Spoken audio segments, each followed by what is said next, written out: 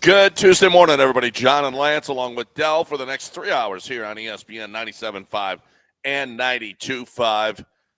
And, we talk about the eye test with the Texans, right? And that they're not passing the eye test so far. This Rockets team isn't doing it either so far. It's only 4 games in, and they got a long way to go. But their fourth quarter problems from last year where they just have – the other night against San Antonio, it was the second quarter that they went 9 minutes without scoring a point. Last night, between the third and the fourth quarter, they had 7 minutes in which they were outscored 27-8. They had a 21-point lead with 3:17 to play in the third quarter, and it was a 2-point game with 8:07 left in the game. 2-point game. Well, it was helped out by a 6-point play. Well, yeah. I didn't see that. That was terrible. So I had the volume down. So I saw the 4. Chris got the 4-point play. Chris Paul got a 4-point play. Hit a 3. Got fouled. How did he? And then it was a. And then they had an untimed free throw, and then they got the ball back. And how did they get the ball back? Well, because it was a flagrant. They called it a flagrant. They called that a flagrant? Yeah. It was just, I know. Was it a flagrant? Well, a danger, whatever the terminology is. Oh my! I've never seen a 6-point play like that. Yeah. And then they hit, and then of course they hit the basket. They hit a 2. It was a fadeaway by Wembanyama, and who the Rockets did a pretty good job on yesterday. Rockets go small against Wemby. They don't. They play back-to-back games, and both times they love. And I think this is the right move. This is how you know what Ime Udoka's personality is. He's got Dylan Brooks on him because he knows that those tall, thin guys, just like Kevin Durant, they don't like little bullies on them. Yeah. Because they're kind of passive by nature. Very skilled, highly skilled. It was interesting, the minutes, because, man, LP was only out there for 26.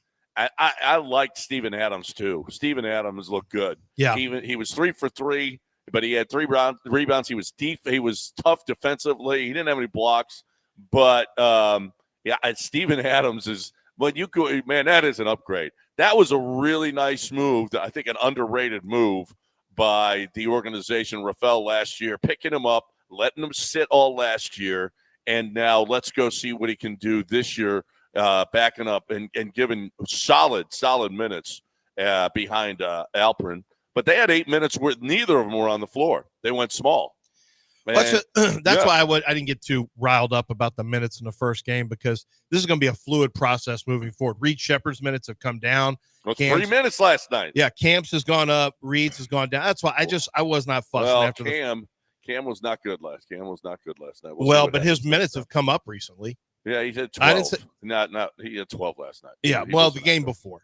Yeah, right. And I think that's just how it's going to be. I don't think there's going to be a set number of minutes. I think it's going to be an exploratory venture for him, but also he's going to match up differently against different teams. I don't know. Early on, he loves Van Vliet, and Jalen had put up 36 last. That was a Jalen game last night. Now Jalen game. Have you kept up with Jalen this year? Yeah. Jalen's whole season is good so far. No, his first couple games he sucked. No, his first game he scored. I wouldn't say his first couple games he sucked. Well, his shooting was terrible. Okay, well, he's averaging about 30 a game right now. Yeah, he's averaging 30, but he was 28 on 25 Well, shots Allen Iverson did the same thing. It's going to happen from time to time. Yeah, well, he's grabbing rebounds. He's made 7 threes yesterday, 7 of 15. That was good. 7 of 13. He was good. 7 of 13. Jalen has been really good, really explosive. I've been happy with what I've seen from him so far. That's why I don't know that, as deep as they are, and I don't know that there's going to be a whole hell of a lot of minutes for Reed Shepherd or Cam Whitmore, because he really loves Van Vliet at 41 last night minutes. Well, he loves he loves him some Van Vliet. Loves him some. And the option is Reed Shepherd behind him, which I don't mind, but I don't know. There's just something. And Fred is able to create steals. He's one of the top guys in terms of creating steals. It's unbelievable. And I just think you're going to be on a roller coaster ride. If you're just sitting there looking at minutes and expecting it to be static, it's going to be fluid throughout the year. Not static. It's just interesting that, as deep as they are, That's why. Yeah, he's sticking with his starters as much as he is. Well, he is. But I think when it's all said and done, even though Jabari, he had a huge three from the corner last night. I mean, when they really needed it bad, and Jabari came up with a huge three, and he played pretty well. I mean, nothing against his game last night. He was solid. No, the backcourt, but I think that's where the minutes are. Probably it's going to be the front court. Yeah, the backcourt is going to be static. The front court's going to be fluid because the matchups you have with Tari, Jabari, Amen Thompson, and Alpi and Dylan Brooks, like you can really mix and match a lot there. But with Wembanyama, they just clearly believe getting away from conventional big. Like, even though Alpi had a phenomenal game last year against Wembanyama, he has not put together big games against him the first 2 games this year. And I just think the Rockets just say, you know what, let's go bully him with a smaller lineup. I mean, you can have 6'10" Alperen Sengun, 6'11" Alperen Sengun. It's not like there's going to be you're sacrificing quickness on the perimeter. He can shoot over everyone. That's not going to be a problem. Anybody you put on him, he can shoot over him. Why not make him uncomfortable? And so I think Ime is looking for guys that make him uncomfortable. It was a good first half for the Rockets. They pushed and extended the lead. And like you said, John, they didn't. It's good to get that win and split out in San Antonio. They came close to being the team. It actually worked in reverse. Remember, it was the exact opposite, where the Rockets were bad in the first half, played bad basketball, and then all of a sudden they got within 2 in the last game over the weekend. And they had a chance to come out there and win the game. This time the Spurs get within 2 after being way behind. But in both cases, the team with the big lead ends up winning the game, and the Rockets end up splitting it out over the 2 games, the back-to-back there. Not back-to-back games, not in days, but they stay in San Antonio, which I think is smart from a travel standpoint. I like that they're doing it. Rockets now 2-2, but the story right now so far, the first 4 games, the storyline is Jalen Green's explosive scoring and how he's coming out of the gate. I think to an extent, it's a little bit about what's interesting to me is that Van Vliet is really piling on the minutes this year, and he had a huge 3 to basically seal the game yesterday. Jalen drove and wasn't. I like, John, that he got by his defender, but it kind of slowed down, and there was help that came over, and he did a really good job of going and finding Fred. He didn't do anything selfish. He found Fred, and Fred did what he's supposed to do, which is knock down open look. Yeah. Jalen's first couple of games, he was 9 for 23 and 8 for 21. And how about his first game? 2 rebounds, no assists, no blocks, no steals, no personal fouls, no turnovers. He basically just, every time he touched the ball, he just shot. That is not – remember last year, about midway through last year, Ime took him aside, told him, watch this tape.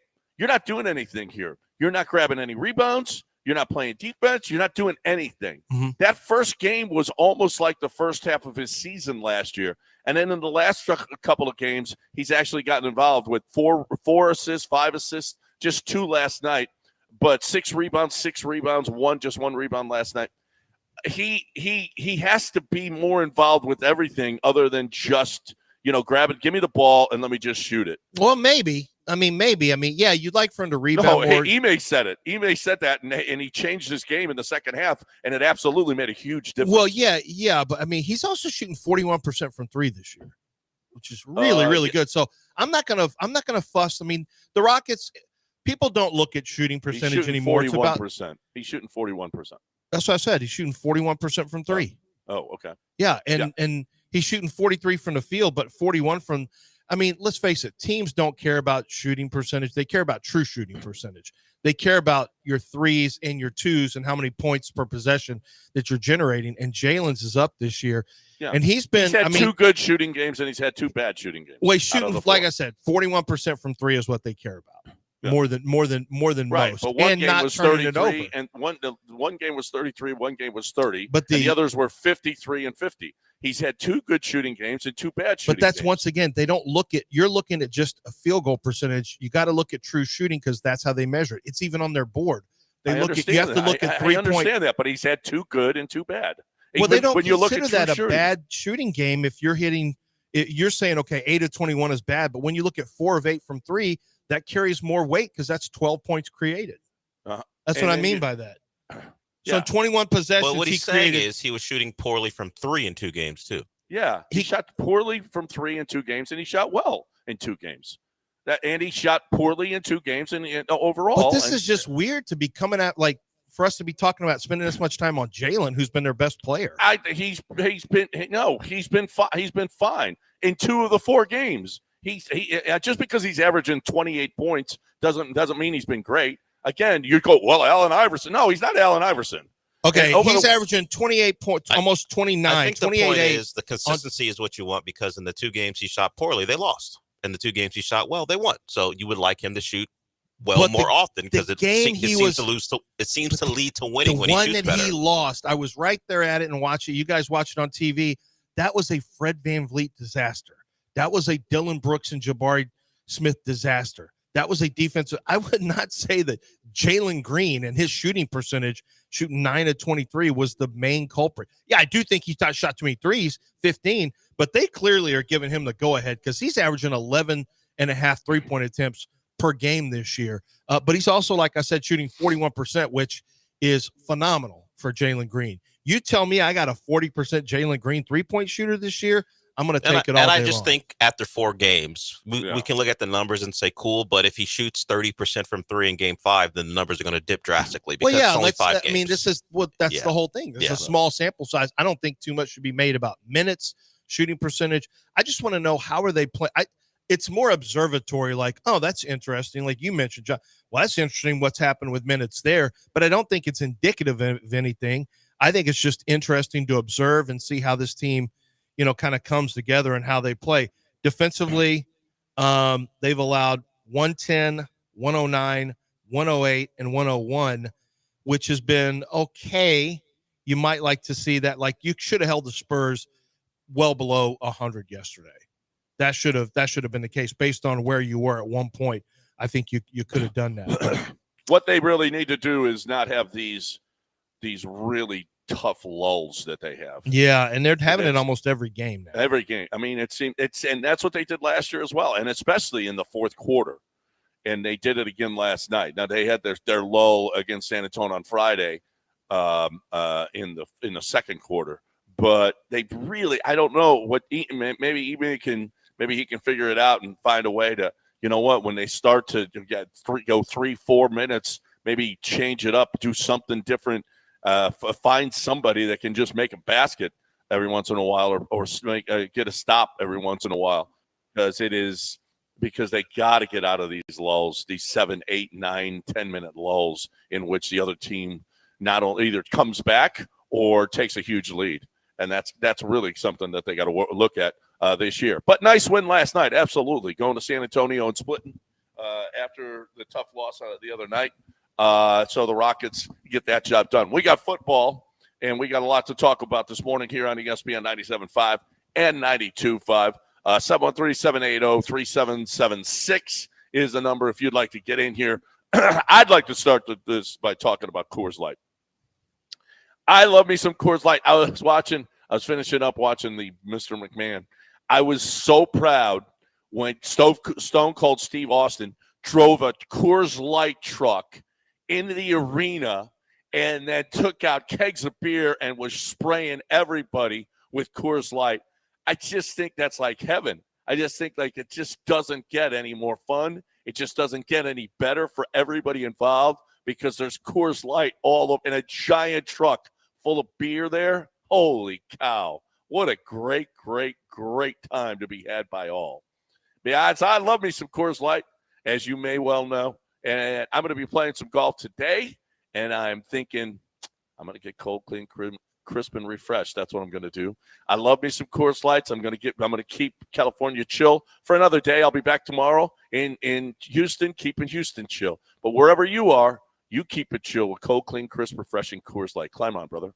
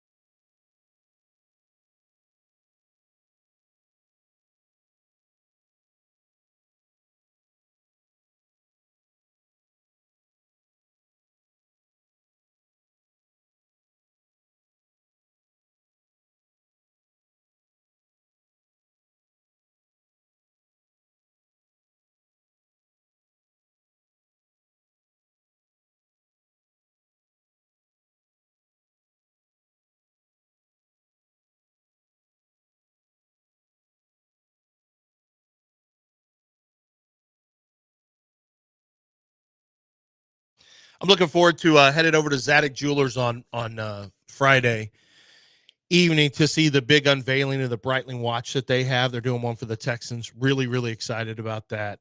Breitling, great brand of watches.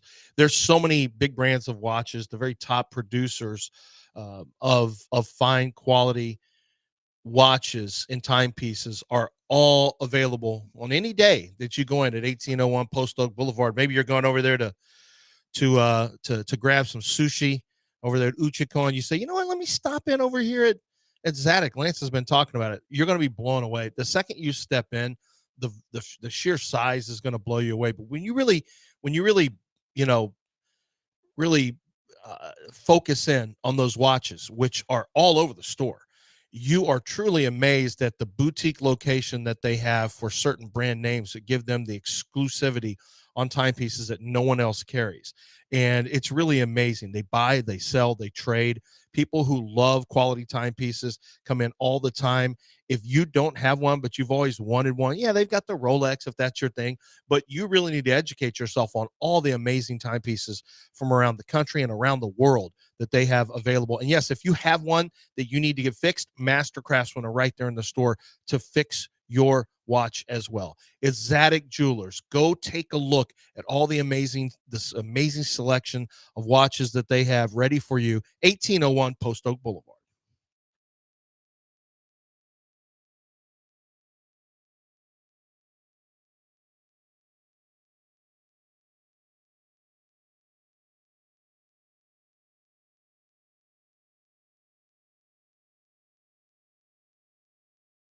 You're back in the Veritex Community Bank Studios with John and Lance on ESPN 97.5 and 92.5.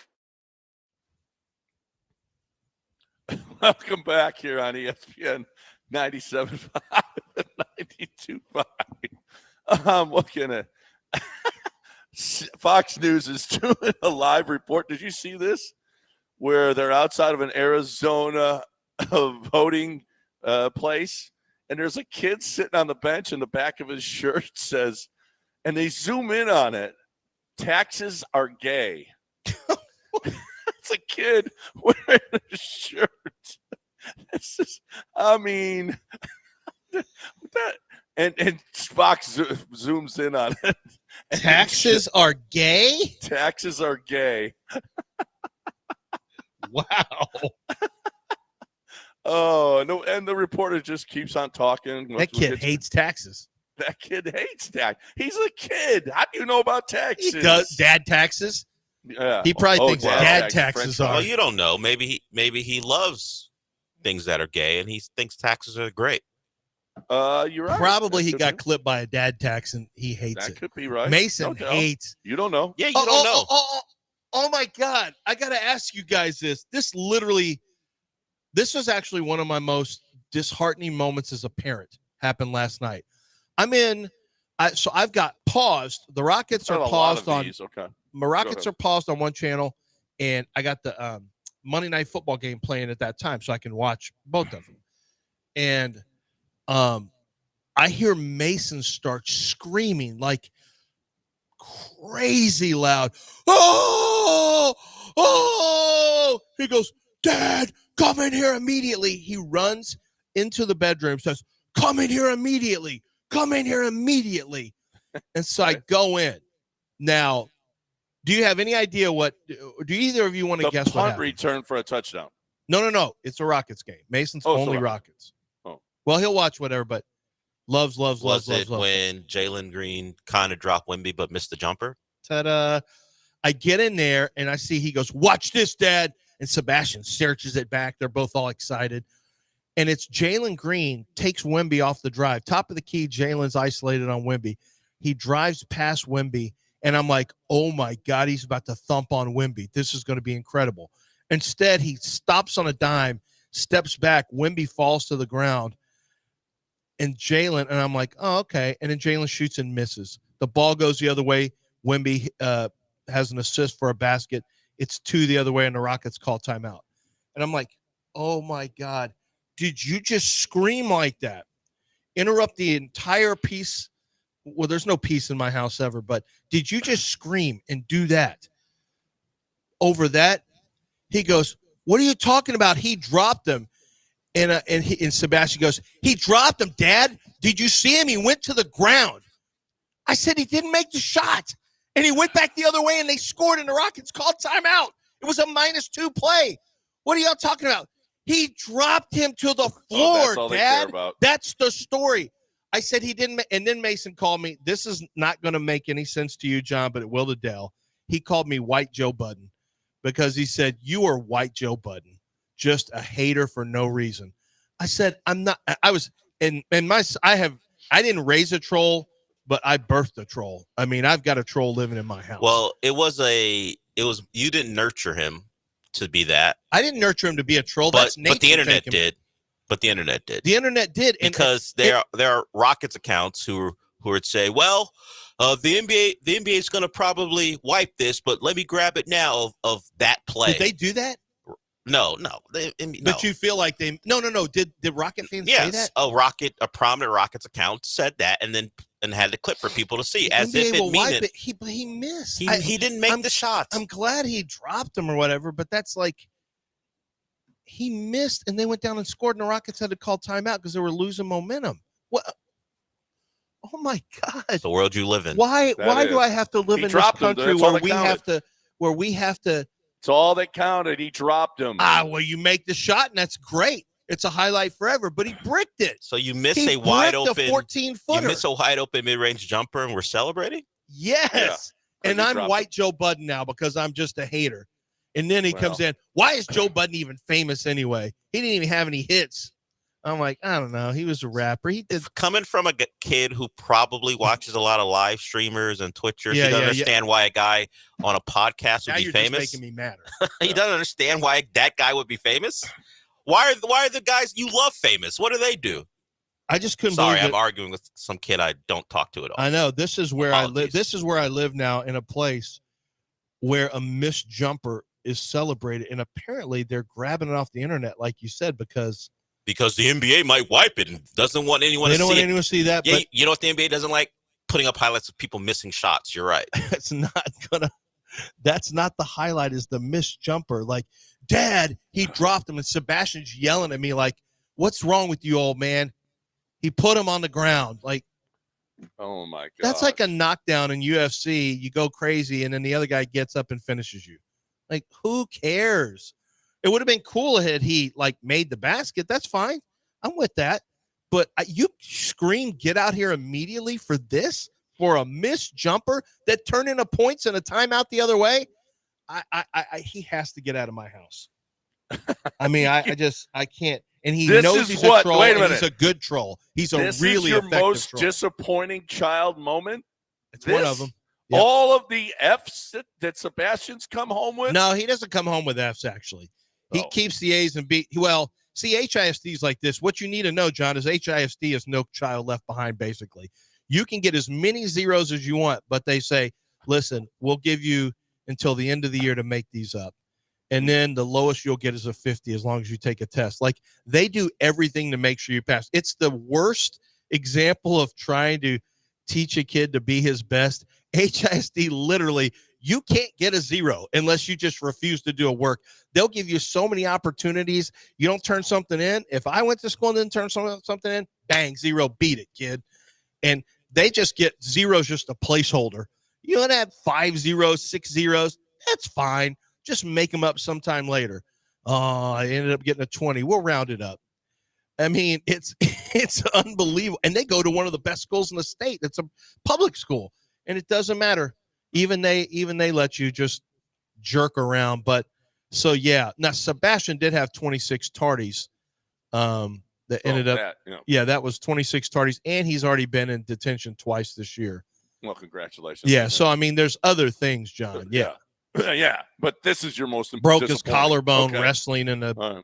Yeah. But this right now, from a sports standpoint, okay, you're right. It's the most embarrassing sports thing, except when Sebastian also 5 years ago told me the Ball brothers would all be better than J.J. Watt. Or maybe 6 years ago. How old was he when he said that? Well, he was pretty young. At least he was pretty young. It was before Lonzo Ball came into Have you let go of the wheel with your J.J. kids. Watt? How are you comparing J.J. Watt to the Ball brothers? Well, he was, anyway? what, 6? How old? Or 5? Sebastian 9? Price, so How old he's is he? 16 now, so Okay, it probably 10. would have been about 8. Oh, 8, okay. Right when Lonzo was just getting ready to, he was. Yeah, it's been a while for Lonzo. Yeah, all three of. I said even the Fat Ball brother is going to be better than J.J. We call Watt. him Jello, Leangelo. Yeah, Jello. So have you let go of the wheel? LaMelo, and Lonzo. Have you let go of the wheel with the kids? Too much. You decided you're out? No, I correct them on stuff like that. Well, that's when he was young. I needed to tell him, but now it's just too late. Jose Altuve's trash if he goes 0 for 2. Sebastian's the most reactionary, runs around screaming at everything. Watching a Colts-Texans game was just the worst. Just the absolute All right, worst. we got some Colts to talk about on the other side right here on ESPN 97.5 and 92.5. 713-780-3776 if you want to get in here. I want to talk about, I've changed over. I was with a different company getting my testosterone replacement for years, and I said, nope, I'm doing this one because I went over there and they convinced me, and I think they'll convince you as well.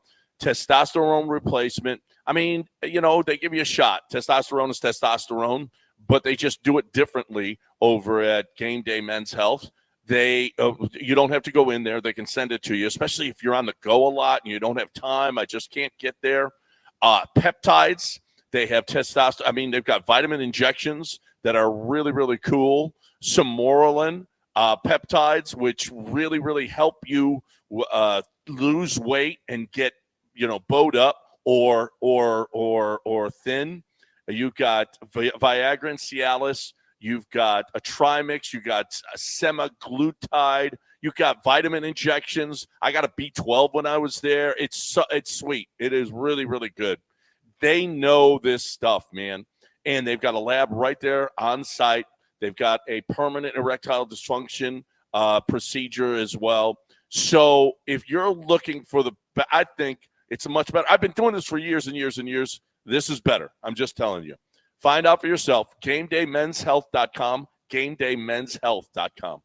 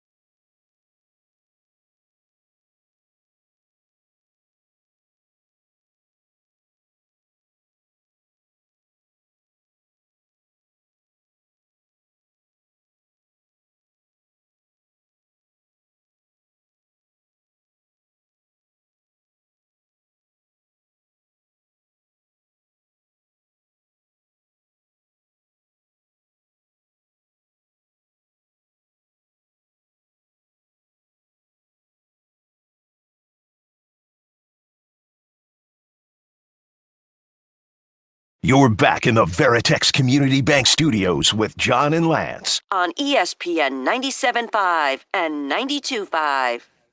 All right, a couple of things before we move on. First, Thursday, we're going to watch the Texans and Jets over at Nick's place. And the first dozen tables, I'm going to buy your first bucket of Coors Light. Okay? You say the first dozen tables? The first dozen tables, I'm going to buy your first bucket of Coors Light. Yep. Wow. So that's going to happen, and we want to watch the game together. It's going to be mine and Lance's Hall of Fame weekend. So we're going to come in. Lance unfortunately has to fly to Indianapolis and back that day, so he's not going to be able to be there. But I'll be there, and we were hoping to have a send off. And then Friday morning we will have a send off, and then we're head up to Kilgore. But so we want you to come on out, hang out. Let's watch the game together and drink Coors Lights together. Let's go. And then another thing that I need to tell you guys about is, and you better do it soon, is order your Cajun turkey for Thanksgiving from Damaris Barbecue. Do it in a hurry because they run out every year, but make sure you get on the list because it is the best turkey ever in the history of turkeys. But I know, Del, you're not a turkey guy. I think you would like this one. I've had the Cajun turkey from Damaris. They inject it. It's not, on top, that. It's really not a good sauce. They inject it. I know how they do it. I know they don't lather it with spicy chipotle. I'm aware. Right. Exactly. So that's your you're not a turkey fan? No, because turkey's like the Notre Dame of meats. It's sturdy, it's hearty, but there's only a certain ceiling can get to it. But what Damaris does changes the game. Yeah. No, the injected turkeys, Cajun fried is different. Yeah, it's a different thing. And they've got a really good one. Man, it's really good. It is really good. Give me that over a chicken sandwich. I saw Yanni again. He was at a Spicy birthday chicken sandwich. Yanni was at a birthday party. I'm at a bowling alley somewhere off of Mangum and 290. Picking my daughter up from a birthday party she went to. Bing, there's Yanni again. I saw him at the Rockets game last week. Now you see Yanni all the time. I see Yanni all the time. And he never has turkeys with him. He doesn't just carry them around. Well, why didn't he have some cooked turkeys in there in case he runs into somebody? Yeah, in case he runs into people. Pop Trunk sell. This is how he's not a rapper giving back to the community. But rappers used to also sell their CDs out of the back of the trunk. I know. You can sell turkeys out of the back of a trunk. You think Yanni's looking for that? Probably not. No, but he should. Yeah, Yanni's an elitist, from what I can tell. I barely know the man, but from what you talk about him, he seems like an elitist. How you talk about him. All right, so we got a song now. Yes, there's a giant matchup in the ACC people aren't aware of. It's Pitt versus SMU, and they could be playing for the championship. Well, a spot in the championship. Yeah, maybe this is an eliminator for one of those teams. We'll see how it goes the rest of the way. But Eli Holstein's hurt, isn't he? Yes, and he has not played well. He didn't need to. Kyle McCord was a disaster last Thursday night. But he was awful. Well against Kyle McCord. Awful. He was so bad. That was historically 3 bad. pick sixes. He was in the first half, I think. In the first half. Yeah. So SMU Sonny, as you might know by the name, an SMU fan, SMU escaped from Durham last week with a blocked field goal that sent the game to overtime. So they're undefeated in ACC play, and SMU Sonny sent us a song. Lance and I haven't heard it. John hasn't heard it. This is a blind listen, and we're premiering it here on the show. Here's SMU Sonny's Pitt SMU preview song. John, Lance, and Dell. John and Lance come to the game Saturday.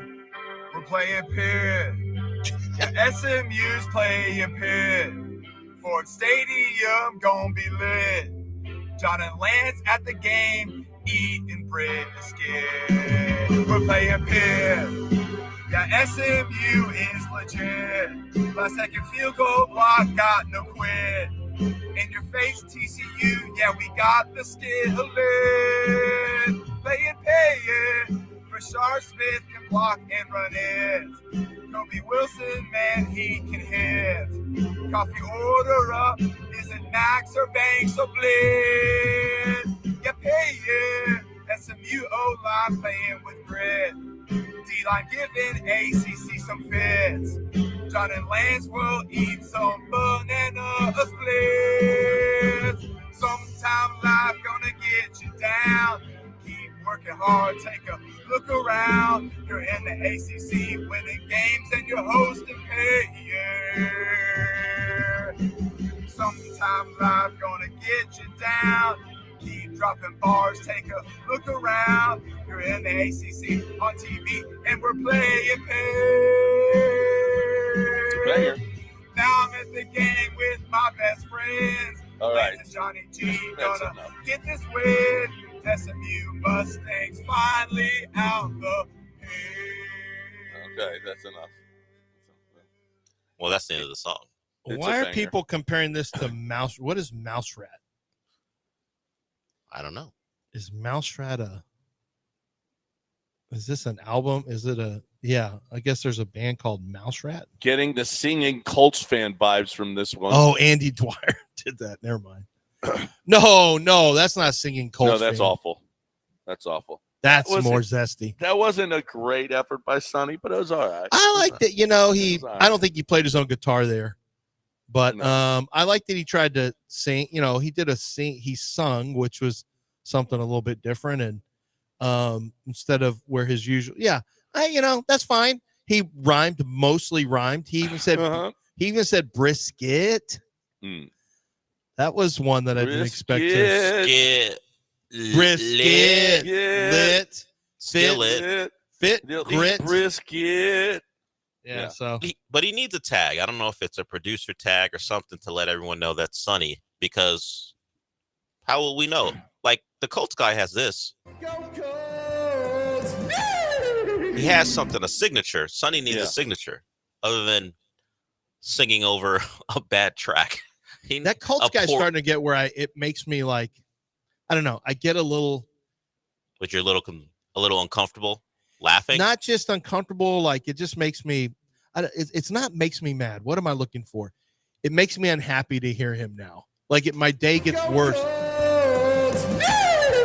Shouldn't have told you that, but it really just like, God, I'm getting where I hate this guy. You hate him? Yeah, I'm getting where I really don't like him. Sonny got me wondering what. See, I should never have told Dell that was Now it's an issue. Yeah. Sonny got me wondering what Pendergast and Payne are doing today. Let that man bang the bangers. It's not a Okay. banger, though. That one wasn't a banger. It's just a lot of how many words can I find that rhyme with pit? And it's fine, I guess, but it's not the best. All I know is he's putting in that work. He works hard to just He literally doesn't work hard. record something on his phone. He does. That's the issue. He's not working hard.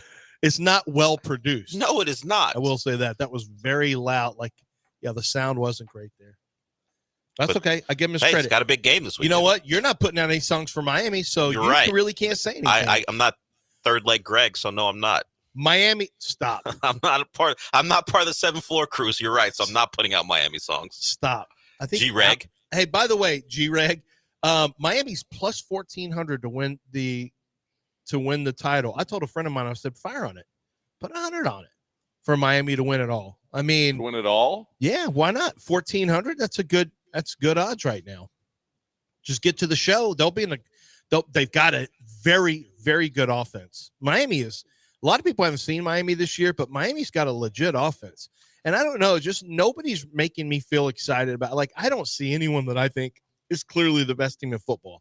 I don't think it's Georgia, but I don't know who it is. Maybe it's Oregon. Maybe it's Oregon. And Oregon, apart from an early stumble, Oregon has actually handled business. And Dylan Gabriel right now is a small favorite in the Heisman. It's gone from Ashton Genty to Dylan Gabriel and Travis Hunter and Cam Ward are the 3 top favorites. You got to pick there out of those 3, John. Dylan Gabriel, Travis Hunter, Ashton Genty, and Cam Ward. You got to pick out of those 4. I mean, we're only a month. There's only a month left in the season. I know it goes fast. We need to make college. See, I guess we do. Actually, college football is longer now. Yeah, the regular season's only a month, but the team who wins the title. We need to make these college players start playing 14. So games. is it all? It's, the team who wins the title is playing 16 if they get a bye. so it's still only the regular season for the Heisman. Yeah. Yes. As Man, it I should tell you, be. this is a tough one. It This is a tough. one. I think Cam Ward's still sitting. Well, in a the pretty problem good for spot. Cam is he won't have. Well, he'll have a potential ACC title game, but he won't have opponents that people are going to. Wow, look what Cam Ward did. He won't have that the rest of the way. How did Dylan do against he Ohio doesn't State? even get like next weekend or in the 9th, LSU and Alabama, both with 2 losses, are going to be on national television. Miami's going to be playing for an ACC title undefeated, and you don't see them nationally. No. Like I said, if for people who haven't seen them much, the next time you're probably going to be interested is whoever they play in the ACC title game. And for Cam Ward's sake, we're talking about a Heisman type of deal. He would want to see Clemson and see if he can light them up as a top 10 matchup. But yeah, it's like Duke and then Wake Forest, Georgia Tech, Wake Forest, Syracuse. So it's not a lot there for him. So someone else can win this because they'll just have better opponents. I just don't know who it'll be. I think it's going to be Genty.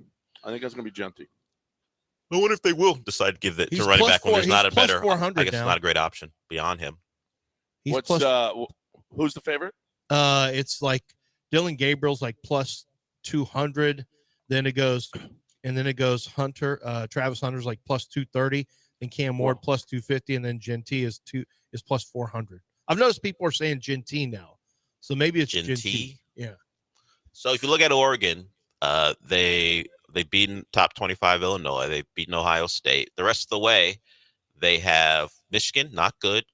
Maryland at home. Michigan's still a big game, though. I think, but the luster's off, so I'm not sure how that'll work. And it's a 2:30 game this week. Michigan's a mess. Wisconsin and then Washington. So those are his opponents as far as attention grabbers. But they're the number 1 team in the country, so people will watch. Yeah, Washington won't garner any, but Wisconsin. No, there's not a lot there for a lot of these guys. And Genty plays the Mountain West schedule. He may just have to do it on numbers. How many yards can he get to? That will make it overwhelming for him to win the award. Yep. All right.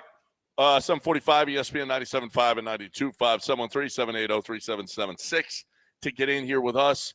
I want to talk about this Colts thing on the other side right here on ESPN 97.5 and 92.5. But right now I'm talking about doors and windows. I'm talking about the best doors and windows. I'm talking about if you're replacing, this is a place that you really, really, really should check out. If you're building a home, this is a place that you really, really, really should check out because a builder will put in inferior windows on your home. They don't care. They're going to do it as cheaply as possible, and they're going to make and yet charge you the same that you would be charged if you put a Gulf Coast window in. So they're just going to charge you a bunch for those windows. I mean, for the whole deal. But you know what? Put the best window you could possibly have. Get the beauty, the privacy, the security, all of those things. Get savings because your electricity, your air conditioning isn't escaping through these windows because the installation and the window itself are second to none. You're getting the best window when you are building your home or door as well. Same thing with the doors. Go check it out. You are designing a house or you're building your house. Tell the builder, hey, I want these windows and these doors. Gulf Coast windows and doors. 713-849-5454 or gulfcoastwindows.com.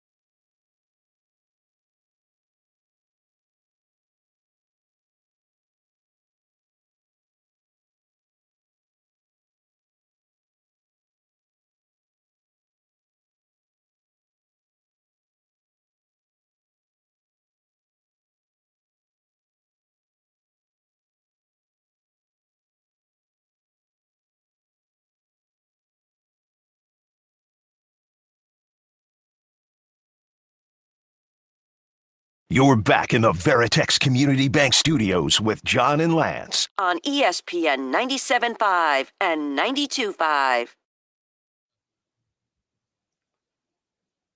Hi, welcome back here. ESPN 97.5 and 92.5. Notre Dame football in Turkey, Dell.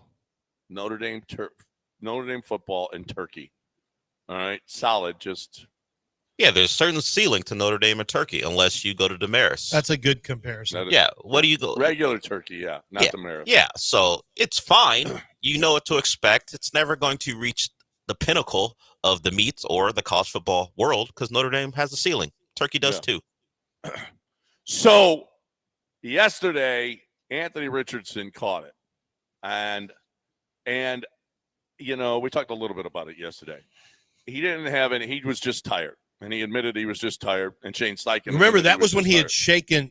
Remember, he had literally Will Anderson on his back and he threw him off. Yeah. And then he ran right and then got tackled. Not for a gain, I don't think. Yeah, Jake Hansen got him. And then he tapped his head. He tapped his head, said, I need out. Oh, I'm watching it right now. They're playing it on ESPN right now. Oh, no, it was Folu Fatukasi. Yeah, I guess he did gain. No, didn't really end up gaining anything. But that's how hard that dude is to bring down. That's a big dude, Foley. And he couldn't bring him down. No. Holy crap. Anyway, Shane Steichen even said, you can't do that, dude. You can't do that. You're the quarterback. Yeah, as the quarterback, he can stay in. But I think it's being blown out of proportion, though. Yeah. It was a 3rd and goal from the 23. It was going to be a handoff, which is why you stay in the game. Like running backs tap out all the time, right? Yeah. After they try to make a run. Tap out. I've never seen a quarterback tap out. No, Never. That's the problem is we've never seen it. No. I also don't think he's in great. I think Anthony Richardson probably needs to lean down a little bit and get in better shape. That's a problem. That's a problem because if you're not playing at your peak, you know, and especially when you are who you are. How about these stats? These stats for Anthony Richardson. Dude, Anthony Richardson ranks 222nd in completion rate, 50%, among the 225 quarterbacks with 250-plus dropbacks since 2000. Out of 225, he's 222nd. He is behind Jamarcus Russell, Troy Smith, Curtis Painter, Ryan Lindley, Ryan Leaf. He's one above Tim Tebow. All of these guys had he's behind Andrew Walter. He's behind Ryan Leaf. He's behind Jamarcus Russell. I mean, you talk about, and how long was Jamarcus Russell in the league? This is looking like a huge disaster. Well, he's had 10 starts, and this is why I think people struggle a little bit because he's been in the league for quote-unquote, this is his 2nd year. But this is the problem the Colts have, and this is why I really didn't think they could draft a developmental project like Anthony Richardson. It's just that he's going to require, like, you have to have the patience, which would have been fine if he played out last year. But once he didn't get a play out last year and didn't get the reps he needed, now you're stuck because it's another year where the GM's trying to win. The head coach much more? Trying to win. How much more than that? What's that? But how much more than that? How much more than what? Well, how much more than this year? You're going to have this whole year to look at him. Well, yeah, but it's not like guys that you haven't given. I mean, Jamarcus Russell, they just said, nah, he ain't got it. That's how many starts do you think Jamarcus Russell got? Jamarcus Russell was a problem with character. Jamarcus was a problem with work ethic. That's not a problem for they love this kid. I mean, he's got high character. They love Jamarcus Russell. I really think they love Richardson, but I really think they're going to love him as a tight end. Well, did you hear that, Del? John's just trying to move a black quarterback to another position. Okay, John Polian. Well. Okay, John Polian. There might be some tight ends. Who was a big guy from Virginia Tech? There might be some tight ends that might complete more than 44% of their passes. What David Montgomery threw a pretty good which is spiral. what he's completing right now. Running back. Let me but once again, I mean, this is always who he was. This was never not going to be who he was. He showed you who he was in college, and then you had Dan Orlovsky in just a pathetic attempt to cater to the masses, saying, I can't find any. Where's the inaccuracy on his tape? I can't find it. Oh, look I at can't this find pass. inaccuracy. I'm like, Dan, this is when he was coming out in the draft. I'm like, oh my God, this is the most pandering thing I've ever heard. It takes you about 40 seconds of turning the tape on to find the inaccuracies. Now, he's got a lot of talent. He's got a lot of potential. But really, in a perfect world, you would let him play a good full 2 seasons of football. Let him get 30 games under his belt because he didn't play enough in college either. But this is the problem, is what you're talking about, John, is who has that kind of runway anymore? Well, listen, 5.3% of his passes have been intercepted. Well, I know the stats. 57.2 passer rating. The stats are some of the worst stats I've ever heard of. And I don't think he's going to end up being an NFL quarterback. But in fairness, I want to say, because I do believe that you got to give rookies a chance. And he's one of these guys who he is a rookie this year. No matter what you say, he's a rookie. He's only started 10 games. But you also have to, like, the Colts have a chance to make the playoffs this year. And if they keep playing Richardson, they won't have that chance. Correct. Flacco gives you a better chance. But Flacco is just another, just like not Ryan Leaf, but just like Phillip Rivers, like Matt Ryan, like all Jacoby Brissett, like all these other guys. He's another Band-Aid guy, and he's not a developmental. Like, you stick Richardson, and I'm not saying this is not the right move. I think they should play to win right now. But you stick Richardson on the bench, who was supposed to be your developmental guy. It's almost like I guess you go into next season with him as your starter potentially, or maybe you bring him in for certain packages, but he doesn't stay healthy as big as he is. And frankly, they don't run him enough. So what good is it if you're going to have him throwing? He's the worst pass. John, you're going to read a series of stats that are going to show he's one of the worst passers other than Deshaun Watson to ever play the game. Well, tell it to Dan Orlovsky, because this is his latest tweet. Richardson's tape, significantly better than the stat line / box score. There you go. Significantly. He did have some drops in the game. There were some drops, but it's not significantly. Dan needs to stop. This white knight stuff that he's doing with quarterbacks, it's really got to stop. Well, he's just got to be real about it. He's got to be honest. It's a black quarterback thing.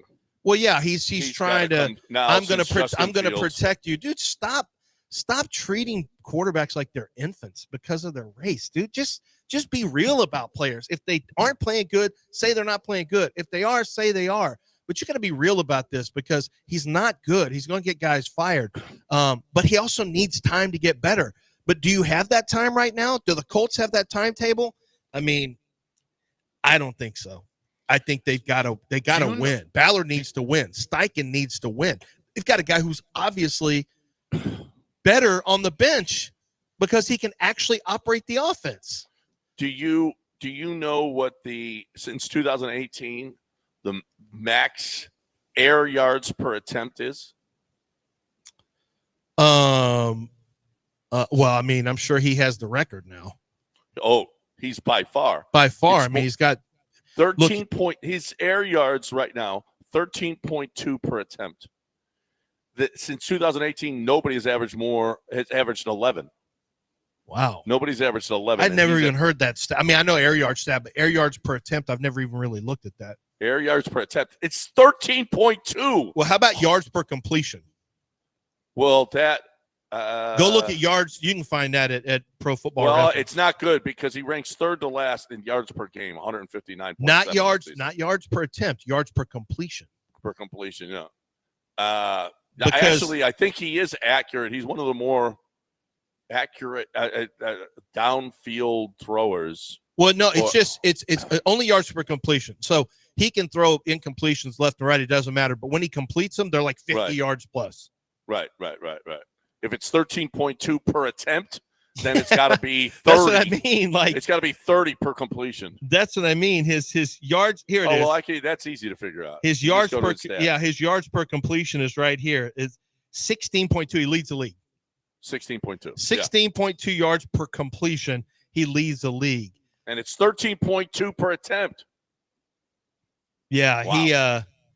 He can throw deep, but he's not good. So, I did think Pat McAfee said he quit on his team, which to me was just completely irrational. I was on a text string with some of my guys in a certain text string, and they were like, look, I'm not a big McAfee guy. I respect the hustle. I think he hustles great. I think he built his brand. It's great. He's just not for me personally. I think he's kind of it's just too much. I like him on game day. Yeah, I don't watch a ton of game day now. I have heard he's better on game day, but he's good on game day. Yeah, that's fine. It probably works on some on game day, I guess. But that's who you get everywhere. I mean, he does professional wrestling. He is an over the top character, and I don't know. He's just not for me. He's not my cup of tea, I guess. Pat McAfee, but like I said, I respect the hustle and all that other stuff. But he comes out and says some wild stuff sometimes, John. I had a real problem with what he did to Matt Ariza, who, by the way, leads the league in punting, and that's the guy who was out of football because he was wrongly accused of rape. Even the prosecutor in the case ended up dropping the case, and she was on tape telling that the person who was making the accusations, like, she said, you didn't tell us all this information. This. She said, he should not be charged with this. And so, he got his career back, luckily. But, the things that instead of making a general statement, the things that Pat McAfee said about him, like, McAfee just fires his gun and he doesn't worry about the repercussions. And it's the same thing. Oh, he quit on his team. Anthony Richardson, dude was out for one snap on a 3rd and 23 and came right back in. I do agree. If you're a quarterback, you can just hand off. It's not, get your breath and hand off. You're not going to, don't go to the sidelines. But that guy's a former Colt with a box. He's got a box. Did you know that? He's got a suite, a field suite in, I don't know if you know that or not, Lucas Oil Stadium.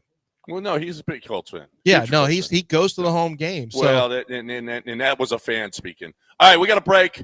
713-780-3776 is the number to get in here. It's 8 o'clock on ESPN 97.5 and 92.5. We still got I think we got a couple of tickets, right, for the U of H game today, Saturday night, though. We'll give away. Let's do that in the next hour here on ESPN 97.5 and 92.5. I want to talk about Nico Nikos, all right? This is exciting for me. This is the first time I'm doing a live spot for them. I love Dimitri is awesome. The whole family. His son is a monster. He's going to play. He's going to be a big-time tackle in college football and hopefully someday in the pros. But this Nico Nikos is awesome. The Greeks invented tailgating, right? All right. Back in the Olympics when it started, you don't think they were outside eating? They were out there eating gyros or chicken skewers or spinach and cheese pies or pita chips with tzatziki. I mean, the tzatziki that's a key for your gyro. Oh, okay. Is a gyro better than a taco? Huh? Is pasticcio better than lasagna? Huh? I mean, you be the judge, but be the judge from Nico Nikos. Go to catering at Nico, or you can email them at catering@niconikos.com or niconikos.com/catering and cater your event, maybe your Thanksgiving feast or your Christmas dinner. You can get it all at Nico Nikos. Of course, they got the 3 locations. They've been forever at Montrose and Westheimer. They got one at I-10 in the Beltway, and they got a new one, the Woodlands, 922 Lakefront Circle. It's at I-45 near Research Forest, and it is blowing up. It is awesome. If you haven't been to Nico Nikos, if you love Greek food, this is the place to go, and let's get your tailgate on at niconikos.com/catering.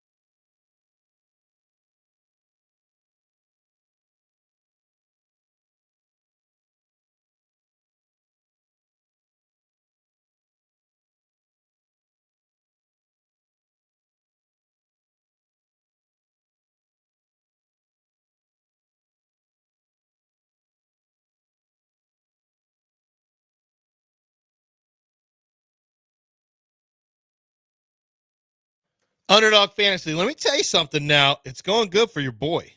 How about this one? Malik Neighbors, higher than. I actually bumped it up from his original total, which was like 59.5 total yards, up to like 68, I think, total yards, something like that. And I went higher than.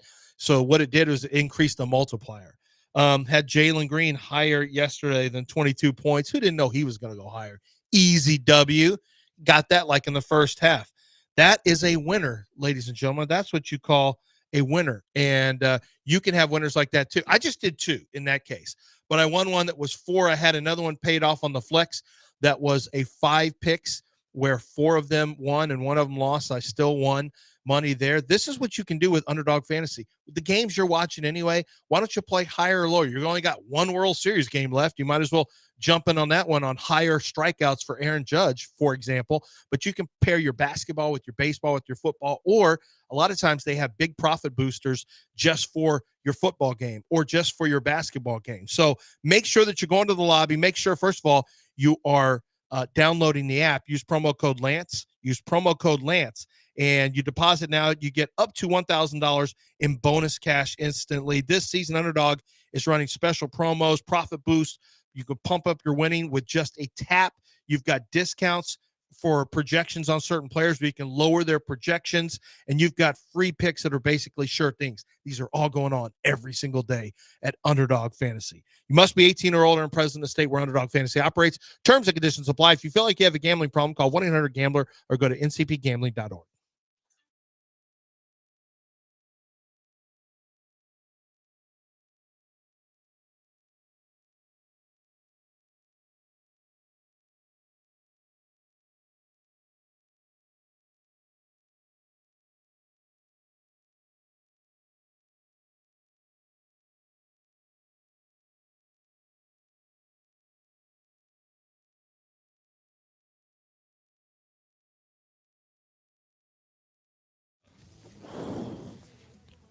All right.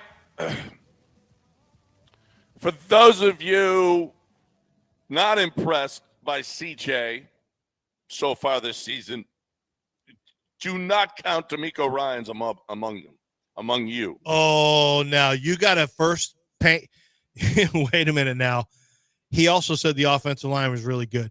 D'Amico basically told you right up front, we ain't focusing on the negative plays. We're focusing on the positive plays. This was a press conference of positivity, and he wasn't going to stand for this negative foolishness of, guys not getting blocks or whatever the case may be. His answers were all, I'm looking for the good things. Well, okay, but so the good thing was taking Kenyon Green out of the game. That was the good thing, and then it was difficult at first to watch him back in there. I'm amazed. Okay, let's hear D'Amico talking about CJ yesterday. It's very impressive to watch, CJ as a young quarterback. And I talk about his calmness. I talk about his confidence.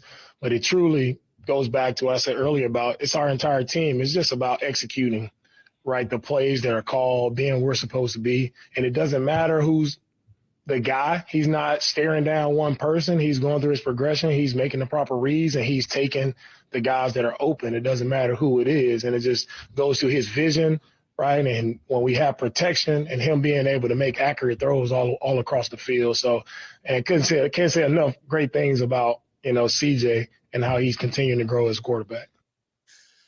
That's fine. That's great. Listen, I would agree in this sense. I agree that we're just getting through these last couple of games and throwing for yards and getting a win on one of these last 2 games with the fire that he's been under. I mean, this is a different level, Lance, these last couple of games. It's a different level of pressure than anybody is seeing. The highest pressure rate this season is 60, and that was the Texans against Anthony Richardson. Well, CJ was at 57%. I mean, that's not much different. That is ridiculous how much pressure he is under right now. And for him to be able to find anybody without Nico these last couple of games, without Steph after I don't know how many for the last quarter and a half. Finding Robert Woods, finding John Mechie, finding Tank, and getting the touchdown. I do think he's still a young quarterback, and he's dealing with the most pressure that he's ever seen. Oh, yeah. Now, I went back and watched every pass rep yesterday from the end zone angle. He had pressure, but I think it's kind of overselling it to act like he was just under. I felt like he was under much worse duress, true duress against the Packers. I really did. I know the percentage it wasn't as high, but some of these pressures were. Yeah, so pressures are counted by next gen data. Typically, but you got to get rid of the ball early if there's pressure. Yeah, and right? I think he is holding on to it a little bit longer. And I do think his pass, some of his ball placement and accuracy has been a little off this year. It's probably due to his feet not being set. Some of the mechanics have slowed down on him have kind of drifted away from him because of some of the pressure. So yeah, the pressure has definitely, the increase in pressure has definitely had an effect on him. I don't think it's been debilitating to the point of, concerning me that the CJ Stroud's not going to be a really good quarterback. It's just, there's a noticeable difference. I think teams have taken away the too deep stuff. I think not having Nico Collins has really hurt him. He looks more mortal this year. He does not, and all of the metrics you look at, he's not quite as impressive as what we were expecting. And yet I would rather have him over probably about 3 different quarterbacks, maybe 4, but 3 different quarterbacks in the league, honestly, maybe 4. So I still am it's not really a problem. We're just talking about it on a sports talk show, nitpicking a little bit. I think it's true. He hasn't been quite as consistent with his ball placement this year. I think some of it is his own doing. But the pressure's there too. All of that is correct with CJ Stroud. Now, D'Amico Ryans, do we have sound of him talking about the offensive line, Dell? I don't know if you cut that one up, but he was unbelievably positive about the offensive line. And I think the line sucked. I think the line had some good reps in the run game. I think they had good reps in the passing game on the edges. The guards got stuff pushed in. It was Dell, training day. It was so bad.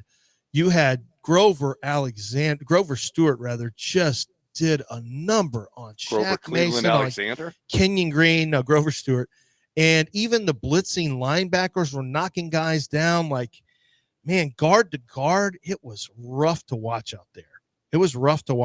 And that's where the worst pressure is. You can generate pressure from the inside. You can ruin a quarterback. You can ruin his day. And because you discombobulate the pocket. Absolutely.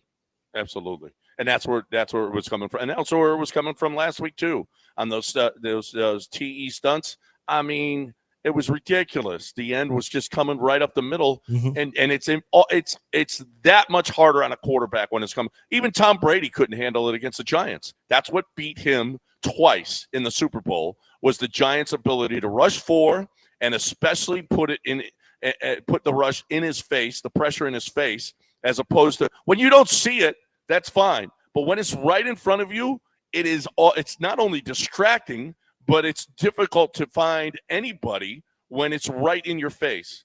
And pressure up the middle is a quarterback. It's the worst thing that a quarterback. You have to drop your eyes. Everything. You have to get out of the pocket. You can't see over it. Right. I mean, all of that. And that's where the Texans are giving up way, way, way too many pressures. You can't step up in the pocket.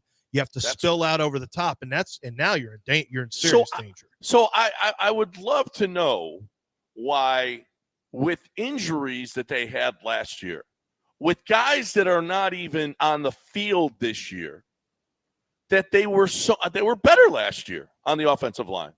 Why is it when you've got the line that you thought you paid your outside tackles, you drafted him 15th overall, the left guard, you paid Shaq Mason big free agent money, Juice is a second rounder, you've spent so much of this capital on this offensive line, and look at it. Why was it better last year? You think it was better? Let's listen to D'Amico Ryans, and we'll see if you actually are correct here. For our offense, overall, and we ran the ball well. Joe at over 100 yards rushing. He's continues to show up big time for us in the run game. The way our guys block up front in the run game, and the way they, not only the front, but our tight ends, our receivers, everybody involved. Guys did a really good job of working to stay attached and finish there. In our passing game, though, we had a lot of really good reps in the passing game.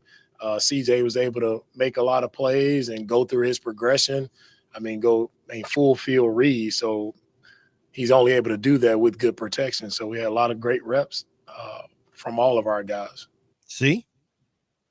Well, John, I'm looking at pass blocking win rate. Pass blocking win rate. Did your protection hold up the way it was supposed to? How many teams are there in the league, John? 32. I've got numbers between 1 and 32. Who do you think was the number one pass blocking win rate last year in 2023 in pro football at 84%? Win rate pass blocking last year? I don't think you'll get this, but some of it, it is what it is, I guess. Yeah, who was number one? Who was number one last year, win rate pass blocking? I would say Buffalo. Yeah. How do you know this? I just knew it. No, you cheated. No, I did not. I'm not. How the hell would you know Buffalo? Buffalo. Okay, where'd the Texans? Because I watched Josh Allen and he had time last year. He did have time. Where'd the Texans rate last year? That great year they had of protection of quarterback and keeping pressure off of them. Probably middle of the pack. 22nd. 22nd.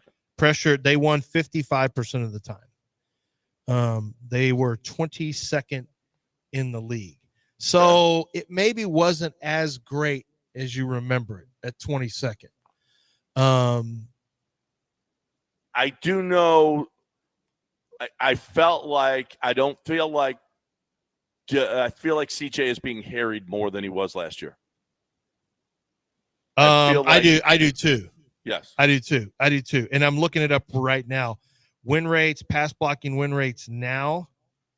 Let's see. The Houston Texans are 25th. So it's at 54%. So it's basically the same percentage, but it was 55% last year. It's 54%. Why is D'Amico playing in my face right now? Yeah. Why is he playing in my face? Because sure, through the course of a game, your guys are going to have some good reps, but over the course, you're not judged by going 55%. That's not good for an offensive line. No. You don't want to be in the 50% area when it comes to win rate. So why? Yes, you can pick a couple of reps. It's like the Dan Orlovsky thing when he's talking about a couple stats. Couple reps for Anthony Richardson. Pretty good, right? Pretty good. It's the same thing here.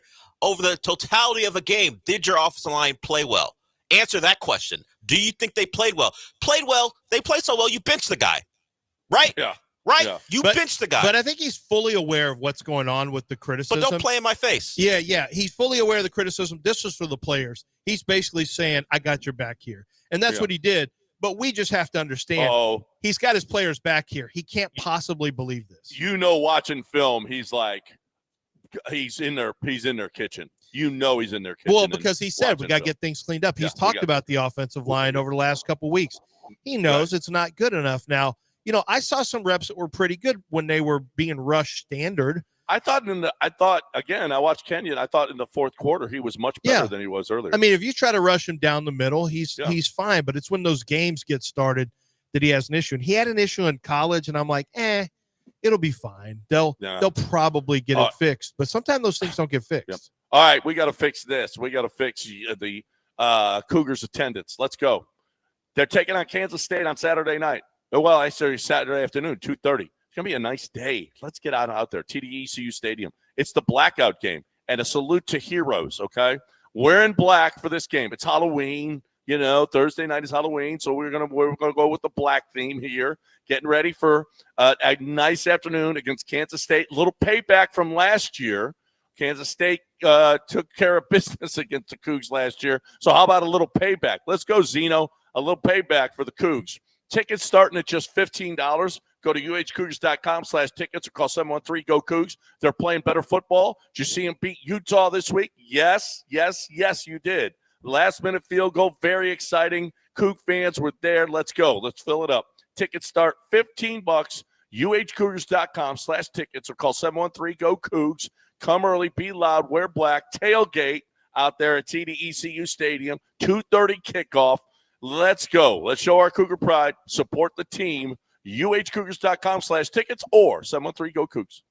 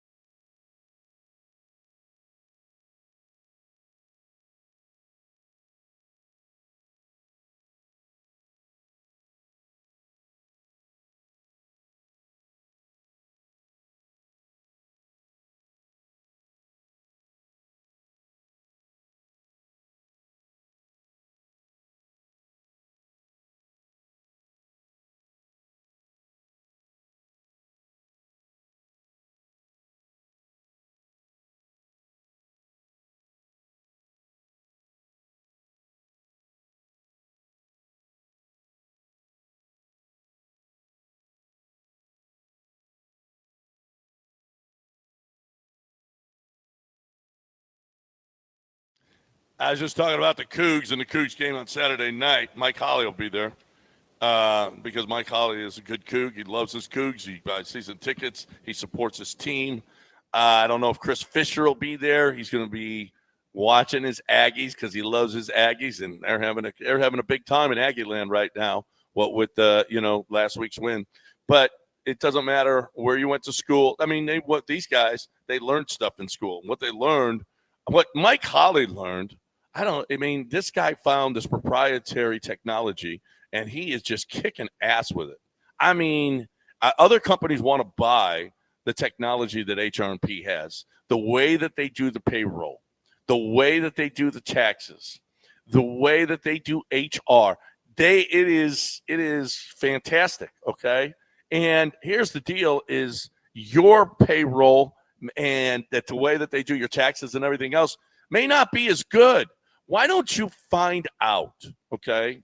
Why don't you find out if you're paying too much with your admin company? If you've got an admin company that's doing your payroll right now, why don't you just see? How about a locally owned and operated company? We love them. We get to service that's second to none. We know all of these guys. I know all these guys. And when you're with HRP, you're part of their family.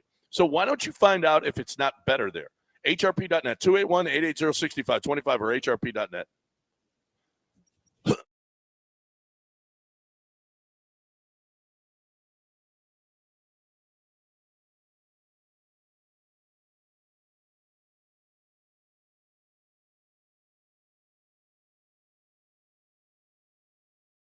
You're back in the Veritex Community Bank Studios with John and Lance on ESPN 97.5 and 92.5.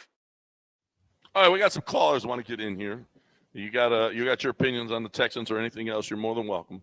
713-780-3776. Chris in the Woodlands is first up. Hey, Chris. Hey, what's up, guys? Love the show, as always. Hey, real quick, I was traveling on Sunday listening to the game on the radio, those, morons that call the game. When they put in Anthony Richardson took himself out and Flacco put himself in, you should have heard Andre and Mark talking about how watch the pass, everybody back up, they're going deep just because Joe Flacco was in, even though it was like, third and a mile or third and a mile to get to the goal line. So I thought that was pretty interesting. But my real question was, What are the odds? I know we need help in the secondary. What are the odds that we could realistically in the first round go offensive line? I mean, I agree with you, John. Like the offensive line looked atrocious. So I was just curious, Lance, what you thought on that. And then maybe John, as a clarifying comment, specifically for myself, Gary, Dell, and all of us. What did you mean this week when you said U of H is to act black, or to maybe it's a black kind of game? So if you could just kind of clarify so I know how to show up to the game. It's okay. Well, I wasn't sure what you meant. I didn't want to show up in blackface or anything like that. Act black? Is that what you said in the spot, John? It's a blackout game for Gary, for Jacob, and for Dell. You like that you like that a white man from the Woodlands is speaking for you, Dell? I don't mind where he's from. Dell, should he show up in blackface because it's a blackout? I don't think at any point. Jesus, I'm a commissioner. I just turned the off button off. I don't think no matter what the scenario is, you should show up in blackface. Even if it's a blackout game? Well, you can wear black. I think they're saying wear black clothing and not like FUBU. I mean, a black shirt. Oh, we should not go Saturday. I'm just trying to inform people. When I say black clothing, I mean not Sean John, not FUBU. Oh, it's just I mean what you're wearing, a black T-shirt or long something. Allen Iverson long white T-shirt. Yeah, whatever you think. Long shorts. Whatever you think dressing black or acting black means. That's not black. That's not what I mean. That's not what UH means either. Oh, okay. They mean wear black clothing, like the color. Don't wear bling. Well, you can wear bling. I mean, I don't think that's specifically black, but don't. What about a giant dollar sign? Don't dress up, is what I'm saying. Do what you like. Wear a black T-shirt and a black T-shirt, UH hat or something like that. Yeah. I would prefer a cornerback in the first round, but Lance, you want an offensive lineman first round? Well, let's let the board speak to us and the needs speak to us. I'm not married to anything yet, but somebody has spoken. Somebody did ask me about this. Like you gave Laramie Tunsil, unsurprisingly, is number 8 in pass blocking win efficiency. I was looking at those numbers. In the top 20, it only goes to 20. Titus Howard's nowhere to be found. I've already said my piece on that one. Where's Kenyon? Not top 20? Nobody from the Texans' interior offensive line made the top 30. So, and my guess is if you kept going down, they still wouldn't make it. The only way I think you draft a tackle is if you're willing to trade Laramie Tunsil for a first-round pick. If not, you really can't afford a deal. Like you can talk, everyone can talk all they want. Tunsil's not the problem. Talk. Tunsil's not jumping off sides. He's corrected the issue for the most part. Tunsil, I know you can say he's leading the league, but he's only had, I think, 2 penalties over the last 4 games, and only one of them was a false start. So I'm okay with Tunsil. Tunsil knows how to play. He's a good football player, and it's hard to find left tackles. So I'm not actually in a big hurry to trade Tunsil. He's under contract. I think you could. I think that guard play, you're going to be looking at guard play again, but probably not until the second round at the earliest. You're not going to look in the first round at that. Another top pick on an offensive line. You want to get it fixed? I don't care. You can draft him in the 4th round, but you better get somebody new in here. Right. All right. Don't you want somebody new? Yeah. I don't know. Maybe Patterson can stay healthy once. I don't want Patterson at guard. Why not? He's little. He's not good enough. If you want to play for a championship, the guy was on the bench. He was the second stringer. Like, go get me somebody who can play. He's better than the first stringer. Go get me guys who can. I wouldn't know he's got a concussion after like 2 plays. Give me a guy who can. Give me somebody who can really play at guard. I don't know. I saw him last year. He was on the field, and you know what? He was fine, but then he lost his job to Juice. Right. And I mean, he played pretty well last year. I want good players. I don't want good at hopefully good enough guys. Go give me somebody who can be an ass kicker. That's what Kenyon was supposed to be. But he doesn't have to be a first or second rounder. He could be a good player. No, I want an ass kicker. You're right. He doesn't have to be, but do a better job of drafting him. That's it. Who's next, Del? And frankly, develop him with technique. The coach is going to have to do his job on this too. These twists, the twist stuff starts with learn the man's name. Strouser. That's the O-line coach. That's the guy who we can talk about. Sloak can talk about D'Amico, talk about the players. What's Strouser doing? Well, you got to, when it comes to twists, like there's certain ways the Texans, the way they set, some teams will take they'll take a little deeper sets so that you can't play the games right up front and cause so much Well, whatever. Just do trouble. it. Whatever. Yeah, well, because I've never seen a team that gets so confused on a simple twist. Since week 1. This has been going on. Listen, we got to get to our man every Tuesday. Well, Irv was first. He's been holding for 30 Irv has been holding for a while. Minutes. Okay, yeah. Because you guys don't respect That's the our callers. Irv, what's going on, Irv? Deportes, gentlemen, I'll make it quick because, we're short on time. Hey, Lance, you're the NFL draft expert, right? Yeah, I am. I'm the preeminent, yeah. Okay. I was looking at this prospect. He plays for Pittsburgh State Gorillas. I think he's number 86, tight end. You might want to look into him. Okay. Oh, no. I Who think is I it? know. Hold on. Okay. I mean, he wouldn't be calling with a real State. tight end, 86. Pittsburgh State Gorillas. Oh, no, sir. No, sir. No, sir. Have you looked at his name yet? I am not writing him up, even if he's a redshirt freshman. How hard did you come? Oh, it's Luke. It's Luke. Devin Garrison? No. Pittsburgh State, 86. Go ahead, John. You say it. I'm going to take a quick break. Oh, yeah, John. Go ahead. Try it. Look it up and see. See, La Raza's supposed to be down Pittsburgh with us. State tight end Luke, and see what first comes up. This guy's supposed to be down with La Raza's supposed to be down with us, and he's trying to get us fired before the Hall of Fame induction. He's only a second-year player, so you don't have to worry about it. You better hope that guy crashes out, Lance. I know. I can't. Well, you won't have to. You won't have to say his name. Someone else will if he gets drafted. I'm not saying it on TV. Yeah, that's what I'm saying. Well, somebody's got to say his name. Pittsburgh State tight end. Luke. His last game, he had 2 catches for 66 yards and a touchdown. Who did? Dell, he's got 5 touchdowns as a redshirt freshman already. This guy's going to freaking get drafted. It's Luke Naysayerman. Ooh. That's what I'm calling him. You can spell it. No, I'm not going to spell it. You won't even spell it? Nope. Luke Naysayerman is what I'm calling him. You're not even going to spell his last name. Not a chance. How do you spell it? K-N-A. No, it's not a K. Naysayerman. That's what I'm saying. John, you're going to have to look this guy up because we can't even say it. Dell's afraid to even spell a name. I'm not saying it. Luke Naysayerman. Naysayerman. What's so bad about Naysayerman? Did you see it yet, John? All he has to do is type in Pittsburgh State tight end Luke 86 or Luke, and it'll come up for you. And then, John, you can figure out how you want to dance around this right before your Hall of Fame induction. But please dance. You just saw it? Not a chance. Wow. I mean, that's aggressive, Luke. Well, it's not his fault. It's La Raza's fault for bringing it up. And it's a family last name. Oh, yeah. Welcome. Another show as always. Nice job. And you would have thought that was one of the, what are they called? That fake scouting group that tweets you. Mockingdale. now, the Mockingdale. This guy came up last year, didn't he? No, that was a high school guy. No, no, Noah. That's a Noah. Oh, Noah. Let a Noah know. Yeah. We'd have to call those kids naysayers from now on. Why? Noah Naysayer? Yeah. How did you go this deep, Irv? That's what I want to know. I don't know how he This found is that kid, but he found him. This is just. Go, Lance.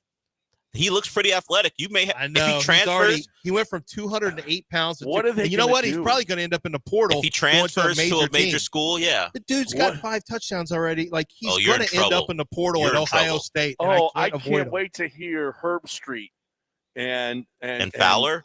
and Fowler talking about him. What about Gus Johnson? Oh, Gus Johnson will. Gus Johnson Luke, don't care. please. Like, you know he's going to say something crazy. He might go, Luke, please. That's Gus. Gus is going to have something dialed up for you. Promise you. Yeah, he's got to go to the Big Ten then, right? Oh, Him yeah. and Joel No, this Klatt, kid yeah, has. call I the game. can't Yeah. believe. Joel Klatt is going to stay away from it. Historical. I'm just calling him Luke. That's all. Last year, he was 6'3", 201. This year, he's already 227. He's probably I bet he runs like a 4.6, 4.40. He's going to keep gaining weight. He'll be 238 pounds. And then Oregon's going to go bring him in, or Penn State's going to bring him in. Yeah. Oh, my gosh. That's so funny. Nice job, Irv. That's where you took the show. Congratulations. I You're can the just worst. imagine coaches calling up to try to weasel him out of the portal away from Pittsburgh Hey, that State. number 86. Hey, 86. Hey, Luke, it's Coach Wesley here at Iowa State. Hey, I'm curious. How do you pronounce your last name? Okay. It's exactly. I know, Coach. I get this a lot, Coach. No, I listen to whoever calls their games call it. It's exactly how you think it sounds. No. God, no. No, is it really? Yes. What can you do? It's his last name. You got to say his last name. I'm not saying it here, though. Spell it, Del, out loud. No, you spell it. I don't want to spell it. Then why you want me to spell it? Because you can technically spell it. You're allowed to spell it, too. You're allowed to spell. I should be allowed to spell it. I'll spell it. I should care. be allowed to spell the last word. Since we've been dancing around this thing for 5 minutes, I'll spell it. It's Luke, Luke. Thank you. That's fine. No, but his last name is fine. Niggemmann. Okay, so there's no R in there. No, there's no R, but close enough when you say it out loud. You better be articulate as hell when you say his last name. Why can't we call him Nigeman? Because that's not how it's pronounced. Oh, that's actually, I listened to it. Well, it's because there's 2 G's, and it makes it a soft. And it's not how it's pronounced. I listened to one of the play-by-play calls. Okay, play a call from the play-by-play guy. I got to pull it up. You have to dump a play-by-play call? No, that's not necessary. And we got Silky Johnson on. We'll get him on the other side. All right. Right now we got Hogue, Hogue. That's how you spell Hogue. All right, with a silent U. Hogue Landscape Services. I'm looking at guys working right now, and what they're doing is they're not just putting in flowers. They're not just putting in beds. They're not just putting in pools, okay, or even basketball courts or pickleball courts or putting greens. They're designing backyards. They're designing the perfect backyard for you and your family, okay? Do you have a little bit of room? You want that pickleball court? Are you guys crazy about pickleball? Because I know my kid would love it. Love it. We don't have the room for it, okay, for a pickleball court. But if you do and you want that pickleball court back there, I'm telling you, you want to talk about people coming over and loving your house and you sitting out there cooking on the grill on the entire outdoor kitchen that they've designed with the television setup that they've designed and the lounge area outside with the pool, with the fire pit. It doesn't, now you could have just a little patio. That's okay. You should see, when you go to the website, you'll see a small patio that looks like it's $1 million, okay? Because they designed it perfect. You don't have to have a huge backyard. You need Hogue Landscape Services. That's all you need for it to look perfect. Hogue, HOGUELS.com, HogueLS.com. Tell Matt you heard it right here. ESPN 97.5.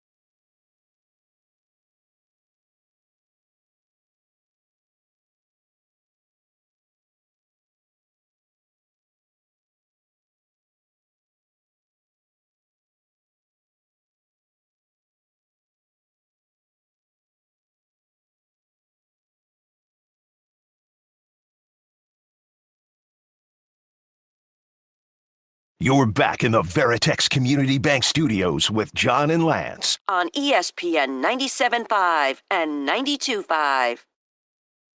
Reminder, Thursday night, watching the game. Texans playing the Jets. We're going to be up at Nick's place watching it, giving away Coors Light. So if you're you want to hang out on Thursday night at Nick's place and watch the game, come on. It'll be fun. Let's go. We'll be hanging out there. We'll have fun. We'll drink some Coors Lights together. Lance won't be there because he's antisocial. He's not a good person. Gotta but fly. I'm a man of the people. I'm flying there, flying back, getting my miles in, getting my. I just feel like I feel like I'm just a better person than you are. I won't be there Friday at the. A man of the people. I won't be there Friday at the Hall of Fame thing either. I know you won't be. You're just not. Well, because I got a advertiser thing. I'm gonna be at Zadok Jewelers. Yeah. So you will be there for Saturday though. Yeah, we're driving up Saturday morning. Yeah, they'll be there. And all the kids. Alex even flying in town to go. Was he? Didn't get an invite. Alabama. Yeah, they got their fall break. It's called a fall break to get about 4 days off. Oh, wow. I never needed a break to get away from college, but okay. Time to bring in Silky Johnson. He hates. So let's see what he hates today. Hey, Silky. Hate, fellas. Happy hate day. I am calling because I am so appreciative for this one person to make it easy to hate on them. And I called about him last week, and he still needs to get pushed off, and that is Kenyon Green. What are we going to do with this guy, fellas? At one point last week, he had a 4.5 rating in PFF. What are we going to do about this guy, fellas? The last time I see the Aggies give up on somebody so quick, his name was Kevin Sumlin. I am done with this young man, and I don't know what to do. And speaking of hating, let's talk about my second hate of the week, and that is Anthony Richardson. At one point, he was 2 of 15. 2 of 15. The last quarterback I saw for the Colts that bad, his name was Jacoby Brissett. I don't know what I'm watching over there, but he is getting outplayed by somebody that is older than myself. It is time to let the colt go to pasture. We are done with both Kenyon Green and AR. You guys have yourself a hate day. And for that kid whose last name you can't pronounce, I think it's in y'all's best interest to leave that alone. Mm-hmm. Y'all have yourselves a wonderful hate day. And hate. You know who would not be a fan of that? D'Amico Ryans. No. D'Amico Ryans would not be a fan of Silky Johnson. We're being positive, not negative. Somebody asked D'Amico, how do you deal with somebody who's lost confidence? He said you uplift them. You uplift them with positive words, and you coach them on their technique, this, that, and the other. His approach is to get better. Silky Johnson's approach is to hate. Hate. And I don't want to call into question some of Silky's statements, but the Aggies didn't give up on Kevin Sumlin. How many contracts did they give him? 3. Yeah. He had a record for contracts 3 and 4 years. The game got played. Kevin Sumlin played them like a funky piano, as King T once said. Kevin Sumlin gave up on Kenyon Green, but the Aggies didn't give up on Kevin Sumlin. No, and they gave him a lot of money to leave too. Yep. I need people to give up on me like that. I mean, being an Aggie coach, what's better, being an Aggie head coach or being a backup quarterback for life? Like, who had a better? Chase Daniel, Case Keenum, or any Aggie head coach, or Kevin Sumlin / Jimbo Fisher? Well, I would stick with backup quarterback because you don't get the derision that a failing head coach gets, even though you're getting paid. Like Chase Daniel gets paid, and not as much. Over the course of a career. Yeah, actually, you're right. The backup and no one hates him. Yeah, nobody hates him. In fact, some people want him to play because somebody always wants the backup in, except here in Houston. Speaking of somebody here, the question is can you bring back Lincoln Riley? And I think they owe him 90. You mean bring back Lincoln Riley to USC? Yeah. God, that's been a disaster. A disaster. I mean, Paul Feinbaum really went after him this offseason. And I was like, wow. That's a little rough. I mean, give him a little bit more time or whatever. But Paul goes after anybody who was like former Pac-12 headed to Big Ten, like those guys. He's going after all of them. But yeah, he's really gone after Lincoln Riley. And you know what? He's not wrong. Paul got the dub on that one. Yeah, Lincoln's been bad. I think Lincoln's coaching has been bad. I think his decision making, his time management. I remember watching they have tricked themselves off into 2 losses they should not have. And they did have that. And it's Miller Moss has not had the year that people thought he might. Well, some people like me thought he might have under Lincoln Riley. The legend of Lincoln has really, that karma came back and got him after he got out of Oklahoma because he was afraid of the big bad SEC. You know what the Aggies do? They just stay in there and win the SEC. I mean, not yet, but they kind of have won the SEC now. Well, they've won over our hearts. Yeah, they've won over our hearts and minds. And the Aggies have a fairly clear path to an SEC championship game. Yes, they do. Well, got to beat Texas. That's all. I mean, they got to beat South Carolina this week. Who's going to be the favorite in that game? At home? Wait. Who do they have? South Carolina and who else? South Carolina, New Mexico State. Well, that's a dub. At Auburn. Aggies are going to lose one of these games. No, they're not. Auburn looked good against Kentucky. Yeah, and Auburn. Roll Connor Wegman out. Auburn's going to lose. Did you hear Hugh Freeze? He said, "Man, I am sick of this kid Pavia. He beat him at Liberty. He beat him at Auburn, and now he's got him again this week. When he was at New Mexico State, he beat him when he was at Liberty, and he beat him at Auburn. And now he goes, a heckler. All he does is cover spreads. That's all he does. And I'm going to tell you this. Did you see the Quinn Ewers stats? Quinn Ewers is awful throwing the ball down the field. Last season, he ranked 73rd, 34% completion percentage of passes that travel 20 yards. And the year before, he was 89th, 30%. He is not good. And that was with Xavier Worthy and A.D. Mitchell. So this year he's captain checkdown. He'll complete 12 in a row, but none of them are past the line of scrimmage. I'm not feeling it with Quinn. I mean, this is going to be really funny to see. It's going to be really interesting to see. The Longhorns, do you think Quinn gives you your best chance of winning? I think he still probably does, but I don't know anymore. He knows the offense the best. And you know, I if you think just the Aggies are going to be, when it comes to that game, the Aggies are going to be favored. Well, you know what's funny, John? If you box score scout, you get fooled. That's why you got to watch these games. If you look at the Vanderbilt game, you say, what? He had like 3 touchdowns and interception. Quinn was good last week, but really the interception was a bad one. And yeah, I think he had a good quarter and a half, but the Longhorns didn't just move the ball up and down the field. I think it was I think he's just been very, very average this year, but I do think he knows the offense better than Arch. But man, Arch's athleticism.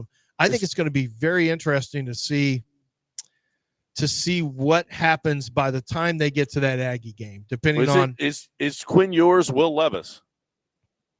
What do you mean? I don't know. All of his passes, all his completions. I remember when Jeremy comes into your office, you were like, "Hey, Jeremy, you got to watch the tape. Every pass is behind the line of scrimmage." Yeah, he had a lot of those. Quinn was also Quinn's not accurate. I don't think he has a lot of juice on the field. Like, I don't know. I don't feel it with Quinn. He doesn't feel like a starter. There's a lot of these quarterbacks. It's going to be, I don't know. We'll see. If you can get 2 quarterbacks out of every class, it's been a pretty good class. And maybe Cam Ward and Shedeur Sanders are the 2. Dylan Gabriel doesn't have pro potential, but I just want, I don't care because we got our quarterback, even though he's not to the MVP status I thought he was going to be. But let's see what happens when the offensive line gets healthy. Let's see what happens. Well, and let's see the second half of the season. The offensive line because you can always move. That's all you have to do is win. Remember that last year? When the offensive line gets healthy, they are healthy all year long. Well, let's see. We got a lot of football left. And so, you win, you keep on winning, and all of a sudden you're in the MVP conversation, and we'll see if he is. We got a break. We got to talk about your home loan. We got to talk about whether or not you want to buy a home, whether or not are you not sick of renting? Are you not sick of giving your money? This is how you build wealth, is owning stuff, okay? And especially property. Well, I can't do it. I don't have. Yes, you can. Call Kent Jones at Dream Rate and let him give you a scenario quote. You find a house that you might like, or you just say, here's what we got. Here's what we can put down. What will my payments be on a house that is around this much money? A $150,000 house, a $200,000, $300,000 home. Find out what your mortgage is going to be. Kent Jones can find you the perfect mortgage for you, okay?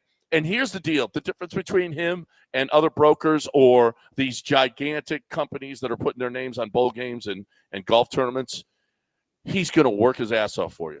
That's the difference. You're just a number to those other guys, to those big companies. Not with Kent. He's going to work his ass off to make sure that you get the perfect loan for you and save you thousands of dollars, not only through the life, but at the signing. At signing, you're going to save thousands of dollars. I can't promise it, but I'm telling you, it happens every time. It happens all the time for Kent. 713-520-5626, 713-520-LOAN, or 975loans.com. Tell Kent you heard it right here.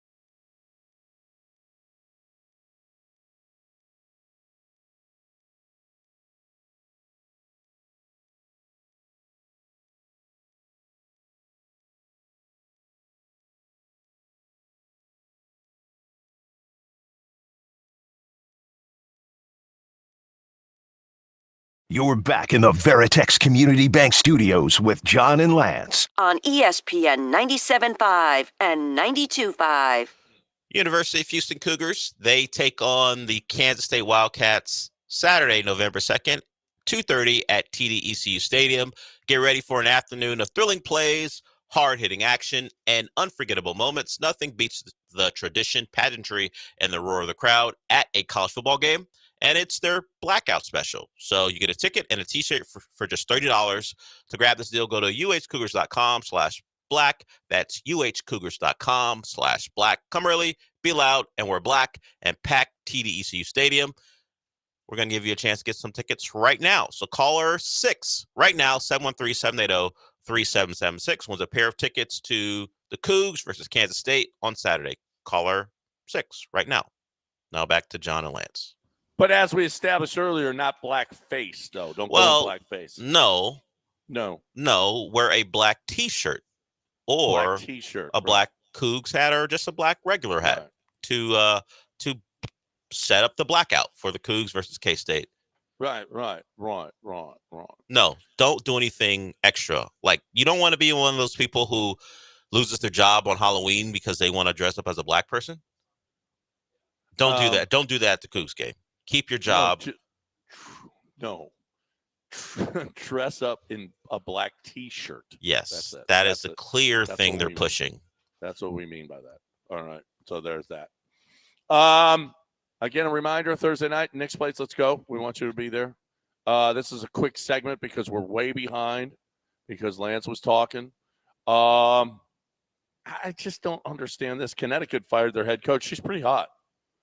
And it looks like the Fever are going to hire her. So that's good for her. Wait a minute.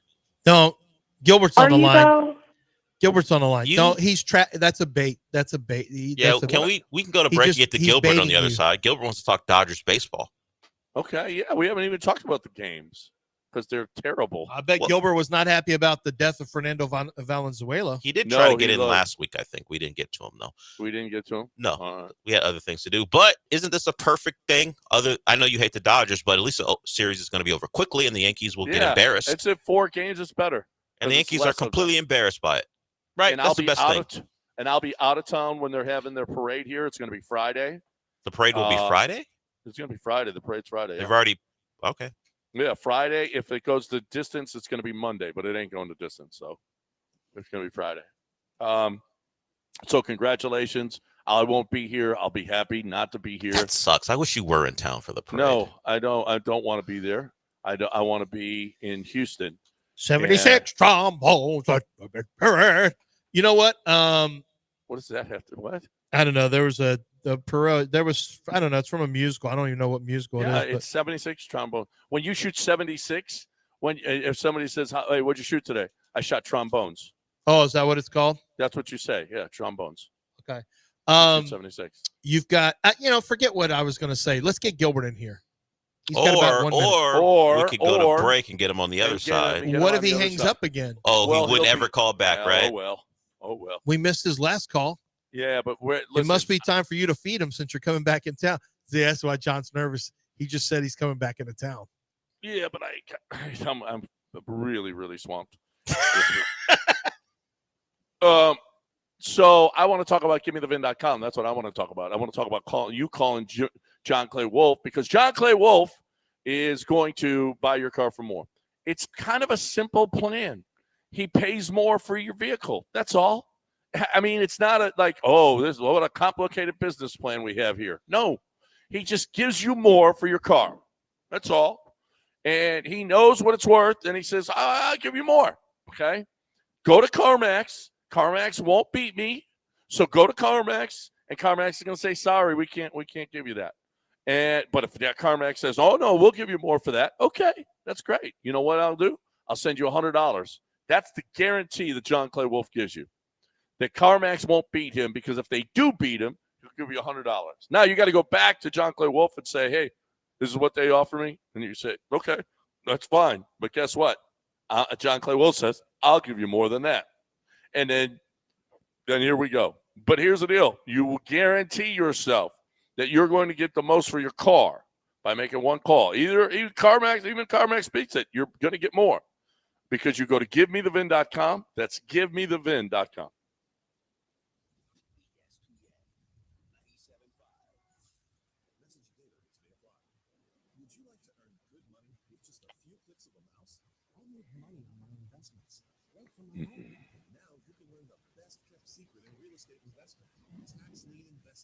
Come to a free 2-hour Tax Lien Wealth Builders Live event right here in Houston. Sign up today, and we'll also send you a free wealth building kit.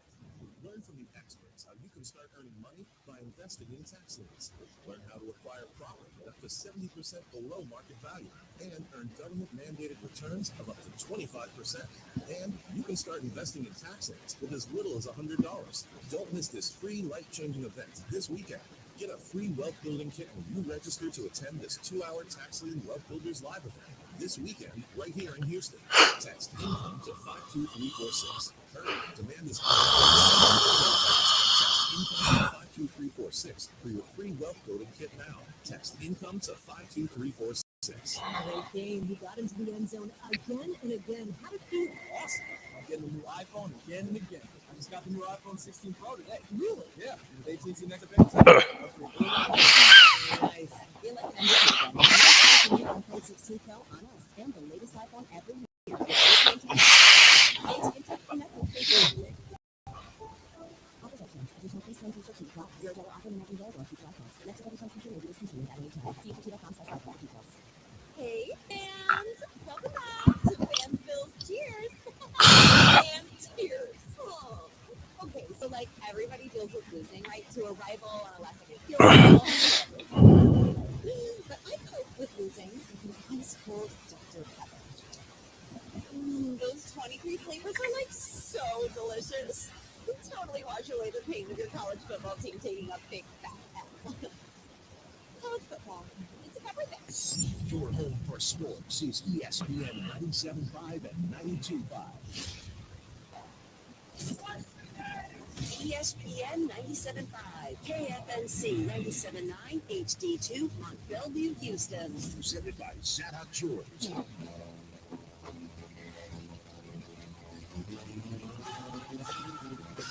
Broadcasting live from the Veritex Community.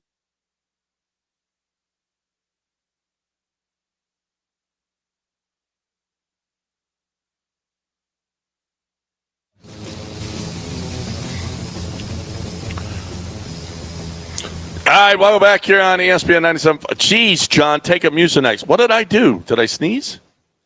I didn't do anything. Are you mucousy? Are you clogged up? Mucousy. No, actually, I've been pretty. I don't think my allergies are as bad here. I don't clear my throat nearly as much here as I do there. I think my hearing JG nasal passages was where I blew my nose during the break. Were the mics on? They might have been. Oh, is that what happened? Maybe that's why. Maybe that's maybe they're that. I can blow my nose during a break, people. Shut up. Okay. Gosh, people are so stupid. 713-780-3776. Gilbert is here. Let's hear what he has, his thoughts on the World Series. Gilbert, what do you think about the World Series? Yeah. What? You going to LA the next couple of days? I'm in LA. What? I'm in Are you LA. going this weekend? Are you going to go this week in LA, John? No, this weekend we're getting inducted into the Hall of Fame, Gilbert. Yeah, can you tell Wendy to give me a LA camp, please? No, LA she can't Dodgers get you cap. an LA Dodger cap. No. Tell Wendy. Do you want a No. special one, like a World No, Series? you're an Astro What's the World fan. Series? Do you want a World Series He wants hat? the World Series cap. No, she can't get you one. She can No, get it. you're no. She can get it. She can get You're one. an Astro fan. Did you hear what the man asked for? I don't care. Then he's No, not we're an Astro getting- fan. No. Say it no. again, Gilbert. The answer is no, Gilbert. The answer is no. I'm not buying a Dodger hat ever, ever, ever. You don't have to buy it. Yeah, you do. Tell Wendy to buy it. No, Wendy's not buying it either. It's Wendy's not got coming her out own of this money? Family. No, we're not doing that. We found No, the breaking point. Gilbert, how about this? The answer is no. How about you steal one? Anyway. Yeah, no. No, I you, will John. not. I will not give them. I will not give them money. Hold No. on. What is Gilbert saying? What up, Gilbert? Can you give me a Astro Division champ, you know? You got one. You got one. They already gave you one. Poor Marine gave you one. Remember, you were wearing it when I was there. Oh, yeah, really, yeah. Yeah. Well, when did that award will start? This weekend or what? What's that? Oh, yeah. It's Texas Radio Hall of Fame, Gilbert. It's going to be on Saturday. We're going there. Yeah. And there's jackets that are It's this Saturday. Oh, okay. All right then. Well. Yeah. Well, okay. Well, happy Halloween anyway. All right. Happy Halloween, Gilbert. Yeah. We'll work on that. We'll see if John can work on that. No, wait, John's not doing it. I said no. The answer is no. Period. No. Don't ask again. No. Well, I'll check with Wendy. I am not. No. I'm not buying a Dodgers hat and giving it to Gilbert. The answer is no. This is my favorite thing. We found a thing he won't do. I will not. Dodgers are the one thing. It's the cutoff. See, No. absolute. I'm not giving my money. I will. Does Wendy get one? Like, do they pass out World Series hats at the LA KABC? Yeah, probably. They will probably pass those or they out. throw them off just like beads whenever you show your what? cha-chas. You know, like at the Mardi Gras, At the parade? girls lift their shirts and then They you don't get beads. throw Dodger Do they hats throw like Dodger that. hats off? Like beads. Well, no. they might drop off like championship stuff to the local Yeah. station. So Yeah, maybe that's true. maybe you don't have They to might, buy but one. That's I true. don't care. Maybe you won't have to buy one. Gilbert, we're They'll gonna give Oh, it that's to all you. right. I'm not even bringing it. I don't want a Dodgers Gilbert, hat. check I'll burn back in it next first. week, He Gilbert. wants it, I'll not you. burn it before Gilbert, I give check it to back him. in next week to see if Wendy had a drop off of merch. Yeah, check back No. in. I'm not carrying it. That's like I'm not carrying contraband. Okay, on an airplane. No. Drugs? You think a Dodgers hat is like it's drugs? worse than drugs. It's worse than drugs. I'm not doing that. Sorry, Gilbert. Yeah. There's a breaking point to John's friendship, and Yes. it's Dodgers baseball. Mm-hmm. It is Dodgers baseball. Yeah, Thank I you. mean, but Gilbert also believes, some people will say, no, I don't just have the Astros are his American League team. That's right. The Dodgers are his National League team. Thank John. you. No. He Can you loves bring me Vin a Scully. hat? No. He's got a picture with Tommy. I think he's got a picture with Tommy Lasorda. He Well, loved then why Vince didn't he get one? He should Scully. have gotten a hat from Tommy Lasorda. Gilbert, are you there? Don't you love? He was What coughing. about Fernando Valenzuela? Yeah, I like Venezuela. I know, and he died. I mean, at the Astrodome a long time ago. I know. Isn't that one of the reasons you want a Dodger hat? World champion Dodger cap. Yeah. You don't want anyway. I That's know what he you wants. do. We'll see what happens. He likes being associated with winners. Yeah, that's right. He didn't. Well, Hey, he one did, more thing. Did that game be on TV or not? What game? Which one? The Texas game. yeah. Oh, well, not regular TV. Will it be here? Will it be on regular TV here? Which game? The Texans game? It's a Thursday night game. Will it be on regular TV Oh, here? no, it's on Prime. Yeah, it's on Prime. Ooh. So I don't know if they broadcast. Like Yeah, Peacock you might. will broadcast it on NBC if it's a local game. But will Prime do that? Broadcast it on a channel because it's local? No, I think does NFL Network still get it 26 too? or what? 26? I don't know. No. I don't think so. Oh, yeah.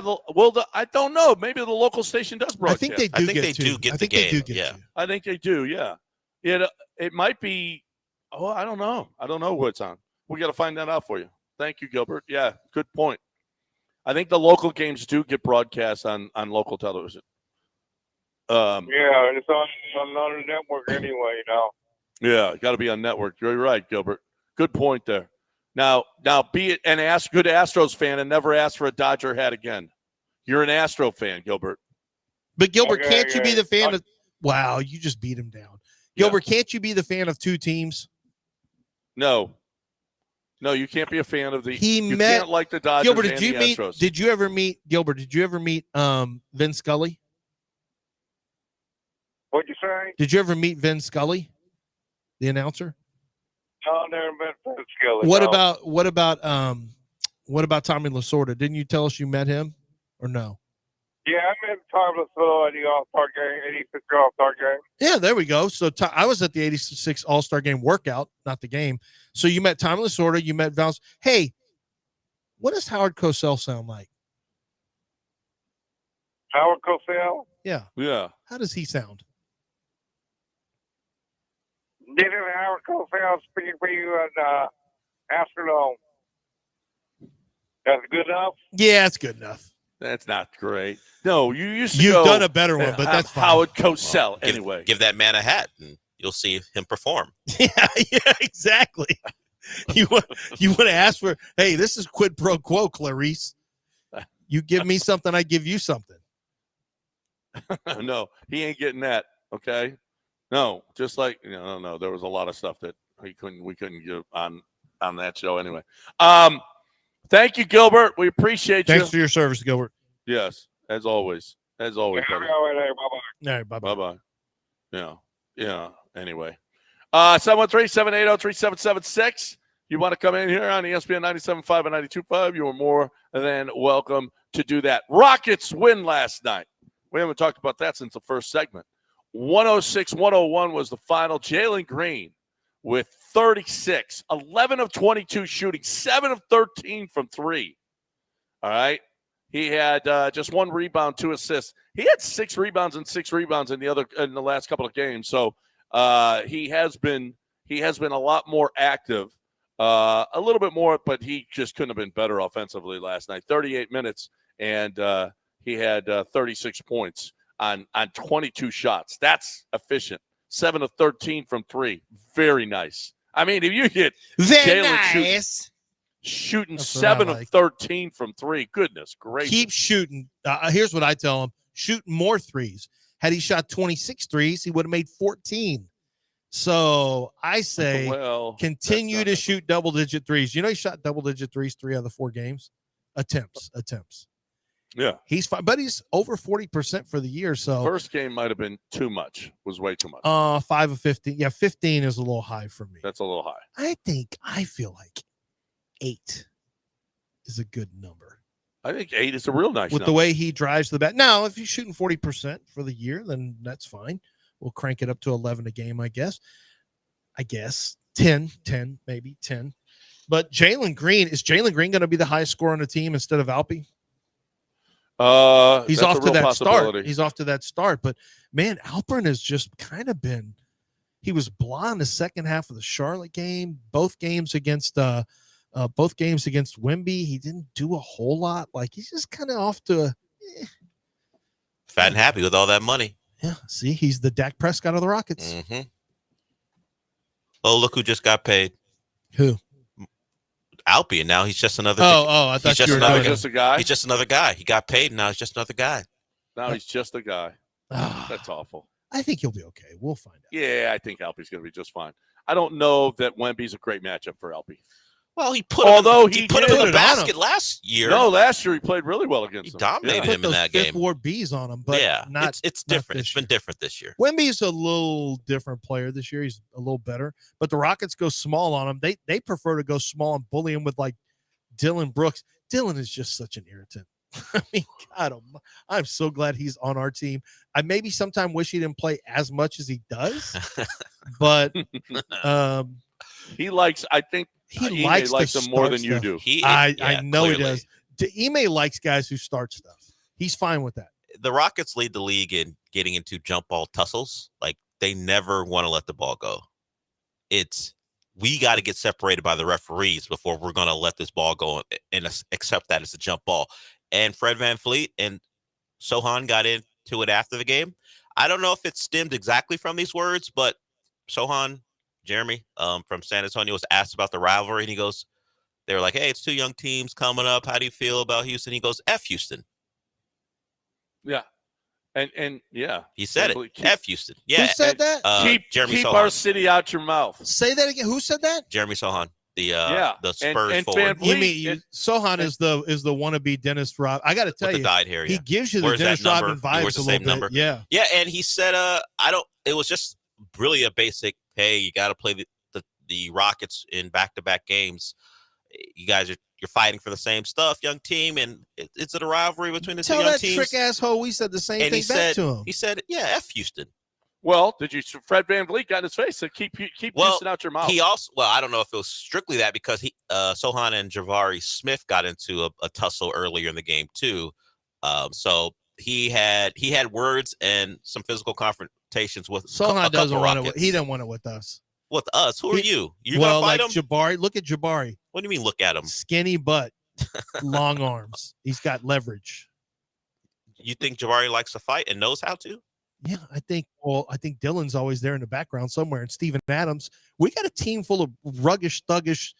Better watch your ruggish, words. thuggish bones, as Bone Thugs and Harmony would say. It was Thuggish Ruggish Bones. Yes. That's the right order. But we got Steven Adams. We got Dylan Brooks. We got a Canadian. You know the Canadians are rough people.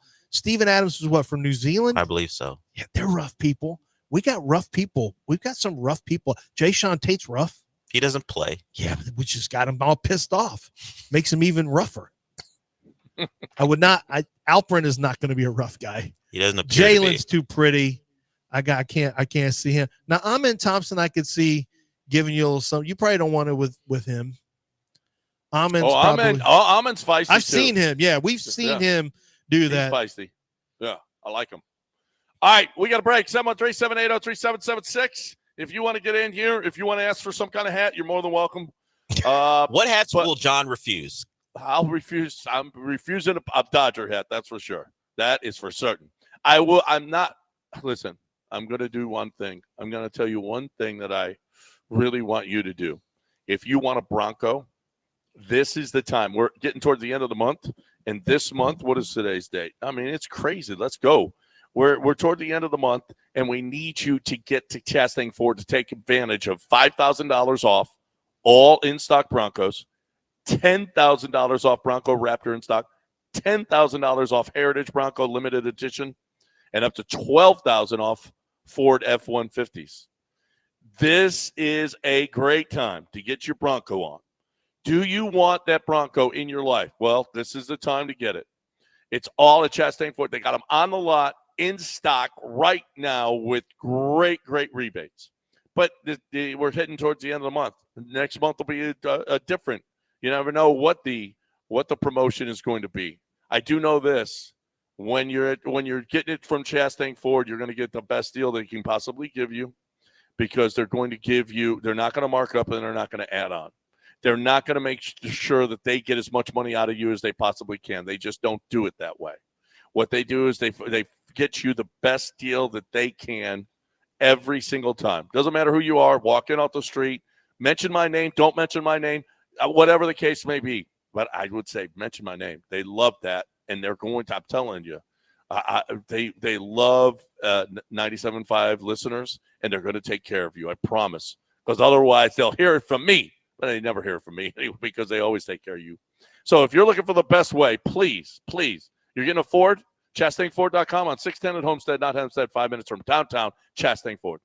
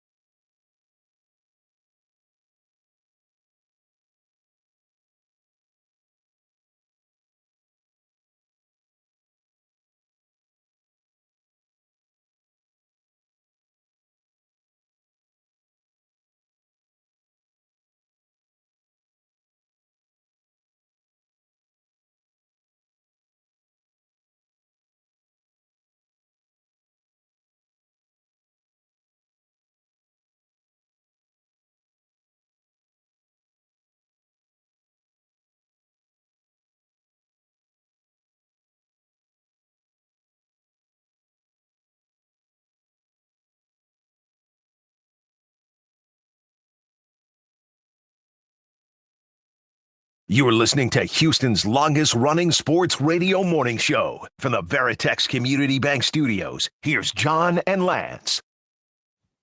All right, welcome back. ESPN 97.5 and 92.5. 713-780-3776. 713-780-3776. If you want to get in with us here and order your hat, you're more than welcome to do that.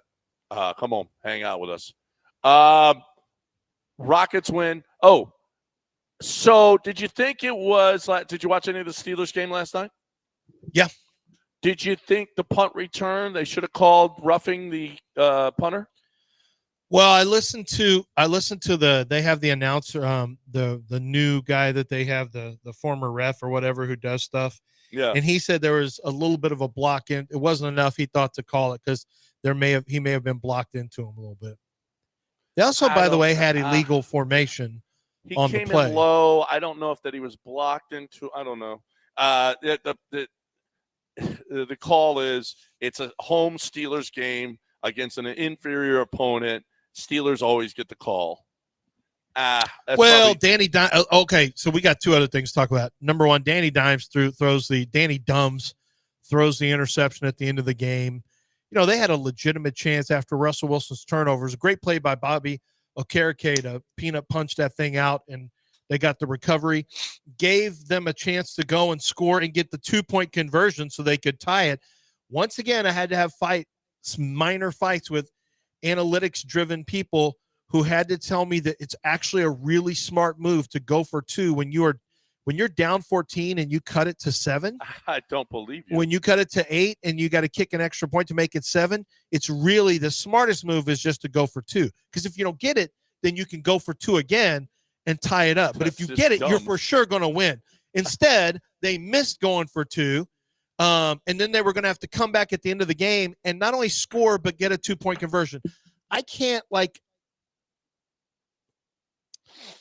really struggle sometimes with dealing with people who don't ever account for a failure of a play. What is the repercussions of a failed play? And I'm just not a fan. To me, the Giants are not a high execution unit on offense. I would not have gone for 2 there. If you want to play for the win, do it if you tie the game up at the end of the game. It's a bad play, and I agree wholeheartedly. Do not put yourself in a position. There was one last week that kicked and they went for 2 and they missed and they were down 9. And I said, no, kick it and you'll be down 8. Yeah, now you're down 2 scores. What game was that? Stupid? I couldn't believe it. I was like, what are you doing? That's so stupid. Because now you are in a 2-score spot. Yes. Now you can't get away from it. Get yourself to 1 score, and if you want to go for it and win the game or tie the game, then you make that decision then. But don't put yourself in a spot where you have to go for 2 or put yourself and be down by 2 scores. That's just so dumb. Did you see, though, that the Brian Daboll with just over 2 minutes to go, it was 2nd and 3, and he put 12 men on the field. They got the first down. So they gave him the first down, and then he used the 2 timeouts, and he got the ball back. When it's 2nd and short, you put 12 men on the field and give them that first down, and then you got a better shot at getting the football back. It's like you, instead of trying to stop them and waste time and waste timeouts on a 2nd and 3. Everyone's trying to loophole. Everyone's trying to loophole things now. You know, that was a good one. Yeah, that's a good one. It was interesting. But the one thing that continues to stand out is that the teams that aren't good are the ones who are beating themselves on a regular basis. The teams, and some of them are pretty good, like the Colts with the Shane Steichen thing. In some parts, they beat themselves with an incredibly high-risk, low-reward decision to throw the ball before the end of the half. The Chicago Bears, Tyreek Stevenson, I get it. I mean, that was just a Hail Mary. Those things can happen. But generally speaking, teams who are not good, either they're average or they're bad, you see it on the field all the time with their mistakes, whether it's a high penalty count, whether it's turnovers, whether it's a dumb penalty where you're getting off the field on 3rd down and somebody had a roughing the passer call or unsportsmanlike conduct. It's just like bad teams do dumb things so regularly. It's just, that's why it drives coaches crazy. Don't turn the ball over. Don't have penalties. And if you win those two things, the turnover battle and the penalty battle, man, is your life so much easier. It's so much easier for a coach. Absolutely. 713-780-3776 if you want to get in here with us on ESPN 97.5 and 92.5. Did we hear Stephon Diggs? I mean, there was no he ain't playing Thursday, right? There's just no way. No, we haven't heard anything about him yet. No, unless we hear anything. I don't even want to hear that before the show's over. He was on the injury report, even though they didn't practice yesterday. He was on the injury report, I don't see there's any way. Do you think? I mean, look at the Jets receivers. Are you at all worried? You got Devontae Adams and Garrett Wilson. Okay, you got those two on those sides. You got Breece Hall, who's a great running back. You got a bulldog and Braden Allen, who's another running back. Yeah. It looks good on paper. It's just not producing. It's just not producing. But I'm just worried that it comes together. Are you worried again? Yeah, that's what I'm worried about. Well, they're the favorites. They're 2-point favorites. Probably should be, despite only having 2 wins. Ari Alexander, who does a really good job over at Channel 2, one of their reporters on TV, he likes the Texans to keep an eye on Deontay Johnson as a potential trade candidate for the Texans. He's an interesting one. Now, if you trade for Johnson, you're probably, keeping him long-term and you're letting Stephon Diggs. I would only look at that if Stephon Diggs is out for the year. Then I would have to consider it because I'll just be honest with you. You just can't rely on. I'm a little concerned about relying on Tank as your number 1, as your number 2 You're not wide worried about receiver. Deontay Johnson's character at all? I mean, were you worried about Stephon Diggs? No, because they did it right. But if you've got Deontay Johnson long term, I'm not sure. I think Steph had to be a good citizen because he's playing for a contract. I don't know how bad Deontay Johnson's. I don't know how bad his character is. He said some ugly things about Carolina already, and he's there. Yeah. Well, what do you mean by said some ugly? I think he's been a dissident, if that's what you mean. Here's what his contract looks like. I take it back. Wow, he only signed a 1-year deal. He's a free agent after the year's over. Oh, Deontay Johnson is? Oh, well, then, you know what? I thought he signed a longer term. He signed a 2-year contract with the Pittsburgh Steelers. Yeah, I guess he only signed a 1-year deal. Or was he a trade? I don't recall him being was he a trade? Maybe he was a trade over there to the Carolina Panthers. Is that what I'm forgetting? That he was maybe a trade, I think. Yeah, I think he may have been a trade. Oh, whatever. Anyway, he's got 1 year left. He wouldn't cost you anything. If you traded for him and he walked and got a decent contract, he could get you a 4th or 5th back in terms of compensatory pick. So it might be worth it. You may give up. You may say, look, we'll trade you a 3rd rounder for Deontay Johnson, which might even be high, and you end up getting a 4th rounder coming back in compensatory pick. It would be like you rented him. Yeah, you got to watch. You better watch the rules on compensatory picks, whether or not if you pick them up in midseason, whether or not you get compensatory for them. No, you can. I write a compensatory pick article every year for the last 6 years. Okay. What you aren't going to get a pick on is Stephon Diggs because you canceled his contract. So he is not eligible for a compensatory pick. Okay. So, but one of the smart moves I see every year is people will trade for a player who's going to be a free agent, and once they leave and sign with another team, they may have traded a 6th rounder for him, and then they get a 6th round compensatory pick back for him. I'm like, they just rented him. All they did was rent the guy. It was okay. Yeah, it was. Wow, that's pretty good. All right, 713-780-3776. You got 1 segment left. If you want to get in here, because we got news of the weird in 2 segments. Right now, we got my bookie. We got a great way for you to play, win, and get paid. We got a great way for you to bet. To double your initial deposit and up to a limit. You can deposit so much, whatever it is. If you put it in, even if you're a client right now of my booking, and you put in $100, right now they're going to give you $200 to play with. Okay, it's a great way to play. It's a great way to get down on anything that you want to get down on. Do you love football? You might not love football. Maybe you love cricket. Maybe you love soccer. Maybe you love hockey. Maybe you love basketball. Whatever it is that you love to play, whatever it is that you have some expertise in, that's fine. Play whatever it is that you love, all right? And it's always a little bit more fun. Play responsibly, okay? Don't lose the house on it. Just play, win, get paid, have some fun at mybookie.ag. Play casino games with live dealers. That's something different. Play live in-game betting. Yep. Thursday, free bets, okay? And then they got MyBookie Plus, where the more you play, you get into different tiers with giveaways. It's all kinds of great stuff. So you're looking for the best way to enjoy this football season or whatever season. MyBookie.ag, promo code BET975.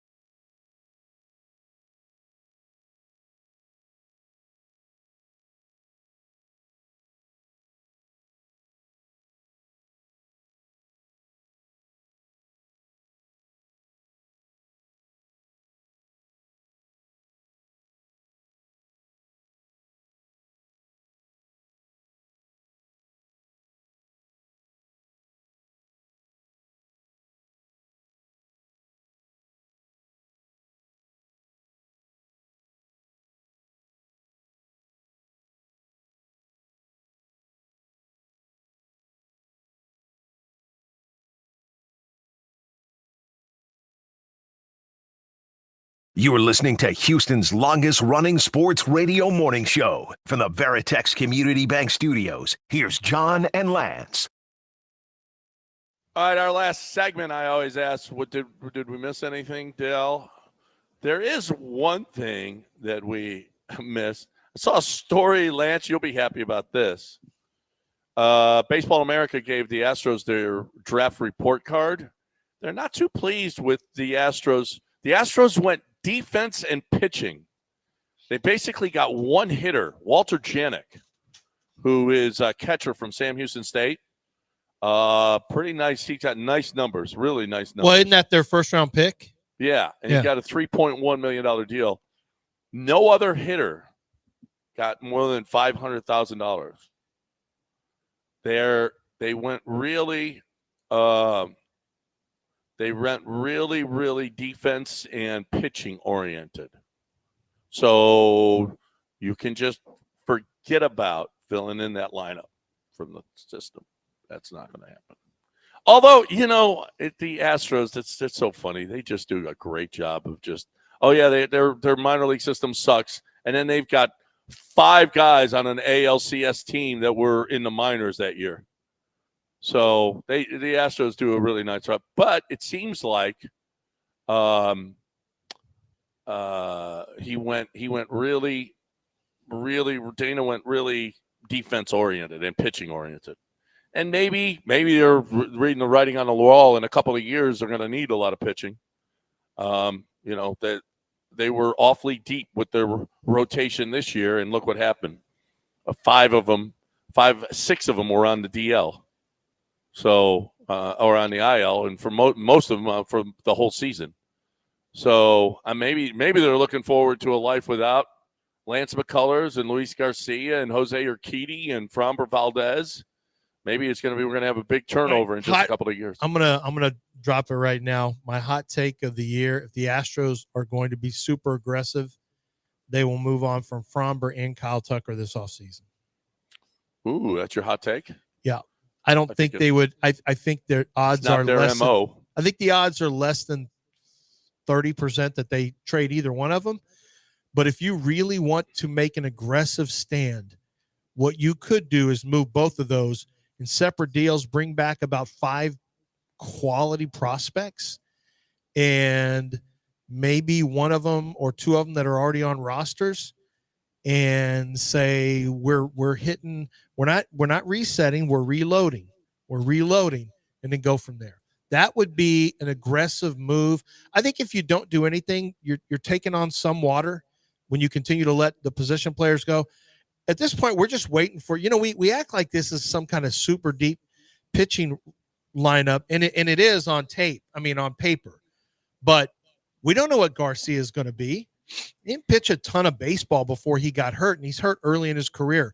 McCullers, you have to write him off. He's done. If you get anything from him at all, it's gravy. But I'm worried about, let's see what happens. Like, I'm not sure on oh my God, the other right-hander who is out for the year, Dominican. Urquidy or no. Garcia? No. Urquidy, Javier. Yeah, Christian Javier. Yeah. Are we sure he comes back at 100% and everything's fine? Like, are we sure on all of these guys that we're just assuming they get back to their former selves?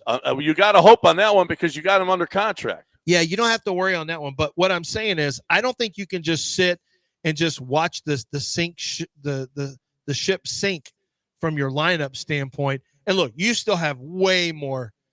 You could hang on to Kyle Tucker for the whole year and trade him at trade deadline. But if you're anywhere close to first place, you're not going to do it. So if you don't trade him in the offseason, he's not getting traded. I would say when you have Yainer Diaz and Yordan Alvarez, Altuve's getting older, so you don't want to count him. Jeremy Pena, I still don't exactly know what you want. I thought he was going to be a 20-plus home run guy after the last 2 years. I'm not sure anymore. I don't know. I think you need to do something. You don't just keep dipping into your minor leagues. You're not pulling out the next Bregman out of the minor leagues. That's just not – I don't think that's happening. So you may need to do something more aggressive, and the time may have come. And I don't think you can just assume that your pitching staff is going to be just fine either. Now, some people would say that you don't move Framber. Fair enough, but Framber is going to cost you an arm and a leg also. Why not move one of your prospects for one of your good players? It's not their MO. They don't do that. I know. Don't do it. You can wish in one hand and crap in the other. And it's been a great run, but that run, if you don't do it, I think the run will continue to drift down and it will just slowly fade away. Did you hear what Shannon Sharp had to say about Aaron Rodgers? No. I don't think it's a good week. I'm worried about a sleeping giant here. I really am. Although, who was it, the defensive tackle for the Devon Gosho for the Patriots? Yeah. he said, "Oh man, he ain't good. I mean, I can catch him. He can't move." He was like, "Who said that?" Devon Gottschall said, "Who can't move?" Aaron Rodgers can't move. He has slowed down some. Yeah. Yeah. Well, I mean, he came coming off an Achilles. But this is not what I wanted to hear this week when you're playing Aaron Rodgers. Here's Shannon Sharp on Aaron Rodgers. It's as disappointing a team that we have seen in the NFL in a long time. Well, let's make it the trifecta, because it couldn't happen to a more smug, cavalier, condescending guy. Oh, that's even low for you. Now, who else you gonna blame it on? You running out of people to fire and demote. You fired Robert Saleh. You gonna fire Ulbrich now, the interim coach. You demoted Hackett.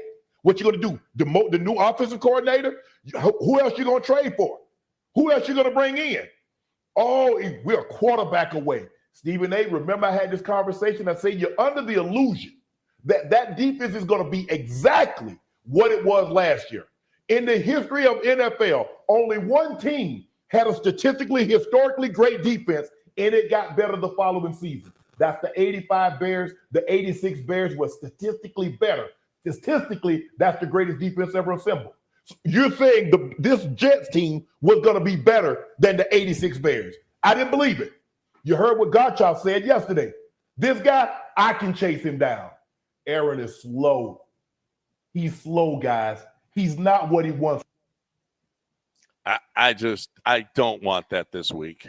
You're afraid that Shannon Sharp is going to make Aaron Rodgers more motivated? You know he's going to be more motivated. I think Aaron Rodgers is the same thing he always is. Thinks he's better than everybody, has a lot of talent. Right now, he's making throws he shouldn't make. I don't know. He does not look like the same Aaron Rodgers to me. Other than that one New England game, he has not looked like the same guy. I don't know. I'm just worried that this is the week. And they're going to be 3-6, and the Jets are back. I don't like it. I don't like this spot, if you want to know the truth. You think the Jets are going to be back? They're going to be dangerous. Oh, are you kidding? The Jets win one game, and ESPN lathers all over itself. Who cares what ESPN says? Honestly, do you think the Jets are bad? The talent is all there. I think they have the talent. Yes, I do. Well, they'll have to go on a run of about 6 to 7 straight wins. Yeah. To have a shot. RELAX, Lance. Relax. Okay. Relax. You just got beat by the Patriots. It's true. You just got beat by the Patriots. Yeah, that's a team the Texans won by 20. Watch. I don't like this spot. I just don't like this spot. I would much prefer that the Jets won this week, if you want to know the truth. I would prefer that they would have beaten the snot out of the Patriots than having lost to the Patriots. No one has ever said no one circles the wagons like the New York Jets. No. Berman never said that about the Jets. That's the Bills. I know. He never said that about the Jets. No. I don't think anyone – well, it is. I understand.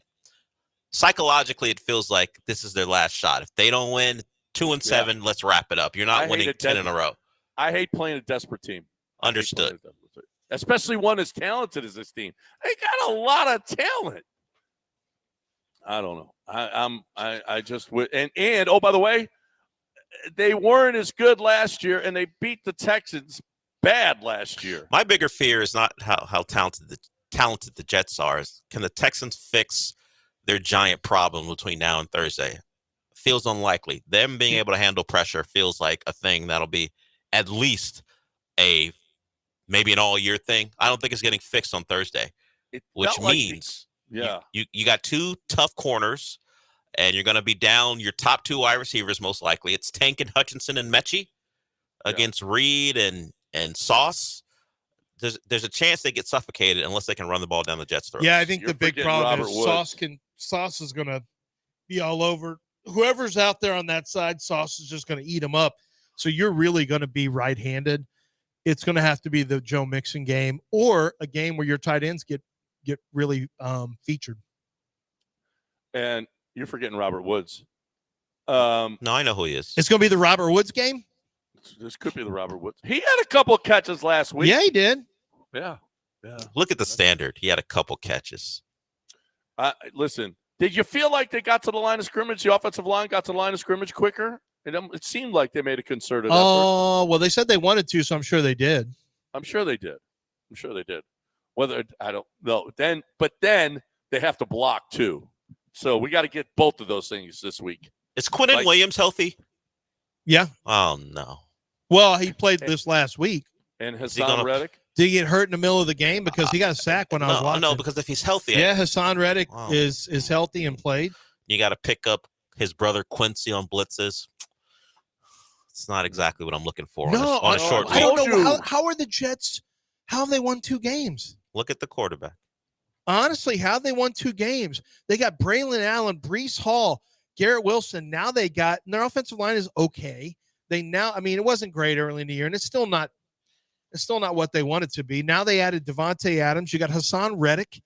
I mean, the Jets are all in. The Jets are doing everything they can. They've got Aaron Rodgers. They traded for Hassan Reddick. They traded in the offseason. They traded for Devontae Adams this year. Like, they are all in at 2-6. You are going to get, one would think, a highly motivated and desperate team.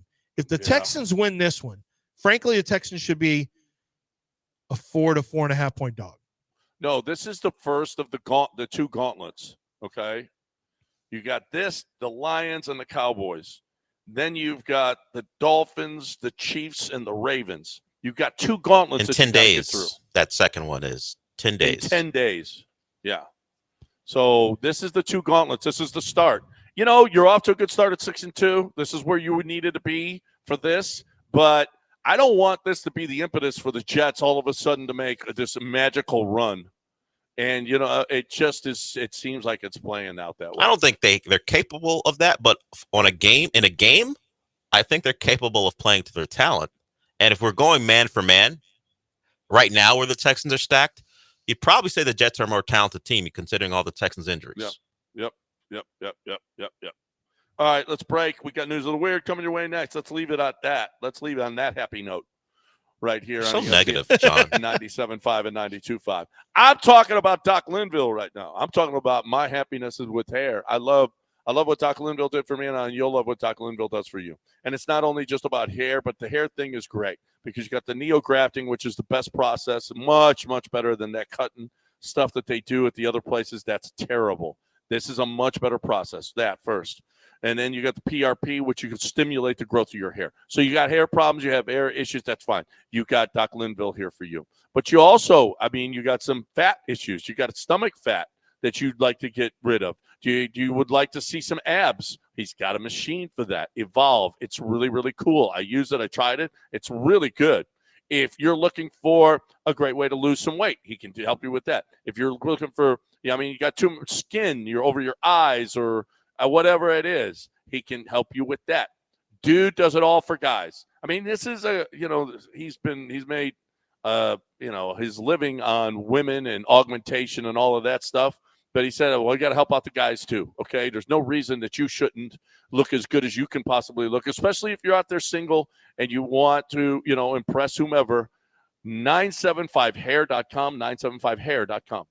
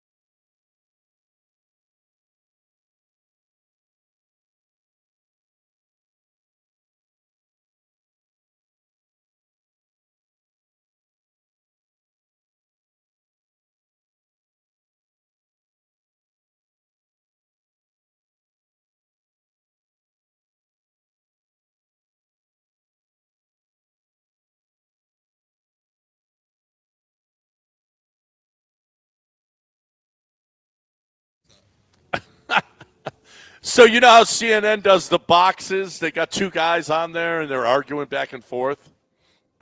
You mean like ESPN does? Yeah, like ESPN does. Yeah. CNN had to ban a conservative commentator from appearing on the network again after he told a Muslim journalist, "I hope your beeper doesn't go off." Now that's a little out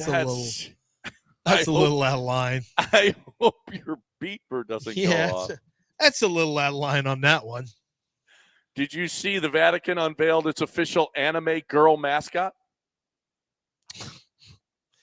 What did you just say? What? The Vatican just unveiled their anime girl mascot. What does that even mean? You can't just throw those words together. Hey, Mad Lib, none of that goes together. Luce. It's light, and she's got a yellow jacket on with blue hair, but she's got a cross on. So that's the new. Those aren't the anime characters I'm used to. She's got a jacket on and a cross. Yeah, she's got a jacket on. Yeah, it's a little more. They're Does not she have like your one? Does she have a septum ring? Yeah. Wisconsin and Alabama playing football. Okay. All right. A Wisconsin dad bought 14 tickets. He was drunk, and he didn't know he was actually buying the tickets for Alabama, the band. So that was kind of a bad – he kind of effed it up for the whole family. They didn't get to go to Wisconsin, Alabama. They got to go to Alabama. They didn't miss much. They probably got a better show. If you're going to play in Texas, you got to have a fiddle in the band. Well, this isn't Jalen Milroe. They were better off. The starting quarterback got hurt in the first quarter. Alabama ran away with it. You're better off at the concert.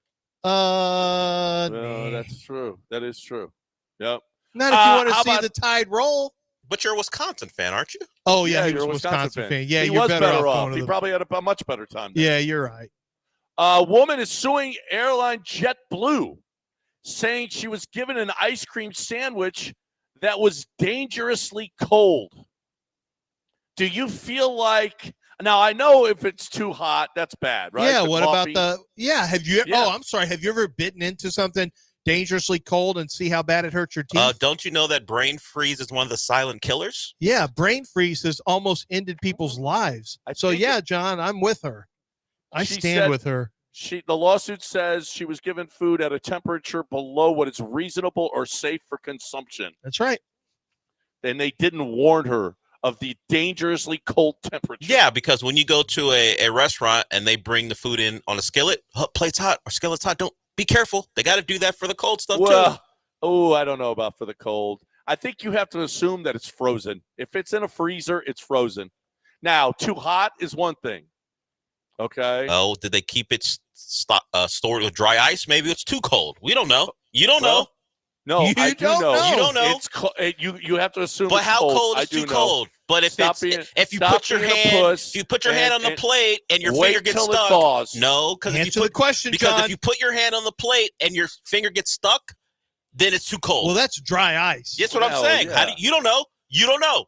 No, she didn't say anything about the plate. It was just that he doesn't like when ice cream you sandwich. don't yeah, know he doesn't. When he's on the side of like logic, he doesn't like it when I go. You don't know. I know. You have no idea. The Taliban minister has declared women's voices among other women forbidden. So women can't talk to women. So two women talking. He has declared it forbidden for adult women to allow their voices to be heard by other adult women. But is that just during games?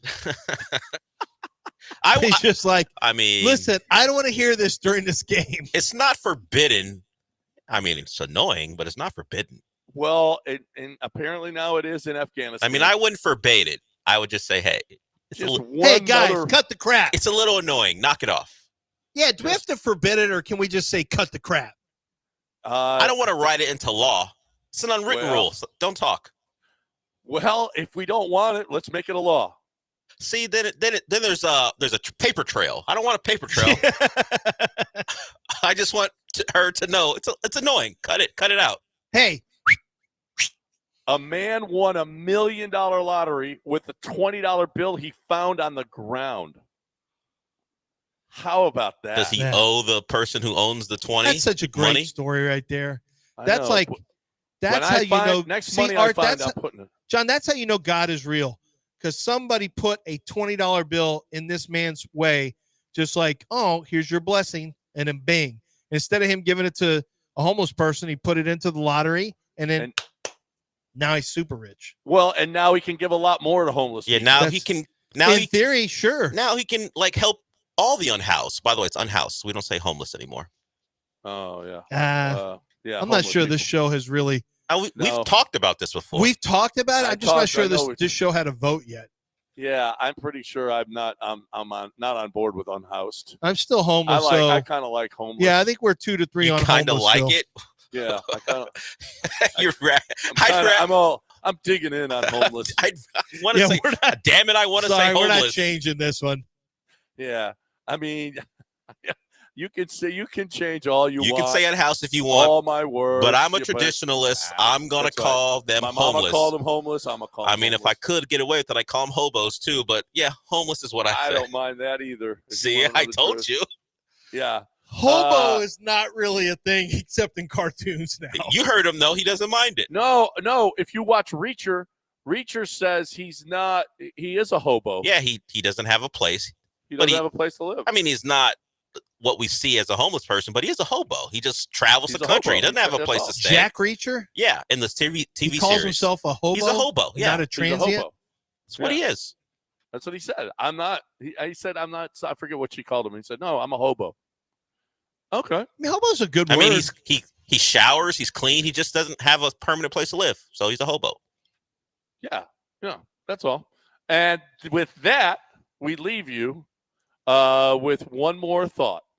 And that thought is going to be John Daspit. John Daspit and the Daspit Law Firm. I knew it because I haven't talked about John Daspit and the Daspit Law Firm, the man who single-handedly brought in a monstrous settlement for there was an offshore explosion, a refinery explosion that literally just took a tremendous toll on so many people a few years back. Shouldn't have been several years ago. It was a few years ago. And it took some time for this thing to get settled because John had to go through a ton of different depositions, had to get a ton of different, you have to let the process work itself out where the injuries, or what are the injuries? Let's get all the tests run. Let's make sure that everything is accounted for. He turns over every stone because he doesn't want any money coming out of your pocket, and he wants to get you a fair settlement, not just for your pain and suffering, but for all the medical bills. And on top of that, the time you miss from work. And that's not accounted for sometime by insurance companies, the time you're going to miss from work. They just assume you're right back at it. Oh, yeah, thanks. Now that I've got my knee blown out and my back is hurt and I'm in a physical job where I can't even get out of I can't even spend time out of the bed for right now. So you need the experts, the doctors, the physical therapists, the orthopedic surgeons, all to take a look at this and make sure that you get fair treatment that is paid for by the people who were negligent in the first place. And that is what John Daspit does better than anyone else. 713-CALL-NOW. That's 713-CALL-NOW, or go to daspitlaw.com.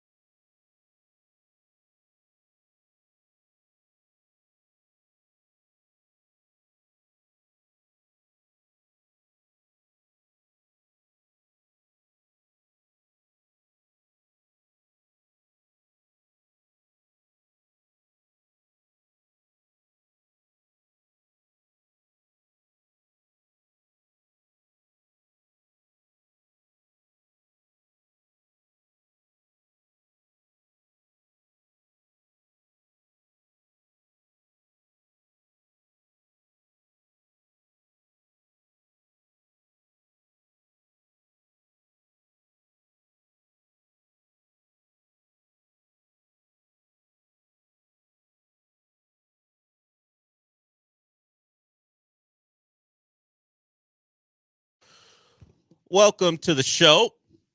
And a product of watching Rockets basketball the last couple times they played San Antonio is realizing the Rockets, at least the city of Houston, actually has a villain. And not one of those manufactured villains as far as in another city where, okay, they're really good, so you hate them because they're good, because they knock down jumpers. Like Steph Curry, you can put in that villain category, but it's only because he ruins your team's hopes. It's not because he's an actually bad person, well, at least from all reports. I don't know him. You're right, Sean. You put your hand up. I don't know. What's publicly available. Yes. From what we have been given as information, we don't see Steph Curry as a bad person, but he's a villain because he's great. That cannot be said about Jeremy Sohan. Wait, which part? Which part can't be said? The last part? He's a villain because he's great. I think it's the because he's great part. Yes, because he's great. You can't call He can be a villain. He can be a villain, but you can't say he's a villain because simply because he ruins your night or your series. He hasn't reached that level. The Spurs certainly haven't either. But he has gotten to a point over the last 4 or 5 days where Rocket fans hate him. They may have always disliked him because he's a Spur. That's just comes with the territory of playing for a team in state. But he said something going into their 2-game set against the Rockets, interviewed by San Antonio media. And they were asked about, you're going to play these guys 3 times within 12 days. And they asked about the young teams going against each other and a potential rivalry. Here's what Jeremy Sohan had to say. 3 games against Houston. Tonight's the first 3 in 12 days. Is that a good thing, or would you rather have it spaced out? I don't decide the games, the schedule, so you guys form a rivalry with 2 young teams. It's always been a rivalry. Yeah. So while that audio isn't great, I'll explain what it was. He was asked about the rivalry between the 2 young teams. It's always an issue when you've got guys bouncing basketballs right behind a guy doing an interview. And when they asked him about the rivalry, and he simply goes, yeah, F Houston. They didn't prompt him. They didn't go, hey, you guys have had some tussles back and forth. He just simply said, yeah, F Houston. It's a rivalry. F them. And now it's a thing. Now Rocket fans know who he is. If they didn't know before, they do know now. And Fred VanVleet talked to him immediately after the game, which, by the way, the Rockets won. They split the 2-game set. Stern talking to. I don't know if it was about what he said or he got into an altercation with Jabari Smith in the middle of the game where there was some tussling and locking up of arms and stuff like that. We don't know what Fred VanVleet said. I don't even know if he was asked about it after the game. I didn't find any clips of him talking about it. He just talked about how they have to do better holding leads, and he talked about his big shot. He made a big shot down the stretch as the Spurs cut it to 2. He and Jalen Green made big plays late as the Rockets nearly blew a big lead. The Spurs cut it to as little as 2, thanks to, a 6-point play at one point in that game where Chris Paul knocked down a 3. I think Tari Eason clipped him on the foul. They ruled it a flagrant. And I didn't know this thing existed where, because the most you can get on a play like that is 4 points, and he had already knocked down the 3, they gave Chris Paul 2 to make 1. I didn't know that was a thing you could do. But yeah. So he had 2 free throws to make 1. He made it on the first try, I believe, and then Wemby knocked down a fadeaway to make it a 6-point play. It's 2 to make 1, and you keep the ball.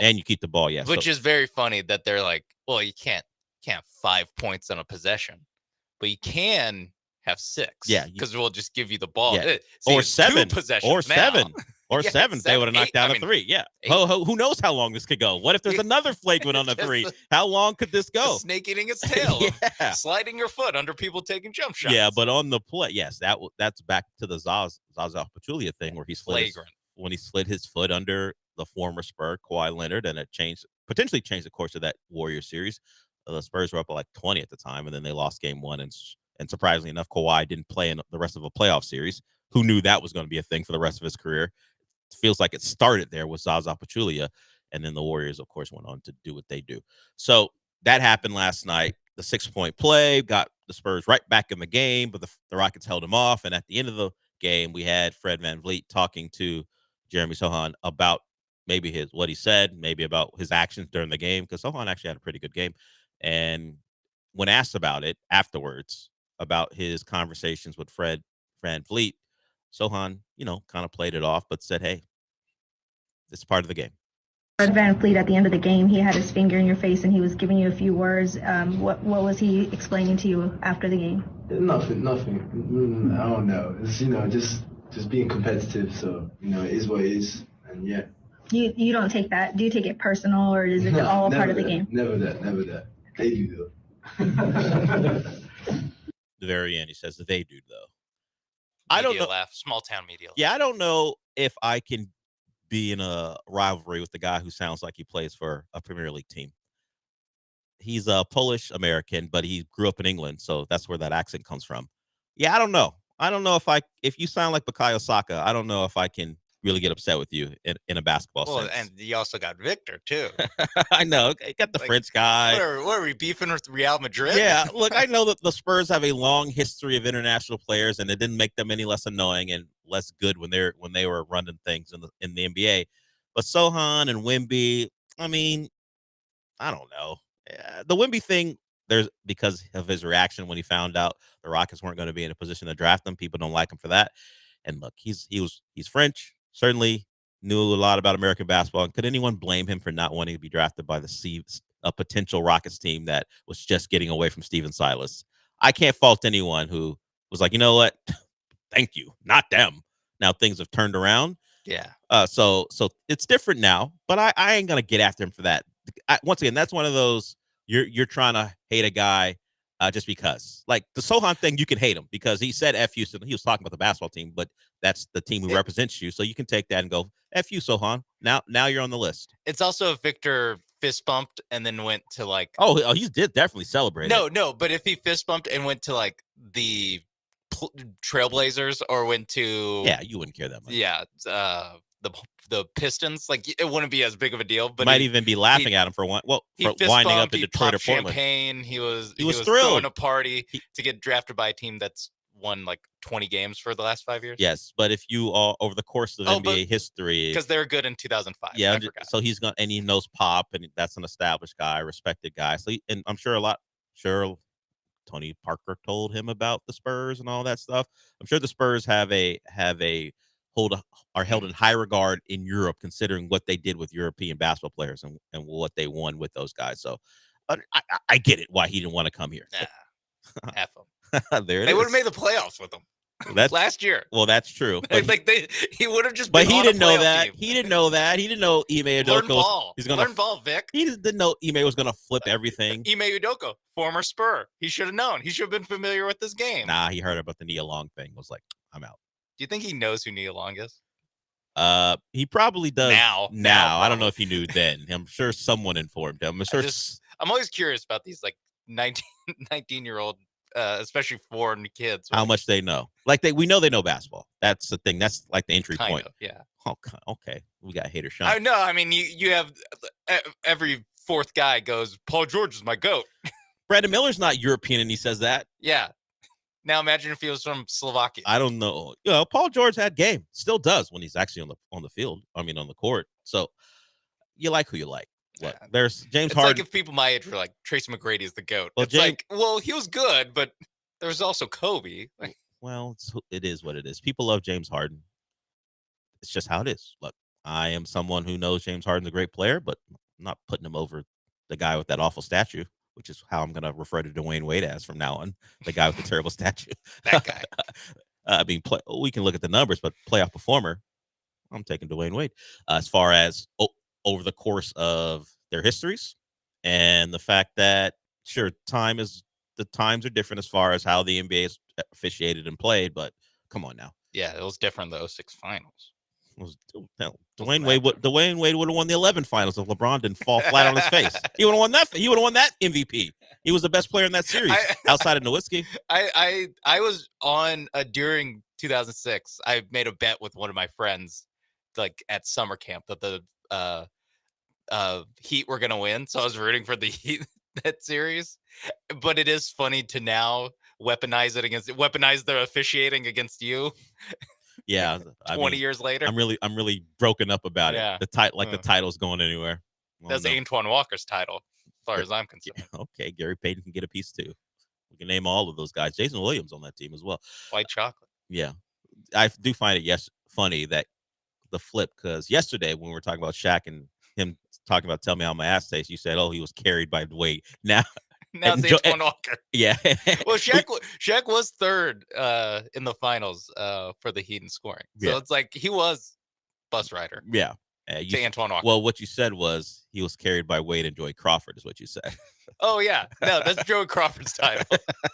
Thank you for reminding me. Ed Malloy, too. Ken Maurer. How many? Well, I don't know if Ed Malloy was there, but Ken Maurer probably did a game or Dick something. Bavetta. I'm sure. Who else? David Stern. Well, yeah, I'm sure. He was in on it, too. Kenyon Green on Mobile's called in, so we can get to that. Kenyon Green, who had his issues yesterday, now Sunday, actually. Yesterday was Monday. He had his issues Sunday in the game, but he returned and played. And because I keep doing that. Jarrett Patterson still is under concussion protocol. It's unlikely he'll be available for their Thursday game against the Jets. So it's good to hear from the Texans starting guard. We will hear from Kenyon Green, and I guess it's on pass blocking. Yeah, Kenyon, I don't know if you're going to give us any tips because you are pretty bad at it. At least you were the last couple weeks. So we'll hear from him. Anyone else want to get in? 713-780-3776. And we'll have some of the pressure numbers that CJ had to deal with. I don't think we got to that yesterday. I did mention it, but we didn't get to that. So Kenyon Green probably very responsible for what CJ had to deal with on Sunday. So we'll talk about that. We have our misery index as well.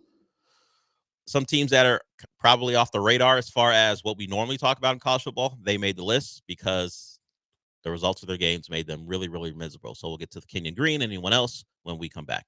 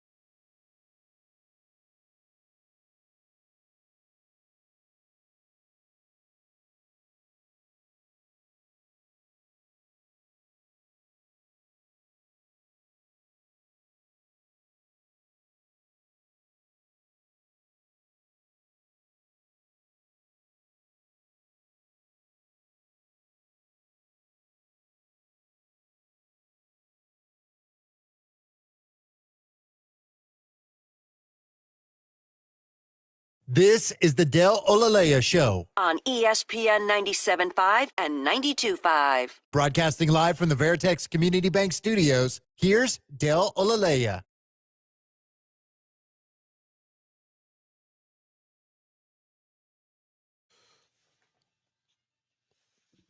CJ Stroud was pressured on a career high 57.5% of his dropbacks against the Colts in week 8. And one of the primary reasons for that is calling in. Kenyon Green on a mobile is calling in. And the subject matter is pass blocking. Well, you got a lot to answer for. You got a lot to answer for, Kenyon Green. What do you say to being obviously the worst offensive lineman on the Texans roster? Hey, guys, first of all, I'm not the worst offensive lineman, okay? So you can stop it with that. I am an elite run blocker. And the reason why I'm an elite run blocker is because I can stop the defenders from putting their hands above their face and playing peekaboo, okay? So as soon as the ball is hiked, I can get into their chest and I can hold their arms down so they can't disappear. Well, that's all right? Now, this whole peekaboo stuff that they're doing should be outlawed. It's not fair, okay? When you put your hands above your face and your whole body disappears and then you run a stunt, that should be outlawed, just like the drop hip tackle, and they hurt my boy, Joe Mixon. Mm-hmm. Joe Mixon knows how hard I am, when it comes to run blocking. That's why he wants to run behind me. Phrasing. But, can I ask you a question? Kenyon Green on a mobile. Let me ask you a question. Are you like a pet? Like if someone throws like a blanket up and then runs out of the room, you would be tricked by that? Since you get tricked by peekaboo as well? Yeah. I mean, if they throw a blanket in the air, then obviously my sight's going to go to the blanket. And then if they run past me like all these elite pass rushers are doing, I mean, these guys are geniuses. I mean, some of them, they have to go to Harvard. I mean, come on. To play peekaboo with me, like that's just a whole other level of like thought process. And then they're running stunts. So peekaboo on top of stunts, like these are genius level, like superior athletes, and like I'm out here trying to like overthink stuff, and I'm trying to like trying to change my diet. They keep getting mad at me because I'm eating fried chicken, and it's delicious Twinkie cream, and I'm trying to wash it down, and then they want me to drink like water and eat steak and eat broccoli. I mean, like listen, CJ Stroud is very important. But we should run the ball 57 times because they can't play peekaboo, and they will at least rush the ball for 150 yards. And we should at least be able to score 17 points. I mean, CJ, man up, man. I mean, they're playing peekaboo. What you want me to do? So you called in about Twinkie cream yesterday on the John and Lance show, and you are in better shape. D'Amico Ryans talked about how much better shape you were in, and you're attributing that to chicken and Twinkie cream. Yes, because at first I was drinking like a whole bunch of syrup, like pancake syrup and honey. Like I used to mix it together, and I'll put ice in it, and I'll stir it up. But then, like they said, that's not healthy. So I was just like, well, how about I don't eat the Twinkie? I just drink the cream because it's less calories. Less bread. It goes on cake. So yeah. So and then I can basically just drink the cream, and I can eat chicken. So do you not fried chicken though? Don't tell them that. Do you dip the chicken in the Twinkie cream, or do you use the cream as like a to wash the chicken down? No, I drink the cream. Obviously, you can't dip chicken in the cream. It's gonna change the taste and the texture. Like, you gotta drink it. Come on, man. You I put some more apologize. milk in it and you water it down a little bit. Okay, I was trying to and figure out it's kind of like an ice cream, but it's not really ice cream. I was trying to figure out how you were drinking Twinkie cream, but now you've explained it to me. Thank you, Kenyon Green on the mobile. Once again, peekaboo is the reason why he can't pass protect, which I wouldn't admit to people. But they're playing peekaboo. That's cheating, I believe. Different voice than I imagine. Yeah, I heard he called in yesterday to the John and Lance show. So chicken and Twinkie cream are part of the bit going forward. Fried chicken, which can be problematic depending on how you see things. Tread carefully. Tread carefully, Kenyon Green on the mobile. Maybe go with grilled to save yourself some issues. Just a different food. Yeah, or maybe just pick any other unhealthy food. Yeah, pick lasagna. I don't know. Something. But hey, there it is. That's what he eats, and he drinks Twinkie cream of all things, and that's why he can't pass Doesn't block. dip it though. No, because that would be That is some peekaboo stuff though. Dip it. What? I thought he was using it as a dip. No. I didn't think he would drink Twinkie cream. No, that's only for elite level eaters. You're dipping it into the drink? That's advanced moves like stunts. That's the stunts of eating. And he has dipping fried chicken in Twinkie cream. And he has lost weight, so maybe Credit to him. Mostly because he's not eating the bread that comes with the Twinkie, apparently. How do you extract the cream? Is it with a straw? Call in tomorrow. Yeah, explain yourself or not. I don't know how much more of this. I don't know how many legs. I don't know how deep he's gone into it because he was not bad answering questions that he didn't expect were coming. But I don't know how much further this thing goes. Maybe workshop it for a couple of days and then come back because we're gonna have more questions. All right, let's get to Julian. Julian's at a point where Sean doesn't even put up what he wants to talk about. What's up, Julian? Good morning, gentlemen. Good morning. I think we know what I want to talk about. I couldn't call yesterday. I was busy. But we all know what happened with the game. But afterward, did you see Trayvon Diggs tap into his inner Jera?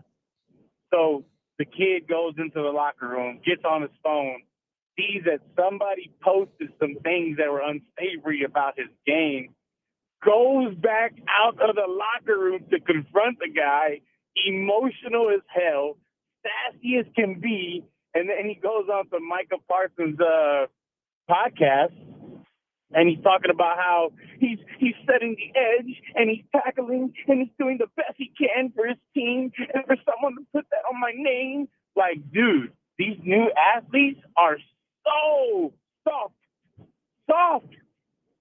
Y'all have a good day. That is a triumphant 49er fan after his team once again beat the Cowboys. I know, surprising that they would beat this version of the Cowboys. If you missed it, Julian talked about it after the game. There was a tweet about a play where you could question Trayvon Diggs' effort. He wasn't the man in coverage, but as George Kittle was breaking loose, you could assume that he wasn't giving full effort in trying to track him down. Now, eventually, I think he wound up pushing him out of bounds. So here is Diggs confronting the reporter about a tweet questioning his effort. Took from that? Out of that whole play, that's what you took from that? You don't know football. You can't do nothing that I do. You can't go out there and do nothing. Stay in your lane, buddy. Stop playing with me, bro. Just asking a question, Trayvon. I mean, I'm happy to have you answer the question. Out of that whole play, that's what you took from that? That's what you got from that whole play, that's what you got from that? I'm asking. We can talk about it more. What were you doing then? At the very end, if you didn't catch that, talk about these. You know what the rest of that is. We talked about it yesterday. It was a rough, let's say, 10 to 12 hours for the Diggs family. We don't know where Stephon Diggs stands as far as his knee injury, or how he stands. I'll see. Well, that's, I guess we can say that. You can't too. throw it stands in there. You don't know where he stands. I mean, you could have avoided doing it. No, I could. Yeah, well, clearly you couldn't. So we don't know the status, the structural integrity, if he stands, of Trayvon Diggs' knee. We don't know that yet, and until we do, we can't really make any real projections on what this Texans season could be if they're going to lose one of their top two wide receivers. So Tank and Nico should be enough. Nico won't play on Thursday. That'll be the final game of his IR stint, but it could be a Tank Dell experience solo, and then you can throw in Mechie and Robert Woods Hutchinson there. So we'll find out maybe today. They're still doing tests. I don't know if I'm encouraged because normally when a guy tears his ACL, we know that pretty quickly. It's not something, even Rashee Rice, where that took a couple days before they confirmed that he'd be out for the year. The sources were already saying ACL injury could be in the cards. So we don't know what it is right now for Stephon Diggs. Or you get the team fears it's an that. You'll get that with the Mike Florio report before Sunday Night Football. Like, you get this very fast normally. So it's either a good thing because it's like it's not ACL, or it's a bad thing because it's worse. There's just so much going on that they they need we're coming up on almost 48 hours to sift through this guy's knee to see what's torn and what isn't. Yeah, the only thing I would think is because they have a Thursday game, they're trying to hold any competitive advantage that they can. But anyone who Yeah, cart, well, he like, walked or not off. carted off, but he went straight to the But locker anyone who watched it doesn't expect him to play. That's the only thing I can think of if they're actually holding something back, that they're just, hey, let's keep the Jets thinking that he may play. But at this point, with a short week, You got no matter what it is, no one expects him out on that field on Thursday night. Yeah, he's probably gonna get no. Do you think they'll mark him as questionable this whole week? Well, they or have at least today. Well, yeah, because of the accelerated practice thing. I think this is another day where they won't actually step on the field. It'll just be an estimation of what would happen if they were actually in a normal week. So we likely will see a practice injury report, and it'll probably say estimation at the bottom, and then DNP for Stephon Diggs did not practice. But we won't get any real injury designation until like Wednesday, if they're still until we get a sources or reporting deal. Yeah. So we'll see, but no one expects them to play on Thursday. It'll be Tank Dell against that Jet secondary with the guys I mentioned before. Willie P, I see you. Because you have and I quote, a gang of stuff to get to. That's a quote from him. I know. So we'll get to you on the other side because we're up against it. Hold on if you want to get that gang of stuff in. But first, I want to talk about MyBookie. We mentioned the Texans. They have a game on Thursday. That is an important day for MyBookie because that is risk-free Thursday. What's that mean? It means exactly what it sounds like. You can bet, and if you lose, you get your money back. Refund, and if you win, you keep it. Risk-free Thursday. So keep that in mind if you're thinking about putting some money down on the Thursday Night Football action. It's not just Thursday Night Football that MyBookie provides odds on, whether it be college football, which is Tuesday nights now. If you want to put some money down there, we got the World Series going on. We're one victory away, at least from a Dodger sweep. The NBA is in action. We had the Rockets last night get a win in San Antonio. Maybe you like something going on tonight. You can look into that at MyBookie. I give you all these options because of their tagline: bet on anything, anywhere, anytime. Remember that promo code BET975. They match up to $1,000. So why not double your money? You may not be an expert. You may just be starting. You want to put 100 in? That's $200 ready to go for you at MyBookie. From the sports betting to the live casino action, MyBookie has it all for you, and they're there to help you have a great time wagering. MyBookie.ag is the website. Bet on anything, anywhere, anytime with MyBookie.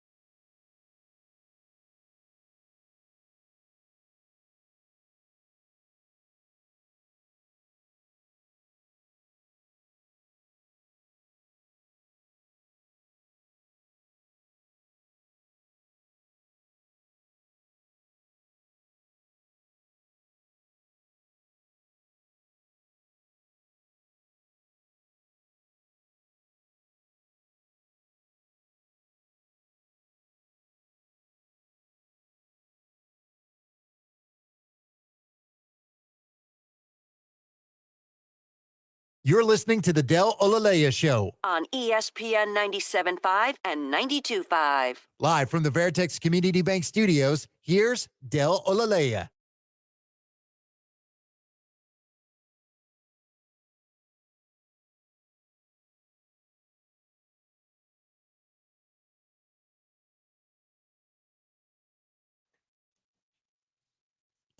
Sean hit me with some breaking news, and it's for a former Rocket.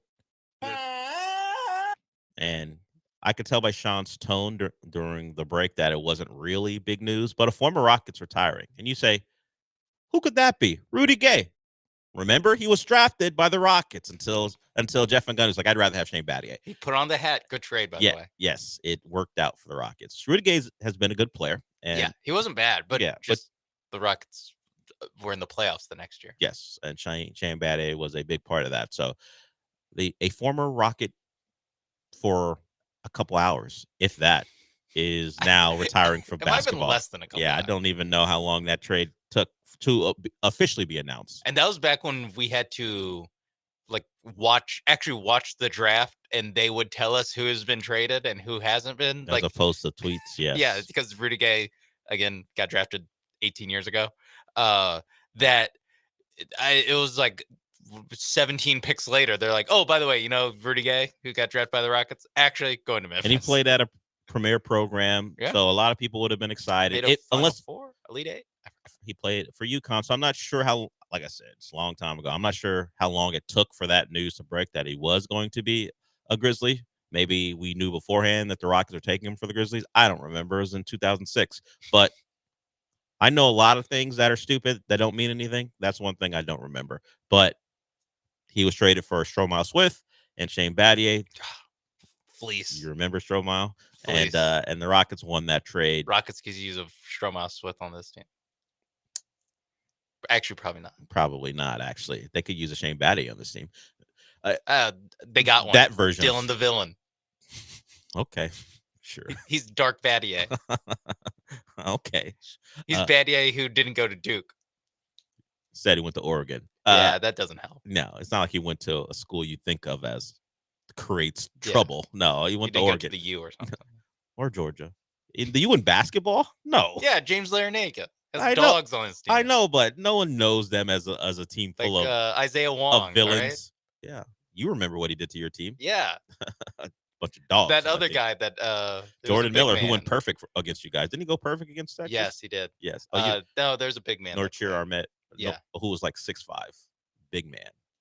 Getting punked by a 6'5" big man. Shout out to Texas. And that's college basketball, baby. I know. Of a 6'5" big man could have his way on the front line because Texas's tallest guy was like 6'7", 6'8" at the time, from what I remember in that game. Reliving Dylan Mitchell. Reliving a potential Final Four for Texas and an actual Final Four for Miami. Still, to this day, through UConn's 2 runs, Miami got beat by like 13 in that semifinal. Still the closest game UConn has played in the tournament. And through 2 tournaments. Hang a banner. Actually, you did hang a banner. banner. It's a Final Four banner. We actually did hang a banner. There should be parenthetical. Closest Gave game. UConn their closest game. Yeah. Let's get to Willie P. He said he had a gang of stuff to get to. What's up, Willie P? Hey, good morning, Dale. How you doing, man? Good morning, man. How are you? Not bad, not bad. Long time. I've been listening to the show for a while. It's been a minute since I called in, but I listen to the show every day. So first things first. Do you remember Pulisic's goal, the Olympico? How about we first things first with you? Now that your manager's fired, how about that? Remember, you called in after you scored that late winner against Fulham. Talk about, hey, look, that's why you pay that money. And now look at you without a manager. All right. You know what? You're right. You're absolutely correct. Ten Hag is out of there. He should have been out there at the end of the season. But I digress. It's funny because they put Van Nistelrooy in charge, and he's a protege of Ten Hag. So I'm like, what do you think is going to happen when we play Chelsea on Sunday? Like, they're going to dog us. It's going to be embarrassing. So nothing's going to change until they get a real manager. But I did see that Sporting Lisbon, their manager, Ruben Amorim or something like that, they reached out to him, and they want to make him the manager before the game on Sunday. Yeah, that's a report that he could be the manager in time I don't know if he would actually manage that game, but at least maybe officially announced by Sunday. Yeah. Yeah. So hopefully his first game is not us getting shellacked by Cole Palmer and his dead-eyed ass. But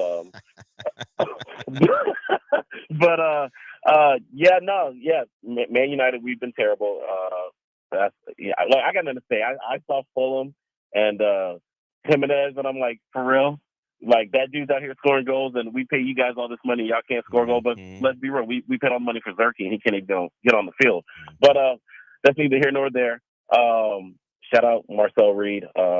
He should forever stay as the quarterback. Agreed. I think Connor Wegman should go ahead and get that FSU or that Iowa or Penn State money, because one of them three schools is going to pick him up. He's trash, but good luck to that man.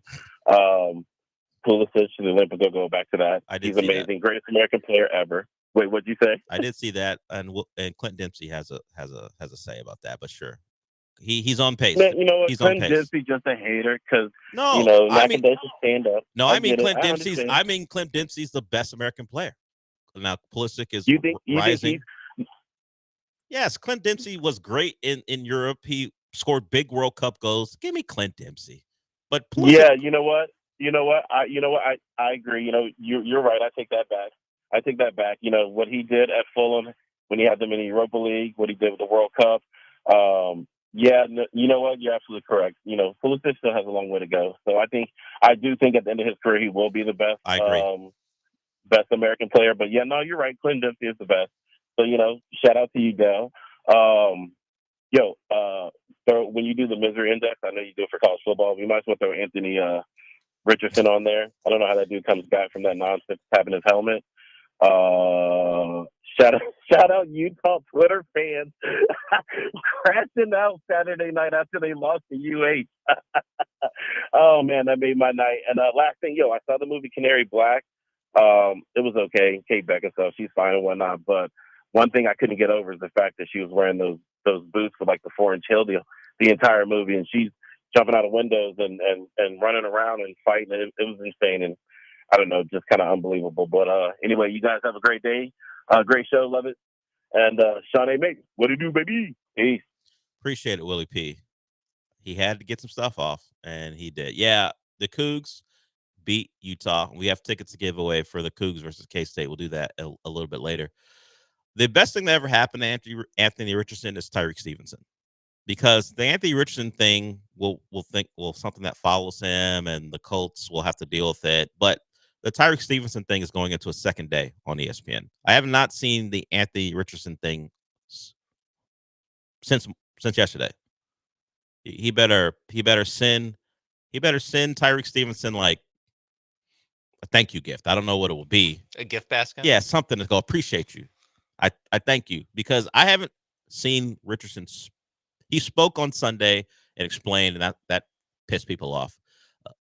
We've had Tyreek Stevenson apologize, talk about what went on and why he did what he did. We've had Bears players talk about how they felt unprepared for not only that moment, but like Cole Kmet, who isn't even a defensive player, was talking about how through the week things weren't being taken as seriously as they should. This is all coming from just bat the ball down, and no one's having these discussions. You're 6-2, and no one's thinking about what might have slipped through the week. But because of what happened, because one player decided to taunt Commanders fans and then bat a ball up in the air instead of slapping it down, this is what they're dealing with. I'm telling you, the best thing that ever happened to Anthony Richardson is Tyreek Stevenson.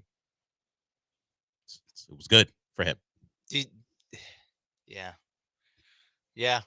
Man, that is so funny. That's life in the league. Is even if he taunts Commanders fans and just like actually makes the play, it's actually probably the opposite, where people are like, look at Tyreek Stevenson, standing on business. The football world, the serious or even non-serious people who are on TV are going to question, because the viral clip would have probably still gotten out, not to the same effect, because all we would have been talking about was a failed Hail Mary. But someone probably would have put that out there, would have gone viral, and then they would have talked about it, but not to the point where the man has to double apologize.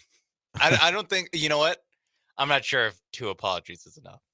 Joe George wanted him cut yesterday. Then I was like, is he good? Like, I mean, obviously he was out there to defend a Hail Mary. Their second round pick from last year, I think. He said it's basically like the Texans' Kamari Lassiter, or he's the Bears' Kamari Lassiter. So you're getting rid of your young, promising corner. Yeah. He cost you a game. But he's at a certain point, though, at least on Monday, when he's like, but you just have to cut him just to send a message. I was like, I can't fully say you're wrong. That, like, this guy, obviously, pretty clownish behavior. I'm not going to sit here and be like, no, you have to bring him back. Yeah. But on the other hand, you're simply probably need him. You're cutting him because you want your pound of flesh. Good. Yeah, it'll make you feel good. But if you go 3 more weeks into the year and the backup is getting roasted, does it make you feel better? Because you had a reactionary moment, and despite the dumb thing he did, he's a good enough player. Well, someone immediately will pick him up. Yeah. And what if the Vikings were like, you know what, we need a corner, or the Lions are like, we like Terry and Arnold, the Lions need him. And what's his name? Carlson Davis. Yeah. We'd like a third really good corner. How about that? You wouldn't like it if he wound up on an NFC North team. You just keep him. You take it. It sucks. Hope he triple apologize. Yeah. Get another one every day. Or you know what? Game. You know what? Have a game-winning pick six. Oh, that's it. Make a game-winning play. If a team is driving, you're about to lose. Make the inverse of what you just did. Yeah. And make a play that wins the game. Save the game. So if it wasn't for Tyreek Stevenson, we would have lost this game. But with Tyreek Stevenson, we would have. If it wasn't for Tyreek Stevenson on Sunday, we would have won the game. Yeah. You have to have a moment where if it wasn't for Tyreek Stevenson, we would have lost the game. You're back to neutral. You balance it out. That's what he needs. Also, you saying he needs a game-winning pick six to balance it out makes me remember that Jake Myers only has one game to win World Series MVP. Well, he's not playing for the Dodgers, but there might be a clerical error or something. But this might be the last day where it's possible for him. It's a pretty giant clerical error. That he winds up on a different team in a Dodgers uniform tonight. I thought I wrote Freddie Freeman, but nope.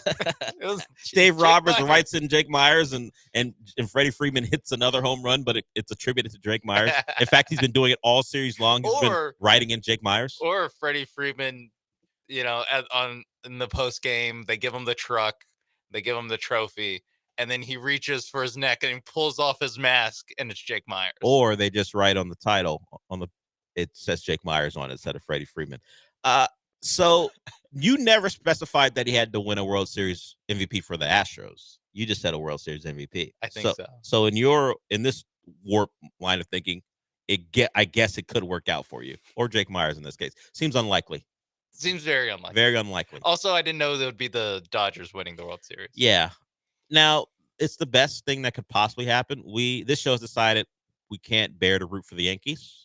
We're not fans of the Dodgers, but if this ends in 4, the series is over. The parade happens sooner that we won't watch, and the Yankee fans are miserable and embarrassed. Yeah. So that's the best scenario, considering we were stuck with 2 awful options. Yankees sweep is the best. Yankees sweep? Oh, Yankees getting swept. Yes. Okay. Yankees getting swept. Okay. Is the best option because it is so embarrassing. And I saw this. I wish I had it up, but they've lost like their last 10 playoff games against non-AL Central teams. They got swept by the Astros. They are getting swept. They're in the process of getting swept right now. Like, they lost a wild card game, and then they lost, I want to say, like a couple games to the Rays in like 2020. But the fact this goes back to like 2020, where they only beat the AL Central, and then they immediately lose every game against, dare I say, real baseball. Look at that. Non-AL Central, real baseball. Fake-ass Yankees. Yeah. Paper pennant that they won. Good. I'm glad they can have some infamy as they spent $400 million to beat the AL Central and the Guardians. Yeah. Congratulations.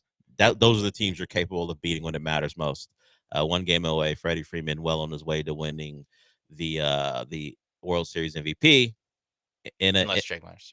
Yeah, sure. Unless that Jake Myers scenario happens. In a series where neither team is hitting that well, but the Dodgers have actually more than double the extra base hits, and that's been the difference. Not that I'm watching pitch for pitch, because really, what's there the breakdown in a baseball series? Yeah, particularly when you don't care about. We talk about how busy of a time October is for sports fans, it's pretty easy to make the World Series cut. Like It's very easy to by that time to be like, well, especially when they play on Saturday night, and it's like, well, I'd rather just kind of watch all these college football games than Dodgers Yankees. Although I did try to tune in, I did tune in actually.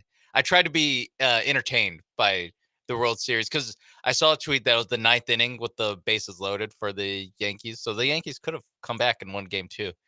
And the Dodgers had their closer Trinan on the mound, and he gets 2 outs, and the number 8 hitter is up for the Yankees, and then the Dodgers go to the pin to bring on a lefty for the matchup, and I'm like, I cannot do this. I cannot stay through a commercial break for the 8th hitter Yankees catcher who doesn't have a platoon advantage against the. I was disgusted by what's become of baseball, where you have your closer on the mound to win a World Series game, and the 8th hitter for the Yankees comes up, and you're like, well, gotta put in the lefty.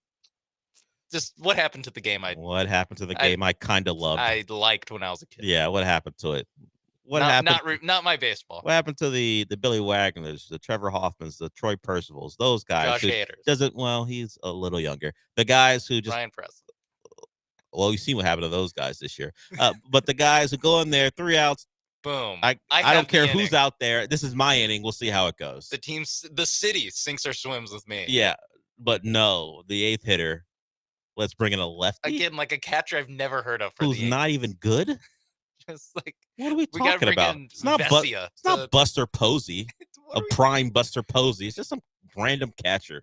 What embarrassing. It's disgusting. And then, oh my God. Why don't people like baseball? That's why. That's why. Yes. It's the version of Anthony Richardson tapping his helmet. You pull the closer out for an 8-hole hitter. It wouldn't be, I mean, it would still be disgusting, but it wouldn't be as bad if they don't go to commercial during that. And like, now I'm in here thinking, am I really going to, on my phone, stay through a commercial break? Or am I just going to flip back to Marcel Reed running for 15 yards against the LSU defense? Like, that's just what I'm going to do. Feels like an easy choice to make. Much funnier to watch the Bayou Bengals look miserable because they didn't plan for the read option, which leads us into our second hour. Speaking of miserable, we'll get to the misery index when we come back to lead off hour 2 of the show. It was a rough one for about a quarter and a half for the LSU Tigers. Unfortunately, it was the most important quarter and a half of their year so far. Tough one. Maybe plan for a running quarterback. Just assume that he might get in the game. They didn't, and they paid for it, so we'll get to that. We might have to go back to a full week to add one of these teams to the list. That's how long ago this game happened. A week ago today. So we'll discuss a undefeated group of 5 team who's no longer that because of the loss to a team that no one thought could beat them. A lot to get to with the misery index. Anyone want to get in? You heard a lot of people calling. You can get into 713-780-3776. And of course, we do have those tickets to the Cougs versus Kansas State. We'll give those away in the second hour as well. We will be back.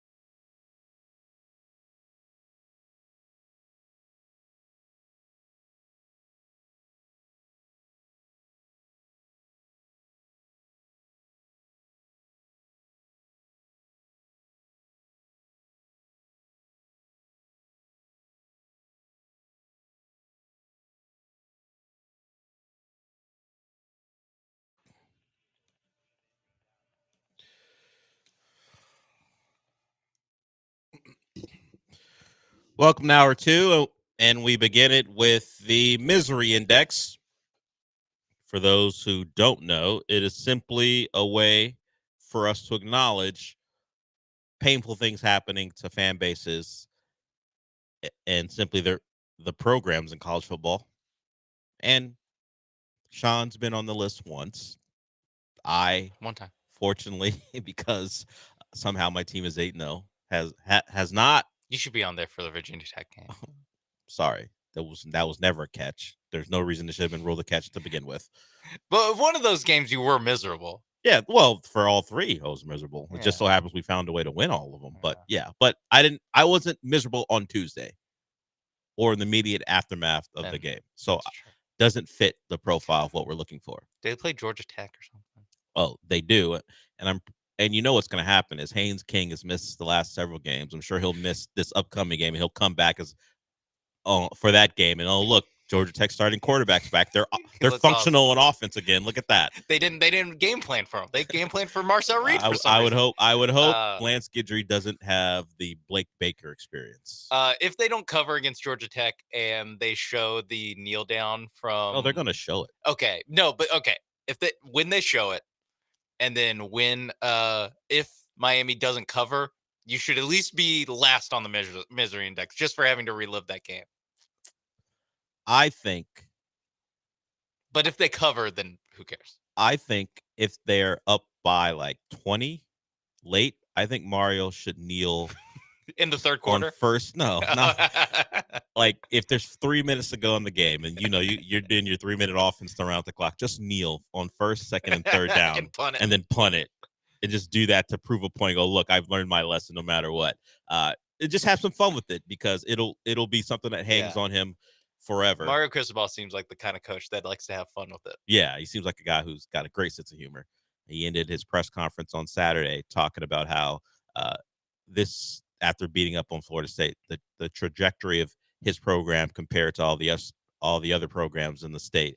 And he said it's pretty clear for national and local recruits what their trajectories are. And he ended it with using his hand to pound the table like a gavel, because he seems like a fun guy to hang out with. But hey, just win your football games and don't embarrass us anymore. We appreciate that. Yeah, there really isn't like a good Florida team other than Miami. No, they've all been even like UCF. We thought they might be good until Colorado got a hold of them, and now they've been just poor. So no, USF, God, they're all stink. There's only one. FIU, FAU, none of them. They're all bad. Pitbull University stinks. Nope, terrible. All of them. You can't find one. I don't know what FAMU's up to. What's West Florida up to? They No normally idea. win D3, Yeah, right? they're pretty good. I'm not sure what they're up to. Haven't looked at their schedule throughout the season. We're better than West Florida. Because I'm sure there's a 4-star really thinking about it going to West Florida until Miami got a hold of the kid and made him realize where he should be going. Okay, let's go back all the way to last Tuesday. Now, this team normally wouldn't be on our radar, except that they lost to a winless team, a team who somehow got featured in the EA college football game, like the previews, Kennesaw State. Yeah. They were, I think that's the first team they showed scoring a touchdown, I think, with Reese Davis, of all people. What they know? Call. They knew that they would be terrible until they saw Liberty. Liberty was on the outside looking in as far as making the playoff as a non-Power 4 conference team, but mostly because Boise State exists and the Army and Navy are around. And Liberty has literally the worst. They have a terrible schedule. Worst strength of schedule. But they were undefeated, and if a lot of things happened to go their way, they may have found their way in, except Kennesaw State was like, actually, no. So Liberty was down double digits in the fourth quarter to Kennesaw State, eventually loses that game by 3. So they belong on the list because all their hopes and dreams, how delusional and out there they might have been, are over. Yes. They drop a game to Kennesaw State, a previously winless team. If they lost to a 4-4, I wouldn't even put them on the list. Yeah, Conference USA team, they're not on the list. No. It's the fact that it's Kennesaw And I State. think it's a team in their first year in the FBS, I believe. Is that the case for Kennesaw State? Because Sam Houston's first year was last year, and I know they're staggered. I think it's Kennesaw State's Or maybe they went at the same time. first year on the FBS level, and they get a big win against a previously undefeated Liberty team. So they belong on the list mostly because it was a chance for a playoff that was very remote, But now that's not even the case anymore because they drop a game on the road to a bad football team. Yeah, as a Liberty fan, you're probably already gearing up for having to argue that you should be the 12th seed in the playoff, and all you need is your team to go undefeated against the worst schedule in college football. And not only do they trip up on the worst team on the schedule, because by all the power rankings, they like power rank them all through whatever 134, however many. Like that. Kennesaw State's always 134. Yes, they're awful. They're terrible. I mean, they're FCS team. It's their first year. Yeah. So, but there are some FCS teams who would be much better than, let's say, 30 of the teams. Yeah, maybe even more in the current FBS. Yeah, in the FBS power rankings, but Kennesaw State did not fit that, and they're bad. But it did not matter on that night in Kennesaw, Georgia, as they beat not Georgia, Liberty to end their potential undefeated season. We move on to teams you may have actually seen the games. I mean, maybe you were watching on Tuesday night. Don't blame me if you weren't. A lot of other things going on. But you probably didn't see this one either, to be honest with you. I watched it because of multiple reasons. Hey, look, those two coaches used to be underachieving on my favorite team.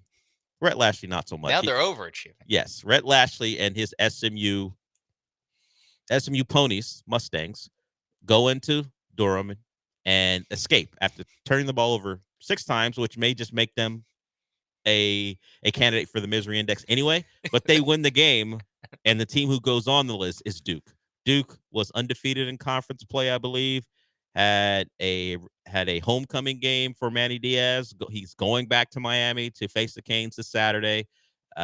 He is from the Miami area, coached the team as a DC and a head coach, was thinking about having a chance to knock off the Canes and maybe have a perfect run through the ACC. Well, it ends in Durham late night because a former player of his, while he was at Miami, who's now at SMU, blocked a kick, like a chip shot. We talked about it yesterday. But Duke goes on the misery index because somehow, some way, they were a chip shot field goal away from winning a game. And I say somehow, some way for multiple reasons. They had a +6 advantage in turnovers and still needed a last-second field goal to win. 6-0 turnover advantage. Yes, and they still were scrapping and clawing. And it took the final turnover where it's not Daniels. What is his name? Jennings, the quarterback for SMU, just tried to escape the pocket, lost the football, put Duke in a prime position. They can't convert. And then Duke, after giving up a touchdown to SMU, scores their touchdown in overtime, goes for 2, does not get it. They drop that game. So they go on the misery index. Even though it's Duke football, it's always basketball season for them. That was a chance to get a top 25 win at home, and they don't get it. And now they have to head to the number 5 team in the country and see how that plays out for them. Next up, we talked about them already today. Let's throw LSU on the list. You had control of that game. You had Connor Wegman seeing ghost. We played the sound. We played that sound yesterday from the Texas A&M DB saying, "Yes, he ain't gonna throw this ball." I can't believe I can't believe. No way he's gonna throw this ball. And Wegman did it again. Wegman did it twice. 2 balls that the Nussmeier did it. Yeah. Nussmeier. Wegman, Wegman I can't trust, but Nussmeier was untrustworthy yesterday on Saturday. I can't believe Nussmeier's going to throw this ball, and he did it twice. A&M picked it off, and of course Marcel Reed comes in the game and runs all over LSU. So LSU needs to find a way to defend a running quarterback, at least plan for one, even if he's not the starter. And they got to find a way to get their quarterback to stop throwing the ball to the other team, particularly when you have control of that game. It was 17-7. Marcel Reed was already told he was coming in, but it's 17-7. You have the ball. You throw that pick, and it turns the entire game around for the Aggies. So the Aggies are now, I mean, I don't want people, I mean, you can overlook it if you want, but I don't want people to overlook the South Carolina game and think the Aggies just have this free run to Texas and a chance for a winner-take-all, possibly, at least to make the SEC title game. South Carolina's not great. I'm overlooking them. Well, it doesn't matter to you if the Aggies lose. I might not even watch. Well, you probably won't watch if there's a better game on that you're more interested in. But I'm overlooking. South Carolina isn't great, but I think they're coming off a bye, and that's always a little dangerous after you're coming off a big win? That is tough because they had 2 weeks so they could prepare for 2 quarterbacks. Where some teams, Missouri and LSU, only have 1 week and can only prepare for one. That's what I'm saying. And now South Carolina can see that Marcel Reed is pretty good, so they have to be aware of him, and then they have to be aware of the inaccurate pocket quarterback in Connor Wegman. So they have to take all that into account. Shane Beamer's like, I know last week it was Wegman. This week we're working on Reed. Yes. Exclusively. Yes. But we already know what Wegman is because we planned for him already. So there is an advantage there. I mean, imagine that. A guy who played extensively early in the year may have an impact in the game. Maybe someone should have informed Blake Baker about that in the LSU program. So LSU takes one on the chin. They have now every game for them is an elimination game as far as it coming to potentially making the playoff. They can't lose another one. Let's throw Syracuse on the list because I had to watch Kyle McCord play. Syracuse, not in the same position as Duke, where they had already had a loss in conference play, but you beat Pitt on the road. I'll take it back. Duke had a conference loss as well. They had already lost a game, but they were trying to keep their ACC playoff title game hopes alive, and losing to SMU kind of kills that for them. But Syracuse the same way. They go in the Pitt, and if you lose a Pitt, whatever. It's a road game. You lose a Pitt. Syracuse is an okay team, not a great one. But you watch your team throw, particularly your quarterback throw 3 pick sixes in the first half, and it's like, man, all the hopes and dreams of a potential ACC title game appearance out the door because your quarterback, I don't know what you would call what Kyle McCord did other than a disaster. And the biggest thing about that is now he's only a one-year guy, right? Does he have any more eligibility after this year? The biggest thing about that is you can never trust Kyle McCord again if you're a Syracuse fan. Yeah. You can't trust him. Like, there's always going to be a chance. Is Kyle going to do what he did against Pitt? It's one of the worst feelings when you go from, hey, Kyle's been pretty good for us. Yeah, it's pretty good. I feel good about him. And then you lose all belief because of what he did. Yeah. The total was 5 interceptions, 3 pick sixes in the first half. And it's obvious to state if he doesn't do that, you're in the game. But if you look at the numbers, Pitt didn't play particularly well offensively. They didn't have to because of what their defense did. It's a game that was imminently winnable if your quarterback didn't have a disaster. Yeah, Pitt's offense wasn't able to get in rhythm. They're sitting on the sideline for too long. True. They kept getting pick sixes. Kept returning touchdowns. You're right. Yeah, no. I 100% agree with basically every time Kyle McCord throws the ball now, I think you have to be worried if you're upset that ball's going to land in an opponent's hand. You can no longer have full faith in him, and that's a terrible feeling. That it's very, very bad stuff. And yes, I feel like I also deserve a place on the Syracuse misery bandwagon because of your backing of Kyle McCord. Yeah, like what, 6 hours before the game? I don't know. Is he better than Kyle Klubnik? Kate Klubnik? I don't know. Is he the second best quarterback in the ACC? Better than Will Howard? Probably have to retire that one. Yeah, a lot of narratives we were trying to stoke the hours before that game are dead, thanks to Kyle McCord's disaster class. And the final one, we go to a team that the Cougs will be playing on Saturday, and a team they have already played. The Sunflower State Showdown or rivalry, whatever it's called, Kansas versus K-State. I think shootout. They have stuck with shootout? No, I think it's actually showdown. It's just the Sunflower Shootout. Yeah, It's such a funny. Yeah, it's funny. Much like the Duke SMU game, a quarterback with a chance to give his team not just a win, but to salt the game away in this case. Like Jennings would have had to lead his team down to win a game. Daniels just had to not fumble the football, the quarterback for Kansas, and his team may have won a big rivalry game over one of the teams at the top of the Big 12, and a Kansas year that has gone haywire because they can't hold leads.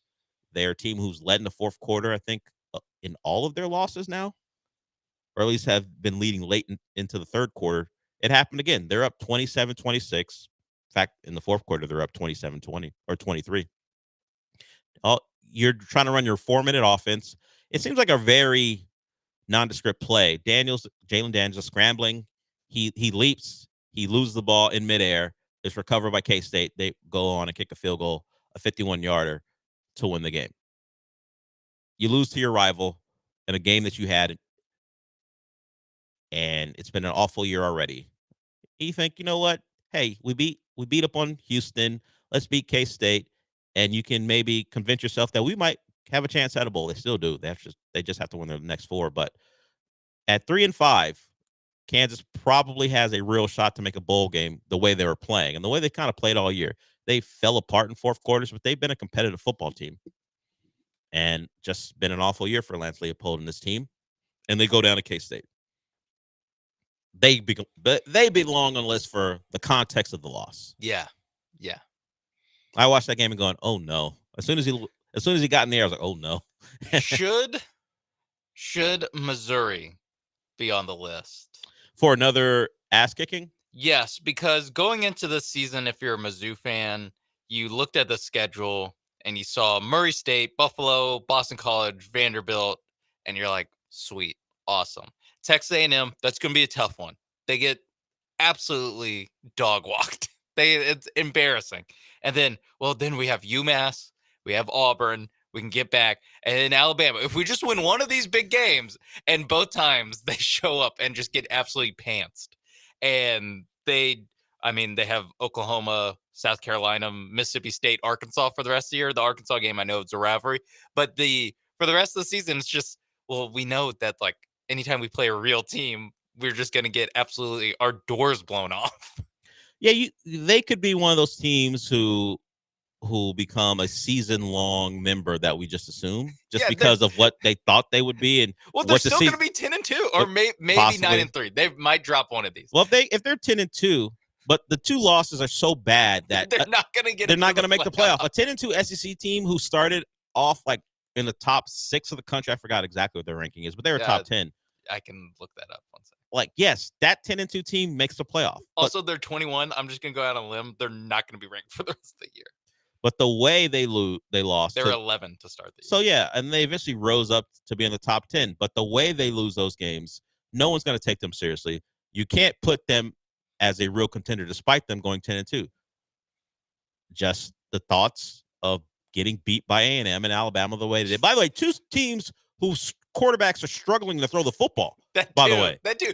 During certain parts of the year, I'm probably not the exact same point of the year, but in early October, you're thinking, you can actually maybe not just pick off one of these guys, maybe you win both of them. Yeah. And it turns out, boom, you lose by combined like 80-0. You were get right games for those 2 teams. Yeah. And now you got the rest of the way. It's going to be a very disappointing double-digit win season if it comes to fruition for Missouri. They're going to talk about how they were fooled by expectations and their team did not show up in the way they should. Is that someone that's a play on Eric Wong's name, or did you just write a B instead of a W? No, I think that's Eric. Okay, we'll get to that, Eric, when we come back. We're done with the Misery Index, and we'll give away those tickets for K-State versus the Cougs when we come back as well. So if you want a chance, you should be back when we come back.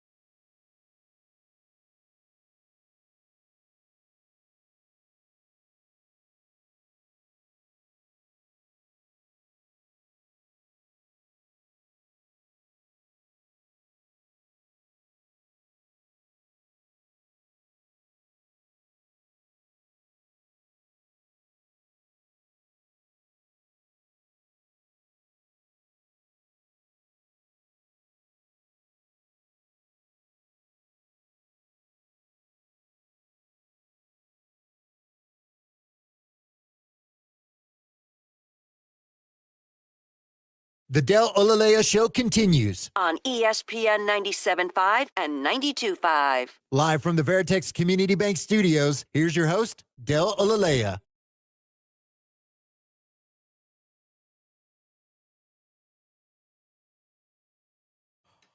Welcome back. We'll get to, in this case, Eric Bong, and then we'll do the giveaway. Eric Bong, what's your question? Hey, Del, no, Jose Olaleye. I just have a few things. But the Rockets and the Spurs, they're both young teams. What do you think the rivalry is going to be? Is it going to be like the early, mid-'90s? And also, did you get the chance to see Venom? And who do you prefer working out with, Abigail Dye or Ken Castro? I'll hang up and listen. Well, I've never worked out with either one, so that's a question I can't answer. I have not seen Venom. Sean, did you see it? Yes, I did. We won't have Michael this week because he is off. Maybe we'll see if he can come in tomorrow just to get a review from you guys. I don't know if he will have his latest episode of Comicast up yet. I have to watch episode. I have to watch the second movie. You do, and you do. Yes. I will say you will have to watch to understand even a little bit of it. Really? Not even a little bit. At a certain point, it's like, got it, Venom. Yes, but there are just people that they don't introduce or they barely introduce that you're supposed to know because you watch the second one. So yeah, I have to do that first, Eric, and then I'll watch 3 at some point. I've seen reviews of it, and people are like 80% Rotten Tomatoes. Is that true? Audience score. Oh, okay. Which we talked about it's not for critics. Which you are an audience member. You're not a critic. Yeah, I know I do the segment on Fridays, but no, I'm not a certified critic. I just watch things to see if I like them or not. Yeah. Yeah. It's a bizarre movie. Yeah, that's what I've heard. It's it's crazy. All the different things that are in this movie. You're like, wow. Yeah. Also, Tom Hardy, who could probably win an Oscar. Not for this. Yes, I mean they've had Michelle Williams in a movie. They've had Woody Harrelson in movies. Yeah. And obviously Tom Hardy's been the guy since the beginning. So they have Otto Hightower in this movie. As Otto Hightower. Risa Fans or whatever his name is. That's why I call him Otto Hightower. Yeah, it's hard to pronounce is it a Welsh name or an Irish name? So I will see it at some point. I can't promise when, but I need to get to 2 and then I'll go watch 3. There's another series actor that's in this. That's another name I can't say. Do you know what role he was in? He was in 12 Years a Slave. Chiwetel Ejiofor? Yeah. Something like that. I hope I got his first name right. Ejiofor is his last name. He's in this movie. Yeah. Just I know. I've seen the trailers. Like, what are you doing in this? Just a guy wearing camo. If Tom Hardy can do it, he can do it. Yeah. What's the difference? Michelle Williams, Tom Hardy, Harrelson, Ejiofor, they've all been in them, cashing them checks. I respect it. And making some art. Okay. With symbiotes. Yes. And Noel is in it, the big bad who may be in more Sony properties. Yeah. Because I was told he wasn't doing very much in this movie. Low minutes. Yeah. On him. Yeah. But impactful. Reed Shepherd? But more impactful than Reed Shepherd. More impactful. In his 3 minutes yesterday. Yeah. We talked about, the questions were, who's going to get minutes for this Rockets team? They got to play Reed Shepherd, right? Fred VanVleet's numbers are going to come down as far as his minutes played. Nah. Have you met Ime Udoka? Have you met him? The veteran point guard is going to play. I said that. He's not minimizing Fred VanVleet's minutes. It'll be other people if Reed Shepherd's going to get time. And he was, for the most part, out of the rotation yesterday as the Rockets get a win. Eric's other point about Rockets Spurs, will it be a rivalry like the 90s? Will they both be good?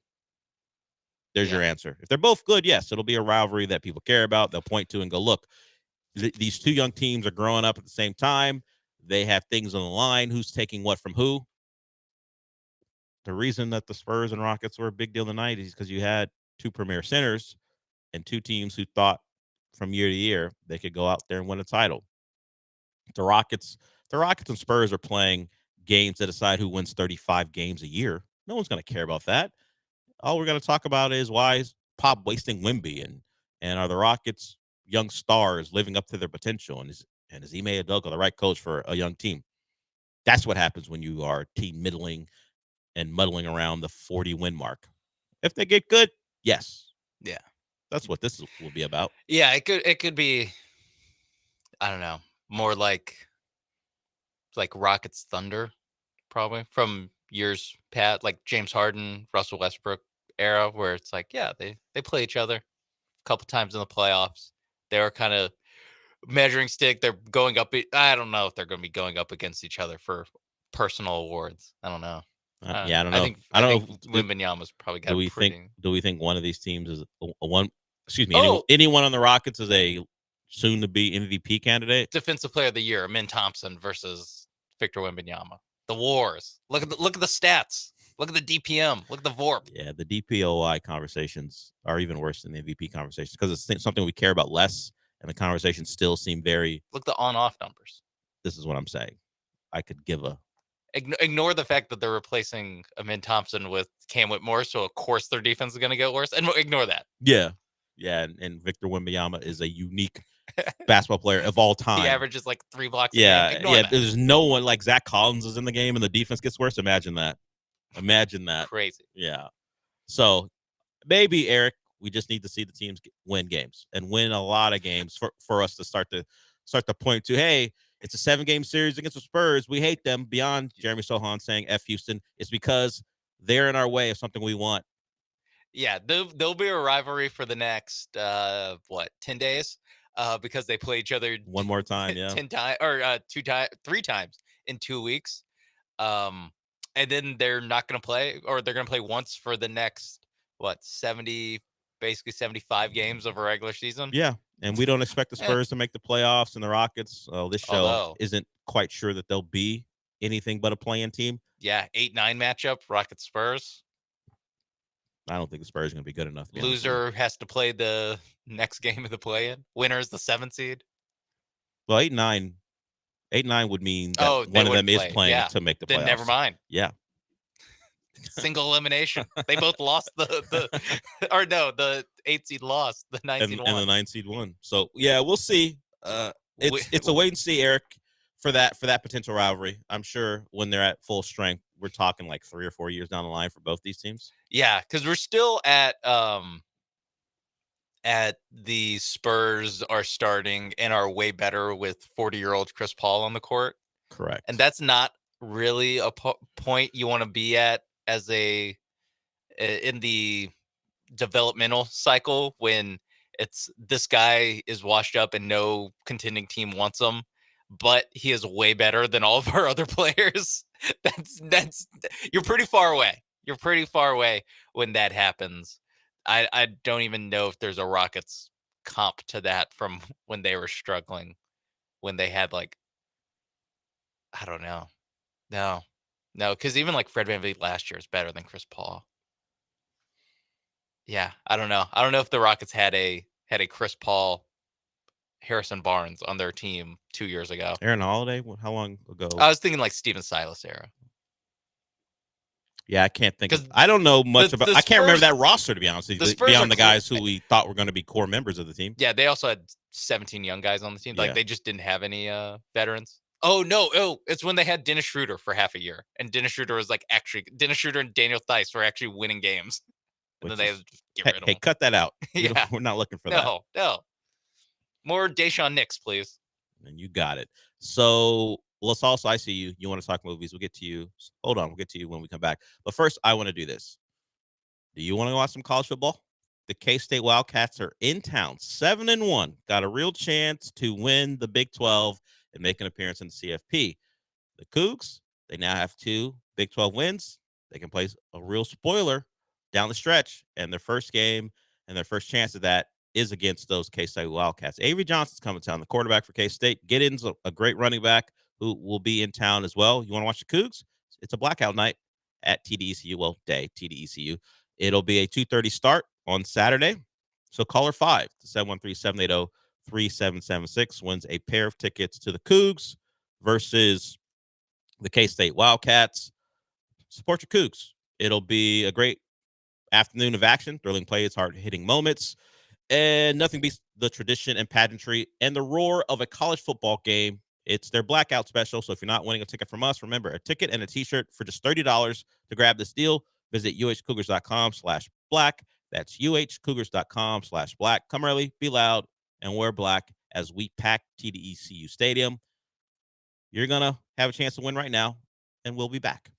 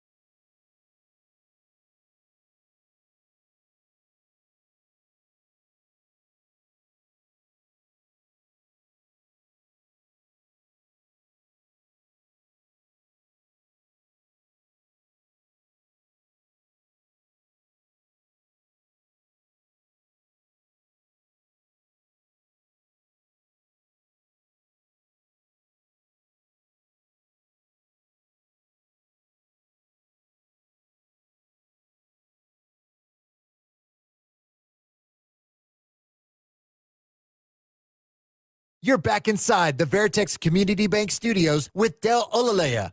I mean, you're not actually in the studio, but if you watch ESPN Houston's YouTube channel, it's kind of like you are. No, not really? Okay.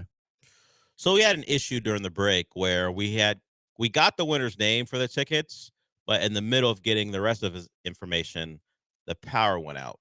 So Sean wasn't able to get most of the information that he needs. So you know who you are.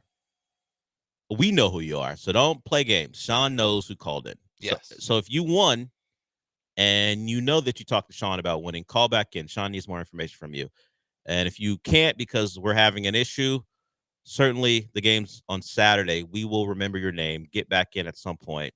Let's make it easy for everyone. Call back in during this show time because Sean will remember, or maybe from 12 to 3, but 10 to 12 probably works best. I mean, even like you can just DM me right now. Yeah, if you have Sean Twitter. A. Mapes. Yeah, if you have Twitter, Sean knows who you are.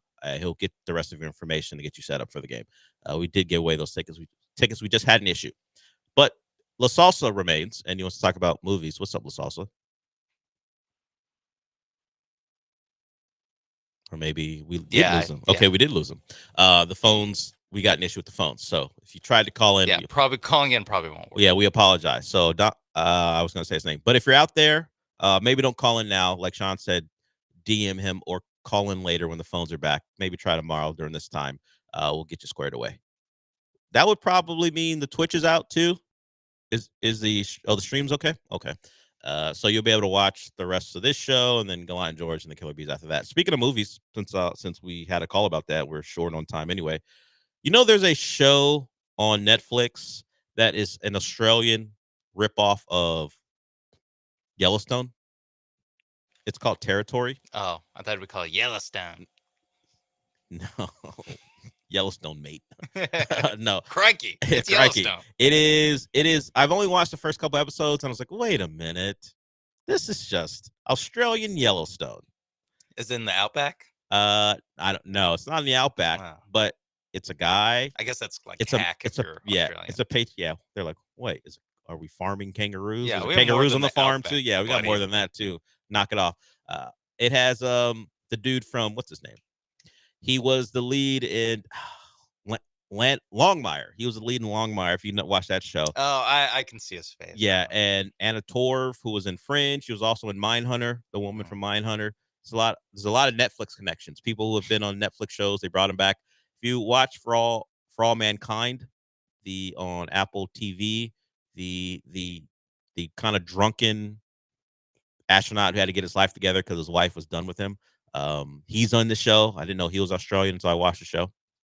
So it's a lot of just a patriarch whose family whose older son dies in the first episode. I think just like Yellowstone, I think the older son died in the first episode. The younger, well, too late. It happens like in the first 5 minutes. Sorry, he's dead within 5 minutes, so we don't even see him die on the screen. The mystery is who killed him, which kind of always is the case. We got the younger son who, not like Casey, who's actually like a good kid, just doesn't want to do it. At least in the first couple seasons of Yellowstone.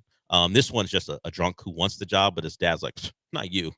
You're the worst. And then you married this woman I didn't like either. So it's a ripoff. Or maybe it's something that's just basic, so you won't even call it a ripoff because maybe the Yellowstone idea is not a brilliant one, but hey, it's making a lot of money for Paramount and the creator. But yeah, Territory is okay.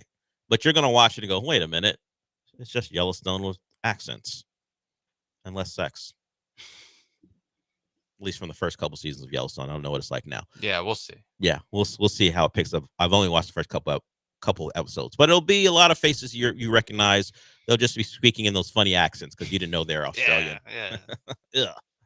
But there are a bunch of cows and all the things you love. To read subtitles to watch this, is what you're saying? The accents aren't that heavy, but they're gonna say things you don't understand because it's Australian slang, stuff like that. It's a real bungaroo that we're in. And You you're are just like, not doing yourselves any favors with the Australian contingent. It's like a very dramatic moment. Yeah. And like, and they say a word that sounds funny to you, but it means something very serious. So bunga jollies. And you're just like, I don't know. What is this? I got to tune out. Seems unserious. They're not serious people. It's what are not they the talking same about? when Kevin Costner's saying. Yeah. When he says what he says to the screw up kid, it's a little different. When this guy said, it's like, oh, we're having a good time here. Is this Kangaroo Jack? Paul Hogan feels like everybody sounds like Paul Hogan. Crocodile Dundee. It's fine. You can watch it. Take it or leave it. It's not even like background noise. You do have to pay attention to it, but maybe it's not worth it. I would say that. I thought you were gonna say the Australian version of The Office, which I dare say I watched the English version of The Office. Well, the original Office, I guess you call it that. That's what I was gonna say. I think if you wait this long to have your country's version of The Office, too late. The wave is gone. There's two better English speaking ones. That's not even to say I'm sure Germany got in on it. I'm sure Italy had. You had think one. it's okay if it's in a language that's not English?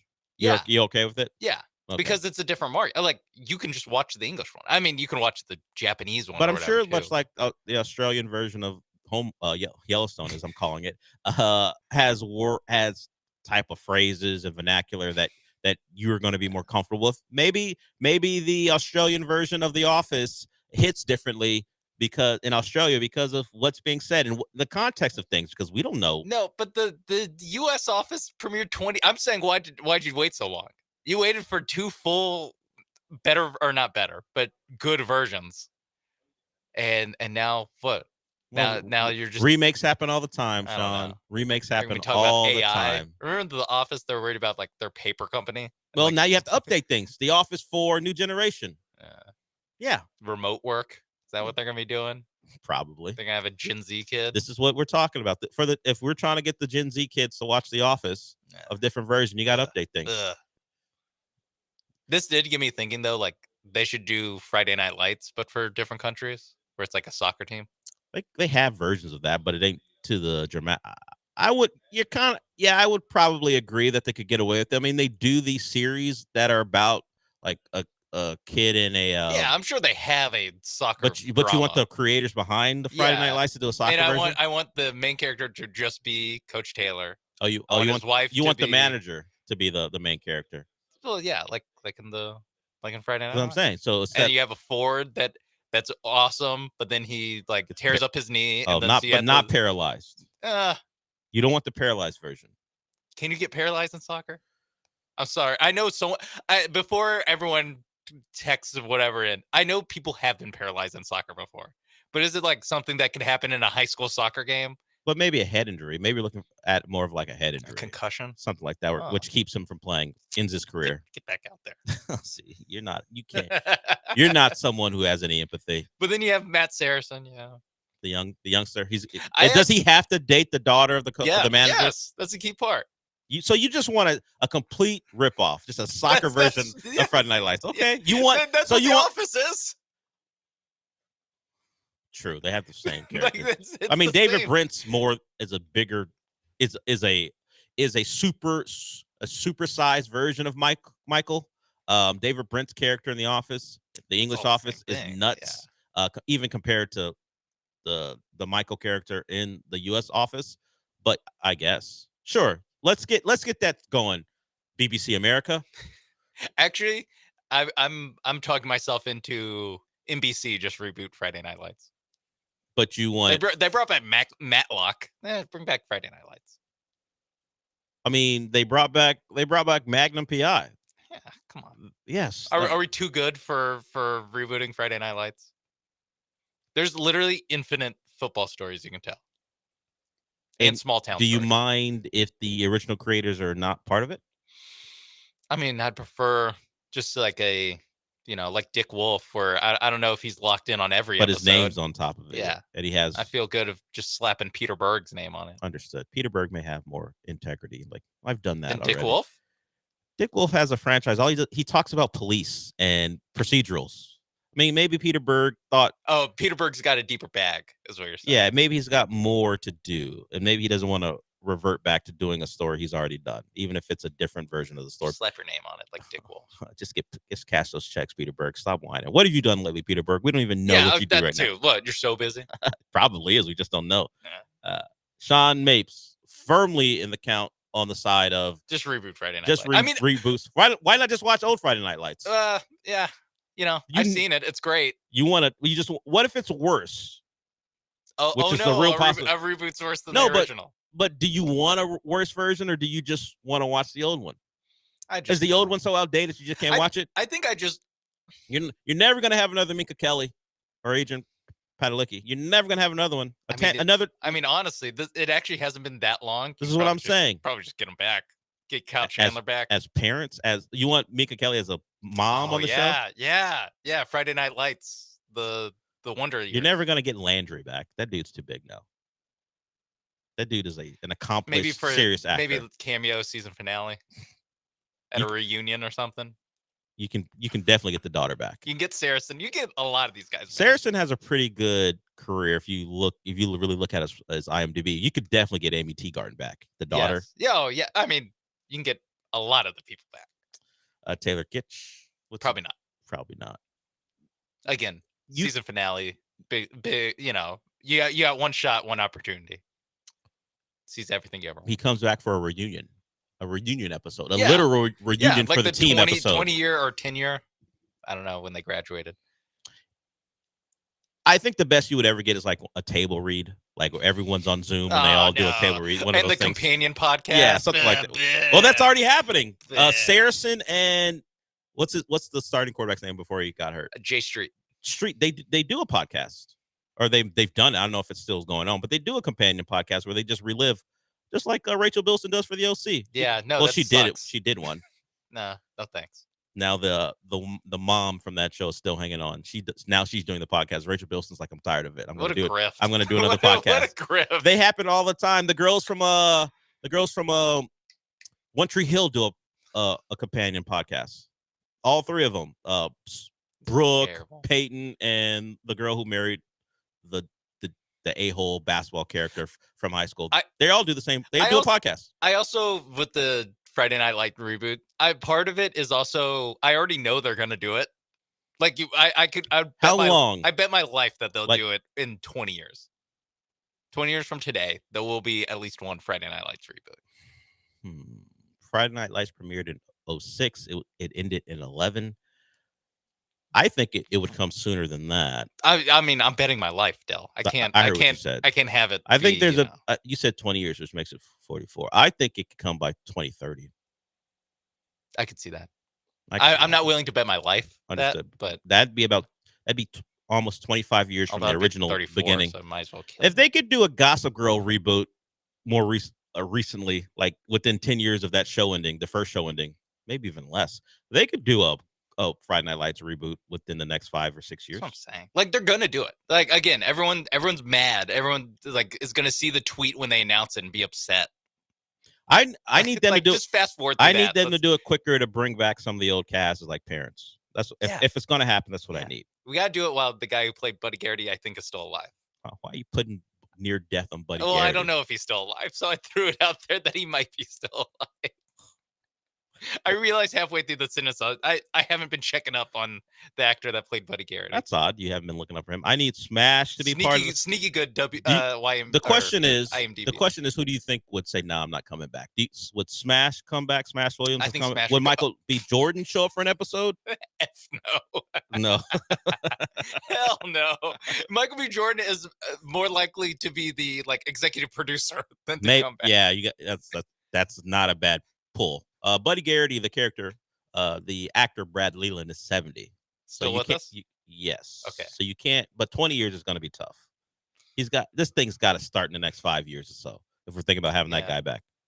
Yeah. And and he's a doting grandpa who doesn't care about football anymore. It's almost contingent on. No, he still cares. But not enough where Buddy Garrity is going to die. But not enough where he's had his hands in it. He's like, yeah, I love the Dillon Panthers, but I'm not like all in. Or he's full Phil Knight, T. Boone Pickens on his deathbed throwing money at this. Ooh, because the team hasn't been good for years. Yeah.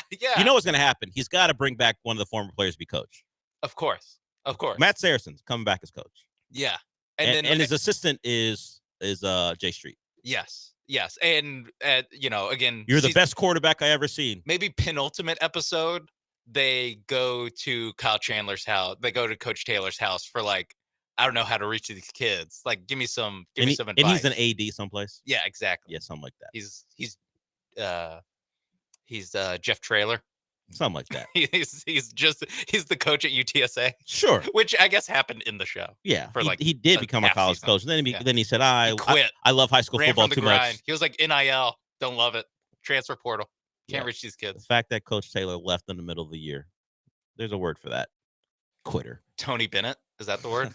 No, he left at the beginning of the year. There's a difference. He left right before the year started, and one of his players is now in the transfer portal. Imagine that. Your coach leaves you at the drop of a hat before the year starts. You're like, I'm out. All right. Sean wants us Friday Night Lights reboot. Why not? I know they're going to do it, so just get it done right now. Yeah. We're done for the day. Let's workshop some more shows that we want back in the near future that maybe were great, but let's see them again in a far worse version because we know that's going to happen. Gallant and George are up next. We got the Killer Bees after them. Sean, since we did it, who else did it? We did it! Jason Tatum did do it, unfortunately, for us non-Celtics fans. We'll talk to you tomorrow.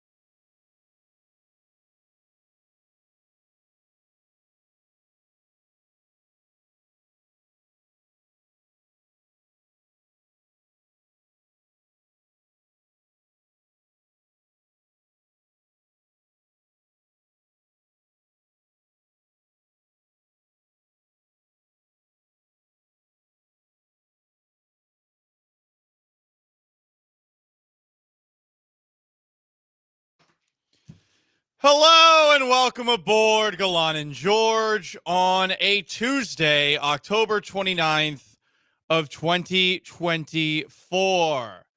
Rockets beat the Spurs last night. Dodgers have a 3-0 series lead in the Savannah Banana Invitational over the New York Yankees. And the Houston Texans are on to the New York Jets, who they play on Thursday. And even though the Jets just lost to the bum-ass New England Patriots, I can say that. I feel like we got to press the reset button. A team that is yet to put together 60 complete minutes is now, again, 0-0, Joe. 0-0 on the season. If the Jets are 0-0, I feel very differently about this game. Aaron Rodgers, They're 0-0. Garrett Wilson, Devontae Adams, Breece Hall. Everyone's 0-0. That's going to be a good football team this year, Paul.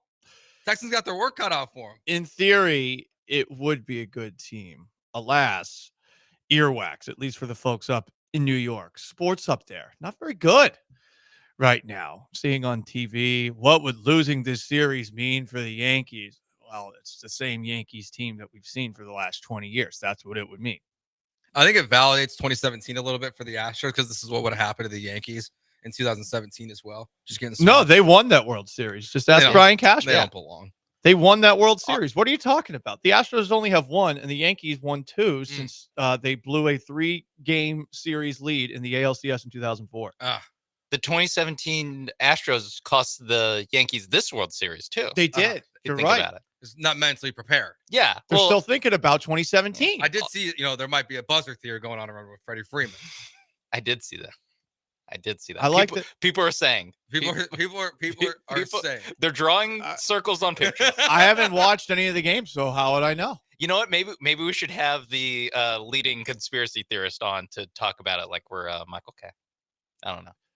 Aren't the Killer Bees going to do that? Don't they do that? I think it's Bonda. It is Bonda.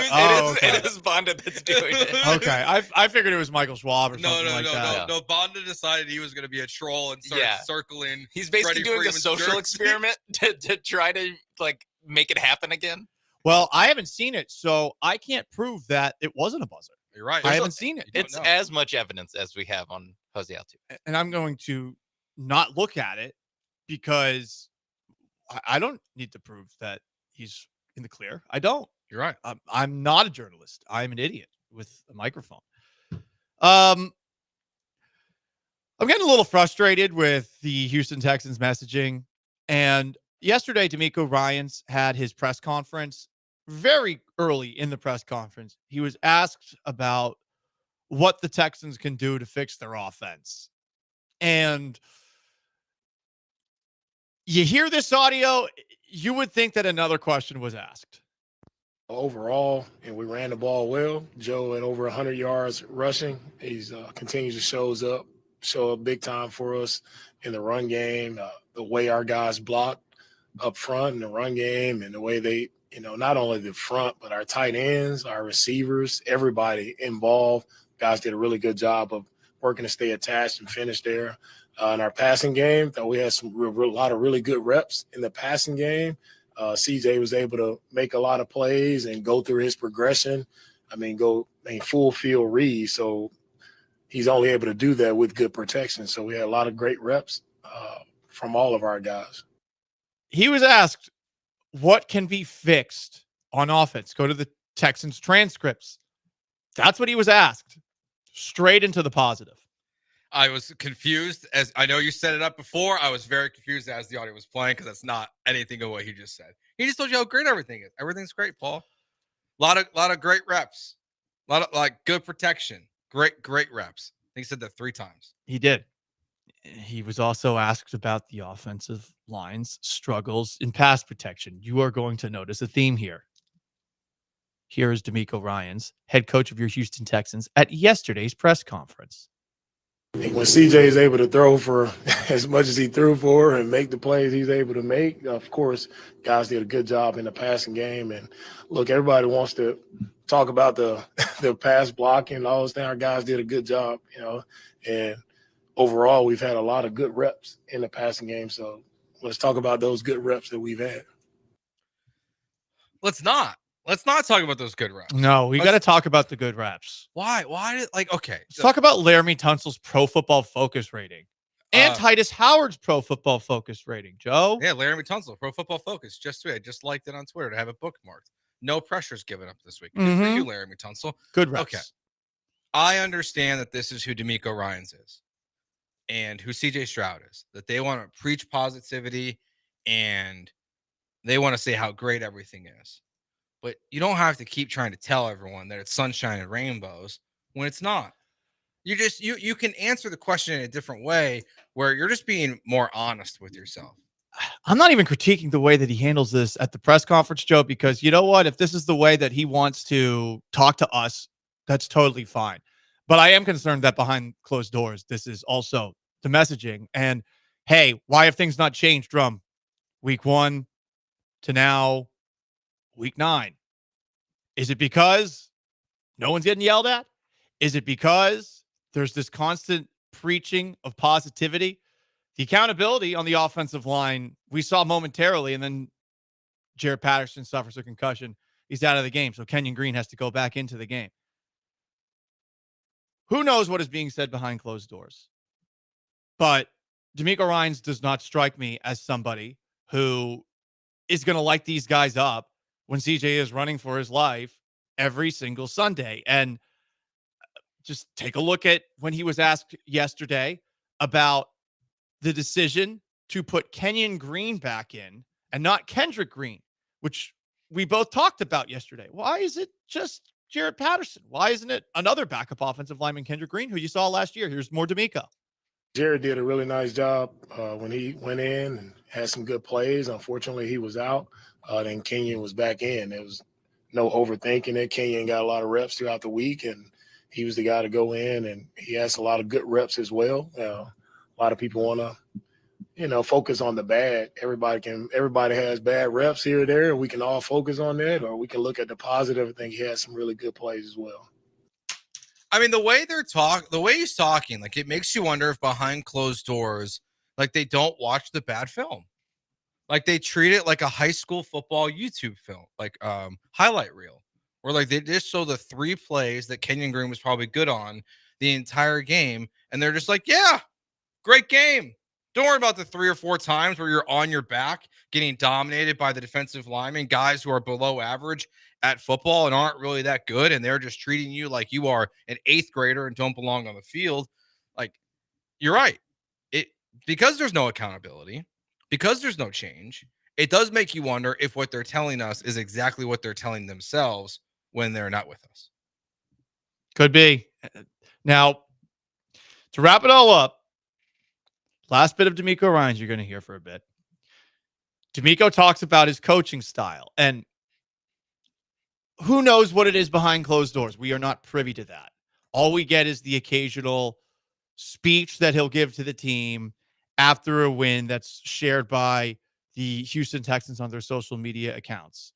But this is what D'Amico Ryans, as a head coach, his, I guess, methodology is. It's all about, just being positive and uplifting guys and trying to help them as best we can with techniques, fundamentals, try to help our guys to go out and play their best. And it's always encouragement from everyone, right? But as we all know, we are all still in the business. We have to get our job done. And no matter what position you play, no matter, what's your role, like you have to go out and get your job done and you have to play to the best of your ability. So we'll keep encouraging, we'll keep uplifting our guys. Everything about here and what we do is about positive energy. And that's who I am. That's what I represent. And that won't change. Just positive energy, positivity, encouragement. Does that net change? Does that create different results? Because to this point, it has not. The offensive line has struggled every single week this year. Yeah, I mean, I lean no, because we haven't seen the change. But I don't know how you feel, Paul, like about like the modern day athlete. I do think that D'Amico's coaching style is the more expected approach for we're a softer generation. Like I think it's totally fair to say, like the players who come in are coddled in a way from it's not it used to just be the quarterbacks and the wide receivers, but now players across all sports from the time they're young through the time they're in college are coddled in a way. I mean, in college, you're not benching bad players so they don't run into the transfer portal. You're intentionally putting out your worst products so guys don't leave your school. Some of that stuff continues in the NFL where preaching positivity is what a lot of these guys will connect to because they don't get yelled at anymore. Like yelling's not really part of what happens in the NFL. It's part of the reason why I wonder about the end of the Bill Belichick era in New England is this younger generation of players he was drafting just don't respond to that. So I don't think it clearly is not leading to change. They can say they're trying to teach fundamentals and technique, but if you're trying to do that and it looks this way every week, then it goes back to what we said last week, which is that they have a coaching problem. If they want to keep telling us that it's just coaching, then their coaching's not good enough. So at some point, I guess we just have to stop blaming the players for all being bad and say it's all on Nick Caserio and it's all on the coaching staff for why this team cannot adjust and cannot get better every single week. Because that's what they're telling us. It's not the players' fault. And the results speak otherwise. I don't put this on the coaching entirely, maybe a little bit on Bobby Slowick, but if nothing is changing, is this the right approach to get different results? And all I will say, everyone is different, but even to what you were saying a little bit ago, sure, a lot of people today, younger than us, don't necessarily respond well to negative energy, as it's called.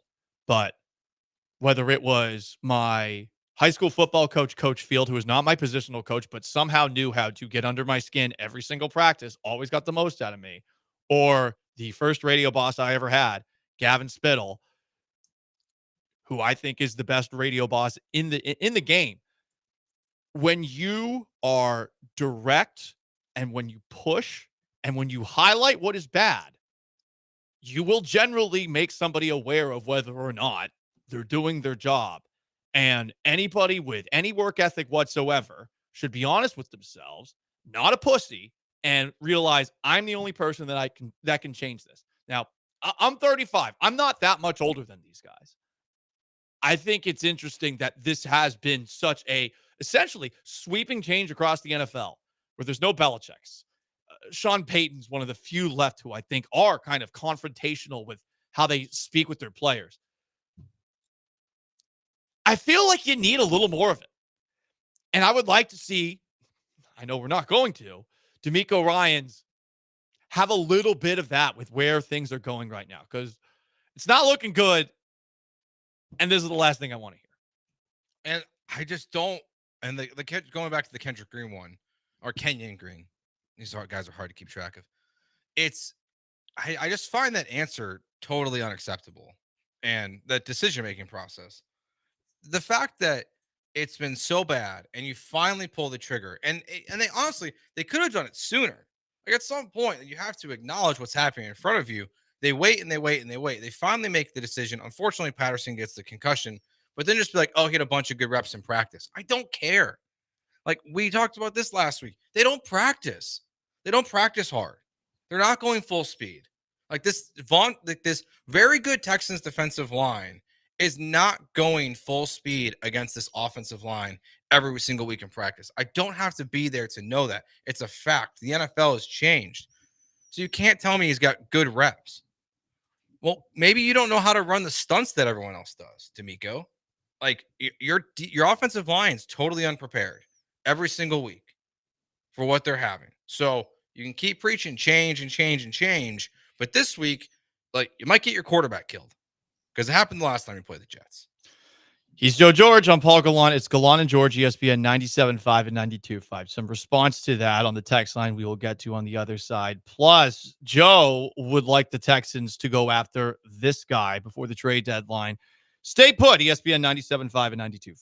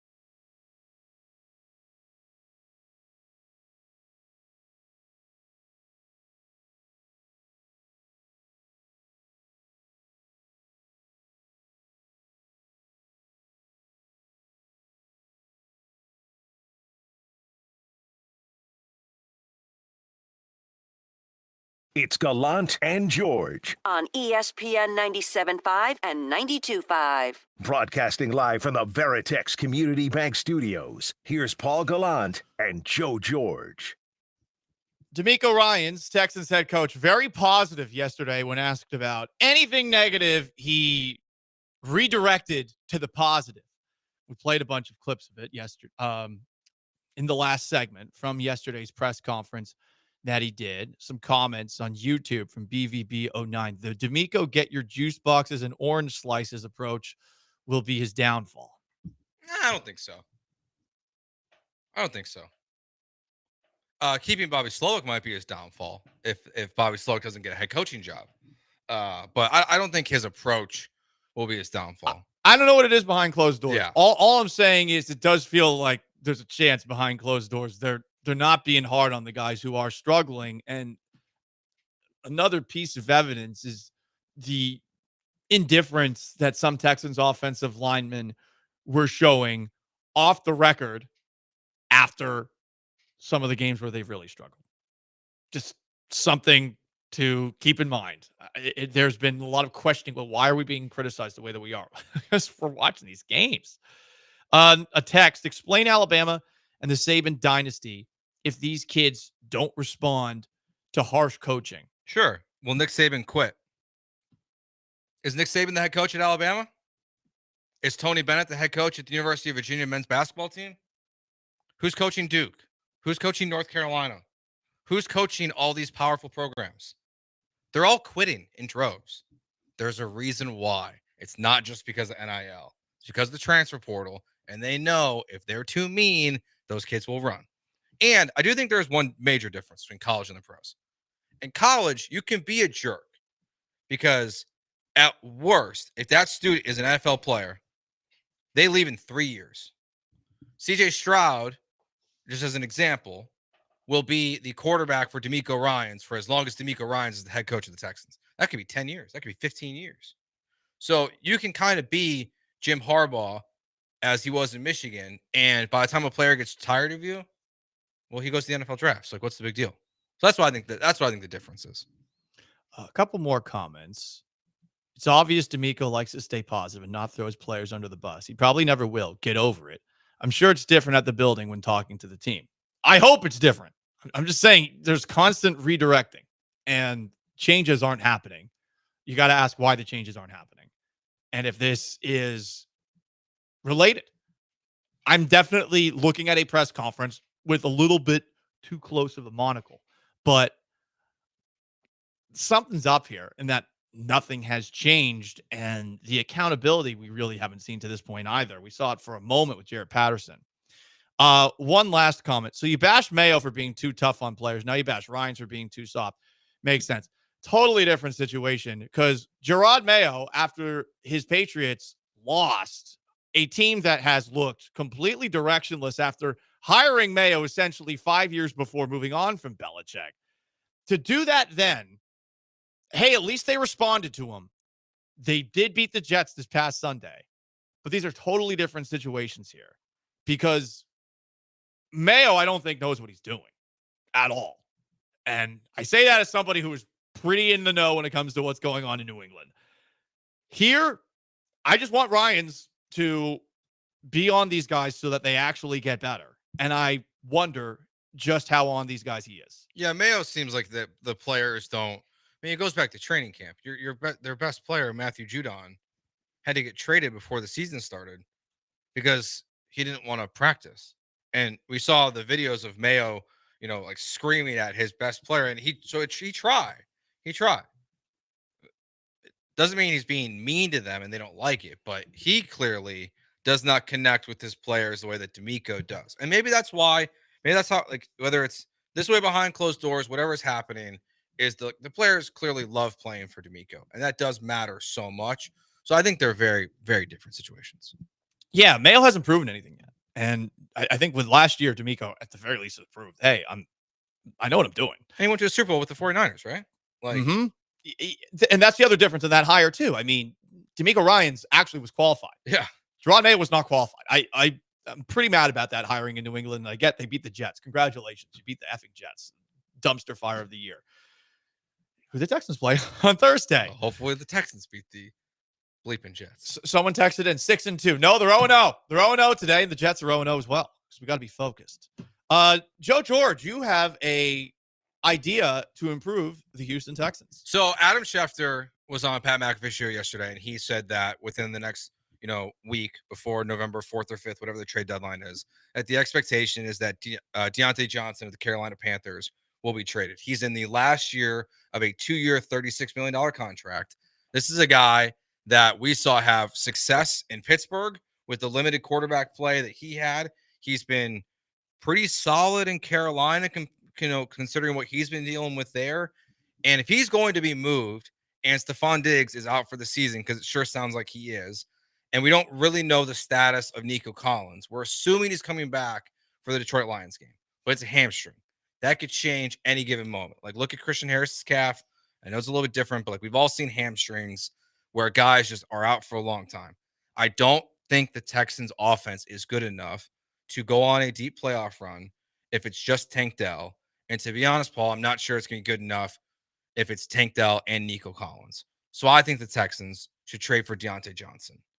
And I'm normally not the just get a new guy when someone gets hurt, because I think that's fantasy football mentality. It's the results on the field this year that I don't believe in John Mechie. I don't believe in Robert Woods. I don't believe in Xavier Hutchinson. And Tank Dell is giving you nothing. So I think they need another wide receiver to go on a real run this year.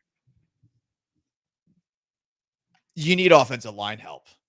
You do that. You need that too. Devontae Adams did not fix the Jets, and that's one of the best receivers in the NFL. They brought him in, and nothing has changed except for you got another guy who's, I guess, giving speeches to people who aren't listening. They're in a spot right now where definitely if Nico Collins gets hurt again, the depth is something that you got to wonder about.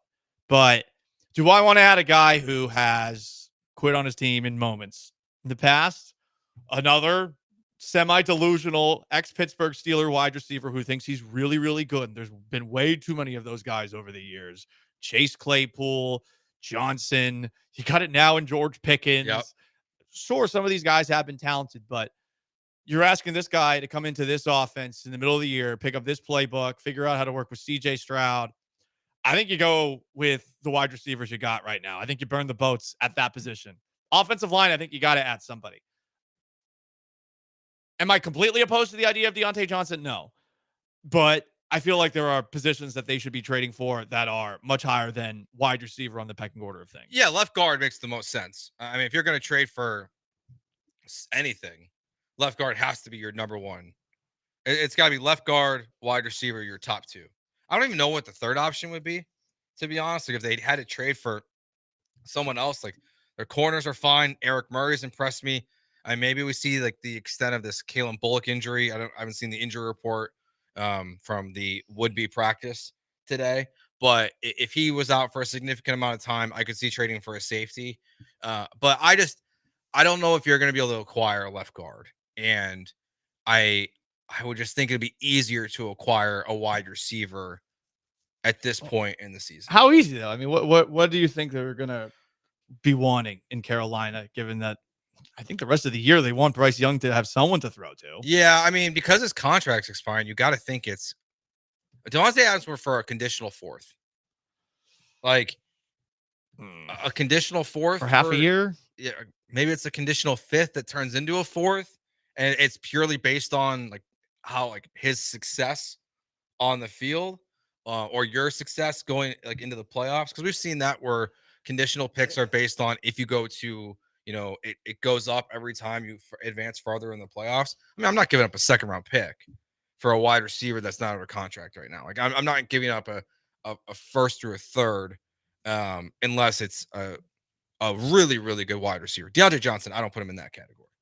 I just think he improves your situation now, and he's going to be available. He is my sized. It's okay. In fact, elite athlete size. In fact, he is an inch and a half shorter than me. He's 5'10", 183. I'm 5'11", 185. You need a bigger guy if you're going to get a receiver, especially if Nico Collins is potentially down. You got a lot of tiny guys. The Nico Collins one is the hardest one because the only real reporting we have out of this is from Aaron Wilson, who just keeps saying that he's on track to be back for the Lions game. No one else is like jumping on that. So it's nothing against Aaron, but it's only one report. So it's one of those like I'll believe it when I see it kind of. Yeah, he's on track to be back when his injured reserve stint ends. Yeah, that's really what we're getting right now. Yeah, we haven't gotten anything on the injury front. Like, we have no idea what's going on with Stephon Diggs right now either. To this point, like we're still waiting. Everyone thinks it's going to be a torn ACL. We still have no clue. Yeah, the Thursday night game makes me doubtful that Stephon Diggs comes back when he immediately leads the field after the game. I mean, or not after the game, in the middle of the game. That probably going to be a longer turnaround than 2 days from now. But the Nico Collins thing, this is where the Thursday night actually helps, is because you will get a little extra time that if he is theoretically on track to be available after the IR stint, it will be coming after that mini bye week that you get after a Thursday night game. Well, breaking news. Officially here, Ian Rappaport. Oh boy, Stephon Diggs tore his ACL out for the season. I won't play any sound for that. Breaking news. That's sad breaking news. Okay. Well, I mean, we all suspected. Yeah, that was possible. So they might be looking at wide receiver now, but I do think interior offensive line help is higher up. You got to protect Stroud first, says one texter. Another, I think keeping Noah Brown would have helped. Yes. Brown has his own injury issues from time to time. Yeah, he was hurt all offseason. But I agree. Yeah. I would like to have Noah Brown right now because Noah Brown had a couple of games where he was getting close to 200 yards receiving last year. I think back-to-back weeks. Yes. Yeah. He had a good. I think like 250 back-to-back weeks. He was awesome. From the 346, T.O. That's true. T.O. did hang out with Texans ownership this offseason. How old is T.O.? 52? Terrell Owens? I mean, I don't know how old T.O. He's got to be at least.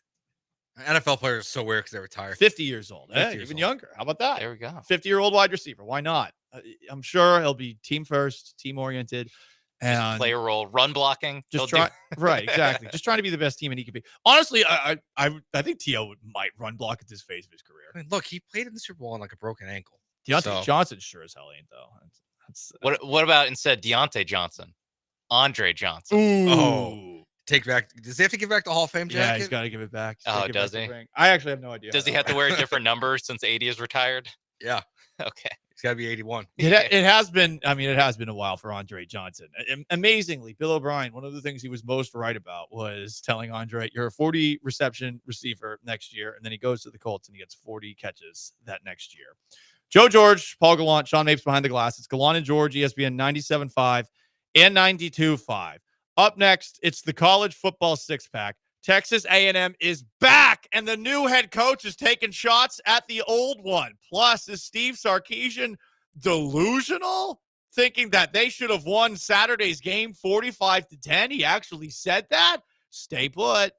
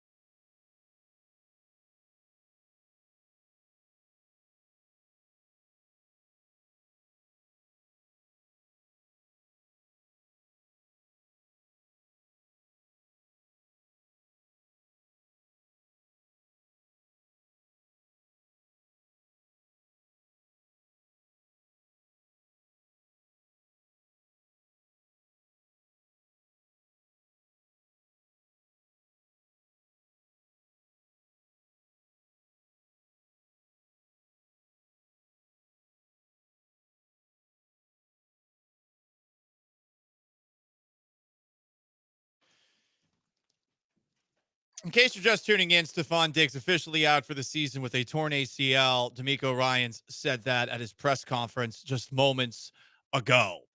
College football six-pack. Everything that you needed to know happened over the weekend in college football. Texas A&M so back. They stomped number 8 LSU 38-23. They scored 31 second-half points after Marcel Reed stepped in for Connor Wigman. Still no word from Texas A&M head coach Mike Elko on who starts Saturday against South Carolina.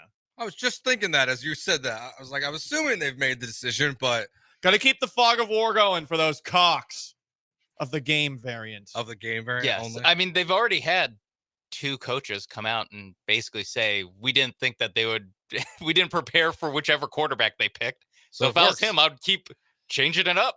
You never know which quarterback I'm going to pick. If I'm South Carolina, I am preparing for Marcel Reed because I do not think Connor Wigman can beat me. That's what Mizzou did. Yeah, but Mizzou, as I've said a million times, is not a real SEC team. Not a real journalism school either.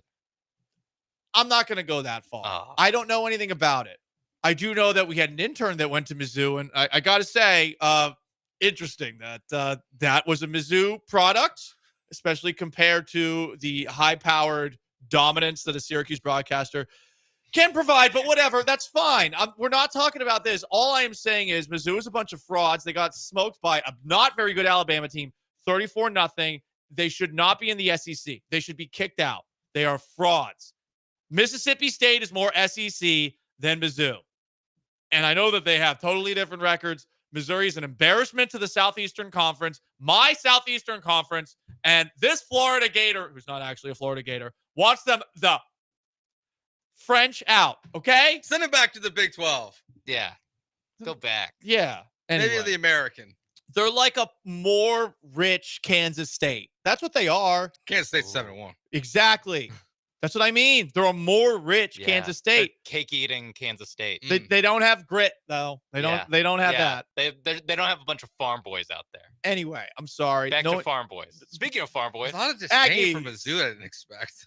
No, I cannot stand that they're in the SEC. They're the one team that does not belong. Also, journalism school beef. It has nothing to do with the journalism school. It really doesn't. They have no business being in the SEC. It doesn't make any sense to me. It's Missouri. I get, this is good of the Southeast. Shut up. Remember when they're in the SEC East? It's not in. It's oh yeah. Yes. That also. Yeah. Anyway, sorry. Texas A&M.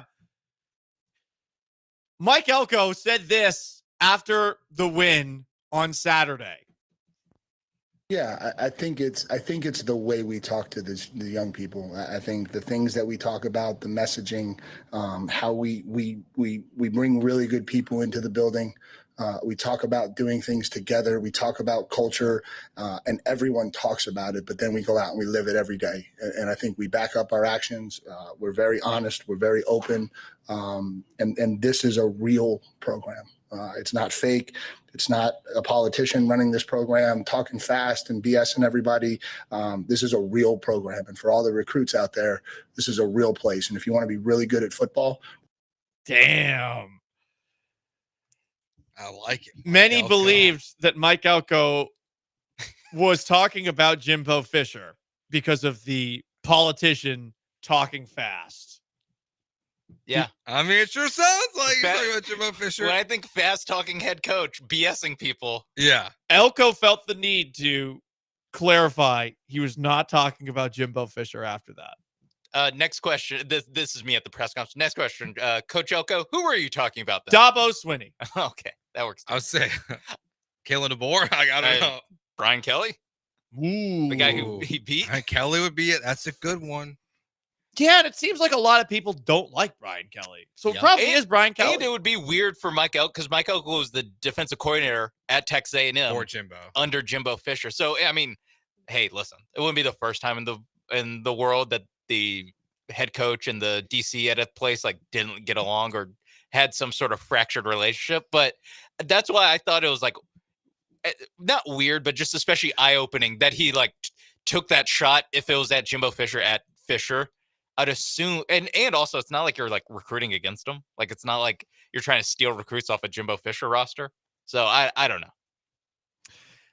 Up next in the college football six-pack, let's crack open another. Texas hung on to beat number 25 Vanderbilt, 27-24. I will admit, I stopped watching this game when it seemed like things were very well in hand for Texas. They were up 21-7 at one point. Yeah. Steve Sarkisian, after this win, believes that his Longhorns are so close to being a college football playoff team. Let me read the quote. I mean, they are close. I mean, there's 12 teams that make it now. That's true. I think he's talking about the Being top actually tier. good enough, yeah. I'm always like the glass half full guy, but yet I can always see the half empty part. I think that's a healthy balance to have that. We're so close. This past game, if you would have said the game would have finished 45-10, it wouldn't have surprised me if you watched the film and watched some of the execution that was happening. Yet, we have some things that are happening that are causing the game to remain a little closer than we would have liked. D'Amico Ryan's like, wow, look at Johnny Raincloud over here.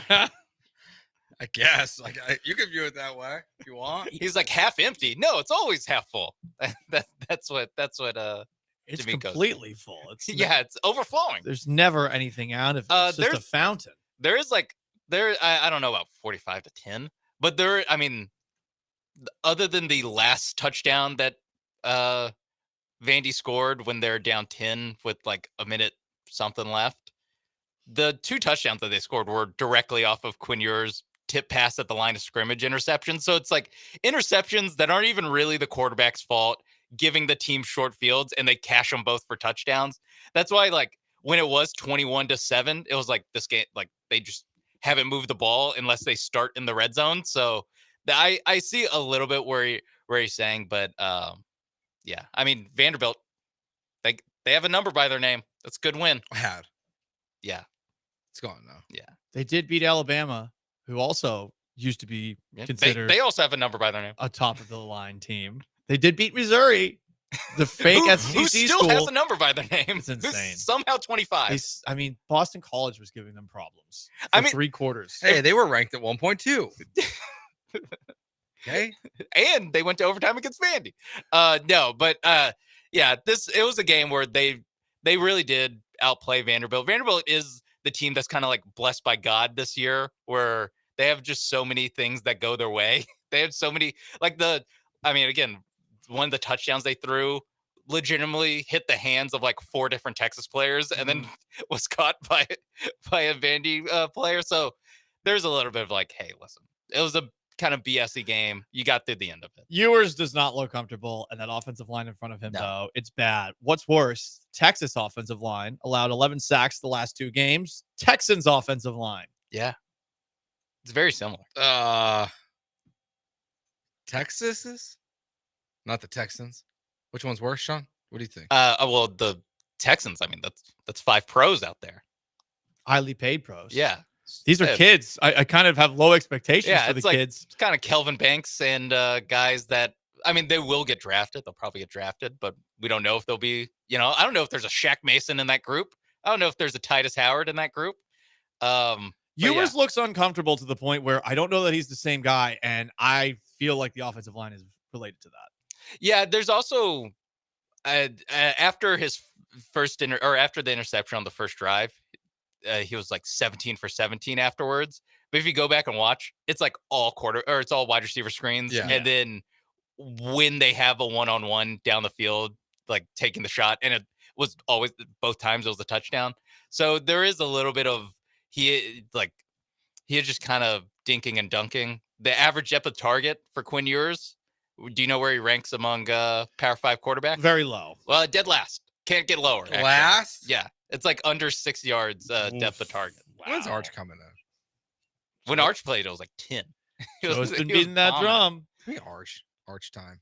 It is funny that Texas now just like I realized when they were playing Vanderbilt, it's a little bit of Iowa football where it's like you just need the offense not to give the ball to the other team, and the defense is going to win the game.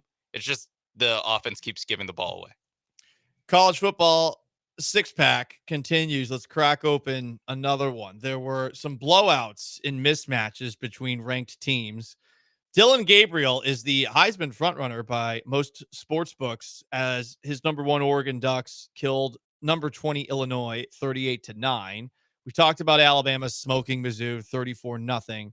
And Joe George's Notre Dame Fighting Irish killed the Navy. I could say you sank them. 51-14. Yeah, they destroyed Navy. They had no chance. They got 6 turnovers, Navy did. None of them were takeaways. Beating up on our nation's soldiers, huh? None of them were takeaways. It's the Catholic way. Demeaning them. They were just giving the ball away like it was candy on Halloween. Catholics always going after the military-industrial complex. That's what we do. Gotta watch out. Doesn't always end well. Anyway. It was a fun game, though. They beat the crap out of them. I think they scored, 6 touchdowns? And that's as many as, the Jets and Giants have, combined or At something. MetLife? Yeah, at MetLife. And the Aggies keep looking better and better. Fighting Irish. I think it's why Notre Dame's 8 is because they can't drop them lower. They didn't want to jump Texas A&M, so it kind of forces Notre Dame up the pole for the AP at least. College Football Playoff Committee probably won't view it the same way. But yeah, I think that's where they're like, hey, listen, we can wipe some stuff away. Some close calls. Number 4, Ohio State hung on against Nebraska 21-17 as we continue the college football 6-pack. Number 22, SMU barely beat Duke 28-27 in overtime. Kansas State hung on to beat Kansas 29-27, and 17 Boise State and other Heisman frontrunner Ashton Jeanty edged a very good UNLV team 29-24. SMU is interesting. They might could there be 3 Texas teams in the playoffs this year, we think? I think they have a Texas chance A&M? at the ACC. I do. Yeah. I think SMU. Everyone was saying it going into the year too. It doesn't even seem far-fetched. I feel like SMU's got a lot of talent, and I feel like the ACC outside of Miami, and yeah, Clemson's been playing better, is certainly up for grabs. And I don't think SMU, Clemson, and Miami, none of the 3 play each other. Yeah, there's a chance they're all undefeated. None of them do. So one of these weird tiebreakers that were these new conference tiebreakers. Thank God we have 20 teams in the conference. The last one, the last tiebreaker involves coin tosses. Yeah, I like that. And I want that. Could we be headed down to SMU, Clemson, yeah. Miami loses the coin toss? Coin toss. Well, there's one program that's going to have the money to rig a coin toss between those 3, and it is not Clemson, and it is not Miami. They have a booster saying, "Use this coin." It is Southern Mansion. Use this golden coin that I pulled out of my pocket. You can have it afterwards. Yeah, keep it. It's worth keep more change, than your buddy. house. Colorado 6-2. They beat Cincinnati 34-23. Travis Hunter's up there in the Heisman conversation as well. He had a big game. Should be number 1. He should win the Heisman this year. I don't think it's even close. He's the best player in college football. Yeah, but Dylan Gabriel's on the number 1 team, and I feel like that number 1 team is not going to be challenged the rest of the way. They play Michigan, all right? Yeah. They go to Michigan. It's a tough place to win. It's going to be so hard. I mean, he's won Big 12 offensive and defensive player of the week now. I would want Hunter to get it, but I feel like it's going to end up going to the quarterback. Cam Ward, Dylan Gabriel would be my favorites, just because of historical precedent of it takes a lot to not have it be, especially if either of those guys go undefeated, that it's going to be tough. Yeah. Plus there's Colorado fatigue. I think that actually works against Travis Hunter, even if he is the best player in college football. Which really sucks for Colorado considering they've been good this year. when people didn't have fatigue, it was when they sucked.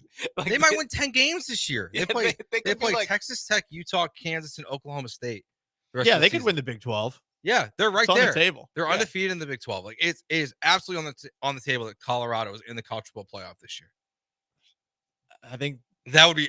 The college football playoff wants that. They'll be the 12 seed. And again, the weird thing is, no one is really talking about it. But when they were 3-1 last year, it led SportsCenter. Yes, but no one believed it. And then you have the Nebraska game this year, which kind of set them back. That too, I think just a little bit. I think without the Nebraska game, they're way high. Or if they just lose that one close and not look like last year's team again, they're probably way more hyped. One last one in the college football 6-pack. Rice fired head coach Mike Bloomgren. Saw yesterday Sean Mapes was wearing some Rice gear to the station. Yeah, just what I had in my closet. I don't know.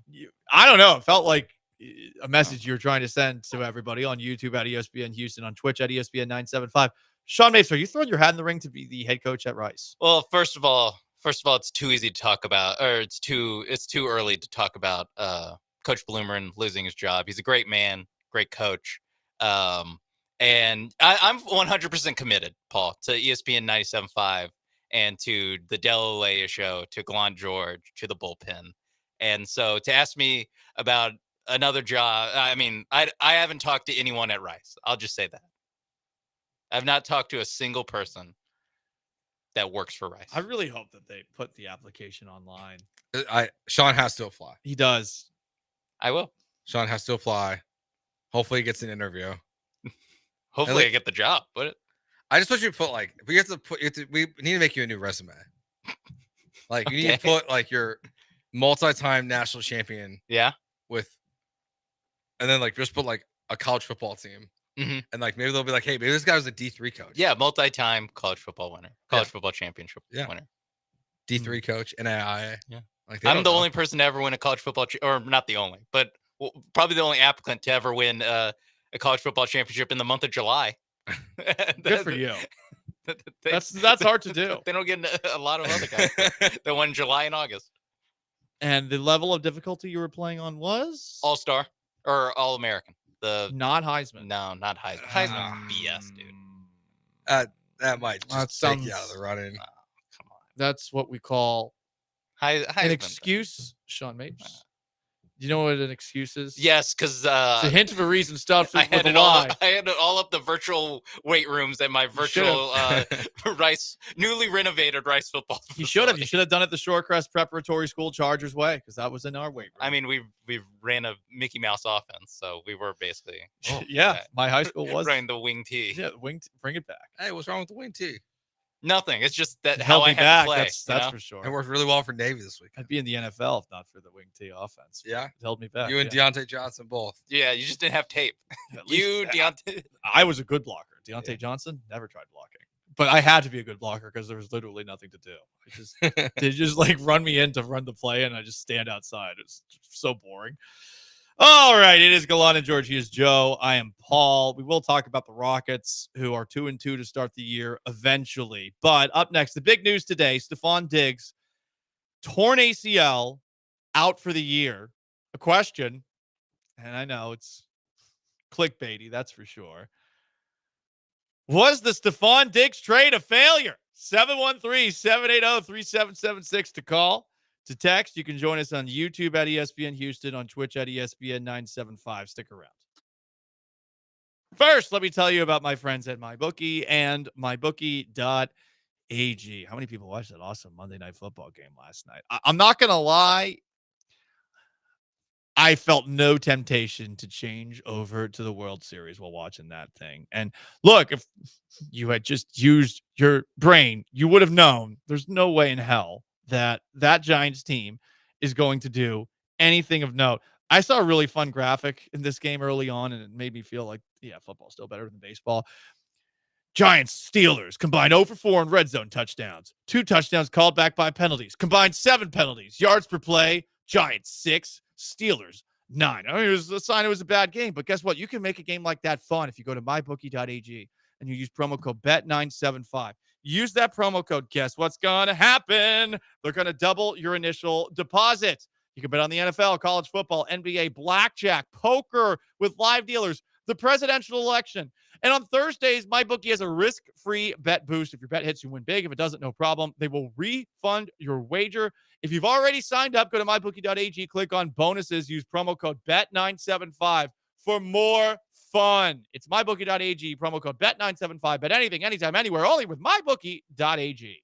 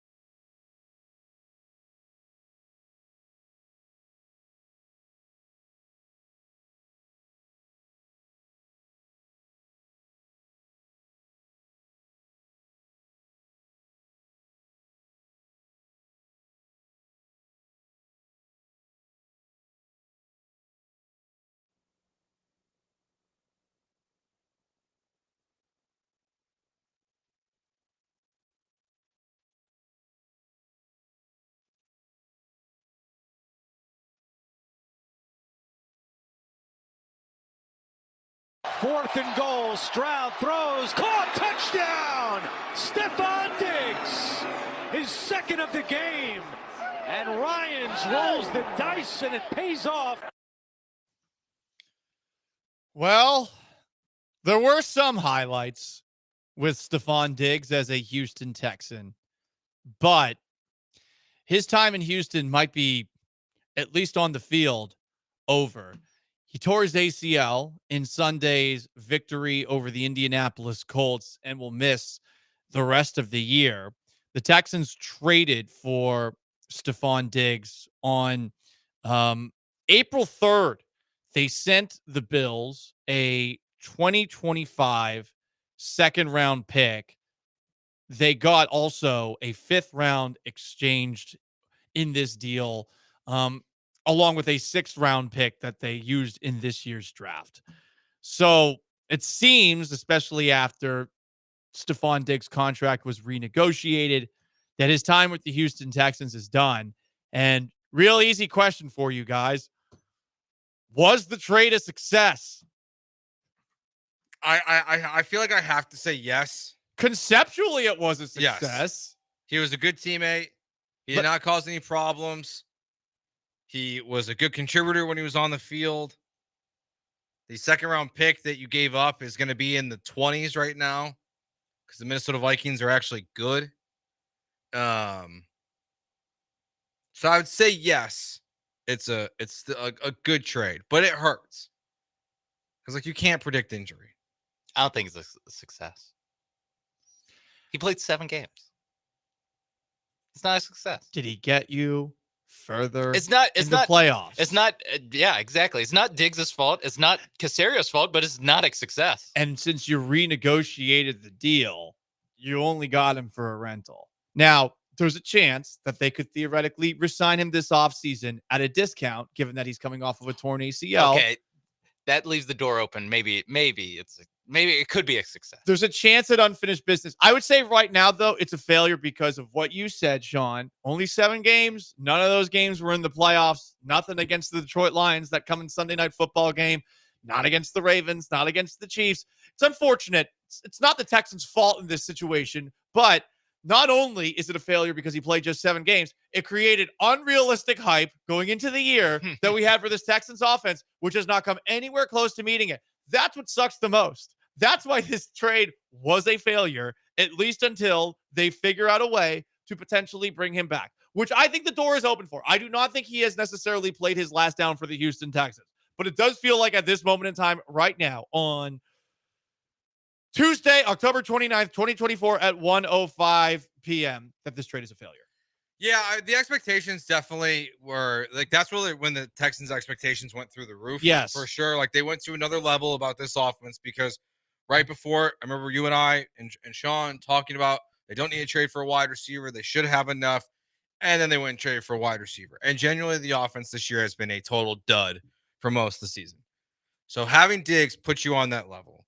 But I just struggle to say it's a full failure because it's an injury. It's not like this is a guy you had to cut. We saw Chase Claypool a couple years ago get traded for a 2nd round pick and get cut in that next offseason. That's a failure. This is something that's totally out of your control. And why I guess I want to live in the gray here. I know that's not what the question is, so it doesn't really leave room for that. I don't want to call it a failure, but it's a tricky question. Yeah. Because it's not the Texans' fault, but hey, this happened and you renegotiated his contract, so it's up after the year. Don't post the Deontay Johnson segment because he's not going to be a Houston Texan because he's a Baltimore Raven. Ravens traded for him. Yes. They heard our segment. They heard our that segment. We're like, great. Yep, can't let the Texans do that. Wait, he's Paul Gallant size? give me a call. That means he's way bigger than Zay Flowers. But this is but look, I struggle with this one because it's a fair question. But if it's a scale, I tip towards success. Text in from the 409. That's the first topic out of this news y'all want to go with? Yeah, absolutely clickbaity and also annoying as hell, saying screw how it affects the football. Let's talk about the politics. What? First off, politics? What are you talking about? This actually bumped Colin Red's polling numbers. Oh, gotcha. Okay. When Diggs went down. Yeah. first off, the politics, what are you talking about? Second, yes, it's bad. Do we even need to dive into whether or not this affects the Texans offense? Yeah, it fucking affects the Texans offense. No crap, okay? This text annoys me. I'm throwing it out there because it's a tricky question to answer, and I'm not even mad at the Houston Texans here. I'm just saying you traded a second-round pick for him, okay?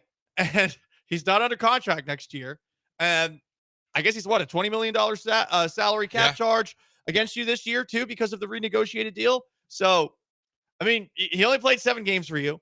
It felt like he was just about to unlock the next level of a quarterback wide receiver relationship with CJ Stroud. It really, I felt like that play that they improvised where he catches the out and up and he runs 30 yards after the catch for a 49-yard gain. To me, I thought that was about to open things up potentially between these two. And here we are now. Honestly, I do think, and part of this where I do consider it a failure is the renegotiation is now puts you in a tough spot. Where if you just would have left the contract as is and worked around your cap space in other ways, then you would have had Stephon Diggs under contract for next year. We wouldn't be talking about if they re-signed him. You would say, okay, that sucks. They had him for 7 games. We saw the connection starting to grow. At least in 2025, Stephon Diggs will be back out there with Tank Dell and Nico Collins and CJ Stroud. Instead, he's just a free agent. Honestly, would it shock you if Nick Caserio added a deal, like tried to redo his deal right now? Like they did with Joe Mixon and these guys? Because we see him be aggressive all the time. Right after a torn ACL, that's crazy. I know. It'd be crazy. That's crazy. But just being like, hey, like, non-guaranteed contract. Like an ambulance chaser. But like, Nightcrawler starring Jake Gyllenhaal. Predatory loan. Get him at a interest rate. From Kendrick Perkins or something like that. Oh, that's what? So awkward. What? No, the whole story is just awkward. And I like Perk too. Yeah, but I mean, that's why. it's a weird story. Yeah, no, I mean, if they do, the way you phrase it, I mean, chef's kiss, Paul. That's really great stuff. Is it a failure? Because, well, it is like we beat Jeremy Branham to this topic. Yeah, you can't call it a success. You cannot call it successful. No. And it's not really Diggs' fault. I think Diggs. I mean, we talked about it last week before the Colts game. I thought that Diggs was giving you basically exactly what you brought him in to do. He was on pace to hit all the numbers, honestly, that we didn't think he could reach before the season. He was on pace for that. And he gets hurt. And again, he didn't play poorly. It's not something where you bring up the Chase Claypool trade, Joe, and that's something where, it's only been like 2 years, right? 1 year since that trade. And we're already like, missed by Ryan Poles. This is not going to be one where we go missed by Nick Caserio with this trade. I think we all understand it was a move that was kind of, I don't know, worth making, but it was a understandable move. Now, if you want to make the argument that this trade's a bad trade, you can. I think you can say that because of when you made the deal, you traded at the worst possible time for a wide receiver. Look what's happened since. Devontae Adams was traded for a 4th. Yeah. It's a conditional 4th-round pick. Amari Cooper was later than that. Deontay Johnson just got traded from the Panthers to the Ravens for swapping 5th and 6th-round picks. You gave up a 2nd-round pick for Stephon Diggs. You got 7 games out of him. All right, I'm in. It's a failure. Yeah. It's a bad trade. He only played 7 of the 18 regular season games. You have the benefit of hindsight here. But Yes. And if they re-sign him, and I know it's a ACL injury to a receiver who is turns 29? 31 a month from today. Okay, so he's 20. I was like, he's either 29 or 30. So a guy who, if he's on the Texans next season, will be a 30-year-old receiver. That is something where you don't know if he's going to come back the same guy. But if he does come back and he was the guy he was for the first 7 games of the season for an entire year, then it's probably no longer a failure. I mean, some of that depends on what the Texans do next year. But it's something where Diggs, what he produced was not a failure. It's just that you only got 7 games of production. Led the team in receptions with 47, though Nico Collins Yeah, did all have these a ton come with early. a little bit of Collins was out. 496 yards, 10.6 yards per reception. That's good. 3 touchdowns, 31 first downs. I think that was the important one there. Yeah. It did feel like this was CJ Stroud's short route option. When things were in trouble and he couldn't get it downfield, he would turn to Stephon Diggs. And you got to wonder what these numbers could have been if the offensive line had been a little bit better to this point this year, because there really hasn't been a lot of chances for Stephon Diggs to get open downfield. If the offensive line delivered on the hype that trading for Stephon Diggs created for this team, that this, like you said, that is an underrated point, that Stephon Diggs getting traded to this team ratcheted up not just the hype, but the hype for this offense, especially 100% to a level that again they haven't delivered on in any game this season, except against the Patriots, but that doesn't count. And for that reason, I will say it's a failure. But you want to weigh in on this, 713-780-3776. To call and to text, and you can join on YouTube as well, at ESPN Houston, on Twitch, at ESPN 975. We're going to leave that on the table all show long. Killer Bees are going to have to think of something else to talk about. Yeah, there's your lead, Killer Bees. You know, I swiped it from you. I thought to myself, what would Jeremy Branham do? You know, how do I get into prime time afternoons? That might be a new segment. WWJBD. JBD. Yeah. Okay. I mean, the Texans, if they taught us anything, is we can take letters out of acronyms and make it still work. Yes, swarm. Yes, swarm. we can leave the B out of there. And for those who don't know, the A in swarm stands for work ethic. Yes. Hey, you guys are ethic and work ethic. It means special work ethic, relentless mindset. I just don't get where the A comes from. But Texas swarm. If we're going word for word, it should be swarm or swearm. I like swarm. I don't swarm, I don't swarm care. is fun. Special work ethic and relentless mindset. Swearm. Swarm. Yeah, whatever. Canadians, jeez. We're Calgarians. They are basically our sister city in Canada. Whatever. No one cares about that. No. Let's go through the break. Let's talk about Calgary. No Stephon Diggs talk. Calgary. Is it the Houston of Canada? 713-780-3776. Let's bring up the Flames postseason history. Yeah. Also, the Texans are playing on a short week for the first time in the CJ Stroud and D'Amico Ryans era. Does that give you any pause about the Jets on Thursday? Stick around.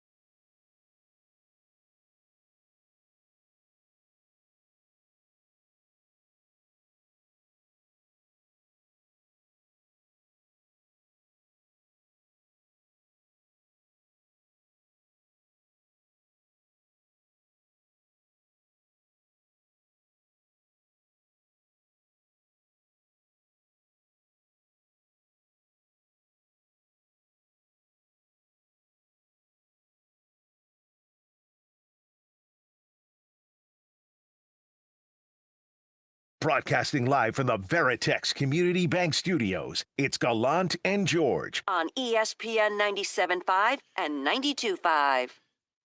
I'm emotional. That's Texans wide receiver Stephon Diggs talking about his thoughts after a victory over his old team, the Buffalo Bills. He was very quiet in the week, but he got the win at the end of the day and said, yeah, of course I was very emotional in this game. He also got in a pregame scuffle with Jair Alexander. So we've had some fun memories with Stephon Diggs this year. I will remember you. The Cardi B story. That is also true. It was an eventful 7 weeks. Just look up the Cardi B story. I forgot about that. I still am not sure what is, what isn't, what's libel, what's not, what's reckless speculation. But Stephon Diggs, we do know that even if this man has a torn ACL, while he might not be able to win on a football field, he might be able to win in a little game that we like to call life. Maybe. Not everyone would call it winning. He would, but I mean, theoretically, creating life, stealing other people's is the most winning at stealing life. other people's ladies. Well, I mean, Just saying. no one belongs to anyone. Yeah. That's true. Joe, with That's your true. very sexist remarks. No. 1950s I'm just Joe saying, over here. You shouldn't cheat on people. It's bad. I mean, everything's a choice. Stephon Diggs didn't cheat on anybody. You're right. He didn't. Not Stephon Diggs' fault. I'm French. This is by really blood. the opinions What of else? two married guys versus one One married guy versus Yes. two non-married guys. Guess who has which opinion? Yeah, I mean, if you love it, Yeah. you should have put a ring on it. It's true. Us being like, the game's the game. Sorry. That's what- And Joe being yeah. like, cheating is bad. Yeah, that's what Beyonce would have sang at the concert if she sang at the concert. Anyway, hey, some comments. Was this a failure for the Houston Texans? Y'all are on drugs if you think the Texans are going to re-sign Diggs, writes one texter. Another texter believes that there is a chance they bring him back. And a YouTube commenter, this is at Screw, would y'all resign him? I think we can get him on a deal, especially if we get it done quick. I don't know. I mean, I think if you're Stephon Diggs, you definitely want to get paid. You want another big contract. How much did he like working with CJ Stroud? That's really the big question. If that is, he liked it a lot, well, you might be able to lowball him. I mean, if you're Stephon Diggs, like your best bet might be to his goal is probably going to find a team that's going to give him a 1-year contract that is worth a lot of money, so that he can prove to everyone he's healthy, has more football left, to try to get like one more 3-year deal before he's 35. I mean, this unfortunately for Stephon Diggs, the player, is really unfortunate because the Texans restructured this contract to say, hey, you're going to come in, you're going to be a good teammate, you're going to have success here, and then you're going to go off to your new team, and they're going to give you a fat contract. And that's not going to happen now. Like, unfortunately for him, he's going to have some tough decisions to make, but that could work out well for the Texans. He turns 31 next month. I do think you should be hesitant to give him a contract. I feel like you have a conversation with him and you ask him, do you want to come back on a 1-year prove it deal? And honestly, I'm skeptical that he will want to do the prove it deal. I think he'll want to come back. That's the problem. Is there a meeting in the middle? I think based off of what we've seen from Nick Caserio to this point, probably not. Yeah, he'll have his options. He'll have either prove it deal or he'll have I'm going to win 2 football games next season and get the bag deal from like the Patriots or the Panthers. Like that's kind of probably where he's at, is either be on a good team and prove it or be on a really, really bad team and get paid. Was the Stephon Diggs trade a failure? The other texter, this may be the spark Tank Dell needs to resurface.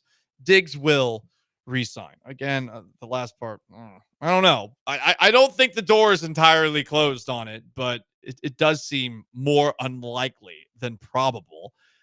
I don't know if this is going to make Dell better. I feel like Dell has been a pretty big disappointment to this point. Is it due to Bobby Slowick? Is it due to the lack of time CJ Stroud has? I don't know, but We've seen a couple of drops in big spots. He just hasn't been the same guy. Is no Stephon Diggs going to make Tank Dell all of a sudden the same guy he used to be? I don't know. I mean, you have to really know with the way he's looked this year. He hasn't played good. I mean, and this week, I mean, he's going to be one-on-one with Sauce Gardner the whole game.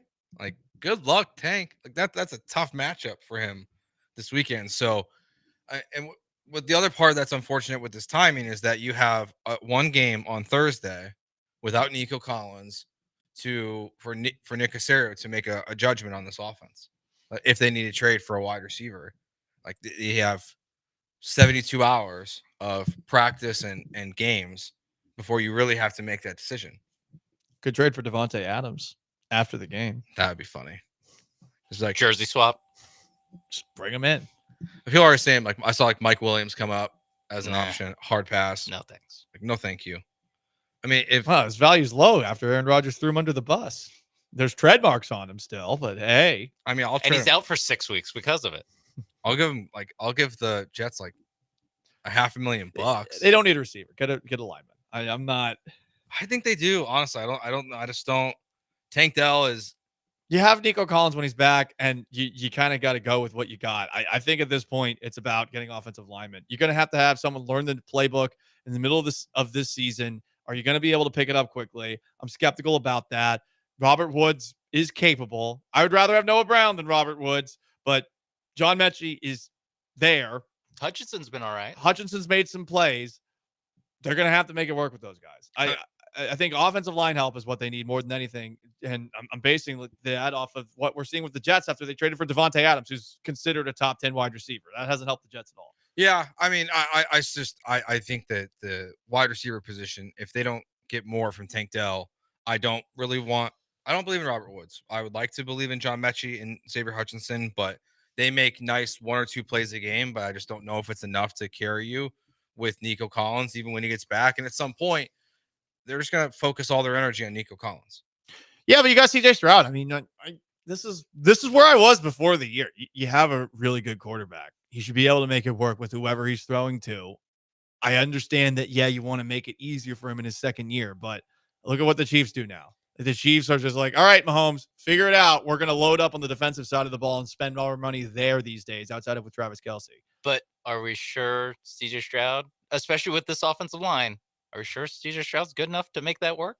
Because how they've been playing so far this season, how specifically the offense has been playing so far this season, it's been a lot of by the skinnier teeth wins where and they give it to Joe Mixon. They get just enough. And yes, you're riding Joe Mixon. Like there is a little bit of this offense was kind of teetering on a knife's edge.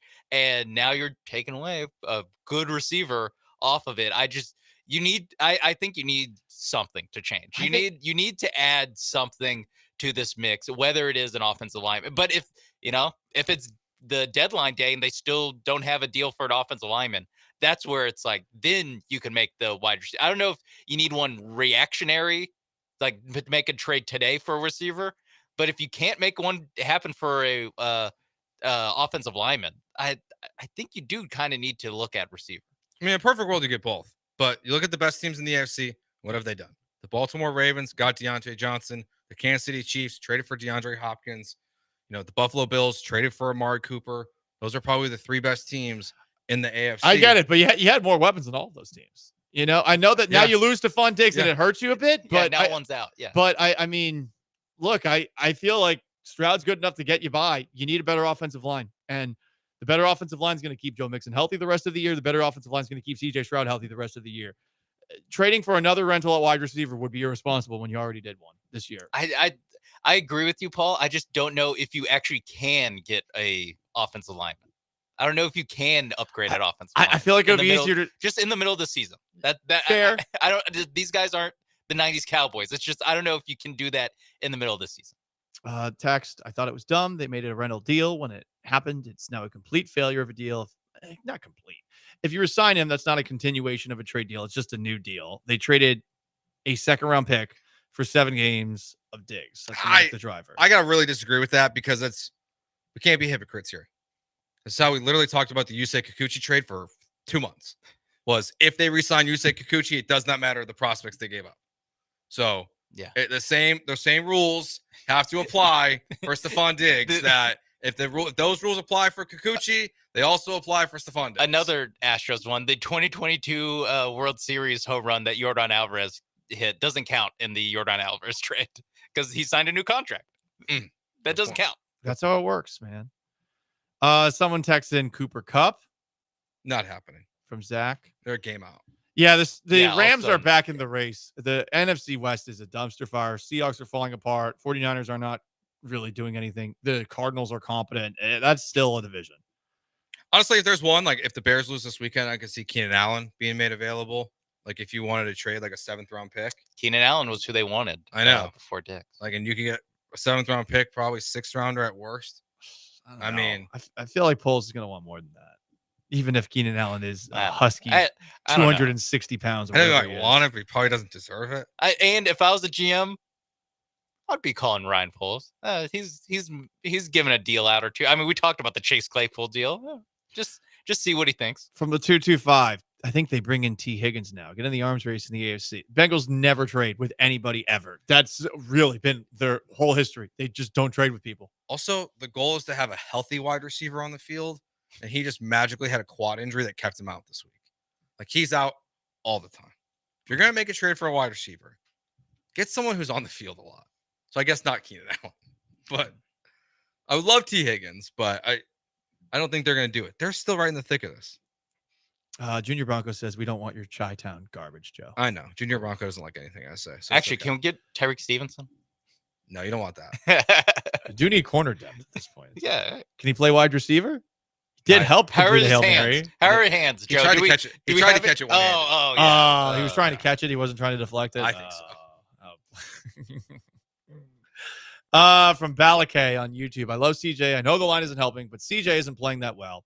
He will take care of the ball and get yards, but it looks like he's not playing that well. I don't really agree with that. I do think the accuracy is down a little bit, and I do think he's been missing some guys. I saw at Texans Cat posted something where Stroud had Stephon Diggs open deep, and I wonder if he's checking for the quicker plays, the quicker routes getting open instead of waiting, being patient, looking through his progressives because of that offensive line. But I want help on the offensive line. I really feel like going after more receiver help, that's not going to get you much further than you're at right now, even if, as you guys have pointed out, they are certainly lacking in wide receiver depth. 713-780-3776 to call to text. Up next, we got the 10-minute drill. There was a Monday Night Football game last night. We have more injury updates for the Houston Texans as well. But Stephon Diggs, out for the year, torn ACL. Stick around, Gallant and George.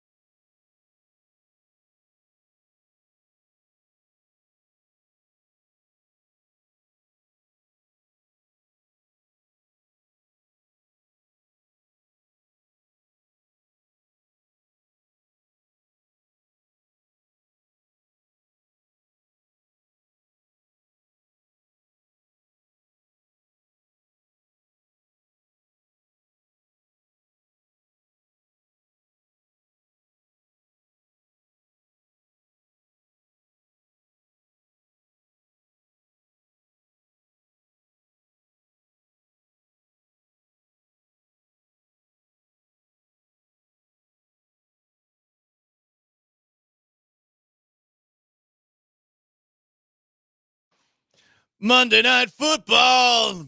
It was a hard watch. It was still better than baseball, as all things are, but 26-18, the Pittsburgh Steelers are also 6-2 with a win over the New York Giants. It's funny, like how we talk about the Texans. I imagine in Pittsburgh, it's like the exact opposite. Like they're just elated to be 6-2 with Justin Fields and Russell Wilson as their quarterback. They're probably just so happy right now. They're in first place. They're a top seed in the AFC. Sunshine and rainbows. They're also, I would imagine, happy to go up against a New York Giants team that's doing what the Giants did on a 2-point conversion attempt that some compare to that fake punt the Indianapolis Colts tried to run against the Patriots back in 2015. It looked doomed from the start. They had 4 guys lined up to one side of the field and a receiver. They were going to throw the ball to said receiver, except for the 4 guys who were in front of said receiver forgot to do anything, and a defender just got through, deflected it away. Daniel Jones got so mad he actually showed emotion afterwards. Here's the Manning cast watching this play unfold. All right, what do we got here? Oh. Got a little swing. So you're down by 8. No, that did not go like we planned. That's not the 2-point play I would have called. I don't know about that one. What are we doing? I don't. I'm gonna call a 2-point play. I don't think that's the one I would have called. There's some kind of confusion between Dayball and Jones right there, Eli. Not on the same page. I'm not sure that was supposed to be the read there. You also heard from, in addition to the 2 Manning brothers, Bill Cowher on the call. Oh, that's who that was. I was like, who was it talking? Everyone thought that was dumb. The Giants are all pissy after the game as well. Look, they stink. They're 2-6. They think that they are better than the team that won all those games 2 years ago. They're fighting each other on the sidelines. It's not great. He's gonna, they're gonna keep their coach though, and their GM. It's not great, but they're just gonna keep it going. Mm-hmm. Daniel Jones not the problem. I guess Daniel Jones is the only problem. Yeah, he stinks. Oh my gosh, he's not good. Also, stinky news. The Texans are without Stephon Diggs the rest of the year. He tore his ACL. In case you missed that, we've been talking about it most of the last hour. You want to weigh in on whether or not that Texans trade for Stephon Diggs, a 2nd-round pick for Diggs, and what might be a 1-year rental. Was it a failure? You can at 713-780-3776 is how you call. It's how you text on YouTube at ESPN Houston, on Twitch at ESPN 975. Continuing to go around the NFL. And on the Texans-Jets injury front with a short week, game taking place on Thursday. Henry To'oTo'o, their linebacker, might return. Jarrett Patterson's in the concussion protocol, but supposedly is doing well, whatever that means. And Aaron Rodgers is limited with a knee and a hamstring issue. He is looking slow out there. Slow, and just feels like every time he hits, it just takes him longer. Like gets hit, takes him longer and longer to get off the turf. There's no way he makes it through this season. I agree that at the very least, he might just quit at some point. Yeah. Am I predicting an injury? I don't know about that, but he clearly doesn't look like the same player. He's having a tough time escaping the pocket. This is Patriots defensive end Devon Godchow talking about Aaron Rodgers after Sunday's win for the Pats. The Keon talked about was that Rodgers didn't seem as mobile as he's been. Yeah, I think he's struggling right now. Just a Hall of Fame quarterback like that, hate to see him go out that way, but always gonna take a win against him. Feel you on your resume, but yeah, he definitely don't look the same. You just don't look like he can move back there. I can run him down and catch him. He don't look mobile at all. So it was good for us. We know we can get after him and attack him in the passing game too. So, I'm glad to come out here with a win for sure. Definitely good news for Will Anderson and Daniil Hunter that he is rather immobile right now. Yeah, they should feast this. They should feast on Thursday. Even if the Texans offense struggles against the Jets defense like it did last year, the Texans defense should be able to hold them in check. Devontae Adams hasn't really done anything since he got there. He did give a speech. Didn't work. But he did give it. But it's like, if it doesn't work, does it matter? He gave his heart and his soul and 2 games worth of being out there while the Jets couldn't do anything around him. Hashtag free Devontae Adams. Remember after the first game where he was like, we're not playing hard enough? And everyone's like, dude, you just showed up here. The Jets, it's so... it's like how are you still a Jets fan? Like how are people still passionate for this team? I don't know, because I mean they had the longest playoff drought in professional sports. Yeah, that's the thing. It's not like they're a clown show, but it's like the Cowboys won 12 games each of the last 3 years while being a complete clown show. No, the Jets have not made the playoffs since Rex Ryan was the coach. Nope. Yeah. Listen, I wish Jake Asman all the success in his YouTube venture. He is doing very well for what it's worth, but he is enabling addicts. He is enabling people who are addicted to paint thinner, because that is what the Jets are as a drug. We're talking just some low quality Elmer's glue snorted up your nostrils. It's what Charlie Day is doing on Always Sunny. Yeah. Just huffing. It's a bad drug, and yet people are really hooked on it, and I've never understood how. I think it's really funny that all of a sudden, just now, you're seeing the most diehard Jets fans say, well, as long as Woody Johnson's the owner, this is not going to happen. It took you 20 effing years to figure that out? I was 13 when I learned that. 13! Unbelievable. And they're still going back to it, and they have this weird optimism about them. That's what I really can't get. Well, did you see this? I didn't see this, but I heard Todd McShay and Ryan Russillo talking about this on Ryan Russillo's podcast.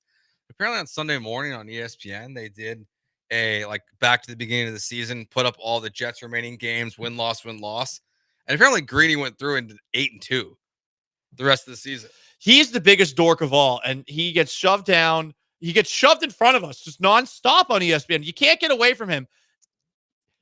Am I supposed to admire that he's a Jets fan? I think as a person who is supposedly so knowledgeable about sports, this man is a fan of that team. I have no respect for you. It's like sticking with your husband when he's getting, serviced by an intern when he's in the, highest office. I'm supposed to respect you? Oh. Stand by. God. Stand by your man. It's funny. I don't get it. Hillary Clinton's like, what? How did I catch a shot in the Jets segment? That was my biggest indictment on her anyway. Hey, let's move to the side. Talk about more Houston Texans football. Don't you wish the Houston Texans would do what Chargers offensive lineman Bradley Bozeman did to Nathan Shepard after he got a little bit dirty with Justin Herbert? Here's what Bradley Bozeman had to say about absolutely messing up Nathan Shepard on the ground after he tried to remove Justin Herbert's limbs. Yeah, it was probably one of the dirtier plays I've ever seen, especially with my own eyes. I think the ball's gone 2-3 seconds, and he's still getting rolling. He's on the ground. He's still getting rolling. Just protect your quarterback. You protect your quarterback no matter what. I think any of the offensive linemen that was in that position would have done the exact same thing. So, had to get him off of him, and we're good. I know last year when CJ Stroud got hit late, it became a big thing. We got a Texans offensive lineman going back and forth with Branham. Last year, I was not so sure how I felt about that take. I'm shocked that more people are not upset with what the Texans offensive line is doing this year. CJ gets his ass kicked, and they don't even help him up off the ground, let alone do something like this, where they're going to attack a defensive lineman as he's murdering your quarterback. Just they just stand there, do nothing. Mm-hmm. I would like a lot more. Yeah. If Kenyon Green's going to suck this much at football, beat the crap out of somebody, please. Bully someone. Throw a quarterback at someone, okay? Throw a corner into the stands. Step on his junk like Ndamukong Suh. Dylan Brooks got to shoot 3 for 16 his last year, every game for the Memphis Grizzlies, but it's because he would have Ja Morant's back. Yeah. If you're not going to be good, there is a line that or a way to stay in the league. And yeah, no, when Bozeman goes, I think any offensive lineman would have done that. I was like, he hasn't watched a lot of Texans Houston. Too rah-rah. I also was not on Jeremy. I was like, this is nothing, Jeremy Branham. Where are you talking about? But now that he kind of pointed it out, now every time CJ Stroud gets hit hard and no one helps him up, I'm always like, Jeremy might have been right. They are paid handsomely to protect CJ Stroud, and also paid handsomely as NFL players to do the closest thing to hurting people that you can legally. But he's like, I don't get paid after the whistle. They don't get paid during the whistle. I don't get paid. I don't get paid to be security. All right. I'm not saying they need to do it all the time. I just thought what Bradley Bozeman did was pretty cool. It would be nice if when Bradley Bozeman does that, the first thing that in every Houston Texans mind is we would never do that. Our offensive line would never do that. Is he under contract? Maybe that's what the Texans should trade for. Trade for Bradley Bozeman. Jim Harbaugh, still Jim Harbaugh. I don't know what he's talking about here. We could try to figure it out at the end if you want. But here is a analogy about olives and jars. I always think of it like my dad's got this great analogy of the old olive jar. You know, they get packed in there so tight that you open the lid on it and you could turn it over and nothing comes out. Not even any juice is seeping out. But if you can just get one, like Ladd's touchdown, and then another, then they start popping out and pop. That's what we're going for. I think that's something that we certainly did today. I mean, make the play, but then finish with the ball in the end zone, or Justin makes the big 34-yard run, and then we finish with points, or we finish in the end zone. JK makes those kind of runs. I mean, it's what it takes. I mean, you got to pry those things out of there, and the olives are the touchdowns. I mean, it's both the same, and get them pried out, and then it certainly does a lot for us. Yeah. I mean, as he explains it at the end, I start to understand a little bit more. But I just felt like I thought the players were the olives. I thought so too. And then when he said they're touchdowns, he's like, once you unpack the olives, they just boom, boom, boom, boom, boom, fall out. So I think he's saying like once you get one touchdown, they just boom, boom, boom, boom, keep coming. Yes. When it rains, it pours. Is how. Yeah, he could have just said that. What a weird man. What an interesting man. Weird man. Yeah. I'm going to read a text on the air. I'm sorry, this is a side tangent, but my Bills fan friend has texted me about this Stephon Diggs trade. Oh. No. I mean, didn't want that for him, but I guess getting rid of him was the move. Shrug. So I guess that guy thinks it's success for the Bills. He thinks it's a great trade for the Bills. I could tell there was a butt coming from a mile away when he goes, didn't want that for him. Keep going. One more time. Nah, didn't want that for him, but glad he left. Laughing emoji. Interesting. The laughing emoji makes me think he wanted that. Yeah. Bills Mafia. A little scumbag to him. A little bit of a scombag to him. Of course, there's like it's kind of funny that like a good amount of they threw sex toys on the field. One of them spilled wine on me at a bar. Wait, was it this person? The sex toy? No, this is somebody else. No. Good clarification. Also, just you just said one of them. No, there's. We should make sure. It's kind of funny that among NFL fan bases, Bills fans who might be the trashiest are looked at as cute. They get the lovable trashy because they don't actually win. Yeah, but it's just like they're I'm trying to think of a good. You didn't watch wrestling, right? Really, growing up, like WWE? No, all my knowledge is from that Vince McMahon documentary. Yeah, because like people always love like the dumb guys who just like would do crazy stuff, like Mick Foley falling off the Hell in the Cell cage, stuff like that. Like that's basically what Bills fans are. We like them because, well, they do stupid things. They take shots out of take shots out of bowling balls. They jump on tables that are on fire. They take their shirts off all the time when it's freezing cold. They lose their fingers sometimes, but like they shovel snow. Yeah, they have the guy who gets sprayed with ketchup and mustard. Or you know what it is? It's the kid at the lunch table that you could be like, "Hey, I'll give you $1 to eat," and then point at any object and they'll eat it. Yeah.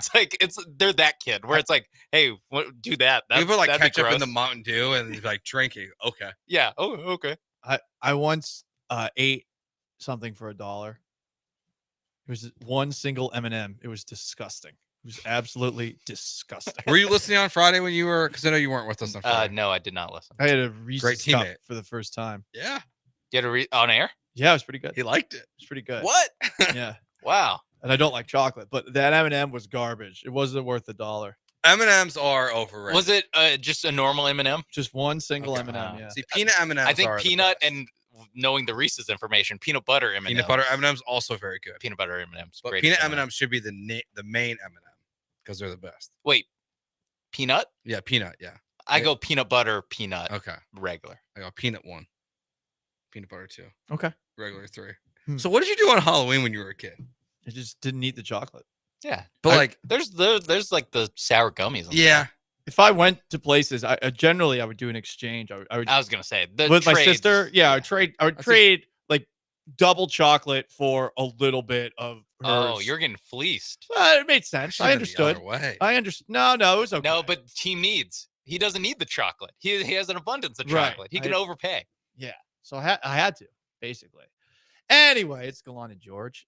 He's Joe. I'm Paul. We got Sean behind the glass. Let's just roll through. Stephon Diggs tore his ACL. He's out for the rest of the year. And the question that we are asking is if this trade was a failure. I think the reason it's a failure is not due to him getting injured. Because he got injured. You can't predict that happening. It sucks, especially on a non-contact injury. NRG Stadium Field. You thought it was never going to get anybody else. And yet, it got somebody else. I mean, it's coached by a team. It's coached by a team who had its head coach sue said team for an injury that took place on a different version of that field. D'Amico Ryans lawsuit watch did once sue the Houston Texans for their field. Lawsuit watch. Listen, if Stephon Diggs wants to sue the Houston Texans over the field surface, I'd join in. Should I the next media game like fake an injury and act like I tore my ACL on the rubber turf? I was gonna say, like, what's the that post game? No, like? the post game video that you do. The post game video. Yeah, there's no waiver down. for that. Actually, I'm sure your credential is like the Astros one says basically you could die. Yeah, but not yeah, we could responsible. light you on fire. It doesn't matter. But I feel like it's not a failure because of the injury and because it's just a one-year rental. I think it's a failure because you were expecting an unrealistic level of the Houston Texans offense this year. You were expecting more than what was ever going to come. And we probably should have learned that just going into the year. There were so many articles. You're going to have 3 1,000-yard receivers. It was insane. It really was insane. I remember seeing multiple, and I was just thinking to myself, are you guys 5? Do you know how this works? Is Stroud going to throw for 7,000 yards? I mean, they just signed a running back to a 3-year, $28 million deal. They're going to run the football. They ran the football a lot the year before, even when they couldn't run the football. So now they have a good running back. There were weird expectations going into the year. And sure, we felt we definitely were a part of it. We were reading all these reports and we were excited about the possibilities, but everyone was expecting something. Greatness. Just was very unlikely to happen. I think you were looking for the 2007 Patriots with Randy Moss and with Wes Welker figuring out how to use him, with Dante Stallworth, with all sorts of other receivers, and Tom Brady, or the Denver Broncos a couple of years later with Peyton Manning, Demaryius Thomas, Eric Decker, Julius Thomas. It's hard to do that. And Stephon Diggs trading for him, I think, made a lot of people believe that was bound to happen. Do you think it flips back the other way now? That without Diggs and a Nico Collins, a player coming back in an injury, Tank Dell not having a lot of success, that now we'll go back to being pleasantly surprised when the offense has a good day? Are the I mean, you're the one that was suggesting trading for Deontay Johnson earlier. It's almost like a full. It's like but do we? I don't know if we can fully reset those expectations still. I don't think because a lot of it's on CJ still. Like you said, like CJ Stroud, even though they added Stephon Diggs, and you're right, asking for 3 1,000-yard wide receivers is insanity, impossible. It's never going to happen. Someone wasn't going to get the ball. But at the end of the day, it's still driven by CJ Stroud being the quarterback of this team. So I think it resets the expectations a little bit, but I don't think we can ever go all the way back. to where I don't know, man. You kind of already are. You're already like, hey, we got to trade for a receiver. I think they do need to trade for a wide receiver. Well, yeah. So I mean, that means your expectations are lowered already. Yeah, so they're lowered, yeah, for sure. So I feel like you're going to be pleasantly surprised by things the rest of the way. I think you're already there. What if Stroud goes? The problem is I'm not sure I'm actually going to be pleasantly surprised because I'm not sure they deliver. Yes, because it's the offensive line. It's true. That's Jordan Addison, by the way, did you see what he posted on his Instagram story? No. Hashtag free 3. Oh, But apparently he does this all the time. It's fine. Jordan Addison, everybody. He's talking about Tank Dell on a Vikings team that's. Yes, he's talking about what? Free 3. Yeah, free 3. He had a touchdown. He's freed now. Jordan Addison said a photo he posted to Instagram with the caption, free 3 has nothing to do with his feelings about the team. By the way, the Vikings are good. Interesting. Addison said on Monday that he's used the phrase since he was at the University of Pittsburgh and showed past social media posts to make that point. People just trying to make something out of anything. It ain't nothing. Addison added, when asked about any issues he's had with how he's being used on offense, 14 catches for 231 yards. I'm straight. Didn't know sexuality had anything to do with it. Interesting. I'm straight? Huh. What else would he say? I'm curved. It is kind of weird to say like I'm straight. He's like, it is something that like it was definitely part of the vernacular of me and my friends in high school. Yes. And then like the second you use it outside of the friend group to someone, you're like, that was a crazy thing I just said to someone at like, I don't know, Jimmy John's when they asked me about mayo. Hey, you want mayo on this? I'm straight. I'm straight. I mean, look, I'll just say this about Addison as a potential Texans trade target. I just wanted to bring that up really quickly. Okay, yeah. Addison should be suspended by the NFL right now, but we're waiting because of a DUI arrest that he had this offseason or last offseason, by the way. Things are moving really quickly in the courts. I think this is a 2023 arrest for a DUI. So there's theoretically a possibility where he could be suspended later this year. Oh, like December 14th. Well, good luck to the Vikings. Hopefully their 3-3. season doesn't unravel. All right. Free 3. Oh, maybe that's what Literally free 3. Could be that. He's not talking about football. I do like him going, I've used it all the time. It's like, have you used it all the time when you have 2 catches for 22 yards? Do you use after every game? Did you use it when you were the #1 wide receiver and won the Biletnikoff Award at Pittsburgh? But it's like after every bad game he had. Just USC. Just to let Kenny Pickett know. He freed himself. He was great with Kenny Pickett. He was great with Kenny Pickett. Through the power of NIL. Anyway, Gallant George, he's Joe and Paul. Sean Mapes behind the glass. Stephon Diggs trade. Was it a failure after we found out today that Diggs will miss the rest of the year with a torn ACL? That's on the table. Stay put.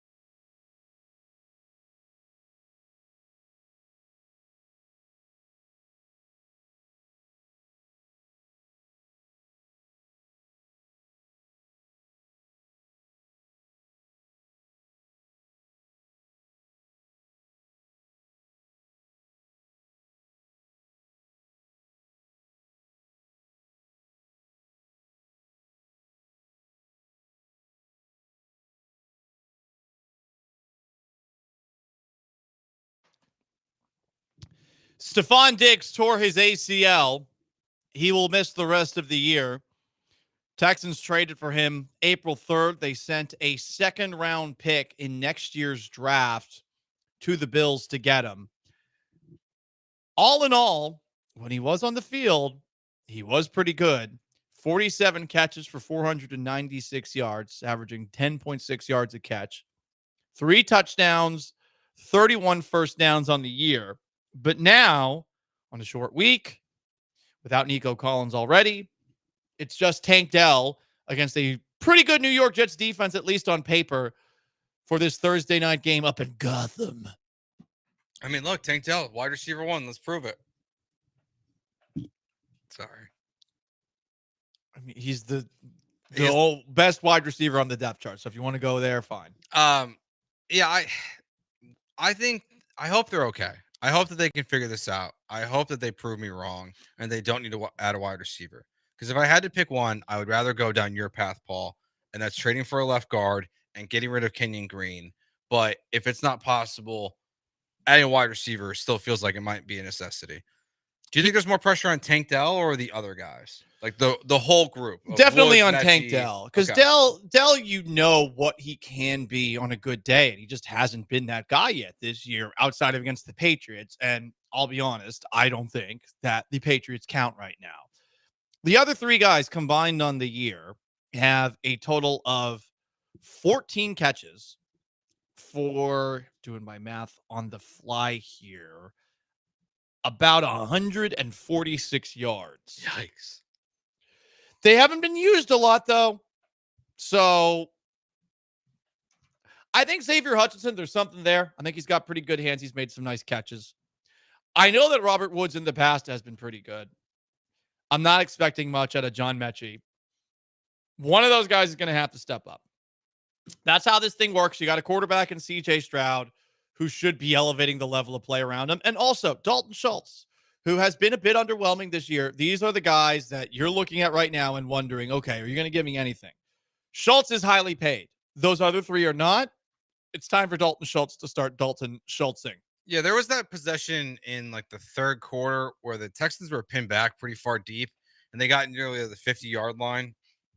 First play was the little dump off to Stover, and he broke a tackle and got a first down. The next one was a big play to Schultz. So I'd throw Stover in that mix too. Kate Stover. Yeah, Kate Stover, Dalton Schultz. You need those guys to be more effective. And I probably have more faith, at least in Schultz. Like you're right. He's the guy who needs to step up the absolute most. Because last year when Nico was out, that's when he played his best football. When Tank was out, when it was Nico and Schultz.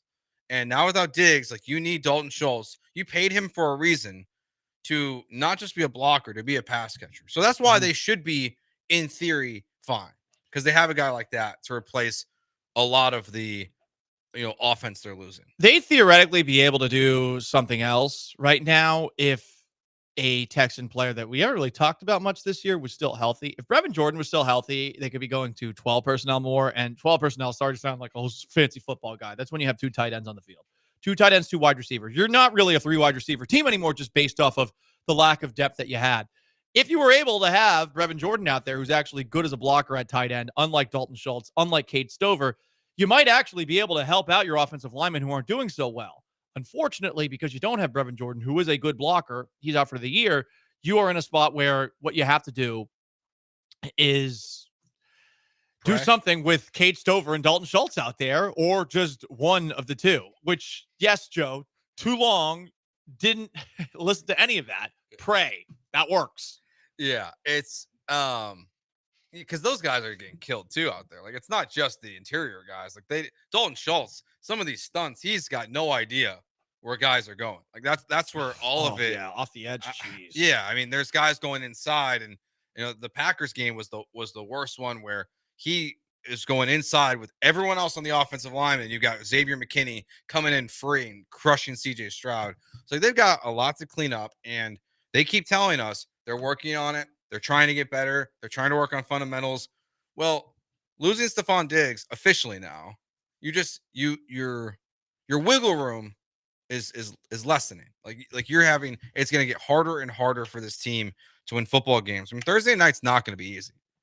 That's a by record, a bad football team. There's a ton of talent on that team on offense and defense. And we saw what happened last year. Like, they have to get better very quickly in 2 days. If they had made their field goals this year, they'd be 4-3-1. They got that bad of a kicker? Yeah. Greg Zuerlein has been an effing disaster. If you watch the 2 field goals that he missed against the Patriots on Sunday, apparently that's not the only time we've seen that from him. I don't think they've even made a change at kicker for this week, which seems crazy. I haven't seen anything. Maybe there's something that's popped up over the last 24 to 48 hours. But if I'm not mistaken, they are still rolling with Greg Zuerlein. Especially when we see teams all the time bringing kickers. From Pro Football Talk, Jets will try out kickers on Tuesday. Okay. But, I mean, maybe they can get that in time. If they make a decision today, they can get the guy signed and on the team. It's worked for the Packers. They signed McManus, the guy from the Jags with the legal issues, and he's hit 2 game-winning field goals in back-to-back weeks. So. I'm getting drunk on a plane. That's the Brandon McManus national anthem. He doesn't know anything that happens after that point. Sadly, Dirk Spinley didn't do bad stuff though. Well, we don't know that. No, he got off the plane and called his ex-wife. Yeah, how much of it did he remember? And oh wow, he got drunk on the plane. He called his ex-wife, and his ex-wife, he told her everything that happened. Those are bad decisions typically. No, that sounds like because she left him, and they had 2 tickets all to paradise. No, it was like an all-inclusive thing. Okay. Because it was supposed to be their honeymoon. Country this feels like a really complicated song. No, I mean, because it's like backwards. Okay. It's he had like 2 tickets for his honeymoon, but they were non-refundable. So he took it with an empty seat next to him and got drunk on a plane. And then after he was drunk, he landed and he called his wife and told her to kiss his ass. Interesting. A little different than what Brandon McManus. I have so many questions about this song now. Actually, I think he did. The flight attendants did come up. Let's inspect lyrics a little bit later. But to bring it back to the Houston Texans and Stephon Diggs being out for the year, there's more pressure on Joe Mixon now. You know, to what you're saying, yeah, there's definitely more pressure on Tank Dell, but Joe Mixon 30 carry games are going to happen the rest of the way, because that's the one thing this team can do. Even with their protection issues, they do seem to be decent at run blocking enough to give Joe Mixon the space he needs to do what he can do. And he has been fantastic this year. One of the best running backs in the game. I can't believe the Bengals just let the guy essentially walk. They were going to cut him before they traded him for a late round draft pick to the Texans. But it's now on him. And I will say for Thursday, this is a pretty good matchup as far as being able to run the football, because the Patriots moved the football with Jacoby Brissett under center, and he was an energy vampire for the Patriots offense on Sunday. Yeah, I'll throw in there too. I would add into that just Dameon Pierce. Like if you're gonna become a more run heavy team, you've got a long season in front of you. You can't just beat down Joe Mixon every single game. You have to have a running back that can come in and spell some carries for you. So between Pierce and Ogunbowale, they have to make.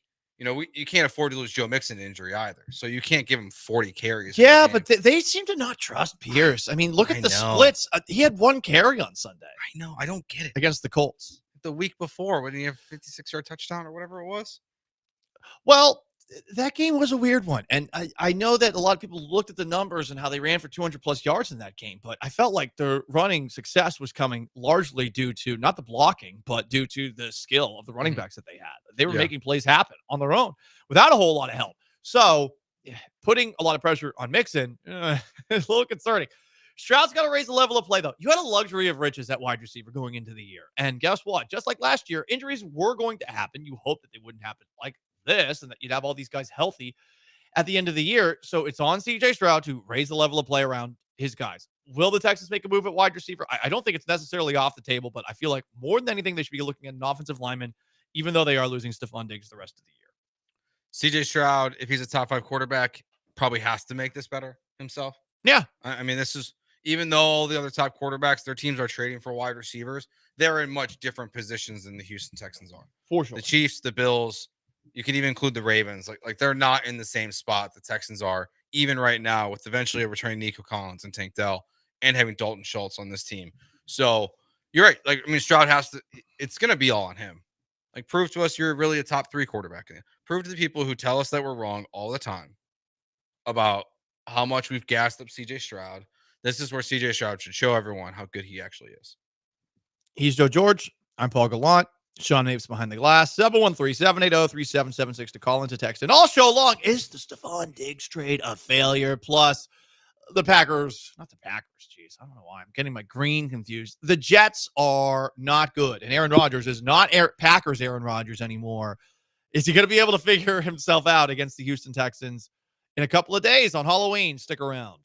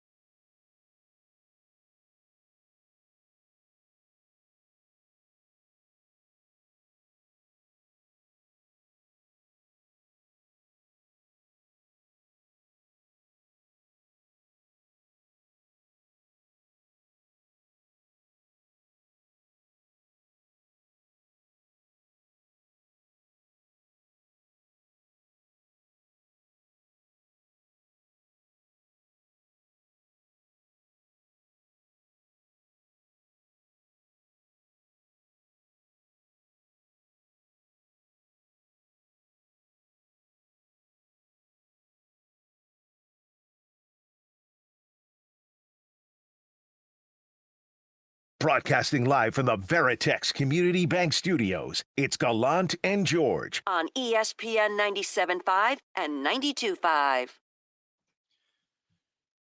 713-780-3776 to call to text. A text from the 832. You want Brandon Cooks back after Stephon Diggs tore his ACL? He's out for the rest of the year. The Archer, He's on the Dallas Cowboys right now. Another text from the 832, trade for Tyreek Hill. Okay. See, this is what happens after an injury, and this is what you did, Joe. You did this in hour one by suggesting trading for Deontay Johnson. Now it's just insert random wide receiver. Texans? Isn't Brandon Cooks like dealing with some weird injury, like with the Cowboys with his hamstring or something? I know it's not Kawhi Leonard of suing the Cowboys yet, but I thought there was something a hard pass on Brandon Cooks. Jack Easterby's not here, so I don't think he wants to be here. He has 91 receiving yards on the season, but his last game was September 26th. Brandon Cooks is the only Houston Texan who is mad about Jack Easterby getting run off. It's so strange. He's a religious guy. He's clearly a religious guy. But Why is that on Jack Easterby's LinkedIn? Like Brandon Cooks likes me. You are so lucky you missed that day. I listened to it. I can't I thought it was believe. funny. Yeah, but reading it, the horror of reading more and more into that. I kept on reading after the show, and I was so angry. I mean, there is an endorsements thing at the very bottom of LinkedIn. I never use it, but should we check Jack's LinkedIn to see if there's a Brandon Cooks endorsement for how great he is? No, I never want to go back on LinkedIn thanks to Jack Easterby. Yeah, I understand. I never want to go back because I already thought it was bad, and then I saw this, and I was like, "Oh my god!" Aaron Rodgers for the New York Jets. Want to hear some numbers? Because he stinks. 29th in completion percentage of all quarterbacks, 12th in yards a game, 13th in touchdowns, 13th in interceptions, 21st in passer rating, and first in head coaches fired. That's not an official stat, that last one. I mean, I don't even know who else. Yeah, I mean, he's the only one who got someone fired this year. We're still waiting for number 2, aren't we? Yeah, I don't know what that's going to happen this year. Another firing in the middle of the regular season? I would have thought Doug Peterson would. The way he keeps talking about his players after the game. Yeah, he's dumping on Trevor Lawrence. Like, he's being asked to speak nicely about Trevor And he's Lawrence. like, he's doing everything he can to not speak nicely about Trevor And I'm like, Lawrence. they're not going to fire this guy. Like, Mike McCarthy's not going to get fired. So Aaron Rodgers might be the only one with that under his belt this year. Discount double check belt. The discount coaches fired belt. Didn't they disown him? State Farm? They must have. He's not. They went full Chris Paul For Mahomes. They Oh yeah, they upgraded. yeah. I mean, yeah. That's what happened. But did he get like fired because of his takes? That's what I thought it was, but it might be also because I'm Patrick sure- Mahomes is more relevant. I'm sure people pointed out that like, is he being silenced? I think Mahomes is a bad guy because he endorses State Farm. State Farm's the absolute worst. Absolute worst. It's the way that they handled the assaults, the first assault on my car last year. And Mahomes kind of treats the State Farm's commercials like Aaron Rodgers treats the Jets, where he's like, all my friends get to be in it. And he doesn't really seem to try at all either. No, it's like, no, this one, it's just going to be Andy Reid eating food. How about that? How's that for a commercial? This one, they did end this relationship after the 2022 season. But he had not been on commercials in a while after his stances were made public. Okay. That's a firing. Joe, has Aaron Rodgers done more to you than anyone? Yes. He's mortal enemy number one. Number one. He's my least favorite person ever. And it's entirely because of what he's done to your favorite Bears. team, Yes. not anything related to off the field. No. That's the good stuff for Joe. The content. I love it. It's the pain. Host a radio show. Where would we be without him? Yeah, he's given me more pain as an individual athlete than any person ever has. It's not close. More than Albert Pujols. More than LeBron James. Yeah, Steve Bartman's not an athlete. Yeah, it was only one moment. What about Cody Parkey? One moment. That was one. Aaron's got way more than that. Oh, Derrick Rose. I was thinking, guys, I was not going to go down that path. I was thinking like inflicted pain. Gotcha. Not self-inflicted. Not inflicted. Okay. Yeah, I know Derek got pain inflicted in his knees, okay? And it made you feel bad. That made me really sad. For me, it's Eli Manning. Number one. Yeah, that The two first Super Bowls. ever Florida Gator game I went to. Goes back, I forgot. He led Ole Miss down the field for a last-minute touchdown against Ron Zook's Gators in 03. Ron Zook running the no-huddle with 5 minutes left. What are you doing? God, so mad. 13-year-old Paul yelling. at the Swamp. But yeah, then the 2 Super Bowls. Sean, who's your top athlete that caused you the most pain? It's tough. It's tough because there's not a ton of big spots. or the Astros, they lose to different Baker people. Mayfield? Not really. Pujols? Maybe Pujols. Yeah, Baker Mayfield. Well, I'm just saying. I feel like you're more UT than anything. Yeah. Again, Charlie Strong. That's the answer. Self-inflicted. Yeah, that's the answer. It's the Texas Boosters. That's the Texas Boosters, circa 2010. Kawhi Leonard, is he up there for what? The block on Harden. That was Manu Ginobili. Just kidding. Yeah, I guess the Warriors, just all of them for the Rockets. Steph Curry, what he's done against Big Orthodontia, which is honestly, haphazard mouth guard. James Harden. James Harden That's for self-inflicted. For that's all. It's just It's self-inflicted, all though. self-inflicted. It's self-inflicted. They're not good enough to have a villain. Steph Curry is the face of the most recent murderer of Houston sports. I'm sure for some, Peyton Manning back in the day, T.Y. Hilton as well for the Indianapolis Colts against the Texans. Hilton more than Manning, because Manning just beat up a whole bunch of teams that went 6-10. Mm-hmm. So it's a little different than Eli Manning winning 2 Super Bowls off of you. Yeah, the Texans, because their lack of playoff success, like they don't have like that ultimate like playoff villain. Maybe it's Lamar is like trending that way. Yeah, not yet though. I feel like maybe one more will get there. How about Adolis Garcia? I think he's just hated, but yes. But yeah, but I mean, he randomly is good against the Astros too.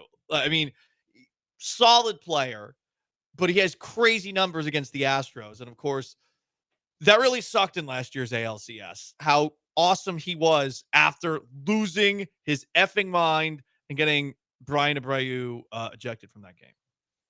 Yeah. Adolis Garcia, he's got to be at the top of the list right now. But it's almost weird because they were so bad this year. I feel like You forget about him? You kind of lose it pretty quick. I mean, it's like you could also say Howie Kendrick, for hitting the home run, or Juan Soto. But it's not one moment with Garcia. There's been other moments against the Astros where he's been a pain. That was the only one that really hurt. I guess like the regular season, I just don't care. That's fair. Like you're good in the regular season against the Astros. Cool, thanks. That just means very little to me. But yeah, I guess it's Garcia for the Astros. Yeah, I don't know who else the Texans would even be. Mike Fiers, actually. Well, and that's gonna be internal and external. Yeah, because when he did rat on you, he was not an Astro. Jeff Luhnow would still be the GM. AJ Hinch. AJ Hinch is a good one. Only one time. Oh, and he broke that TV that one time. And he just ended the dynasty.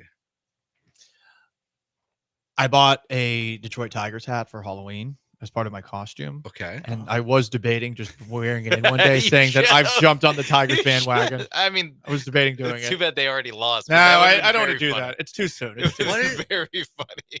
What is your costume? Magnum man? PI. Oh, okay. Yeah. Beverly Hills Cop. I just want to wear shorts so I can be a little salute.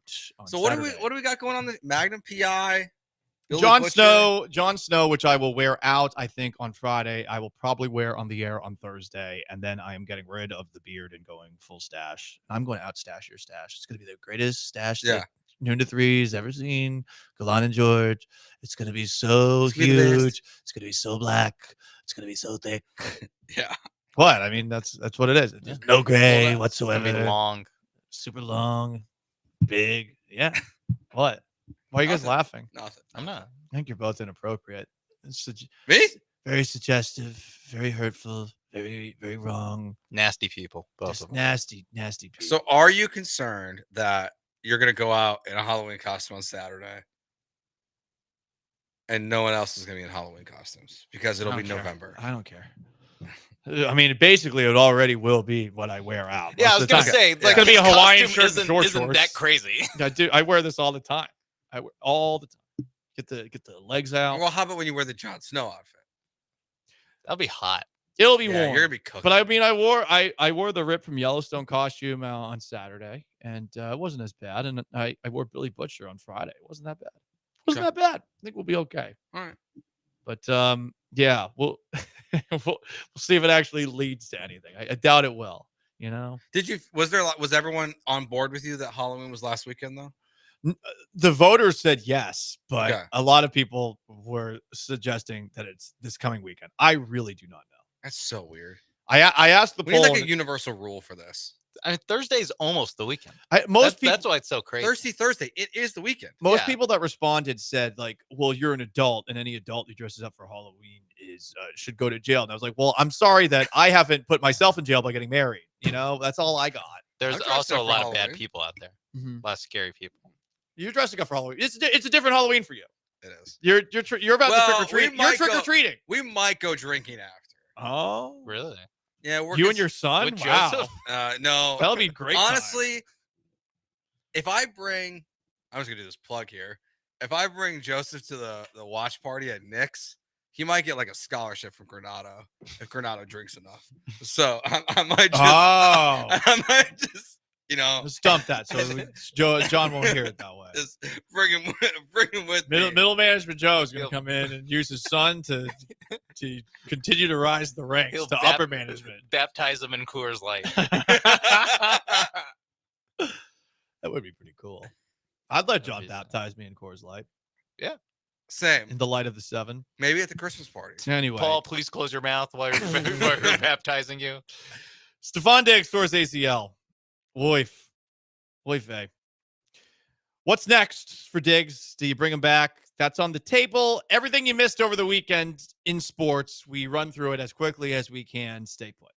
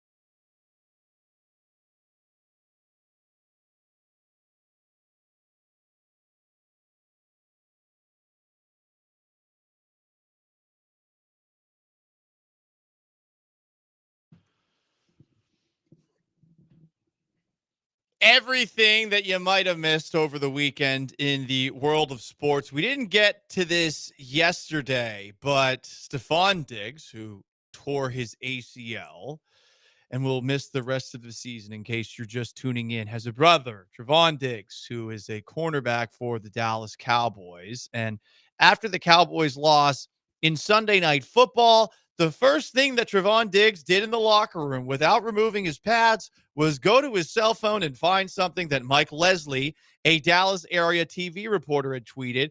It showed a video of George Kittle running down the left sideline with Trevon Diggs kind of in pursuit, never really making an effort to tackle him, as Kittle would eventually sneak his way down that left sideline for a touchdown. Diggs saw that tweet where Mike Leslie asked, "What is Diggs doing here?" And he went up to him outside of the Cowboys locker room and confronted him like this. Took from that? Out of that whole play, that's what you took from that? You don't know football. You can't do nothing that I do. You can't go out there and do nothing. Stay in your lane, buddy. Stop playing with me, bro. Just asking a question, Trayvon. I mean, I'm happy to have you answer the question. Out of that whole play, that's what you took from that? That's what you got from that whole play, that's what you got from that? I'm asking. We can talk about it more. What were you doing then? In case you didn't hear it at the end, his last retort to Mike Leslie was, "We can talk about these nuts." I cannot believe that that's like the first thing you do. The players that like go to Twitter, see someone criticize you, and then walk out there and call them out like that. Like, isn't there other things you can be focused on? Like, not the media. Like, we're not that important. Credit to Mike Leslie. Trayvon Diggs recognizes him from his face. Maybe he saw his profile picture and lined it up. Could have been that. I don't know. He might be there a lot. Yeah. I'm sure he's there a lot. He's like, oh, he knows me. I thought Leslie was pretty funny with how he handled it. Diggs, I guess, went on Micah Parsons and had a 3 to 4 minute response about how, yeah, I probably let my emotions get the best of me, but very long answer about how he actually was good at certain things after the game. Here's the thing. Diggs just shouldn't have gone to his phone after the game was over and look up his name, because he would have had to do that. Yeah. He would have had to look up his name to find that. Oh, he doesn't follow him? I'm assuming not. And I'm assuming that's not the first thing you're going to see on Twitter unless someone texted it to him or something like that. That's true. Yeah. For you page. My For You page has shown me no sports in the last 2 weeks, and it's making me want to throw the phone away. I am so tired of everything. This is a bad sign for America. Both sides. Shut up. Yeah, it's all politics. I can't get away. Mine's a lot of Venom 3. Oh, getting a lot of that too. Must be nice. I would prefer that. Yeah. I would actually miss my WNBA push notifications right now. That's how bad my phone's been the last couple of days.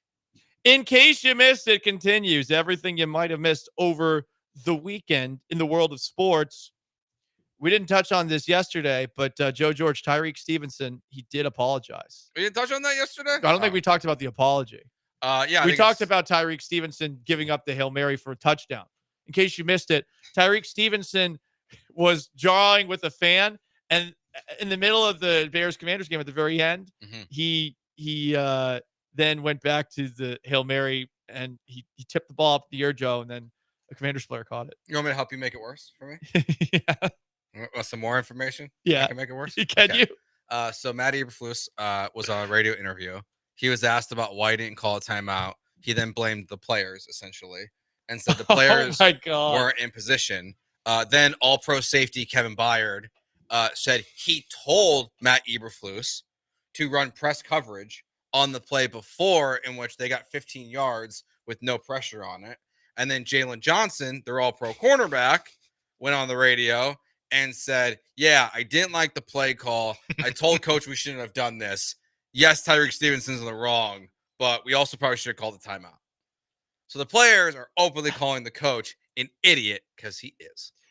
So he's got to be on the board to be the next coach fired. He was the betting favorite before the season started. It is crazy. Before the season started, he was the betting favorite to be the coach of the year and to be the first coach fired. What a world. What a world we live in. Also, if they would have not given up a touchdown to Noah Brown on the last play of the game, they would have been in the playoffs. 5-2? 5-2. 5-2 and in the playoffs. And now their players are like, our coach is a moron. Yeah. But at least Tyreek Stevens apologized. Oh, and then Albert Breer did an interview today in which he said that the Lions offensive coordinator, Ben Johnson, wanted to be the Bears head coach. Oh, that's this good. last offseason. So hopefully that continues into this offseason. But bad times. Bad times. I'm sorry, Joe. You know what? Hey, it could be worse. And it could be worse. I could be a Jets fan. That's yeah. true. Okay. Could be a Patriots fan. Yeah. You're okay. Drake May's hurt. They beat the Jets. Yeah, that's my Super Bowl. That is my Super Bowl. You're ahead of them. Yeah. Kind of. I don't know. It's more the fallout after the loss has made this loss a lot worse. Drake May's a rookie. Aaron Rodgers is a dinosaur. You're in a good spot. All you needed was Stevenson to not do what he did on that play. And even if the Hail Mary was still allowed for a touchdown, I mean, it would feel a little bit better, but now it just feels like an absolute clown car. Except it's kind of like a break for Caleb Williams. Like, no, I know he was really good those last like 3 drives. No one's talking about how awful he was. He was bad. A majority of that game. At least he apologized. At least Tyreek Stevenson apologized. On Twitter. Say it to the media. He went to chat. He wouldn't talk to the media. Go out and find Mike Leslie. He said, I'm not talking to the media, and then he went to his phone and apologized. Yeah, cutting out the middleman. I don't take it serious. Yeah. The liberal media. He's scared. Might be conservative, like Nick Bosa. Jameis Winston or Kirk Cousins? Who'd you rather have pumping you up before a game? Here is Jameis Winston before his Browns upset the Ravens on Sunday. We played what he said after the game, talking about don't let an opportunity go, like quoting that white boy from Detroit, Eminem. Here is Jameis before the game. Jameis, I can tell you're taking it all in right now. You're about to make your first start since 2022. Ken Dorsey said that he's been preaching to you to play smart but not conservative. What do you expect from yourself? This is the day that the Lord has made. I will be glad and rejoice in it. You're looking really focused right now. You told us this week that everyone inside this building believes that this is the time you guys can turn it around. What's been the message? Unwavering faith, ultimate belief, depending on the Lord. That's all we got. You told me no nerves, just excitement and butterflies. Still feel that way? Unwavering faith, ultimate belief, dependence on the Lord. The message is clear, guys. Thank you, Jameis. I'm glad that is he on drugs? Well, listen, God clearly was paying attention on Sunday. Look at the results. Yeah. What makes you think he's on drugs? What a strange Just believes person. in God. What a strange person. I think he's just a man who Yeah, has just faith. I was completely normal to I was me. watching this TikTok Yeah? that Jameis Winston put out, Oh, yeah. where he was blind ranking fast food restaurants. Yeah. And Okay. it's once again very bizarre. Like his commentary is just strange. He's a strange guy.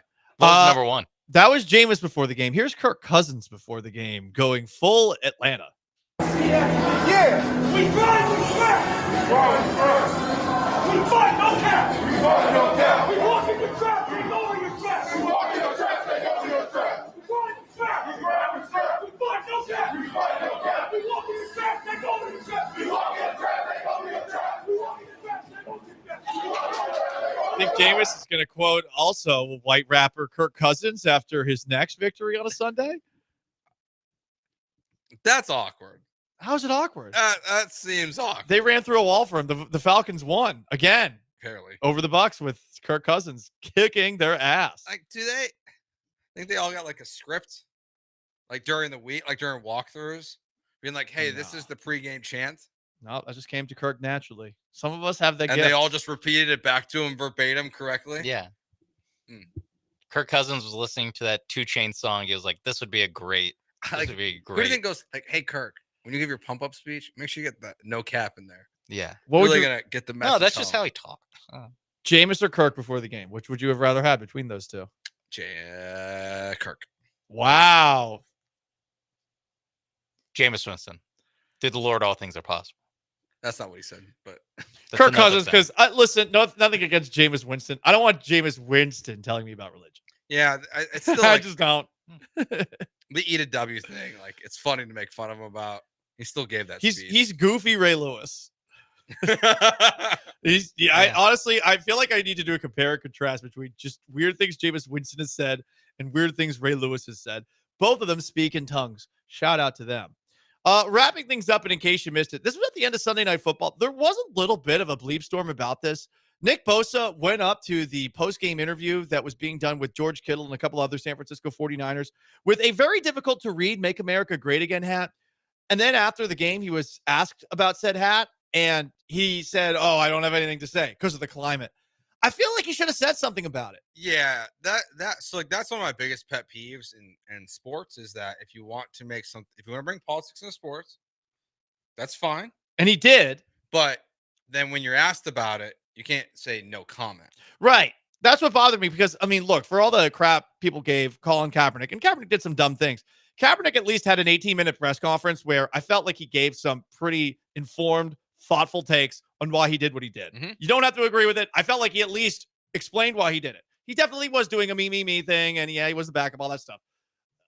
I feel like Nick Bosa, if you're going to do that, come on, at least talk about it at the press conference. If you feel like it's an important time in America right now, then say why it's an important time. Yeah, that's it. Yeah, say your piece. Say who you're voting for. They have made it clear if you could read it. It was Have made white, it clear. It was like white and yellow. I think it was like it was hard. It was like Yeah, very hard I to don't know read. why he didn't just wear the red hat. Like the red hat is the one that everyone recognizes. Yeah. Too. Like I had no idea what was on that hat. I found out. See, I afterwards. bet you the red and white one's banned. Well, interestingly enough, George Kittle was fined $13,000 for an F Dallas T-shirt that he was wearing underneath his jersey. Honestly, it wasn't even showing, and Nick Bosa not fined for the hat. Wait, it wasn't even showing. It wasn't even showing, and he got fined for it. They knew it. They knew it was. They knew what it was. It wasn't NFL equipment. That's There was a college football player that like I saw like the tweet headline. It was like some football player like wears a "Make America Great Again" shirt. He lifted up his jersey, and it's just a white T-shirt with it like written in Sharpie. Yeah, like on the bottom, and like that's. It was very on brand for like it was the college Texas Tech kicker. That's right. That's what it was. Texas Tech. Yes. Which makes me wonder because I think they had He like knew he was going to score. They had a trick play where he scores touch, and I was like, so did he write that under like every undershirt that he wore, just waiting for the opportunity to? No, he knew that week going in that he was going to get his moment. TCU's going to line up in a formation. We're going to take advantage. I'm going to score. Good thing he didn't biff that. Well, he did later miss a kick, and they lost by 1. Oh no! Yeah. Scholarship withdrawn. That's rough. Anyway, that's in case you missed it. Everything in the weekend that you might have missed. The Rockets did, for what it's worth, win a game, lose a game, and then won last night. We'll talk probably a little more Rockets tomorrow. But the big news today, Stephon Diggs tore his ACL. He's out for the year. You want to weigh in on that? 713-780-3776 to call, to text. You can join on YouTube at ESPN Houston, on Twitch at ESPN 975. Stay put.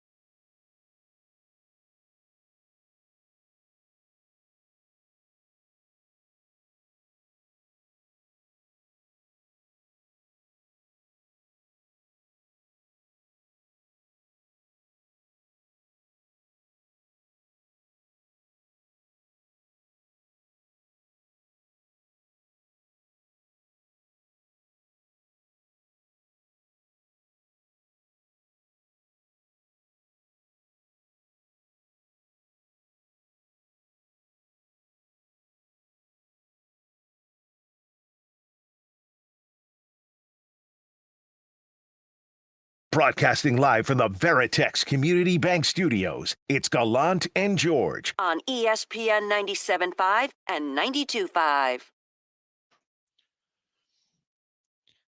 Last chance to dance, Gallant and George. The big news of the day, depressing news for the Houston Texans.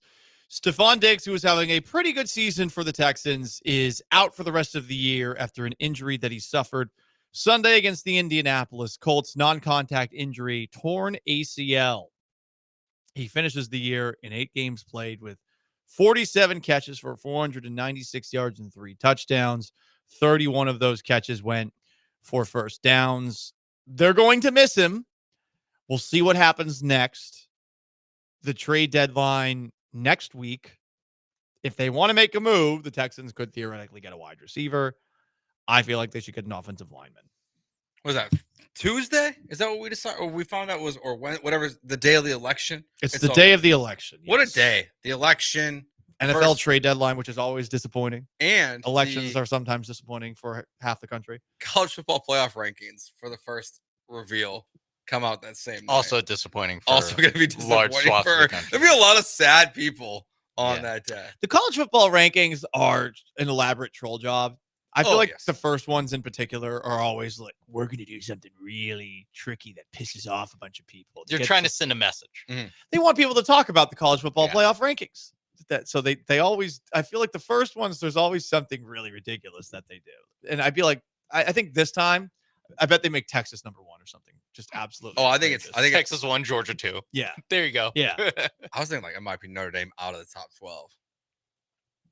Like Texas A&M top 5. Yeah, I think also like A&M. Oh, A&M above Texas. A&M above Tech. No, I was gonna say A&M above Georgia. Like you go Oregon. Who cares? Whatever. Ohio State or Michigan or Penn State, whoever wins this week, and then Texas A&M. Yeah. Give me that. And then whoever, Georgia, Penn State, whatever. It's gonna be a busy day for us. Penn State number 1. That's how you do it. They got to win this weekend. Penn State number 1. Yeah. Oh, I mean, if they win, if they beat Ohio State this week, that's a good argument. Yeah. Oregon also beat Ohio State, both at home. So we'll see. People get mad at Penn State. They still hate them. Yeah. You had James Franklin being a little bitch at a press conference last I week. think he apologized for it. Huge Streisand effect on that too, where it's like I had no idea. Yeah, some random guy got again. A guy on the football team got in trouble for something. A guy who's not even on the team anymore, though. Oh yeah, that's what it was. And he like makes a big show about walking away in the middle of the press conference and then having his SID answer the question. And it's like that makes it such a bigger deal. It was chicken bleep. Anyway, let's get out of here with a little garbage time.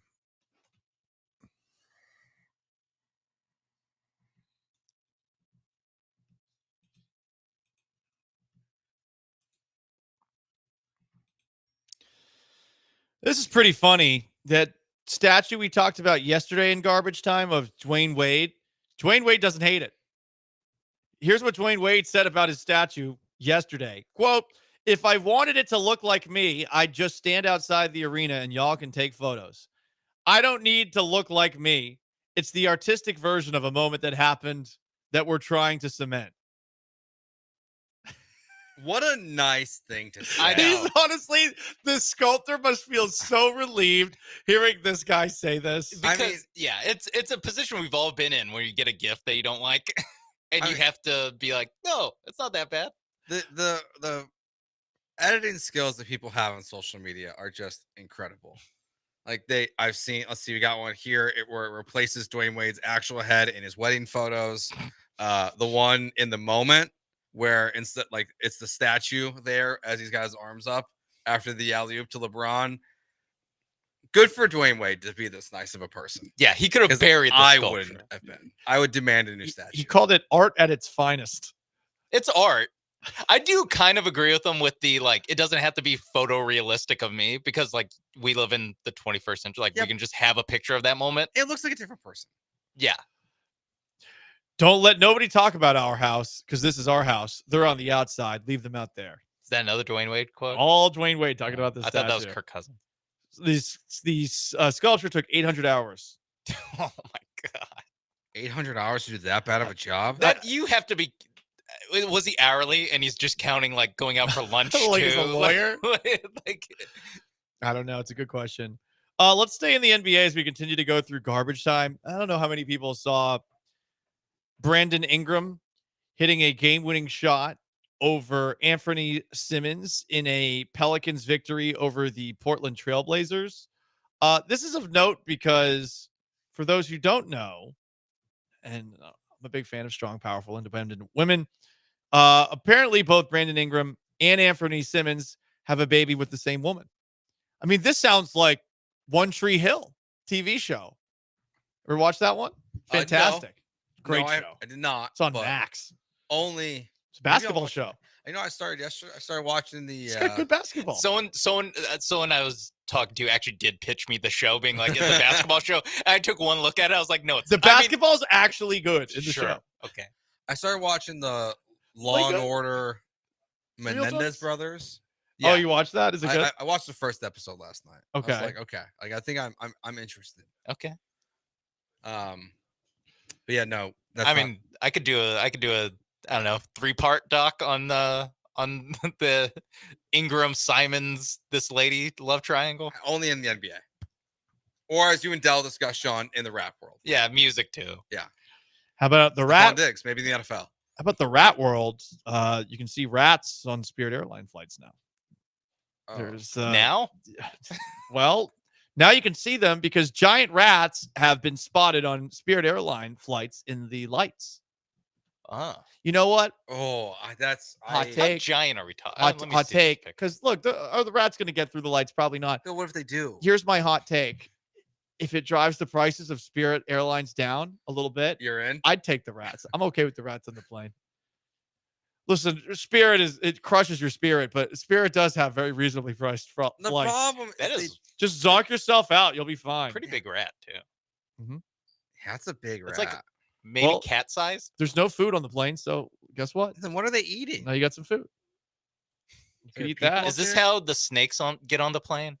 Probably. Oh, they chase the rats. You get the rats on the plane, then you get You the think you're snakes too good for the rats, both of you guys? No, it's not that. Rat on a It's- stick, a little the cheap skeever? flights are fine. It's the baggage prices that. Yes, you can fit it all in the backpack. You'll be fine. You don't even have to put it under your. You don't even have to put it under your chair. This is a huge rat. Put your legs over it. Anyway, those are all your Spirit Airlines hacks. There might be rats on your next flight. On that note, that's going to wrap up today's edition of Gallant and George. For Sean Mapes behind the glass, for Joe George, for our texters, our tweeters, our callers, YouTubers, and Twitters, I am merely Paul Gallant. So long, farewell, and have yourselves a wonderful Tuesday. The Killer Bees are up next. Peace.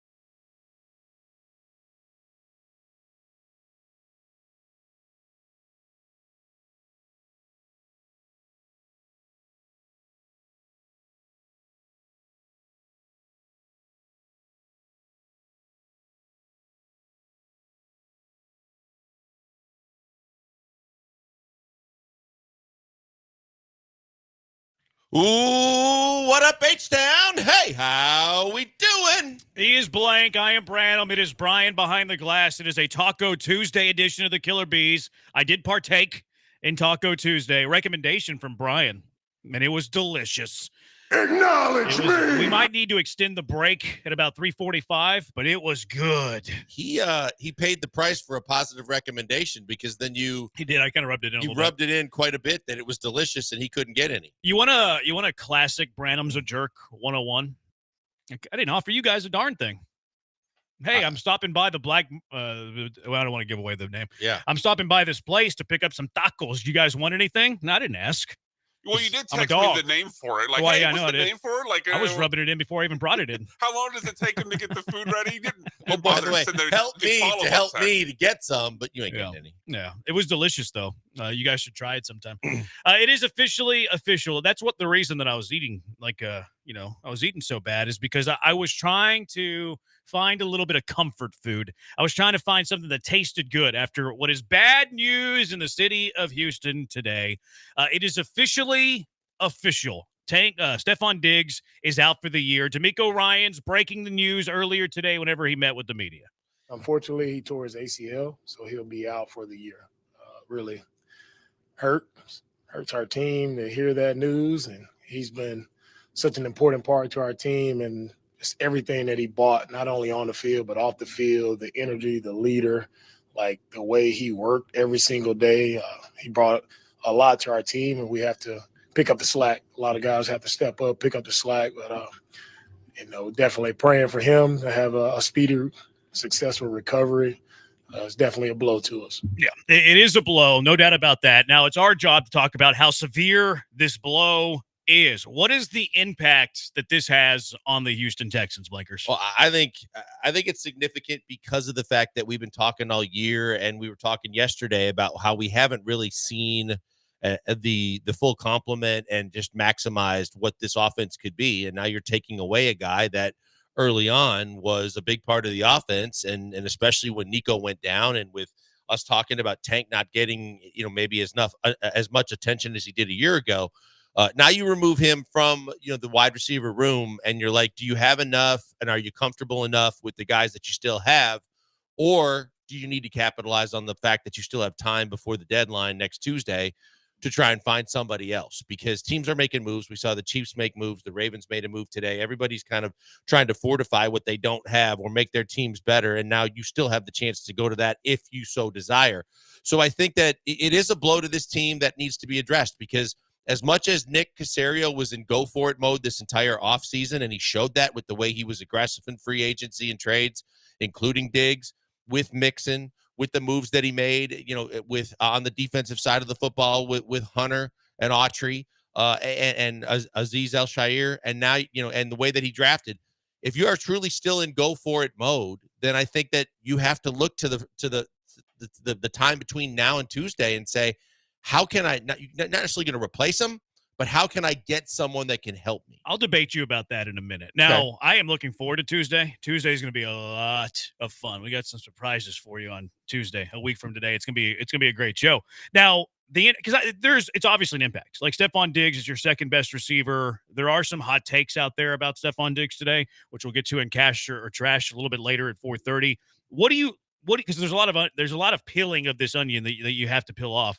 What do you think the impact is on the Texans to win the division? Like, let's go through every single increment. I think they'll be fine. I think they're still going to win the division. I think that regardless of whether they do anything at all or just stand pat, I think that, kind of distancing yourself from the Colts and having the tiebreaker against them, that I believe that you're going to be fine for the division.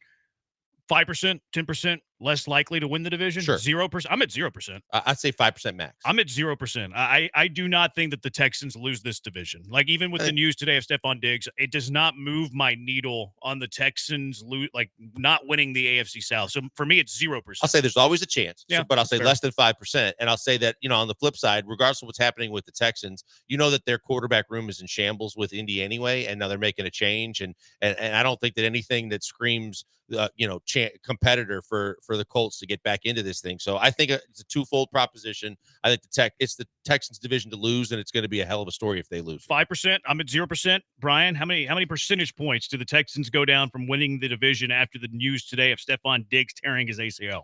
1%, but 1%. just because not because of Diggs, because Joe Flacco is now the starter and the Colts got better at quarterback. You guys are weird that you're worried about Joe Flacco. I'm not. I said 1%.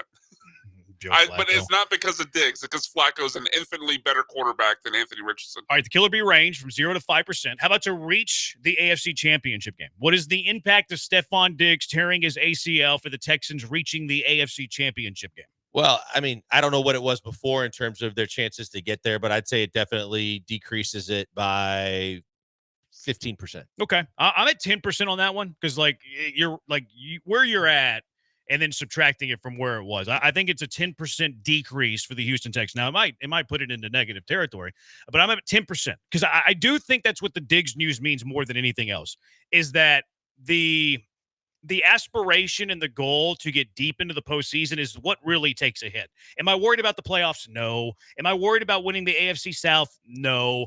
But for the Texans to have this amazing deep run in the postseason, to be an AFC championship contender, to have these aspirations and thoughts that maybe you can win an AFC championship game, and then all of a sudden you find yourself in the Super Bowl. That's where I think the injury of Stephon Diggs really hurts you. I think they're going to rack up wins. I think that they're going to win the division. I think that they're going to they might even be a 2 seed in the AFC because there's a lot of teams that have holes and weaknesses. They're currently the 2 seed if the season were to end today.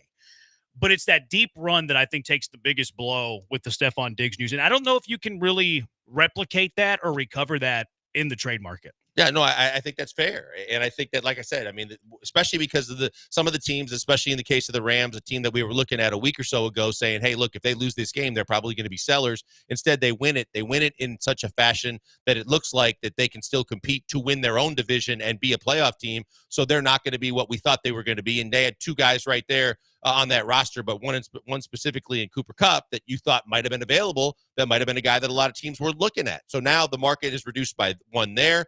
The trade today with the Ravens getting better at wide receiver means there's another one reduced there.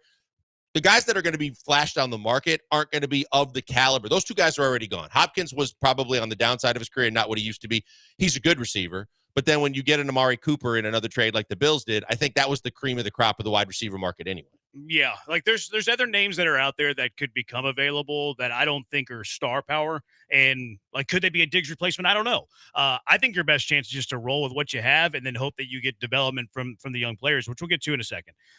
How about a Diggs reunion? Because look, the Texans reworked his contract, right? They made it a 1-year deal. We were wondering what's it gonna look like after a year, and there was some thought that the Texans made it a year because it was kind of insurance on if Stephon Diggs, became an issue, which I didn't really see of it. I think he's uber competitive. I think he really wants the ball whenever he's open, and I think that rubs people the wrong way, and I think it wears on people over time.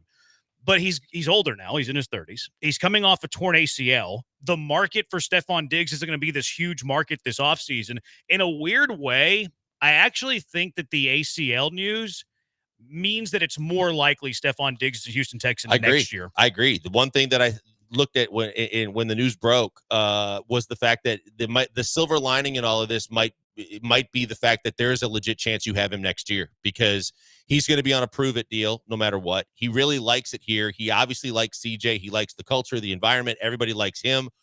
They went out of their way to bend over backwards for him since he got here. And I think that that's something that probably has stuck with him. And if he's looking for a place where he can show his wares again, whether it be for a longer-term deal or somewhere else, I think this is an ideal situation because he's probably not going to be ready to start the season either. And so you can work him in slowly. It's the same system he's accustomed to from this year.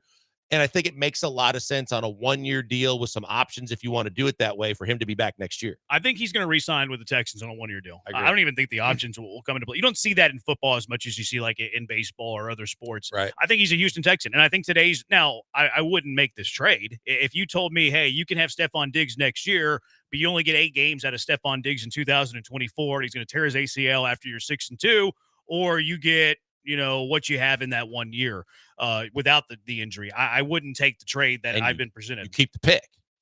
No, I'm talking about, I'm not talking about the trade for Stephon Diggs yet. I'm saying if you told me that I have this hypothetical proposition that you can have Stephon Diggs for only 1 year, but he's healthy. Or you get Stephon Diggs for 6 games in 2024, and then you get him back in 2025. Gotcha, yeah. I'm going to take the 1 year of Stephon Diggs. So, like, this isn't like a silver lining thing. I'm not like, hey, look at the bright side type of thing.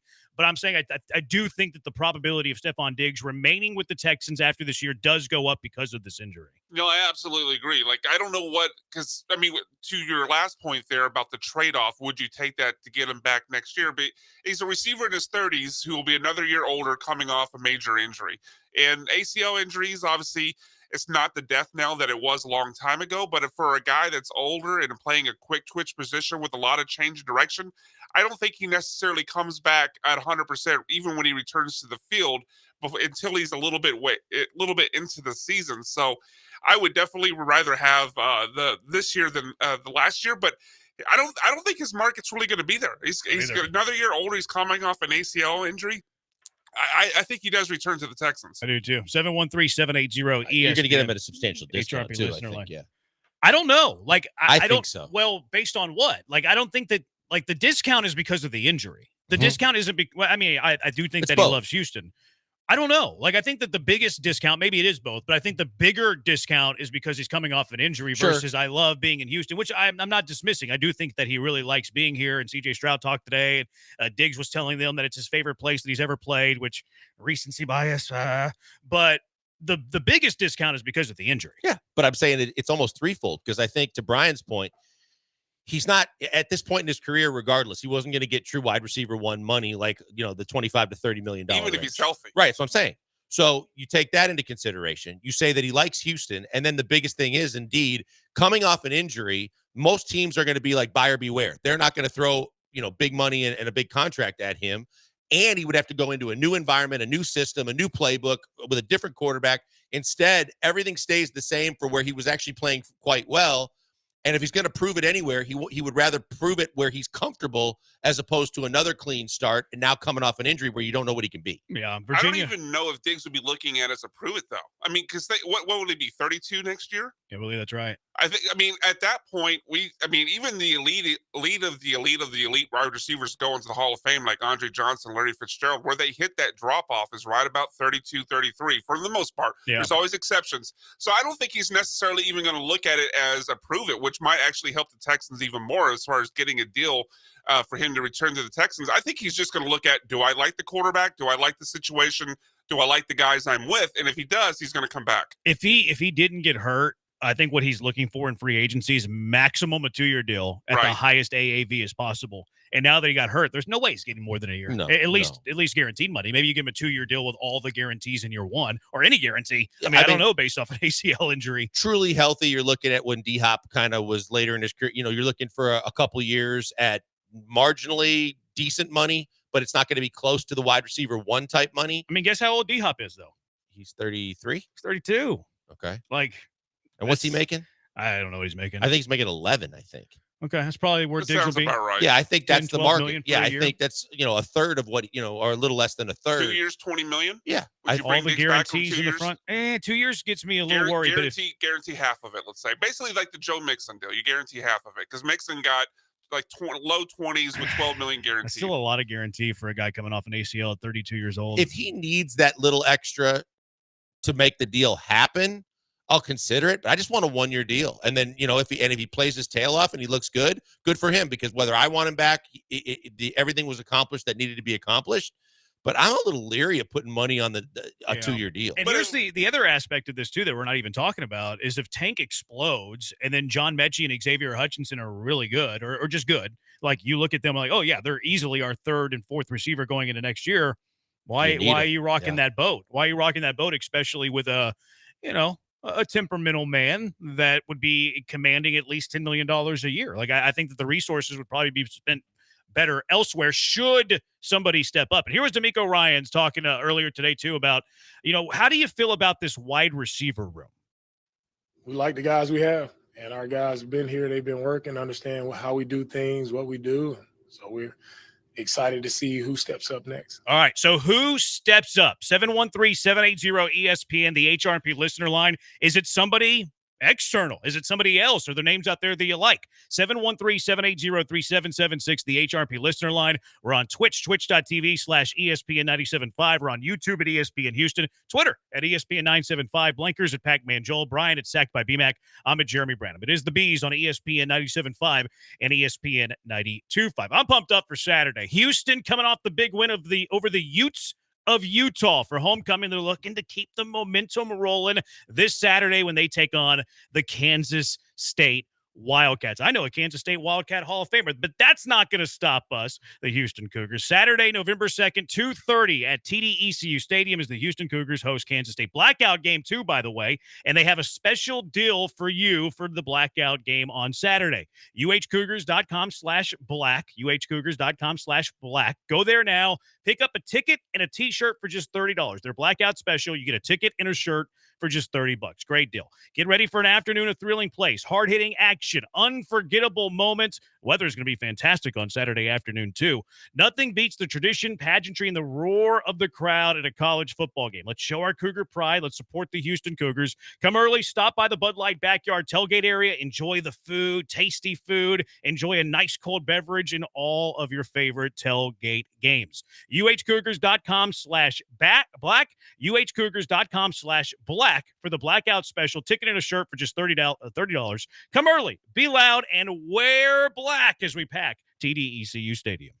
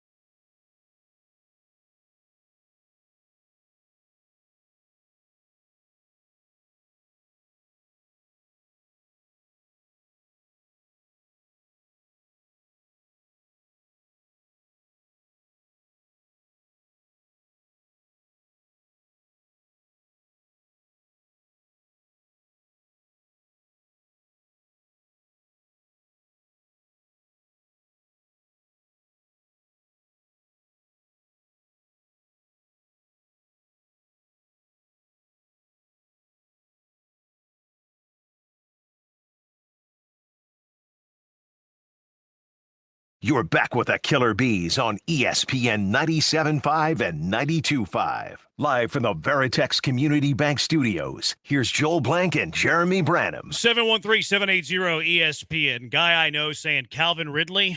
That contract is big. I don't like Calvin Ridley. It's a hard no for me on Calvin Ridley. Deal for a guy over 30 with a horse bleep attitude. No thanks. Bad attitude. No, thank you. Bad attitude. He's not a good gambler either. And I worry. I wonder about those that aren't good gamblers. I look at you a little bit from the corner of my eye if you're not a good gambler. If you're bad at sports betting, I'm like, yeah, can I trust this guy? Is this guy a baller? Is this guy a dog? Can this guy catch passes from CJ Stroud? Is he going to disappear in the postseason? Like, if you're a bad sports bettor, I got my questions about you. It's fair. I think I got my question about you. I'm out on Calvin Ridley. Adam Thielen would be one that I'd be interested in, depending on the injury. Bad. Like, if you can get him for a 7th rounder or a late round pick swap, which, I mean, Carolina's not getting much for Adam Thielen. I haven't seen the return on Deontay Johnson. Is it out there yet? No, I haven't seen either. I kept can look looking for it. ESPN wouldn't report that, just that the deal was done. Like, Adam Thielen's going to be cheap. It's going to be a late round draft swap if Adam Thielen is and traded. if you think about it, he is a poor man's version of Diggs in a lot of ways. He'll play inside. He'll play in the slot. He'll go over the middle. He's got really good hands. He's a really good route runner to where he can give you an experienced wide receiver that still has something left in the tank at literally no cost. It's like when you look at the moves the Chiefs made, you're just basically making a move. And like in the case of the move yesterday for Uche, the trade was basically set up to where what they gave, they'll get back in compensation if he signs at the end of the year with someone else in free agency. But it makes your team better this year. I would do that for Thielen. He's under a contract next year, but for zero guarantee. So I mean, you can get rid of him after the year. I'm fine with that. I looked him up while you guys were talking. Apparently, he practiced last week in a limited fashion, so it seems like he'd be good to go for this. Well, not Thursday, but he'd be good to go for the following week. Whenever I watch Adam Thielen and Stephon Diggs, I don't notice a difference at all. They look like the same exact person to me, Adam Thielen and Stephon Diggs. So I think it would be a good move. 713-780-ESPN. I was saying it as an aside. I wasn't being a smart aleck. They played together, right, in Minnesota? They did. Yeah. That's one of the reasons Diggs wanted to leave. Is I because know. Thielen was the number. How do you know? You just asked if they played together. No, I remember part of the reason why he wasn't getting. I mean that he wasn't getting the ball enough. I am Edwin on YouTube. We can't have anything nice. Maybe this will force the Texans to spread the ball. There is some thought about that. Don says Texans have 0% chance to make the AFC Championship game. Come on, it's greater than 0. It might not be high, but greater than 0. Now, here was D'Amico talking about the internal options because look, Xavier Hutchinson's been getting some run. He hasn't done the volume, but like he's shown some flashes. Same thing with John Mechie. Mechie had that big 3rd down catch late in the game this Sunday, where it's like, okay, there's the 2nd rounder out of Alabama that we know and we love. Here was D'Amico talking about what he likes about those two players. Yeah, one thing that sticks out, Hutch, Metch, I mean, all these guys, just from our last game, like just showing guys winning their one-on-one opportunities. Hutch, going to the ground there, making a tough catch. Mechie finding a way to win in an off-schedule moment there in the game and come up with a big catch. That's all we ask. Just win your one-on-one and make the plays that that you're supposed to make. If guys do that, like collectively as a team, we'll be just fine. He had me into that little awkward giggle at the end because it's like, hey, does he really believe what he's saying? Like the awkward giggle throws me off a little bit there from D'Amico. You've learned in the short period of time not to put a whole lot of stock in what D'Amico says. It's going to be the positive coach speak because the one thing is these guys doing those kind of things. And look, I really have been impressed more with Hutchinson than Mechie, but Hutchinson's made some pretty big catches and in some big moments. But it's also easier to do when you've got other guys on the field that the defense has to respect. When you're one of the focal points now, because you're one of the guys that are going to be out there that are going to be relied on more heavily, do they have what it takes? And are they capable of doing what at least to some degree, what Steph was doing? And I think Hutchinson could. The jury's still out for me on Mechie. Yeah, he had his longest catch as a Texan with that big ball that he caught late. But overall, I still got to see more of Mechie before I feel comfortable with him. I like Woods. Yeah. I mean, you need to see more from both because they've both done very little in their career. Of the two, which do you have the most confident in? Like, let's say the Texans don't make a trade. They just roll out what they got. Nico, knock on wood, he's back for the Detroit game after serving. I'm acting like it's a suspension. After missing the 4th game coming off the IR, tank health. Hutchinson healthy, Mechie healthy, Robert Woods still on this team. Let's say they just keep it internal and that you have the health. Which of those two do you have the most confidence to be the more productive receiver? If it's just between Hutch and Mech, I'll take Hutch. I think that he's shown me enough. I still think there's a pretty high ceiling for Hutchinson. I think he can really turn into even more for this team. I think this is a great opportunity for him. And the fact that, he's got decent hands and he goes in traffic and he can get it and he's athletic. He's got some size. I would say him first. Okay. I'm on the Hutchinson side too. Like of what I've seen on film, I think he's the better of the two. Now, they're also different receivers. Like, I think Hutchinson's better suited as your guy out wide, where I think Mechie's better suited in the slot. Now, the Texans, they don't put a whole lot of belief into that. They put some belief in it, but they'll move their receivers around. Like, you'll see Nico in the slot. You'll see Tank out wide. In fact, Tank was out wide more last year than he was in the slot. So you see him move around, but, Hutchinson's more of an outside guy. Mechie's more of an inside guy. From what I've seen, I think I would take Hutchinson by a hair. I'll be honest with you. I think the guy that's the sleeper in all of this that could still step up and be bigger than maybe both of them is Woods. I just believe that CJ has kind of a chemistry with him. There's a belief in him. He also, when he's called upon, still is able to do his job and go across the middle and make tough catches, where I think that for as much as we were thinking that was an easy cut to make before the season started in the offseason, he might be a guy that could actually step up right in front of both of those guys. They do love him in the in the blocking game. Like they love him in the run game. He's a really good blocker. That's the biggest reason that they kept him more than likely. What do you mean? Well, I mean, if the first thing they're going to say about him is he's a great run blocker, then because my concern with relying on Woods at this point is obviously as an older receiver, I haven't seen that he separates a whole lot. I think he can run your 3-5 yard slant or something quick, but I have no faith in him getting open past 10 yards. Was Diggs doing that? Not saying that Robert Woods is Stephon Diggs, but Robert Woods' role would be the intermediate. No, he wasn't separating deep because that was Nico Collins' role, and I think it became Tank's role. But I saw more separation on Diggs' routes than Woods. Yeah, well, I mean, he's a better player. You're right. Yeah. Now, Woods would be the, intermediate short pass guy. He's going to be on the running plays because he is a good run blocker. And I think it was more to his role at the 53-man roster. It wasn't like, oh, we don't trust this guy catching the ball. It's okay. We have really good receivers up top. We're looking at filling in the wide receiver room. Do we keep Robert Woods or Noah Brown? And it's like, well, Noah Brown's probably the better receiver, but Robert Woods is the better blocker. He's more available, although he hadn't been this year. And he gives you the possibility, I guess we didn't know it at the time, that he can return some kicks. I was going to say return game. Now, hindsight 2020, I am a little disappointed they didn't keep Noah Brown. Like, if we could do it all over again and know what we know now, yes, hindsight 2020 being this, huge luxury, I'd rather have Noah Brown on this team than Steven Sims. Oh, it would help you so much more because of the injury. And yes, hindsight 2020 revisionist history, although we were questioning it at the time. So I would take Hutch over Mechie of those two. And you're right, Woods is going to factor in, but we're looking at the young players here. Who would you take to be more productive over the rest of the season between Hutchinson and Mechie, Brian? You put some emphasis on that one, but to me, it's easily Hutchinson. Look, they've also obviously both had very limited roles through the early part of their career, but I think we've seen more impressive big plays, more impressive, difficult plays to make from Hutchinson, specifically that scramble drill that he had with Stroud last week where he went down and caught the ball. They hurried up in case he didn't catch it, but when seeing the replay, certainly I thought he did. Plus, he's a bigger body.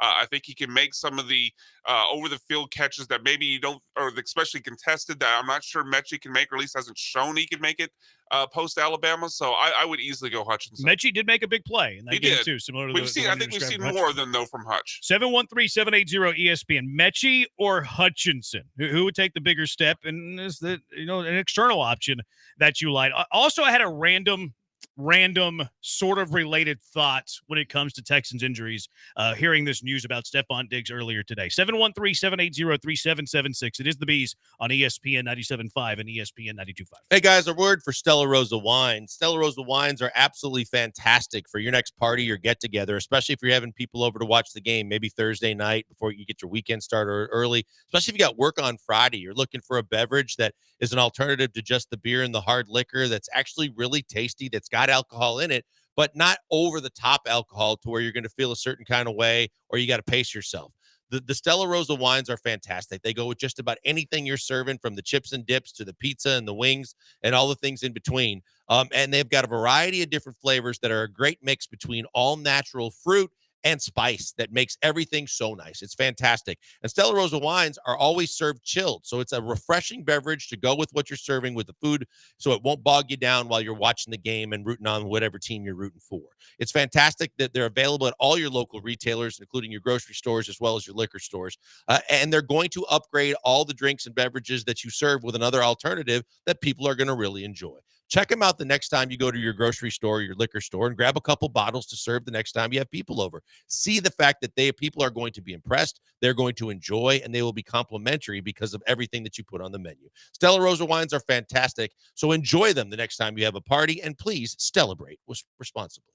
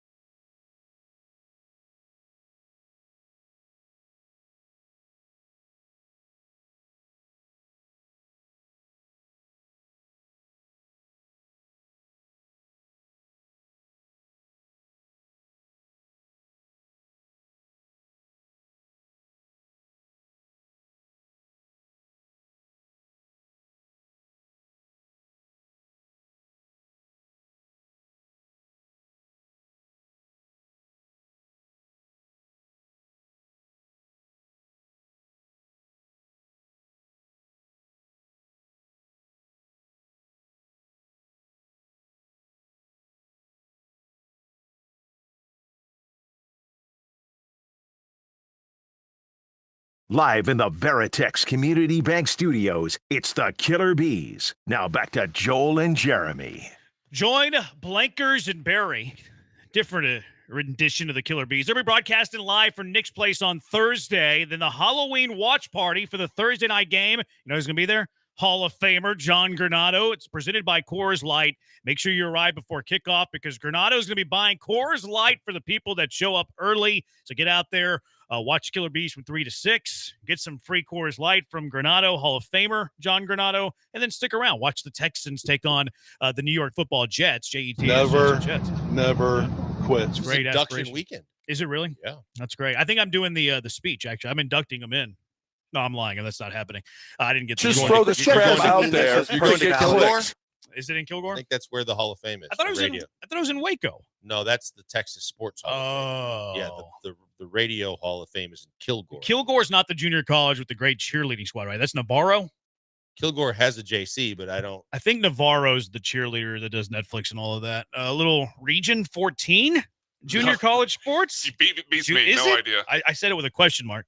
713-780-ESPN. But get out to Nick's Place for the Halloween. It's going to be fun because the Texans are going to be playing. John Granado's going to be there. Blankers will be there. Barry's going to be there. And then the Rockets play that night too. So, you want to be watching your sports at a sports bar because you're going to want to be on multiple TVs. Damn, food is awesome. That night. And the food is fantastic. I'm very, very, very, very upset. I'm not going to. Will you bring me back some leftovers for the Friday show? Sure. Thank you. I knew I liked you.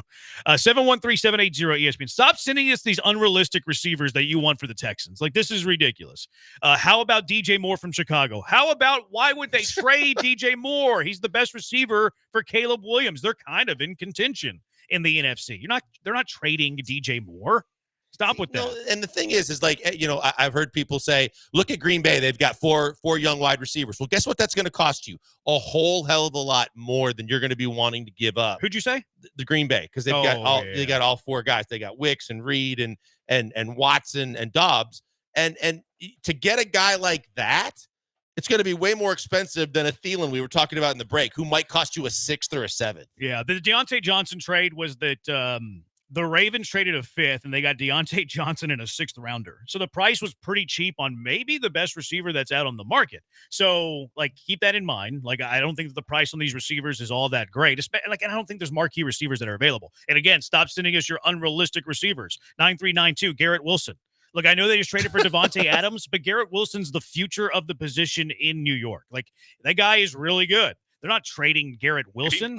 He probably cost you a first if they did move him. Maybe more than one. More than that. Yeah. Well, I'm saying bare minimum, he's costing you a first, and the Texans aren't in the market for trading a first for a wide receiver. Mike Williams is the guy there. Yeah. If they're going to move anybody with Adams and Garrett Wilson, Mike Williams would be the guy. I'm just saying, of the Jets wide receivers, he's the guy that they would be trying to move, especially after Rodgers undressed him after the end of that one game. If Caserio wanted Mike Williams for a 7th rounder, I'm not going to be mad at Nick Caserio for trading a 7th rounder for Mike Williams. Nick Caserio has done a lot worse things to late round draft picks. He's traded 6th and 7th rounders and has cut those men. He has cut those players less than a week after trading for them. So I don't care if he gives up a 7th rounder for Mike Williams. Not somebody to be at the top of my list, but I'm okay with that if it's a late pick, and it will be. 6974. How about Justin Jefferson? Why not why stop there? Yeah. He's being facetious after the conversation we just had because all these other texters are sending these unrealistic names. But don't stop there. If you're going to bring in Justin Jefferson, why not reunite him with his former teammate, Jamar Chase? Could you imagine Jefferson, Jamar, Nico Collins, Tank Dell as a reinforcement? I mean, dream team. It would be a dream team in Houston. Yeah, I think you send Hutch, Mechie in a second, and I think you get Jefferson. That gets it done. I think that makes sense. I mean, it's tough if they want Pierce too. You'd have to contemplate that. I throw in Dare. Could be a deal breaker. I don't think I throw in Pierce. I throw in Dare. Damian Pierce flopped in the end zone this past week. It was the weirdest thing I've ever seen in my life. He did it 8 seconds after it was actually touched. 5798. Do you think the Saints would part ways with Chris Olave? And if so, what would the cost be? See, I think this is one that's kind of on the brink. Saints going nowhere. Yeah, the Saints are going nowhere. They need draft cap. That's the thing. That's the big, they probably wouldn't. Still in his rookie contract, but they are going to have to pay him soon. They are upside down with their finances. Exactly. Olave of all of these unrealistic names would be the most realistic of the unrealistic. I think that one, I mean, look, I would put the odds low, but of all the things we talked about, like you said, I think that could actually happen because we saw the Saints start 2-0. They've lost 6 in a row. They're clearly done this year. They don't have their quarterback in the future. They're going to have to hit a full rebuild, not only because of that, but because of the upside down nature of their salary cap, like you mentioned. And Chris Olave, who's been hurt, he's had some concussion issues. He hasn't really played a whole lot for them. Is going to be going into a year where they're going to have to make a financial decision for him. So I could see the Saints, if they're willing and ready to hit the full reset button, being willing to listen to trading Olave, but it's going to cost you more than the Texans would be willing to trade. I think it would be at least 2 first rounders. Yeah. I err on the side of I don't think they trade Olave. Even if you're rebuilding, that's a guy you want to build around, that you use the high draft pick on, that you see as part of your future. I mean, if you can get 2 first rounders for him, and you don't feel like you're you can get that. But yeah, first for the Texans, that's unrealistic to think that you're going to throw that in. And I also don't think you're seeing a splash that big at the deadline. That's probably more of an off-season move. 8410, any trade resources the Texans have need to go toward O-line and linebacker. It's a 7th rounder. It's just stop. I hate when people say that. Well, they only have X amount of resources. They only have this limited amount of resources. They can't use a 7th rounder to trade for a receiver. They need a 7th rounder for an offensive lineman. No, use your 7th rounder to go find the best thing that's going to help your team. Offensive lineman might not be available for a 7th rounder. A linebacker might not be available for a 7th rounder. You might not like any of the offensive linemen on the trade block. So if there's no one out there in the trade market that you like at those positions, why wouldn't you use your 7th rounder on a receiver? And it's a 7th rounder. Stop using a 7th rounder as this huge resource. If you could get Thielen for a hypothetically a 7th or a 6th, probably a 7th, and then you could get an offensive lineman that's a starting caliber offensive lineman, that's a decent offensive lineman in this league, it probably could cost you a 5th. But it'd be worth it at this point if you think it's going to better your offensive line. My goodness, guys, CJ can't even drop back without dying. Receiver is not the problem, what we need. But a 7th rounder isn't fixing the offensive line issue. If you have the 7th rounder and all you have is the 7th rounder, you might be able to trade that for a receiver that you couldn't trade for an offensive line. Plus, the price on an offensive line would be higher than a 7. So it's two very different conversations. Should you fix the offensive line? Yes, it's a conversation worth having if it becomes available. But it's going to cost you more than a 7th rounder that it would take for one of these journeyman receivers that could help you. And be So it's two realistic about the separate fact that how many conversations. 7th round picks that you're going to use and you're going to bring into this football team are going to make this football team and be as impactful as trading a 7th round pick to get someone that could actually help you this year, right now, that's going to fill a need for you when you desperately need I mean, someone. I don't think anybody's draft pick hugging a 7th rounder here. They're just saying to use that 7th rounder on a different resource. And I think that those are two very different isolated conversations. If you have an offensive lineman that can help your team, you have a wide receiver that can help your team. The offensive lineman's going to cost more than that 7th rounder you're dangling for a wide receiver. So to me, it's two very different conversations. If you trade a 7th rounder for a receiver X, that doesn't mean that you're out of the offensive line market. Like the 7th rounder is never going to come into play for that offensive lineman. We're both in agreement, but like if Cleveland was going to trade some of their offensive linemen before they won this week, if they have indeed shifted gears a little bit, but you were going to probably have to pay more because their line has been at least decent enough that if you get one of the Browns starters, it's probably going to cost you a 5th. And so you just have to, that's the price of doing business at a desperate time right before the deadline, but it could truly help you probably more than that 5th was going to help you next season. Yeah. Yeah. Here's the a lot of people getting on the receiver, and we're going to talk about on the other side. Here is the random thought that I had about today's injury, and it's sort of related because it involves the Texans and it involves injuries, but it's kind of out there, which is kind of my cup of tea.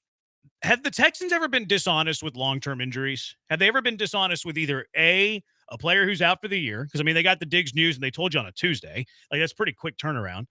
The IR, like anytime they placed a guy in an IR, hey, look, we're placing this guy on the IR. And plus, it's in the transactions. You can't really hide that.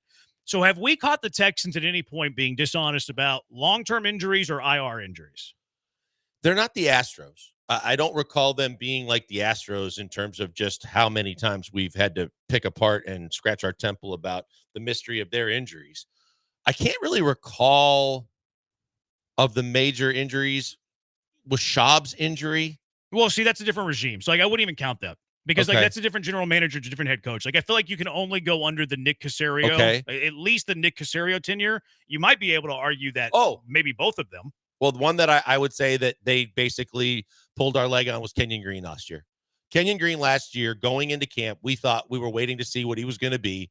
And then all of a sudden, when he got hurt, and he got his doors blown off and he got hurt, that's when Caserio came out and made the comment about it wasn't an if, it was a when, that he was going to be done for the year. But at the same time, he was playing like a day before they announced the injury. But yet he knew that something wasn't right with him. He still tipped his hand, though. Like in that quote that you say, it's like, it's not an if, it's a win. He still tipped his hands like, look, at some point we're going to lose this But he was guy. probably he said that after the fact. Oh, he said He that said after? it now, Okay. But he was playing through it, right? So, like, he was playing through the injury. We didn't know anything about it. No, but sure. Yeah. But they weren't lying or misleading us with a player who was not playing, and then all of a sudden the injury pops but into way in more. essence, they were lying because they were supposed to tell us that he's not right. He's not 100%. Yes, but I'm saying, have they ever lied about a long-term injury or Christian a guy? Harris? See, that's where I'm going with here. Because if we believe that the Texans wouldn't lie about a long-term injury, or they wouldn't lie about somebody who's done for the year, because a lot of football coaches won't give you anything injury-wise. We'll see where he's at the end of the week. D'Amico certainly does that. It's day to day. It's week to week. Until when? At minimum, they're placed on the IR. Well, we're putting this on the transaction, so we have to let you guys know he's going to be on the IR. He's going to miss 4 weeks. I feel like the Texans have always told us when a player's out for the year, at least under D'Amico. Like, they told us Stephon Diggs out for the season. I'm kind of missing a few of the injuries last year. I don't really remember this happening a whole lot last year. But if we believe that the Texans are honest with guys on the IR, long-term injuries, season-ending injuries, I think it's a huge clue that Christian Harris isn't done for the year. Okay. Yeah, I I'm can with see you that. there. Yeah, I'm I can with see you that. Yeah, because I think by now, with as long as this thing has lingered on, that they would have already made a decision. I think that they would have told us if Christian Harris was out for the year, I think they would have told us by now Christian Harris is out for the year. Because what are you really hiding? Like, what are you trying to gain? No one's game planning for Christian Harris right now. There's no scheme advantage. Yeah, and like, are you gaining? Like, you can maybe make the argument, well, you don't want other teams that you could potentially be trading with to know that you're between a rock and a hard place when you're negotiating for some random linebacker. But I think that's probably a reach. Yeah, especially since the linebacker, unless you're shopping at the very top of the market, like the trade return on a linebacker isn't something that I'd really worry about maybe losing a little bit of value on. Because if you're trading for a depth linebacker, how much are you really giving up? Yeah. I'm not really worried about being held over a barrel for a depth linebacker. I think with the way the Texans handle long-term injury or season enders during the year is an indication and a clue that Christian Harris is not done for the year. And we thought he wasn't done for the year, but there's been some, rumor and innuendo. Maybe he is going to be out for the year. I don't think that they've ruled him out for the season yet. Because, even if you go back to the Kenyon Green thing, Kenyon Green was playing that previous weekend, and then it's like, hey, he's been playing through this injury during the preseason. You're not required to submit injury reports. And then it's, what did they tell us? Well, he's done for the year. So, they were honest once he was done for the season. I feel like they're honest when they're done for the year. So if Christian Harris was going to be out for the remainder of the year, or they know that he still might be, but if they knew right now that he's out for the season, I think we would already know. Yeah, I think that's legit, because remember I think it was the Saints preseason game, and Green was just absolutely atrocious. Got his doors blown off, and then on the final one, he started grasping at his shoulder, and then all that truth came out. But I think that they maybe thought he was going to get through part of the season. I think with Christian Harris, as much as this has been obviously puzzling and very frustrating, I think that because it's already taken, 8 weeks in, that they would already done something and basically said, if he's already 8 weeks in and he's not even any closer to being on the field, we're just going to IR him. Yeah, I think, he's on the IR. I mean, like the end of the season. Yeah, I think they would tell us if he was after the season. Apparently, the Rangerettes, Kilgore, is the one that's known for their drill team. Oh, is that right? But I think there's one on Netflix about isn't there a Netflix one on the cheerleaders, I thought? I don't know. I've clearly never watched it. All right, 713-780-ESPN. More people are sending us their list of names. Do any of these make sense? Do you want to kick the tires on any of these? 713-780-3776. Also, who's the weirder 6-2 team? Is it the Texans or is it the Steelers? It is the Bees on ESPN 97.5 and ESPN 92.5.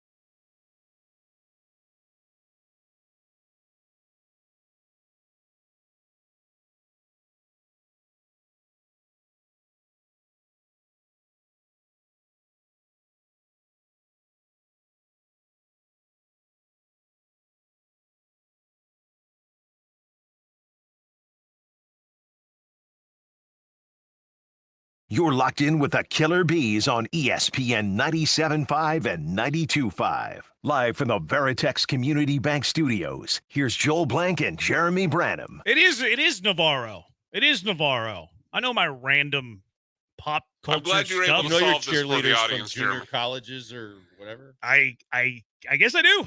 I guess I do. But it's Kilgore with the drill team, and it's Navarro with the cheerleaders, I guess. What was the They're all waiting to find this information out. Yeah, it's riveting. Cam Newton went to JC here in Texas. He went to Blinn. He went to Blinn, and then where was the one that Steve Francis and San Jack? San Jack, yeah. There you go. And it was Region 14, by the way. Andy Pettit also San Jack, I believe. Really? Yeah, I'm pretty sure. Huh. Jeremy's doubting me, but I'm pretty sure. Look, as a man that grew up in Deer Park and went to Deer Park High School, if there's one thing I know, it's Andy Pettit. I'm pretty sure he went to St. Jack briefly. He didn't get drafted out of high school? That's what I was Well, I mean, thinking. a lot of guys get drafted out of high school. They don't actually go to Okay, the did he pros get right away. drafted and signed out of high school? If you get drafted and your alternative is going to JC for a year, Well, he might have got drafted out of San Jack because you can get drafted out of a junior college and you don't have to do the 3-year rule like if you go to a D1. I do know that Pettit didn't go to a D1. So either he got drafted out of high school and signed, or Brian's right. He went to San Jack and got drafted out of San Jack. I knew a lot of guys who went to San Jack. 1219. Look at that flex. I know a lot of people who went to San Jack. 1219. Cooper Kupp or Odell Beckham. Okay, Kupp, I don't think he's going to be on the market. Rams are very much in the race in the NFC West.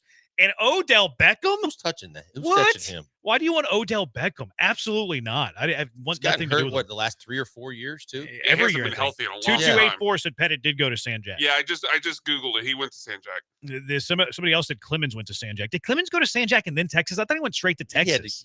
I got to believe he I went don't right to remember UT. Roger going to St. Jack, but that was obviously when I was super young. I don't.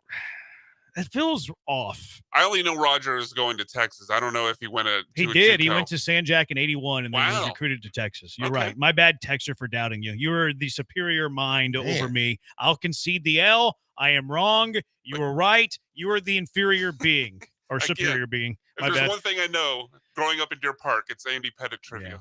Yeah. Don't doubt me there. 0179. Jacoby Myers, I believe, is an option that could be a realistic target. That's probably a good call. I wouldn't Ooh, I mind like Jacoby that. Myers. Yeah, I don't know his could contract. probably- He's in situation. Vegas? Yeah, he's in Vegas. Vegas. He's a similar, receiver type, in my opinion, to Deontay Johnson. A little less skilled than Deontay, but similar. Slot receiver, gets great separation. But I think you could get him cheaper than the Ravens got for Deontay Johnson, which was practically nothing with like a 5th-6th swap. You could probably get Jacoby for a 6 straight up. He's under contract for the next 2 years after Yeah. this one, but there's no Oh, wait. guaranteed salary. You sure? That's what over the cap tells me. I thought he signed a 3-year contract in Vegas. This is year 2. Over the cap says that he's under contract for a 14.9 cap number in 25 and a 4.3 cap number in 26. But that says that the 26 one is avoidable year. So Yeah. it sounds like next year is his final I year. think I remember it because they gave him like the exact, because it was almost kind of an F. 33 for 3, wasn't it? Yeah, it's 333 because it was basically they gave or Juju got in New England what. Anyway, there was a thing there with him and Juju in New England, but yeah, it should be 3 years, like 33. You I wouldn't paying him mind 14 Jacoby. next year, though? No, it says it's non-guaranteed. Oh, okay. If, it's not, if you probably can get what I out of want. it, Scott, I that'd would be love, fine. yeah, Jacoby would make Yeah, a I like lot of sense. Jacoby does make some sense. 713-780 ESPN. Let's go out to the HRP listener line. Lamont, you are in the hive with the bees. What is up? Say, man, I know this is going to be real unpopular, but why not just run it back with the people that you danced with last year? You danced with last year. I know that Diggs is a big L, even though I think it was a good thing in disguise because now we don't got to pay this dude a whole bunch of money next year. But like you guys are talking about receivers, or what we should replace with receivers. We need to be thinking about this damn offensive line. But Lamont, why can't you think about both? Well, you're right. You're right. but what I'm also saying is, I seen what this team did last year with Diggs and Nico Collins. Nico's only going to be out for one more year, man. One more game.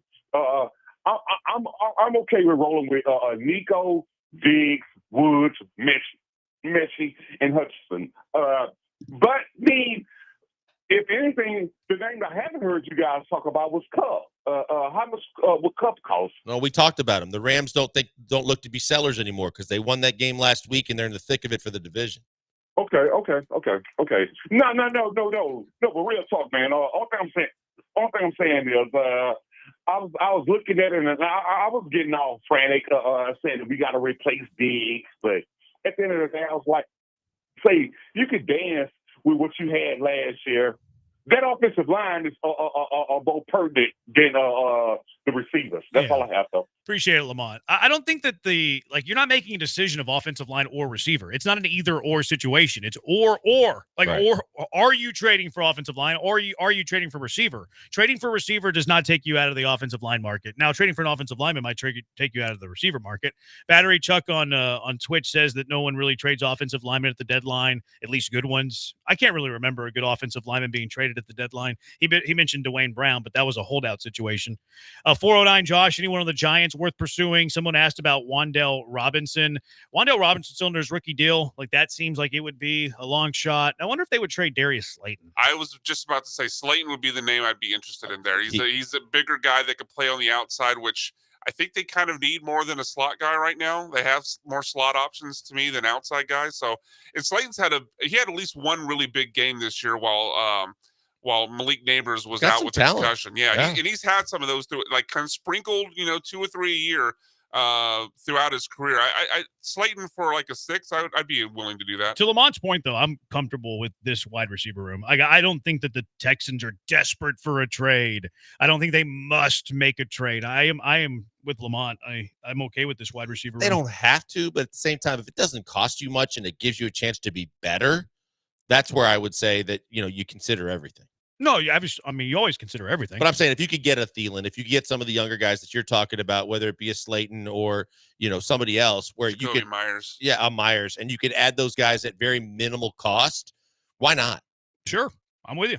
Yeah, and you could. But I think it's a luxury, not a necessity. Although I think they would have to clear some cap if they wanted to go for Jacoby Myers because he's 11 per year, and I think the Texans only have around 5.5. I thought it was like 9. Well, still, they would have to clear some room anyway. I thought I saw something from Texans cap saying they had around 5.5. So with Jacoby making 11, that you'd have to do some work to make that fit. But I think some of these other guys were talking about, like Slayton, you could fit that in. You were closer than me. I'm going to eat another L because people never think I admit when I'm wrong. I've already done it twice in the segment. 5'9". 5'9", okay. 5'9". So it would take some maneuvering. Although you can restructure any deal. Like, it'd be pretty simple to get done. But it is something to monitor. Other names that people texted in. Gabe Davis was a stud for Buffalo. Kinda. But if he gave for a 7th rounder, I think he would fall into the same thing. Although with Jacksonville trade within division, he also signed a new contract. He did. I think the injury's minor. He got a couple of years on that deal too. I think he had a 3-year deal. I thought it was in that 333 type range. I don't really want to add any salary commitment in future years. I agree. So I guess I'd be out on Gabe. And I don't think Jacksonville's trading him in division. Yeah, unless you just knocked them off their feet, which you don't really want to do, right? T. Higgins says Tyler and Conroe. I don't think T. Higgins is going to be on the market, especially this guy says Hunter Renfrow or lady. I don't know. Renfro's a weird story, man. I don't know what the deal is with Renfrow. Like, he just doesn't want to play football or no one wants him to play football. Yeah, we talked about that a couple weeks ago. It's like, it's so bizarre that if he still wanted to play and there wasn't anything else going on, he would be on someone's roster. You just got to believe. Yeah. Because there's lesser than teams that, especially at the start of the year with like a Bryce Young and you're trying to give him better targets, that if he's one of your receivers in the slot, you could do a lot worse. I mean, if he's got anything left in the tank and he really, wants to be there, something else has got to be that we're not getting the information on. 713-780-ESPN. Who do you want as a wide receiver? He's already on this team. Let's talk about Deontay Johnson. What does this mean for the AFC? What does this mean for the Houston Texans? And the Colts, you know who ruined the Colts? The Texans. The Texans ruined the Colts. They're going nowhere as a franchise now. I'll tell you why next. maybe that's what ruined the Colts. 713-780-ESPN. It is the Bees on ESPN 97.5 and ESPN 92.5. Have I told you about the greatness that is HRP lately? Human resources and payroll. If you're a business owner, you need HRP in your life. They will make your life better, and you're going to be thankful for them making your life better. Cougar owned by my colleague, go Cougs. Chris Fisher, great people at HRP. You're going to be so happy with the people over at HRP, relationships that you'll have for a lifetime. Business owners, let HRP help you, though. That's what it's all about. Whether it's HR compliance, benefits administration, payroll, onboarding, they can help you with one of those things. They can help you with all of those things. No boxes with HRP. You're not reading off a menu. Doesn't matter how small the job, how big the job, HRP is going to sit you down and they're going to completely customize a plan for whatever you and your business need. You have a problem, you have an issue, you want to take a little bit off your plate, maybe a lot off your plate. Well, HRP is going to find a way to help you. And the way they do it's unique. Technology meets service. Their technology is elite. Their technology is the best. Technology that you can trust. But you're going to fall in love with their service. We mentioned a few of the people over there. Their team is fantastic. Guaranteed fulfillment. You'll never talk to a stranger. You'll always be talking to someone who knows you and your business needs. Of course, we use HRP here at Gal. Anytime I have an HR question, I fire off a quick email. Always get a quick response. Always so kind. Always so friendly. Very thankful we use HRP here at Gal. Give them a call right now, 281-880-6525. Let HRP customize a plan for you, 281-880-6525. Or visit them online at hrp.net. That's hrp.net.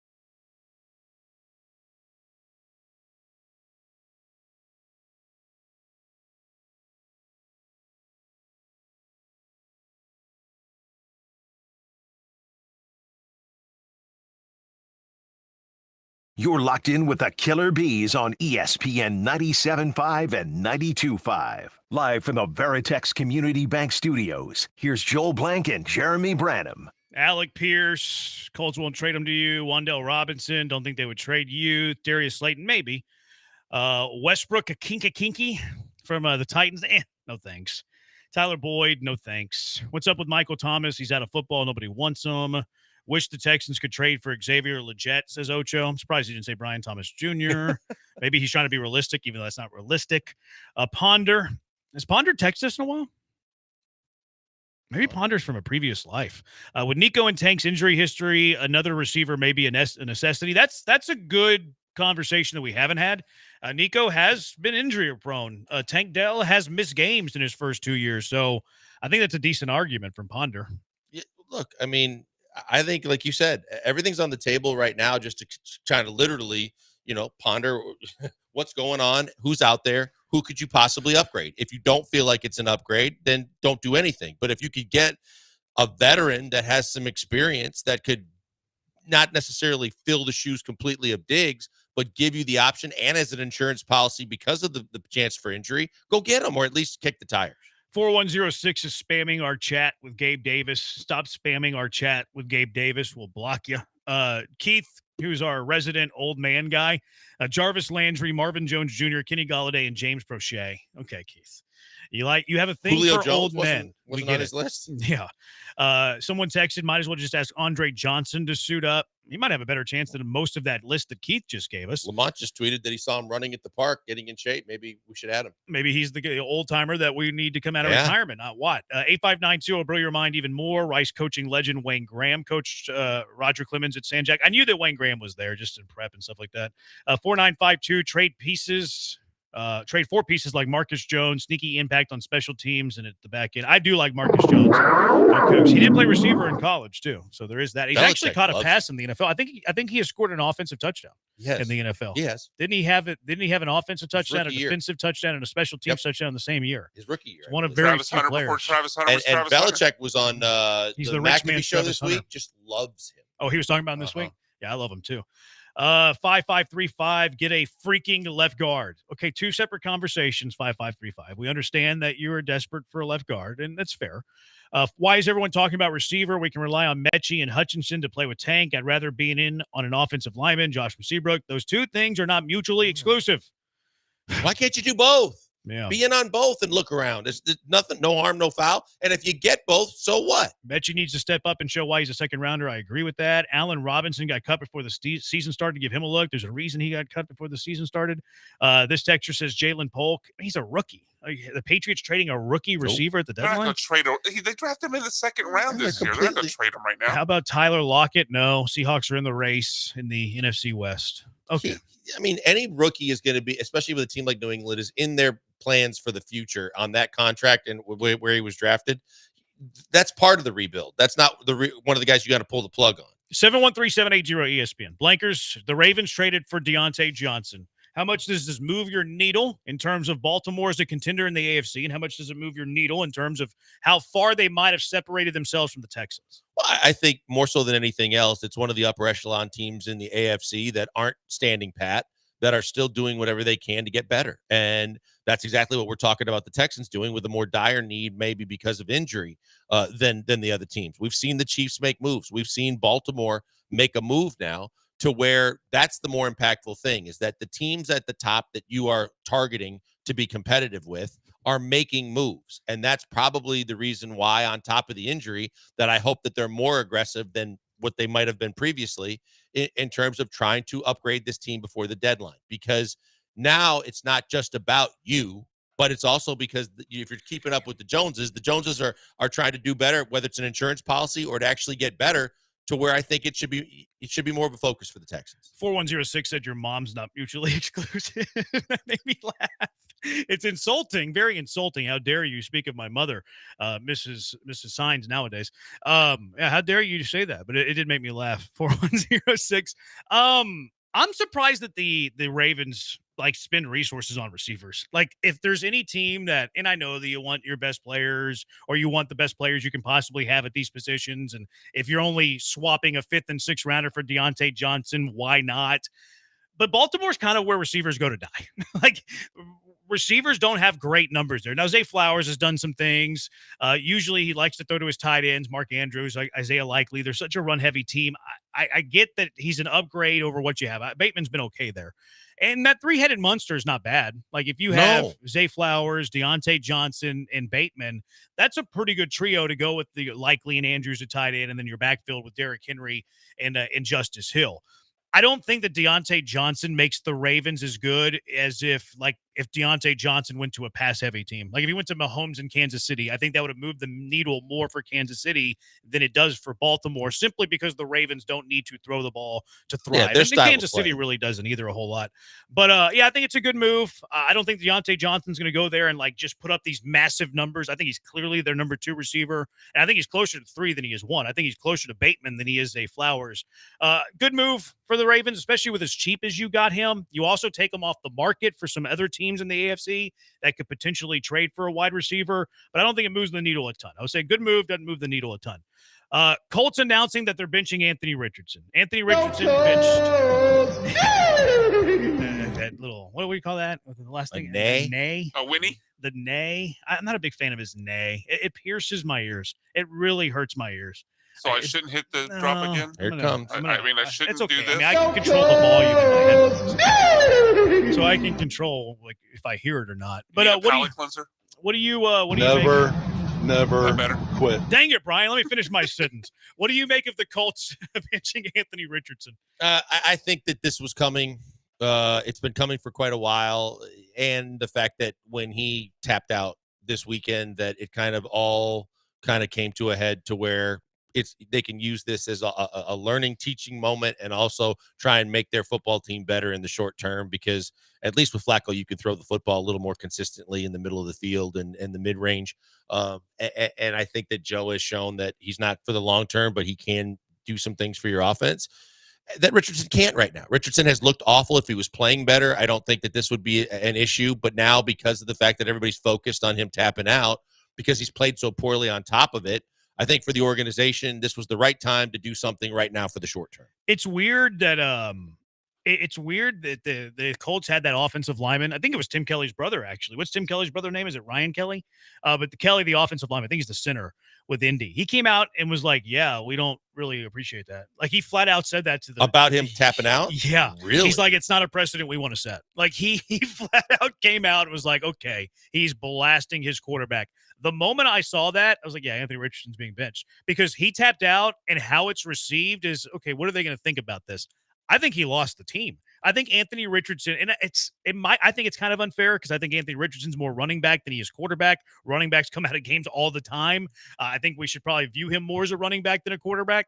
But the moment that you had Kelly come out and say that about Anthony Richardson, to me, was a huge tell that they do not want him to be the quarterback in that locker room. So, yeah, I think he lost the locker room there. Now, from a Colts perspective, I don't really understand it. Like, do I think Joe Flacco wins more games this year than Anthony Richardson? Maybe one, maybe two. What is the ceiling for the Colts with Anthony Richardson? What is it with Flacco? It's probably the same. Flacco's going to be gone at the end of the year. Richardson's a dude that you drafted with a top 5 pick 2 drafts ago. He's only in his second year. I feel like if you're committed to making that pick, knowing all the red flags that he had, mostly just his accuracy, knowing that he's such an inaccurate quarterback, I think that you need to ride that out for the 5 years he's with you, or 4 if you don't pick up his rookie option. Yeah, but I think that, like you said, when you think about all the quarterbacks that you've ever watched in the NFL and the running quarterbacks that are more likely to run, especially early in their career, than pass, like Michael Vick, like Lamar Jackson, like when I don't think any of them, can't remember a quarterback tapping out. No, it's never happened. I mean, it's very unique. So from that perspective, it's a move that has to be made because he is indeed your long-term future. And he's got to find a way to win his locker room back. But at the same time, from an organizational standpoint, in order to keep the locker room that you have for this season, I think it was a must move no matter what, because that on top of his poor play means that from an organizational standpoint, Ballard and everybody else in that franchise, short of Irsay, because he's quirky and probably would fight back, I think it's a move you had to make. I think the moment you draft them, though, you're pod committed, and like now you're not going to be playing them. You're not like, what are you getting out of that? Like, are you just admitting that the pick was a failure? Like, what is the plan there? You drafted a franchise quarterback. He's being benched for Joe Flacco, who's 58 years old. I don't understand the plan. Like, I don't think that you're developing him. I don't think it's helpful to his growth as a young quarterback. Like, Josh Allen was terrible his rookie year, but they threw Josh Allen out there every single game with the idea of, okay, we know he's wildly inaccurate, but we think at some point he's going to get to a level where he's a good quarterback because of all of his athleticism, all of his traits, all of his skills, and we're going to do whatever we can to hone those skills to the best of what does well for our team. I feel like you have to play Anthony Richardson the moment that you draft him that high. Until you screw up like this. I mean, I guess. But I mean, what are you accomplishing though? Like you look at Carolina, they made the move with Bryce Young. But I think they Andy quit. Dalton. But I think they quit on Bryce Young. But though. I think they might be done with him, but they say they're not. But you don't know. You look at Will Levis; he got his opportunities, but at a certain point, when even the coach was visibly frustrated with some of the things that he wasn't correcting, that they made a change. Well, he had a shoulder injury. But on top of that, I think they also he's been out with the shoulder injury. I know, but before that, he was it was during that he did not play the rest of the game whenever he hurt his shoulder, and then they started Mason Rudolph the next game. He came back from an injury and then like re-aggravated it, and they started Mason Rudolph again. He didn't get benched until the shoulder injury. Is there not a possibility though they use that? Oh yeah, part of it 100% to cover for him. Sure. So that's why I'm saying I think that from this from this standpoint, with this situation with the Colts, Anthony Richardson's got to learn a lesson here because he lost his locker room. And I think that the organization will publicly do what they need to do so that this doesn't look quite as bad. But at the same time, it's a move that had to be made that will maybe, hopefully, in their thinking, benefit him in the long term to understand what it takes and how he has to act in order to have this role long term. Yeah. I guess like a good mediation of this and like a good like middle ground here. Like you're kind of telling everybody, hey, it's a 1-game suspension. Because if you're still determined to groom Anthony Richardson to be your franchise quarterback, he's got to play. He's got to play. He does. You're right. But again, if they think that they're still close enough for a wild card and they know that he has been as bad as he has played, that maybe they say, hey, this is a chance to just kind of get healthy, get right, detox, just watch for a few weeks. And if Flacco plays well, then it's more than a week. Yeah, if he doesn't, then you can go back to him, especially if you're out of the playoff mix. I just think that's so short-sighted because what are the Colts at best under Joe Flacco? They're a 7 seed, 6 seed that's eliminated in the wild card round. And if you're turning what you hope to be a franchise quarterback into a perennial backup in the process, that's not worth it. But if you make the playoffs because of the fact that you had higher expectations, but even if you don't win the division, if Flacco allows you to get to the playoffs where it looked like with Richardson, you got no chance, and because of the fact that he not only played poorly, but also looks like there's some maturity things he needs to work on, that he needs to learn from, that it buys you the time to say, okay, for however long you choose, whether it's 1 game or for the rest of the season, considering if they're winning with Flacco, then at the end of the year, just like Cleveland, Flacco's not going to be back because it would hinder and impinge the progression of your franchise quarterback. And from his standpoint, hey, I got to sit back. I realized where I screwed up, but I also got to watch what was successful, and I could work on honing my craft in a little bit passing, if that's possible. And then you start fresh next year. What do you think helps the development of Anthony Richardson, sitting on the bench or playing games? At this point, I don't think he's getting better playing games and playing the way he's playing with the decisions he's making, with how inaccurate he's been with the football. I don't know if there's a way to get him more accurate. I don't know if whatever it's changing his throwing motion or if it's something that drastic or if there's other things that allow him to get better accuracy-wise. But I think that at a certain point, there is a time where you have to hit the brake and go, maybe we just need to pause for a second. So what do you think is better for his development, sitting on the bench or playing in a game? I think to your point, obviously everything is always centered around you get better by playing and learning speed of the game and, what you need to do with your receivers while you're in game speed and all those things. But if the teams and the locker room's belief is you need to do what's best for us this season to win on top of everything else, that's a tough decision to make for a general manager and or above. But I think that at this point, he's done enough to say that he doesn't need to play right now. Okay, so I think you said playing is better for the development of Anthony Richardson. It is. I said that, yes. So what is the trade-off? Like, I'm conceding that Flacco is the better option this year. But if the ceiling is a first-round exit in the wild card round of the playoffs, is at what cost of Anthony Richardson's development is that worth it? If you're cutting Anthony Richardson's development by 25%, is it worth it to just reach the playoffs and get routed in the wild card round? I don't think that it is. I think the best thing that they could do, and I'm with you on the hey, lost the locker room, tapping out. You can't do that as a quarterback. 100% agree. Completely agree. But I think you need to use this break as basically like an internal suspension. And I think you have to go back to Anthony Richardson quickly, even if it's the worst thing for you this year, because you invested so much in him. You have to see it through. You have to develop him. And a wild card round exit isn't worth losing the development of one Anthony Richardson. I hear what you're saying as well, but I think that part of this is that sometimes because there's so much added pressure, if you still are competitive in the conference to try and get a wild card spot and everything is magnified so much that maybe he doesn't ever get a chance to kind of step back for a second and hit the reset. So now he's pressing even more, and he knows every screw up is going to be even more magnified, and it's going to have ramifications in the locker room to where not that he's going to have the kind of PTSD of like a David Carr, I'm getting hit all the time, but at the same time, does he ever get a chance to really truly kind of reset the deck and step back? Yeah, I guess I'm just trying to figure out the value in that. I get like the team element, and you don't want to lose the locker room. And I think that Richardson has lost the locker room, but that's why I'm treating it as a suspension. And I just think the Colts ceiling is so low this year that you have to look out for a guy that you drafted number 5. Unless you're quitting on him, unless it's the Panthers with Bryce Young and you're quitting on him, then fine. If the Colts are quitting on Anthony Richardson, fine, bench him. But if he's still your long-term quarterback, he's got to play. He's got to play more games than he sits from the bench. All right, 713-780-ESPN. Rockets got some revenge in San Antonio yesterday. Jalen Green was fantastic, but it was what Jalen Green said after the game that really got my attention. It is the Bees on ESPN 97.5 and ESPN 92.5.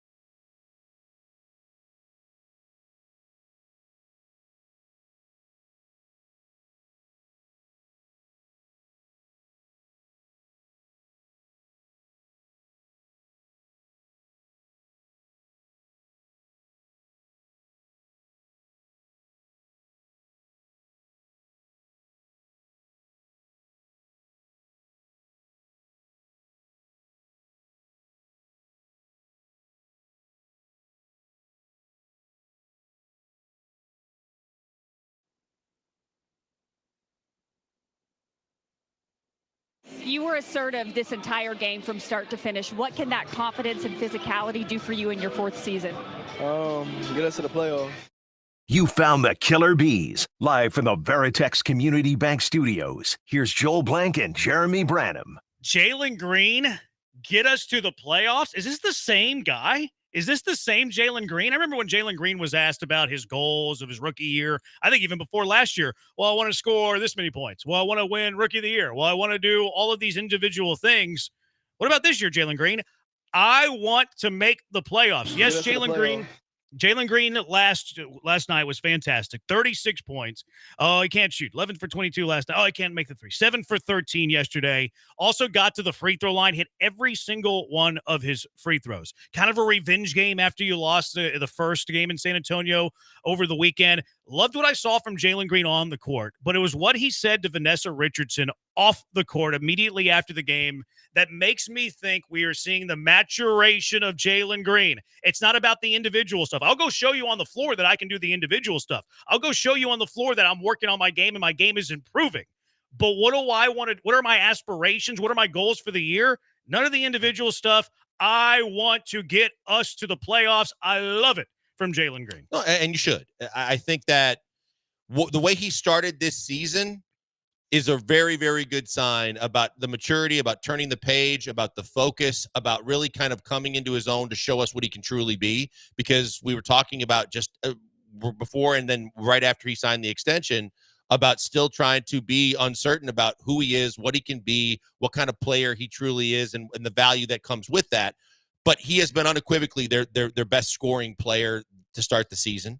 He definitely he's making a lot of tough shots, which he normally does. But I like the fact that he's also going to the basket. When he's going to the basket, he's finishing with authority. And, there were a couple times where Wemby bumped him and he hung in the air. He took the contact. He still was able to finish. When Steven Adams set him free with a bone-crushing pick, he took it all the way to the bucket and punched it on Sochan.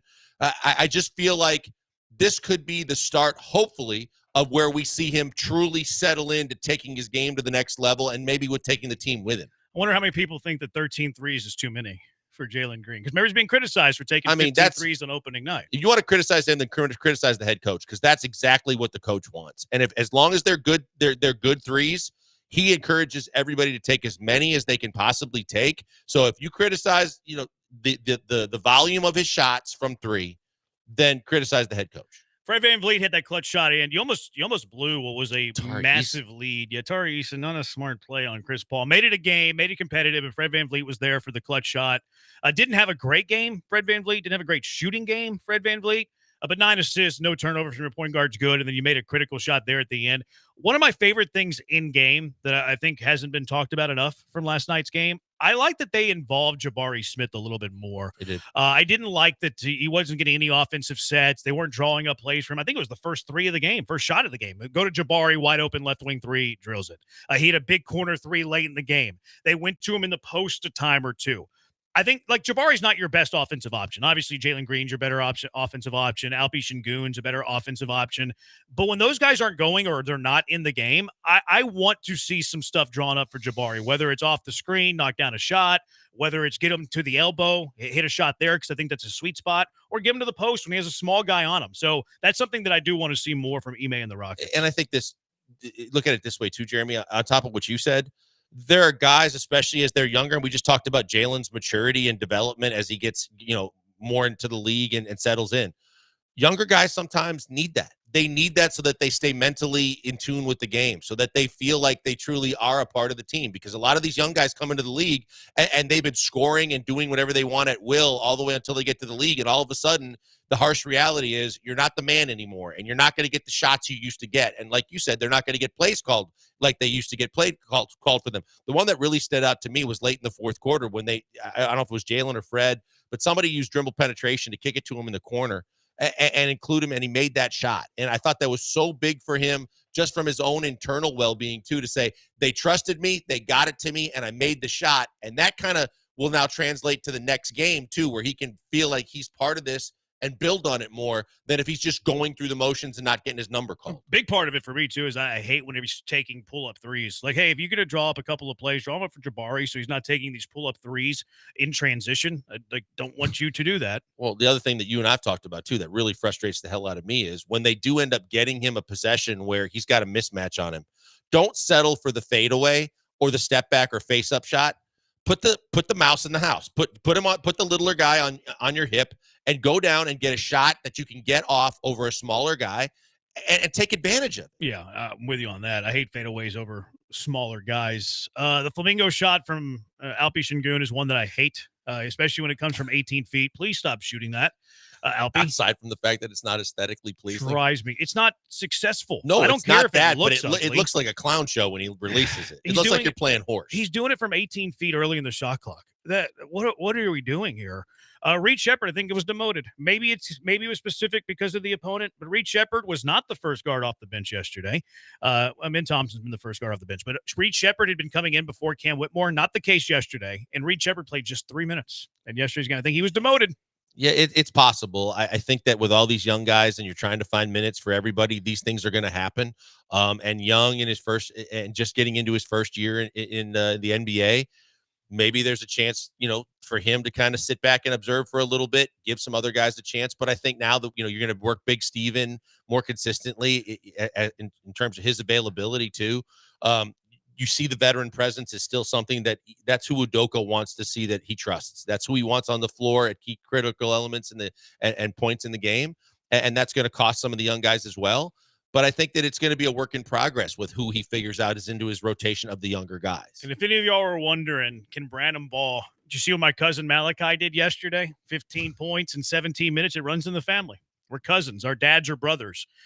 It runs in the family. 713-780-3776. What's the story of the Rockets players chirping at the Spurs player that looks like Ice Spice? So Sochan is kind of like the Spurs version of Dylan Brooks. He's a crap stirrer. He I think he, in a lot of ways, it looks like he patterns his game, number, hair, everything, like a Rodman where he wants to get under your skin.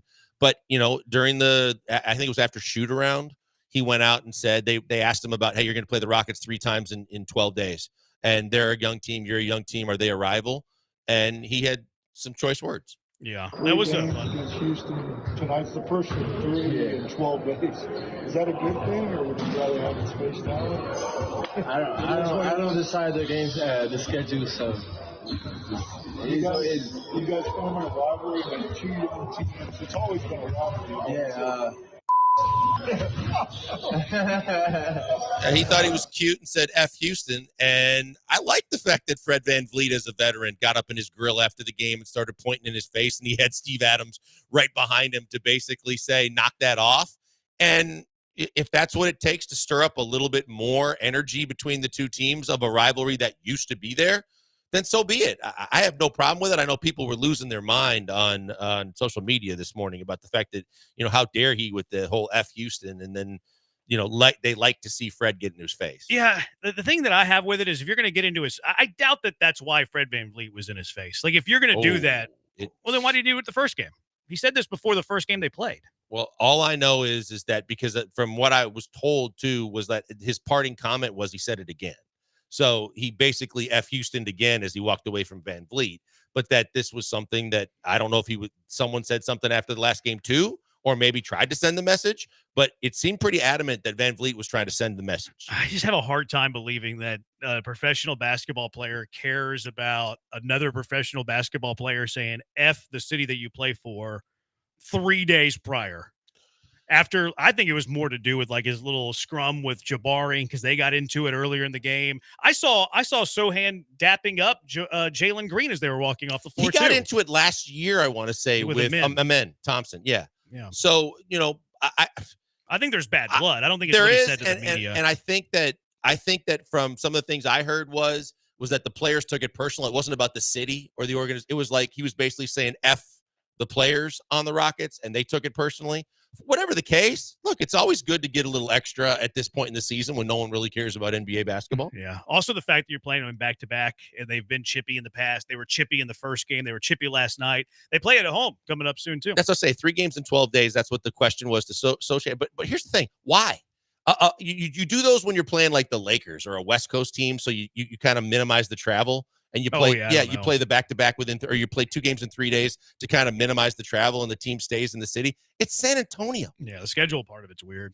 I don't get that. I like the rivalry, though. I don't particularly care what Sohan had to say about the city of Houston, city that I love.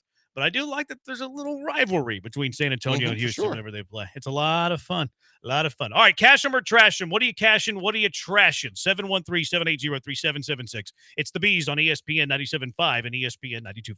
Hey, before we go to the break, look, we know the Texans play on Thursday night this week. That means the weekend starts early, and your sports watching experience can always be a little bit more interesting. If you believe a certain kind of way about the Texans going into New York to play the Jets, and you want to bet it to actually make the game even more interesting, do it at mybookie.ag. With the college football slate ahead and some big games, as well as a full docket of NFL with the NBA going now as well. There's always something to bet on at mybookie.ag. There's all kinds of games and all the games you're watching. If you want to make even the most uninteresting game a little bit more entertaining because you've got some money riding on it, bet some money on mybookie.ag. You always use our promo code BET975 because right now they've got a sign-up bonus going on where they're going to double your next deposit up to $1,000. You put money in, and up to $1,000, whatever you put in, they'll put in, and it'll show up instantly. So you've got more money in your account, more games you can bet on, and more chances you can win. And even when there's not games going on, and they normally have all the sports, the UFC, the golf, the soccer, and so much more.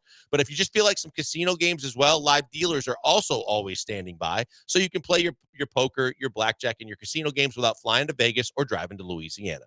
And now it makes it even better for those of you that sign up because they've got a loyalty rewards program called MyBookie Plus. You sign up into the program, and the more you bet, the more you're going to get rewarded, the higher the tiers you're going to get to, and you're going to get better opportunities with better promotions and better rewards. It's fantastic, but they value their customers, and that's why they want to take care of you.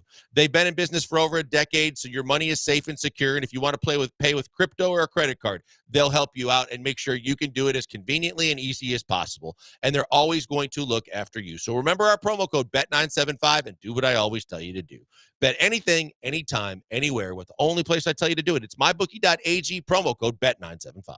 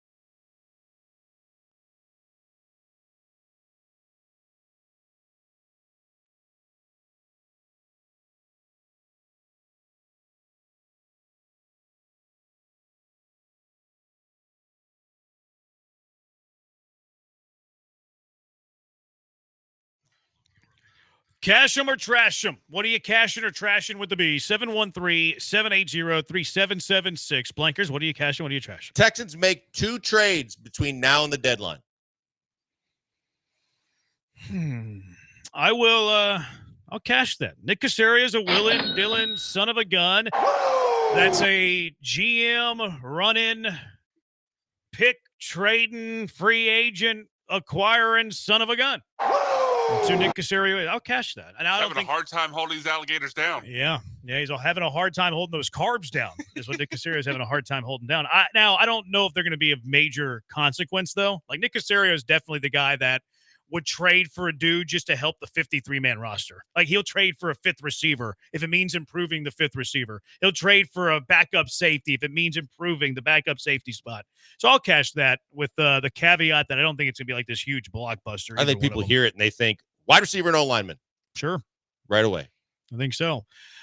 Cash or trash? Did Brian cash it? I'll cash it I as don't know. well. Yeah, I agree with that. I agree with Joe. I think they make multiple I've been moves. tuning him out ever since he's been playing that nay over and over again. Go you can just shut off your mic now, Brian. Jalen Green, you said earlier he's been the best scoring player. I disagree. I think that Jalen Green has been the best Rockets player so far this season. Cash or trash, Jalen Green has been the best Rockets player so far this year. Cash it. I mean, it's hard not to. The fact that it's one thing to say that he's leading them in scoring, but he's leading them. And that's something that I wanted to see, that it's not just about the box score. It's about his ability to kind of command the room and command the locker room and get his teammates behind him and do the things that are necessary to win ball games. He's doing all those things. His teammates seem to be extremely pleased with the way he's doing it on both ends of the floor. I mean, you look at Alpy, and Alpy's being sat down late in games because of his liabilities defensively. I don't think that there's any argument that he's been their best player, especially, and Fred VanVleet has been less than to a higher degree than I was expecting. Cash him there, Brian. Jalen Green, Rockets' best player so far. Yeah, I mean, Alpy had a bigger game well, I don't know if he had a bigger game than Jalen Green. He got benched in the second half. No, I'm talking about the opening game against Charlotte. Yeah, so I was looking at they were both good against Charlotte. But, yeah, I would agree with that. I would go ahead and cash it. I think certainly from the offensive side, not that either one is playing dynamic defense, though Jalen's certainly playing better than Alpy. Oh, come on. You're sleeping on Jalen's D. He's playing better defense than Alpy. I mean, we could argue about how great Jalen is defensively, but I'm giving him the better marks on both the offensive and defensive side. So I will go with you. I'll go ahead and cash it. All right, Brian. My cash or trash it, and this is kind of a preemptive strike against the Yankees fans who are going to try to defend themselves with 27 rings. We got 27 rings. I think we have to agree as sports fans that there's a cutoff point to how long you can brag about titles. I mean, certainly you can't. To me, you can't brag about titles before you're born. But I'm going to be even more strict than that. And that last shot was to all the young Cowboys fans out there who want to talk about 93 and 94. Like, bro, you were in diapers. But to me, once all the players from a championship team are off that team, so the Astros, obviously Altuve's still there from 17. Then you can no longer brag about that title. It's been too long. So Yankees fans, cool, you won a title in 2009. You're about to get swept, or at least you're going to get the gentleman's sweep of the 4-1. I don't want to hear about your 27 rings. 2009 was too long ago, but I don't need to hear about what Babe Ruth and Lou Gehrig did. Yeah, Yankees and Cowboys are the two biggest culprits here in their fan bases, because forever and a day you still hear about, the Cowboys and how many rings they got and the run that they went on, and it's unrealistic to keep bringing it up when it's been decades. So I'm going to cash that. Cash. Plus, the Yankees haven't won a clean World Series since 1981. They haven't. They haven't won a clean World Series since 1981. Well, they won one in 2009. Do you want me to tell you who was on that 2009 New York Yankee team? Alex Rodriguez. Yeah. Bunch of cheaters. Robinson Cano was on that team. PED suspension, I believe, twice. Alex Rodriguez was on that team. PED suspension, I believe, twice. Andy Pettit, sorry, Deer Park, sorry, Sanjak, admitted to taking performance-enhancing drugs. You're misremembering. No, that was Clemens. That's Roger, yeah. That was Roger Who Clemens. blamed, he said that was his wife's shipment. He wasn't on that team, the 09 team. Pettit was, but he was not. Yankees won some championships prior to that, 98, 99, 2000. They also had cheaters on the team, and whenever they were three-peating between 98 and 2000, 1996, cheaters on that team. The last time the Yankees won a clean World Series was when they went back-to-back in 77 and 78. And do you know who the best player was on that Yankee team when they went back-to-back in 77 and 78? Jackson, noted Astro legend Reggie Jackson. The Yankees are nothing if it weren't for cheating and Astro legends. You see True Reg is hanging out at the World Series now as like representing the Yanks. Is that sacrilegious if he's getting paid by the Astros? Is he really? I haven't noticed that. Yeah, they were talking. Falls in the forest doesn't make a sound. I'm not watching the World Series. It doesn't matter to me. I'm sorry. I've been listening to every pitch. I've been watching it. What else are you cashing or trashing? 713-780-3776. Here are a couple. Matt saying this. Texans offense will be better without Diggs once they get Nico back. Oh, I'm trashing that. I don't think so. Trash. Diggs may not be wide receiver one, especially with Nico, but Diggs has been a good part of this passing game that I can't say that they're going to be better off without him. The thought process here is that, Stroud can go back to stop zeroing in on a singular receiver, can spread the ball around and throw to the open man instead of one specific man. I understand it. I just don't think that they're better off by going with that as opposed to having three guys with the talent level that they had. I'm gonna trash it. Diggs has been good. Trash. I don't think Stroud has been so dependent and laser focused and zeroed in on Stephon Diggs. No, if anyone he was focused in on, it'd be Nico Collins. It wasn't Stephon Diggs. Yeah, trash that one. Cash or trash. Breaking Bad is not an all-time great show. Oof. That one triggers me. That one wants me to bring it back for Thursday. I'm going to go ahead and I'm going to trash that opinion. Trash. Breaking Bad is a top 5 all-time TV show. Yeah, it's awful. That's a trash there. Trash. I'll leave that to the experts. 2419, cash or trash. Jalen Green will be an all-star this year. Ooh. I'll trash it. I think it'll be similar to Alpy. Trash. I think he's going to have a really good season leading up to the All-Star break. There's just too many All-Stars to be named and not enough spots. I don't think he'll get in. I'm going to cash it. Jalen Green will make his first ever All-Star appearance for the Western Conference in his professional career as he embarks on stardom in the NBA. Ooh. He's averaging 29 a game. Okay. It's early. 4 games in. Oh, sorry. I wasn't even. I will. Man, it's tough. I'm going to trash it. I think I agree with Joel's take. I think this is kind of a year behind, like we saw with Alpy. It takes a year longer than is actually deserved a lot of times in these All-Star cases. I don't think he makes the All-Star. Jalen has cachet though. Alpy does not.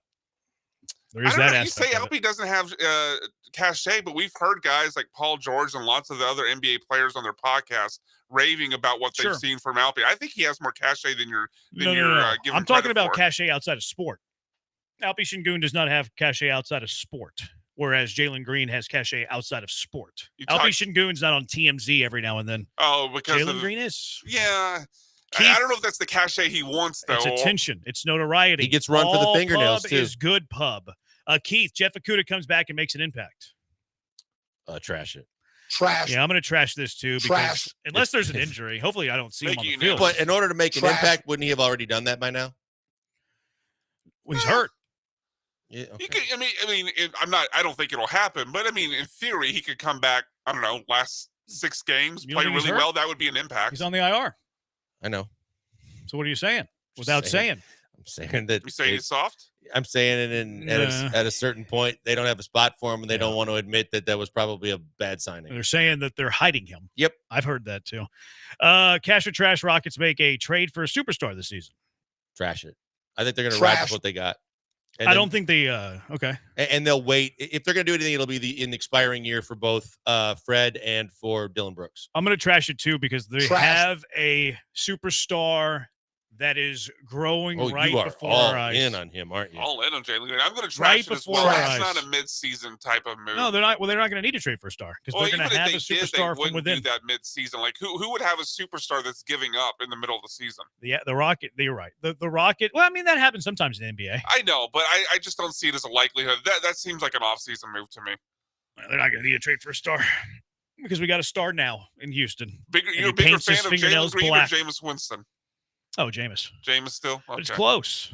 Oh, wow, it's close. No, it's really not that close. Jameis is far and away my favorite athlete, not in the city of Houston. All right, 713-780-ESPN. Gut punch today, right? We got a gut punch in the city of Houston with the news on Stephon Diggs. What are the biggest sports gut punches in Houston sports history? Now, we're talking more like off the field. We're talking critical injuries, not like Oilers losing to the Bills. What are the biggest sport gut punches we've seen in Houston sports history? 713-780-3776. It's the Bees on ESPN 97.5 and ESPN 92.5. Hey, before we go to the break, a word from a good friend, Doc Linville. Doc Linville, best in the business at helping you get your hair back and or keeping the hair that you have, only making it a lot more thick and lush and giving you a lot better self-confidence because of the appearance that you have. He's got two different techniques. He's got the neograft procedure, which is actually taking hair from areas of your scalp that you're never going to lose your hair, which is the sides and the back. No matter how bald you go in other areas, you never lose it there. And he repurposes it to where you need it most. Maybe it's your hairline in front. Maybe it's the bald spot up on top and back. Regardless, he can do it, and it can actually work for you too. It worked for me. That's why I'm here to tell you about it, because it is an unbelievable procedure. And along with that, I had PRP treatments. PRP treatments you can possibly use instead of doing the neograft because you still have follicles on your head. They're just not as thick and long and strong as they used to be. The PRP treatments is similar to like fertilizing your lawn. You've got grass there, but in order to get it to its utmost best and best visible look and feel, then you have the PRP treatments. It strengthens the hair. It fortifies the hair, and you see the results. Either way, you can get a free consultation with Doc Linville and his staff. People off the street pay $150 just to get the info. You get it for free because you listen to me and what I'm telling to you right now. You go see Doc Linville, and he'll give you a free consultation if you go to 975hair.com and set up an appointment. If you go to that appointment, just go in with an open mind. Let them explain to you what the two procedures are all about. Ask questions, get answers, and see if it's something you might consider. No signing on the dotted line, no commitments to be made or money out of pocket, just a formal, just a kind of an informal information session and seeing if it's something you might consider because you know it might get you results. It got results for me and Granado and so many more. You might be the next in line. Check them out today. Go to 975hair.com.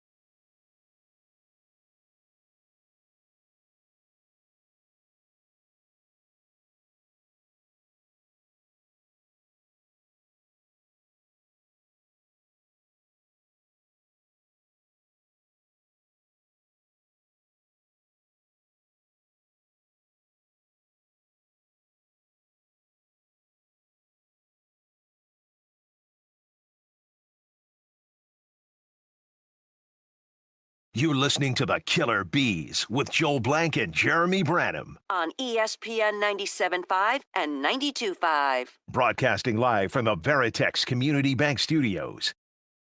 All right, huge gut punch, sports gut punch in the city of Houston today with the news of Stephon Diggs tearing his ACL.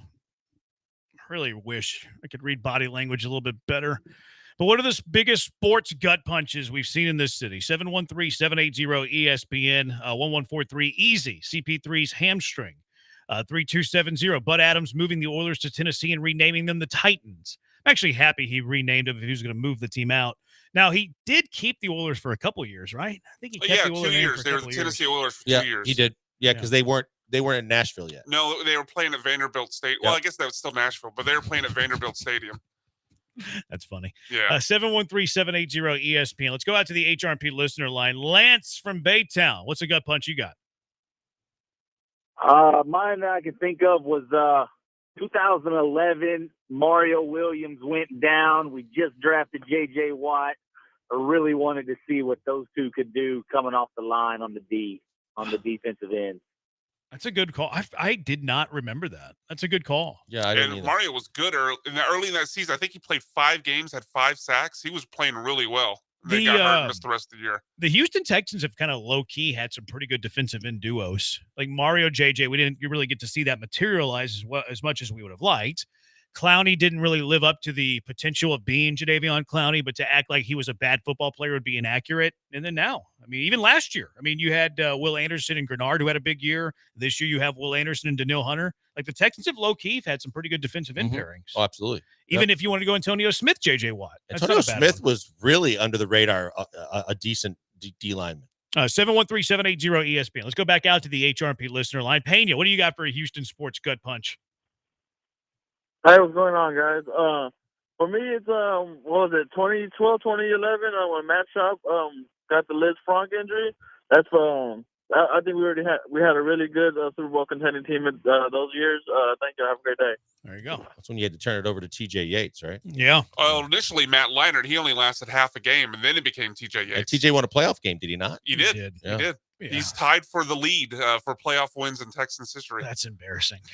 It really is. It's like a 5-way tie. I'm sure. So Schaub's got one. Schaub, TJ's got one. yeah. Deshaun has one, and CJ has one.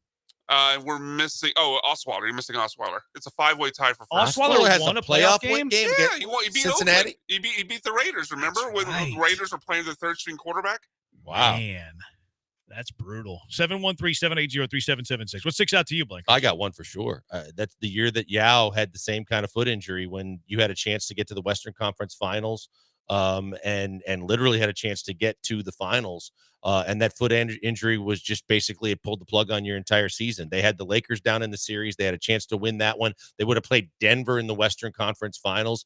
And it was such a demoralizing loss when we found out it wasn't just a sprained ankle or something, that will always stick with me. Yeah, that whole era to me is like kind of the same because whenever Yao was healthy, T-Mac seemed to be hurt. Whenever T-Mac was hurt, Yao was healthy. They could never get healthy at the same time. Like, I feel like the only time that they were both healthy was the year they ran into the Mavs. And they lost by 40-some in the game 7. That year, and I believe the first exit to Utah, they were both healthy. When they lost in 7 to Utah, I believe they were both healthy that year. Yeah, they lost that game here. Well, they lost both of those series here, Yep. but the second one, when they lost in 6, Yao was out, T-Mac was healthy. I love those Rockets too. I love them so much. They were actually they were deep teams too. They had all the right role players. They had guys that were willing to come in and play defense, scrappy guys, good shooting guys. They were really deep teams, but that year, specifically when Yao went down, I just remember him still doubled over in the tunnel, and everybody was just thinking in LA. Yeah, just let it be a sprained ankle or something he can come back from, and then it was like it was going to alter your franchise. Yeah. It still amazes me that Yao Ming was the number 1 pick in the draft the year before LeBron James was the number 1 pick in the draft. The year before LeBron went number 1, Yao Ming went number 1. They don't feel like the same generation. No, they don't. But Yao was 1 year prior to LeBron. 713-780-ESPN. Let's go back out to the HRP listener line. Scott from the West Side, what's your big gut punch? J.R. Richard when he suffered the stroke on the mound. Yeah. That's a really good one, Scott. Appreciate the call. I read that book that we were sent by that guy who ranked the greatest. Oh, yeah. J.R. Richard, man, that's quite the story. And I knew most of it. I didn't know the extent of it. I didn't know that he was homeless for a good chunk of his life. Eventually got back on track a little bit. After baseball, he was living career. Under the overpass on 59. Yeah, for a little bit, and then he got into with a church, and then eventually got a job in construction. So he's kind of turned his life around a little bit. But yeah, I mean, if he doesn't have that stroke, he's probably on the short list of the greatest Astros ever. Yep. And is probably a Hall of Fame pitcher because he had the brief period of time where he was one of the most dominant pitchers in all of baseball. Was he dominant? I mean, he was. I'm growing up in Wisconsin, and he was my favorite pitcher. I mean, he was intimidating. and just the size on the mound, but just the way he was a horse. He could eat up innings and pitches and just mow you down. God, he was an unbelievable pitcher. Yeah, that's a good call with J.R. Richard. All right, 713-780-ESPN. What are your biggest sport gut punches in Houston sports history? 713-780-3776. Thinking more news off the field than like you lost this, terrible game at the buzzer or, a walk-off home run or something like that. 713-780-3776. It's the Bees on ESPN 97.5 and ESPN 92.5.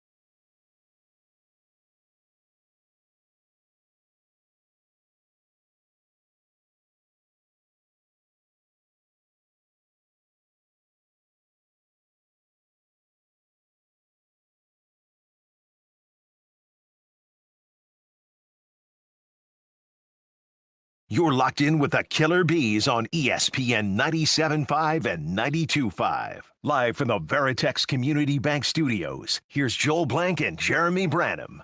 713-780-ESPN. Biggest gut punches in Houston sports history, like off-field, injury-related, kind of like Stephon Diggs with the ACL, 713-780-3776. What else do you have down, Blankers?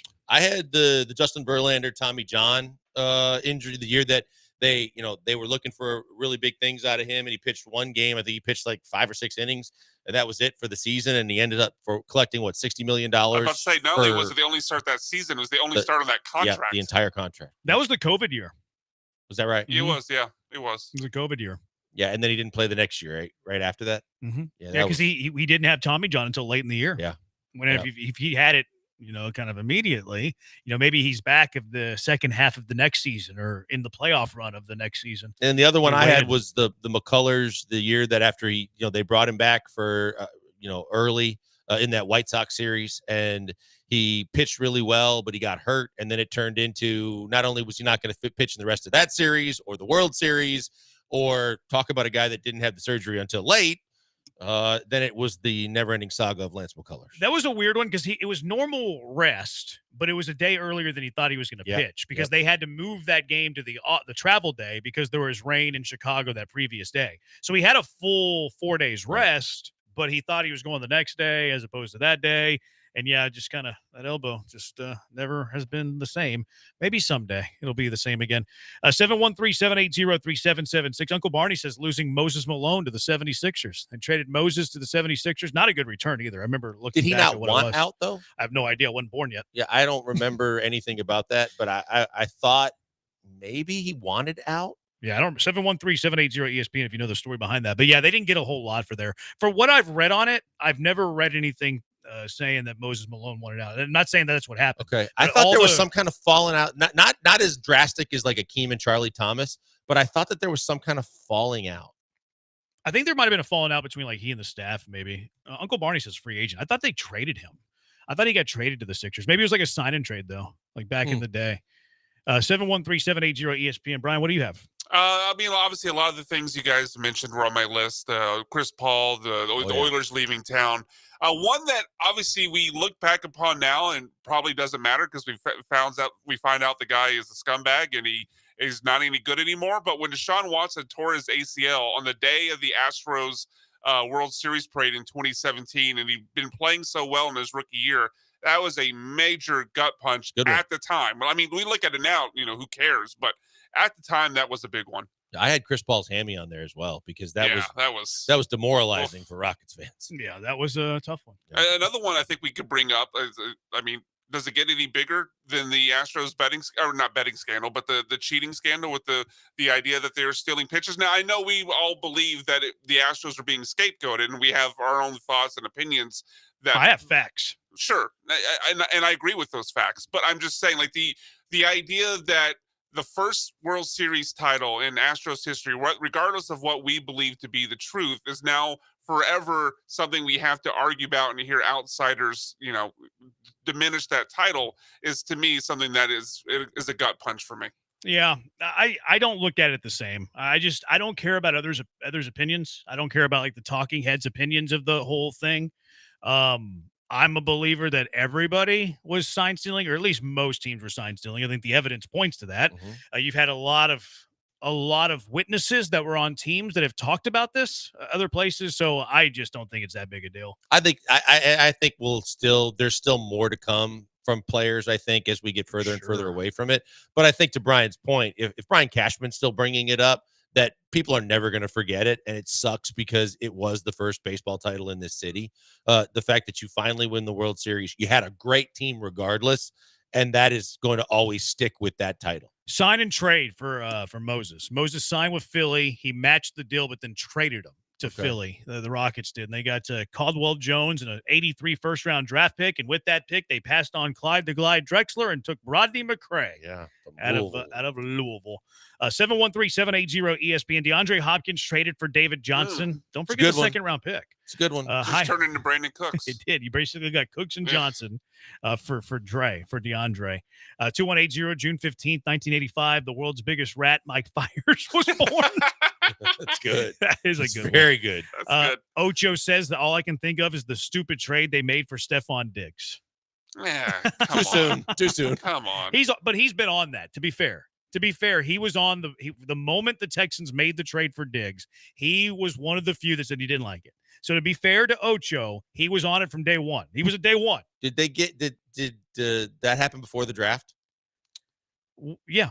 Because Brian Thomas Jr. was obviously. Yeah, it happened before the draft. Yeah, okay. Yeah, it happened before the draft. Because everything is with Ocho is connected somehow, some way to Brian Thomas Jr. Passing on VY, says 9506. They were right, though. They got the best player of those three, Mario, Reggie, VY. They got the best one. Easily. They did. Because it's not the more glamorous position. I don't think that a lot of people see it that way because they see Reggie Bush and what he did with the Saints. Yeah. But I think they did get the right guy. 2019 World Series, not using Cole. That's a good call. Case tearing his ACL versus UCLA. A few people texting that one in. I'll go with Jamal Shead. Yeah. But really, that whole year. I mean, you were snake bit last year. Shed. Before that, you had Tugler. Before that, you had Arsenault. That last year was you were snake bit the entire year for sure. 713-780-ESPN. Losing the arrows. Rest in peace. That never really moved my needle a whole lot. No, I went to a few games. They were fun, but it wasn't a gut punch. Now I do want an NHL team in Houston. I do want that to happen. It would be fun to have another sport a professional sport like that in the city. I just remember we worked in the building with the Arrows guys, and those games were not very well attended. But all of a sudden. Well, yeah, they not tarped off, but they curtained off the entire upper deck. The whole top. Yeah. Yep, they sure did. 6860 Watson tearing his ACL the day after the Astros won the World Series. He sacrificed his ACL for the Astros. Somebody else said Watson tearing his Achilles because he liked to watch that bum play this year. Yeah, he liked to see his misery. Watson asking for the trade. Did that bother you in real time? Like, I mean, obviously stuff came out later that was not. At the time, sure. I didn't. I always thought Watson was overrated. I thought he was overrated. I think most people saw the spectacular plays and felt like he was the franchise quarterback. Remember, Dabo said he was going to be the Michael Jordan of the NFL. Yeah, that was on, I think, my show at the flagship. Yeah, I remember it well. Look at that flex by Brian. Brian's flexing. No, but yeah, I think at the time, look, I mean, I get that. And your point of him being overrated, certainly with the benefit of history, is proven correct. But at the time, Texans have been so starved to have a franchise quarterback, arguably never had a franchise quarterback, and you finally have one, and he wants out. That was a gut punch. Yeah. Largo says the Oilers leaving. For sure. When Akeem left Houston for Toronto. See, that one didn't bother me too much because he was an old. He was washed. Mm-hmm. Yeah, he was washed. I don't have the feelings in sports like a lot of people, I think. I think I'm very cold. You could have left off sports. I was just going to say the same thing. You think so? Yes. Why is that? I think that's a question you have to ask yourself.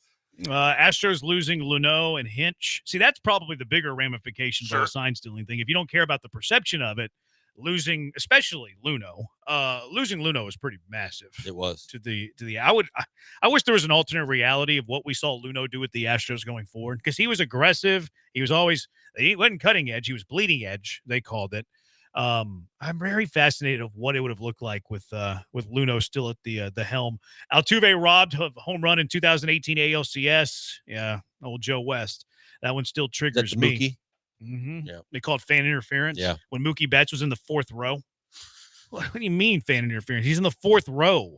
9506 says every time Bagwell says baseball card. Haha, it's funny. You could go with the Bagwell breaking his hand a couple years in a row, though. Yeah. Yeah. He was having some good years when he actually, the year he won the MVP. It benefited him to break his hand. It did. Yeah. It did, because the strike shortened year in 94. At the strike, he broke his hand like in the final week or two of the season. And if that season would have had the full 162, he wouldn't have had the counting numbers to win the MVP. So it actually helped him that year. Watson tearing his Achilles again. McGrady going down. The year the Rockets had Artest. That one's from Big Art. Who was your favorite third best player during the Yao Tracy era? Was it Artest or was it Battier? I think Battier. Artest. I think Battier to me. Battier was great, but man, to the Textures point, like when both Yao and T-Mac was already out, then Yao goes out in game one against the Lakers, and then Artest along with that crew of who else was on that team? Luther Head. I'm trying to remember some of the other names on that team. Aaron Brooks was on that team. Aaron Brooks and Chuck Hayes. Chuck Hayes and they Carl still Landry. won 2 more games against the Lakers in that series. I thought, with Ron Artest as the best player. That was a really fun time. Even though they ended up losing in Game 7 at LA, that was a fun time. 2585. What about the year JJ got robbed of the MVP? That's not a gut punch. I don't think he got robbed of the MVP. In my opinion. A big Rob, 16-17. JJ Watt back injuries. Brandon Backey fighting patrons at his own bar. I didn't know that happened. I didn't either. No, I didn't know that happened. It's not great customer service. It's not ideal. It's not the best customer service. I would throw 2010. The Texans start 4-2, but then D'Amico goes down with the season-ending injury. It looked like, obviously, at that point, 2010, Texans have never made the playoffs. I believe that's the injury that led to the lawsuit as well. Correct me if I'm wrong there, but they finally felt like the Texans had a chance. You're 4-2, and then you lose your best defensive player for the year. Yeah, he also sued you. Yeah, I know. Yeah, he did. Yeah. He also sued you. And there was a few years 6691. before that where Andre, they started 2-0 with wins against the Chiefs and then at Carolina in 2007. But Andre Johnson had I think it was a hamstring and he missed 9 games. 9 games? Yeah, it was 2007. They started off 2-0. Again, never had success before in franchise history. You're 2-0, playing really well. You went at Carolina when they were still really good, and then Andre's out for 9 games. Tough to win without Andre. Hall of Famer. Yep. Andre Johnson. 6691, meeting O.J. Simpson when I was a kid, only to find out weeks later I was shaking the hands with a murderer. Alleged murderer. 6691. He was let off. He won the criminal case. How'd the civil case go? Not great. Not great for OJ. As well as other cases How was the after play, that. Mrs. Lincoln? Why'd you grimace whenever I said allegedly? Oh, nothing. If the glove didn't fit, then you must have quit. That's what Johnny Cochran said. R.I.P. Johnny. I went back and listened to audio of that when OJ died. He didn't really say it that exact way. Like it was a little different the way he said it. Like it's kind of weird how we kind of move the goalpost on history because he said it a little differently. I can't remember the exact wording, but he didn't say if the glove don't fit, you must have quit. He said it a little differently. 7503 Warren Moon going to the Vikings. That was weird seeing Warren Moon not in Oiler blue. Was that the first one? Because he also was in Seattle and Kansas City. I couldn't remember the order. I think he went to Minnesota first, then Seattle, then Kansas. He had a That couple sounds good right. years in Minnesota, I believe. Yeah, he had Randy Moss. Yeah. I think there was a brief amount of time where he was like the passing leader for 3 different teams at one point. Pretty sure he had Chris Carter too. I think he had Moss and Chris Carter at the same time. Yeah, I would say that's a pretty good receiver. Let's see. Randy Moss started in 1998. That was his rookie year. Oh, Moon wasn't there in 98. No, but I think he was there. I think he was. I think he did play with Randy. No, Moss. I think he played with Culpepper. Because Randy Moss did. Yeah. I think Randy Moss played with both of them. No, Randy Moss had Randall Cunningham. He had Dante Culpepper, and I think he had Jeff George the first year. Oh yeah, because George played for the Bears. He didn't have Moon. He didn't Bears, have Colts, Moon. Falcons, and Vikings. Okay, he I had believe. Chris Carter. Yeah, because Moon's final year was 96 at the age of 40. Moss's first year was 98, so he just missed him. Yeah. But he had Chris Carter. Mhm. So he went Houston, Minnesota, Seattle, Kansas City. He played until he was 44. Wow. Moon. He didn't play much the final 2 years. In fact, he only started 1 game with Kansas City. He Get hurt or just he might have been a backup. He only played 1 game in 99. He started 1 game in 2000, and that was it. So he didn't play much in Kansas City. Started 1 game. A lot of people still say that's the prettiest spiral in the history of the game. You ever see the I've story heard on that. that? Where he would, during the game, he would have fingernail clippers and clip his nails to the perfect length, and that it helped the spiral. Huh. Yeah. Never knew that. He also had some allegations off the field. Ooh, All right, yes, he did. 713-780 ESPN HRP listener line. Film do not lie. It is the Bees on ESPN 97.5 and ESPN 92.5.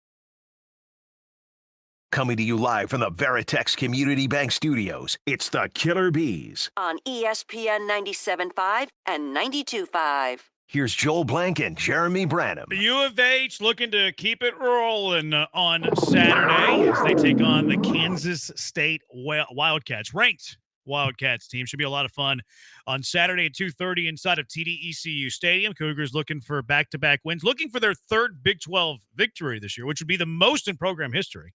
Get ready for an afternoon of thrilling plays, hard-hitting action, unforgettable moments. Nothing beats the tradition, pageantry, and the roar of the crowd at a college football game. Weather's going to be beautiful. Don't miss our blackout special, by the way. Ticket and a T-shirt for only $30. To grab this deal, visit uhcougars.com/black. uhcougars.com/black. Ticket and a shirt for just $30. Come early, be loud, and wear black as we pack TD-ECU Stadium, giving away a pair of tickets to caller number 3, 713-780-3776. Caller number 3 to 713-780-3776. You're going to go watch an upset Saturday as the Cougars take on Kansas State. 713-780-ESPN. Rodney McCray. Ocho's talking about Rodney McCray's hands. It's kind of weird, Ocho. What? Stop talking about his hand. He said it was better for finger rolls and stuff like this. 9579 when Lee Sterling went 1-5 over the weekend, and I put a hundy on each bet. I mean, stick with them through the long haul. Is that true? It'll come out. I don't know. I didn't fact check. 6967 Rockets getting rid of the ketchup and mustard uniforms. It's a good call. Ooh, after winning the second title too. I have the second title. Yeah, it's after the second. Yeah, there title. were a lot of people pissed off because you don't mess with that. You don't until you lose. You keep going with what you were wearing. Bad karma has really set them back. They've never won a title since. One low-key thing I don't love about the Rockets uniforms currently, I don't like how their red uniforms have the black trim. I like it better with I like it better with white. Very like, who cares? Whatever. Who are you gonna give fashion advice? You're wearing Crocs. I get it.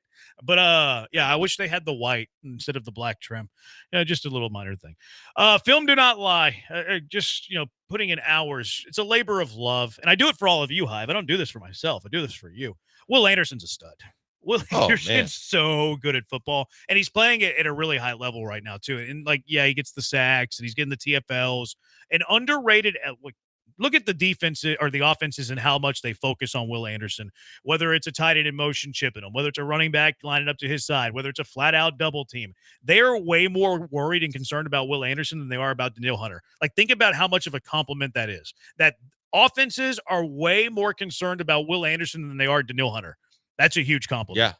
Underrated element of his game that I think we don't really talk about enough, and maybe we do, is that he's really good against the run, especially on a play that's run away from him. He had a couple of tackles where he made the stop on a play that was run to the opposite side of the field than him, and he just hustle play, getting there, making the stop, small gain. They're not even TFL. I noticed a couple times he actually crosses right behind the center as he comes from his end to the other side to stop the running back or to get in the back. And I think to both of those guys is credit, but I think they both lost having more sacks because of the elusiveness of Richardson, because there were multiple times that they had him in the grasp behind the line of scrimmage and he found a way to get to elude them. Yeah, Mixon's a stud too, but they don't really show up on this on the box score other than tackles, because these aren't even TFLs. These are gains of 1 or 2, but they're preventing gains of 4 or 5 or 6 or 7. He's just really good, and I want it to be known that I think that, because sometimes people think I don't like Will Anderson. I do like Will Anderson. I think he is very good at football. CJ Stroud I thought was better on film than live, actually. Recognition of the blitz I thought was really good. Now, there were times where he had some errant throws because he had a muddy pocket, and hey, it's the NFL. You got to be able to make those throws with a muddy pocket if you want to be amongst the elite of the elite. I agree with that. I have no problem with that argument. I think it's fair. But great recognition of the blitz. I thought great recognition of when the offensive line was beat and he was getting rid of the football quickly. He probably should have been sacked more than he was. I didn't realize this number when we were talking yesterday. Did you know he was pressured 58% of the time in that game? It didn't look that way. So 58% of the time was the most he's been pressured in his entire career. It broke the record of the previous week against Green Bay. So 58% of the time against the Colts. What do you think it was against Green Bay? 56. 48. He got pressured 10% more against the Colts than he did Green Bay. You're supposed to be better. But the offensive line you're talking about? Yeah. Yeah, I guess it wasn't. but also like his performance. Like think about how Stroud played versus the Colts and how he played against Green Bay, yet he was pressured a good amount more against the Colts than the Packers. And this is the problem that I have because I saw on a couple of national shows in the last 2 days how they started talking about how CJ's regressed and taken a step back this year. It's like, if you watch the games consistently enough to realize, no, he hasn't. It's just the element of running for your life on every play and not having the confidence and the trust that your line is going to hold up long enough for you to go through all your progressions that leads to a lot of times some of the things you said where he doesn't make as accurate a throw or as good a throw because he thinks he has less time or he literally has a guy in his face. Yeah, and I think that but like we did hear some yesterday. Oh, Stroud, he was misfiring, he was inaccurate, all these things. I think there was really only 2 that were bad. Like 2 where they're just complete misfires. He had the one to Schultz on the sideline where it's like, it's kind of a catchable ball. I would have taken a good play, and like maybe that was a misfire. He had the one where he airmailed Schultz, like, hey, make a play there, and Schultz is kind of open. But if you eliminate like 2 or 3 misfires, I thought he was really accurate. Wasn't there a crossing route where he threw it behind a guy slightly? Yeah, I think it was caught still though, or was it the first play of the game? It was the one to Diggs that it was stopped. I think it was a 3rd and 2, and it bounced off of the defender was able to break it up because he left the ball inside. Okay. Well, it could have been. I knew there was at one least there was at least one over the middle that I thought he threw behind somebody. The one to Mixon that Mixon dropped, that wasn't a great throw. Like that was a little bit behind him. Like it was here instead of here. That might have been the one. Yeah, and then like Brian does mention that one. There was another one to Diggs that I thought was a little behind him that was actually caught, but it kind of took Diggs' momentum away from possible like bigger yardage. Look, if we're going to bash Dalton Schultz when he plays poorly, I think we have to give him praise when he plays good. I thought that was Dalton Schultz's best game, quite frankly. And they're using Stover more in the blocking. Schultz is still involved. Stover's an unbelievable blocker.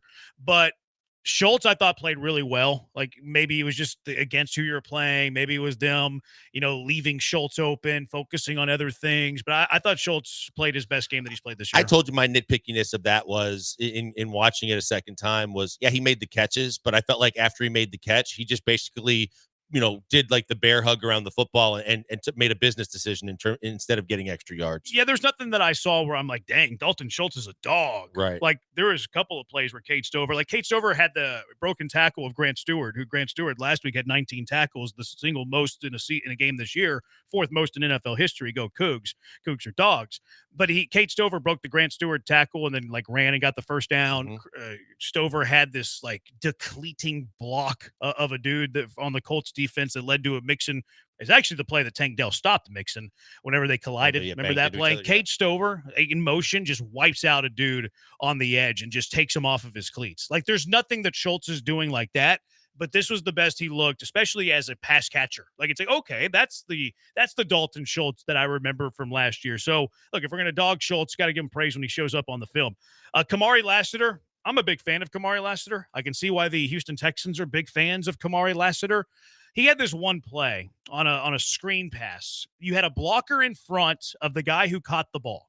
So they have numbers. You got a blocker for Lassiter. You have a receiver that now caught the screen that's ready to run, use the block. Kamari Lassiter runs into the blocker, shoves him a couple of yards back, and makes the tackle. They had 2-on-1. Kamari Lassiter makes the stop, and then he gets really excited. Is that the one where he was beating the hell out of his helmet afterwards and everything like that? Yeah, I do remember that. Unbelievable play, especially for a corner. He runs through the block, moves the blocker back, and then makes the tackle. Unbelievable play. And then people were commenting too on the on Twitter about it. They're like, look at Kamari Lassiter's first step. Look at his instincts. Look how quick he is reading that play and recognizing the play. And he's moving before other guys are moving. He's moving like a beat before other guys are moving. So it's like, hey, this guy runs a 4.6, but his instincts, his reactions are very, very good. So like, who cares if you run a 4.6 if you get the quick step, if you get the first reaction? Plus, like you said, that makes up for some of the time because we're talking about field speed, not combine speed, in the fact that what the Texans guys have always said is on the field in pads, his speed can stay with just about anybody, and that's what they like. And I think that they hit on both of them because the more you see both guys, but the more you see Bullock too, you realize, hey, no matter how they were ranked going into this draft, they got 2 really good football players for the long haul. I'm a big fan of Bullock. I'm a big fan of Lassiter. It gives me a lot of confidence in Caserio and D'Amico drafting defensive players and not the first round of the drafts. And if you go back to D'Amico and his time at San Francisco, kind of had that same ability to kind of turn even late round picks in San Francisco, but like mid round picks into starters.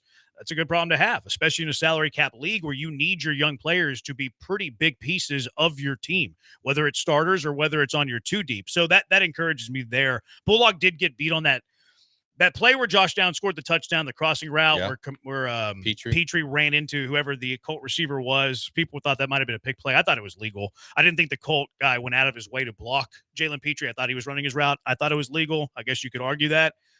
Kalen Bullock is playing center field there, and he gets turned around. So, like, probably a play where yes, Downs is still going to get a big play, but if Bullock reads that right, it's not a touchdown. It's a 40-yard gain as opposed to, 70-yard score. I think that's the perfect storm when it actually gets timed out so well that there's actually contact made between the one receiver you're not throwing to, and it clears out the guy that's responsible for the guy you are throwing to.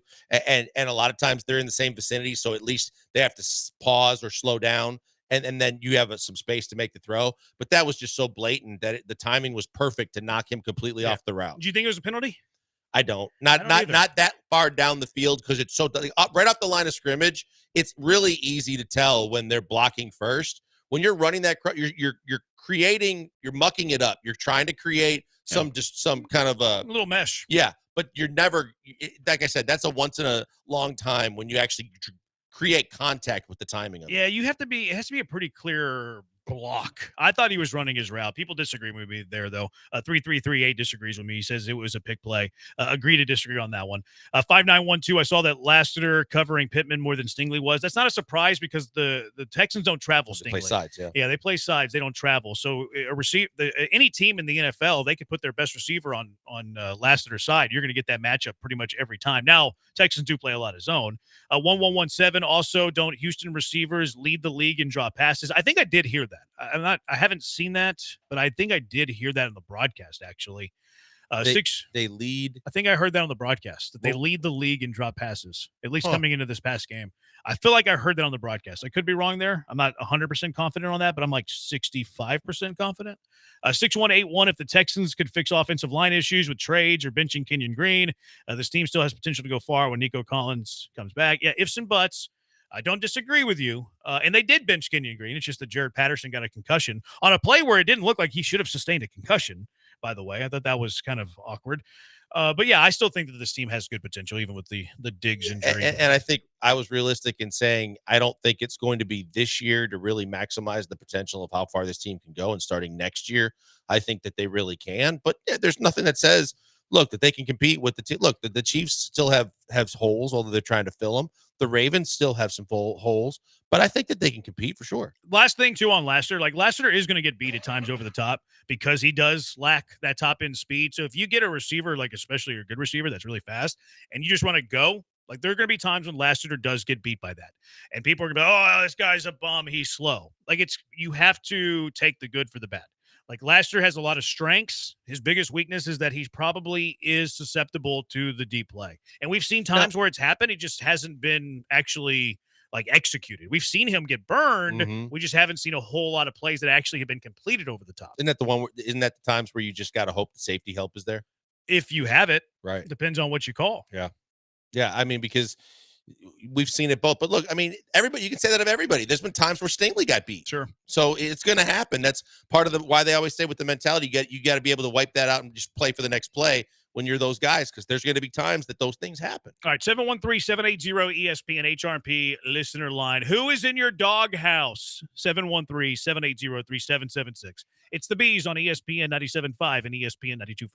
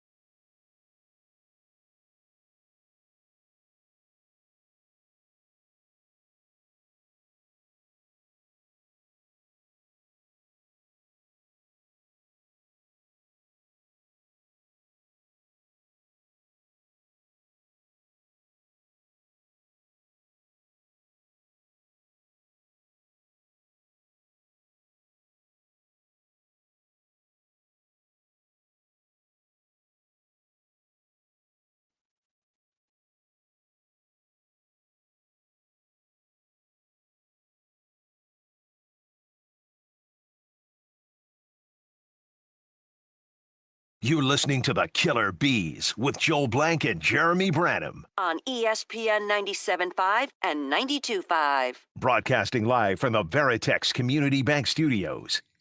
Who is in your doghouse? 713-780-ESPN. 3338's not in my doghouse. Texans are 5th in drop passes. Thank you, 3338. Saving me a Google search. Appreciate you. 713-780-3776. Who is in your doghouse, Blinkers? I mean, Bears defensive back Tyreek Stevenson still is in my doghouse because it drove me nuts that he was showboating while the play was going on before he tipped the ball that Noah Brown caught. So he definitely starts it off.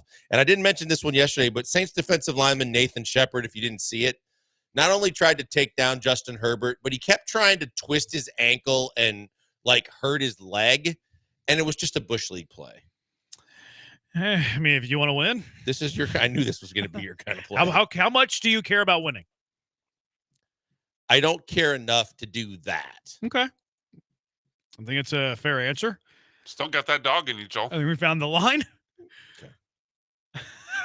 No, it was a Bush League play. You're right. I'm just having a little bit of fun with it. It's my reputation. It's my gimmick. All right. And you know the one that I want to put on the list, but I can't because I'm enjoying every bit of it. Aaron Judge with another playoff failure because everybody's just looking at this year, but we talk about the Killer Bees and the overall history of them failing in the playoffs. If you look at, I think it's his last 5 playoffs, he is abysmal.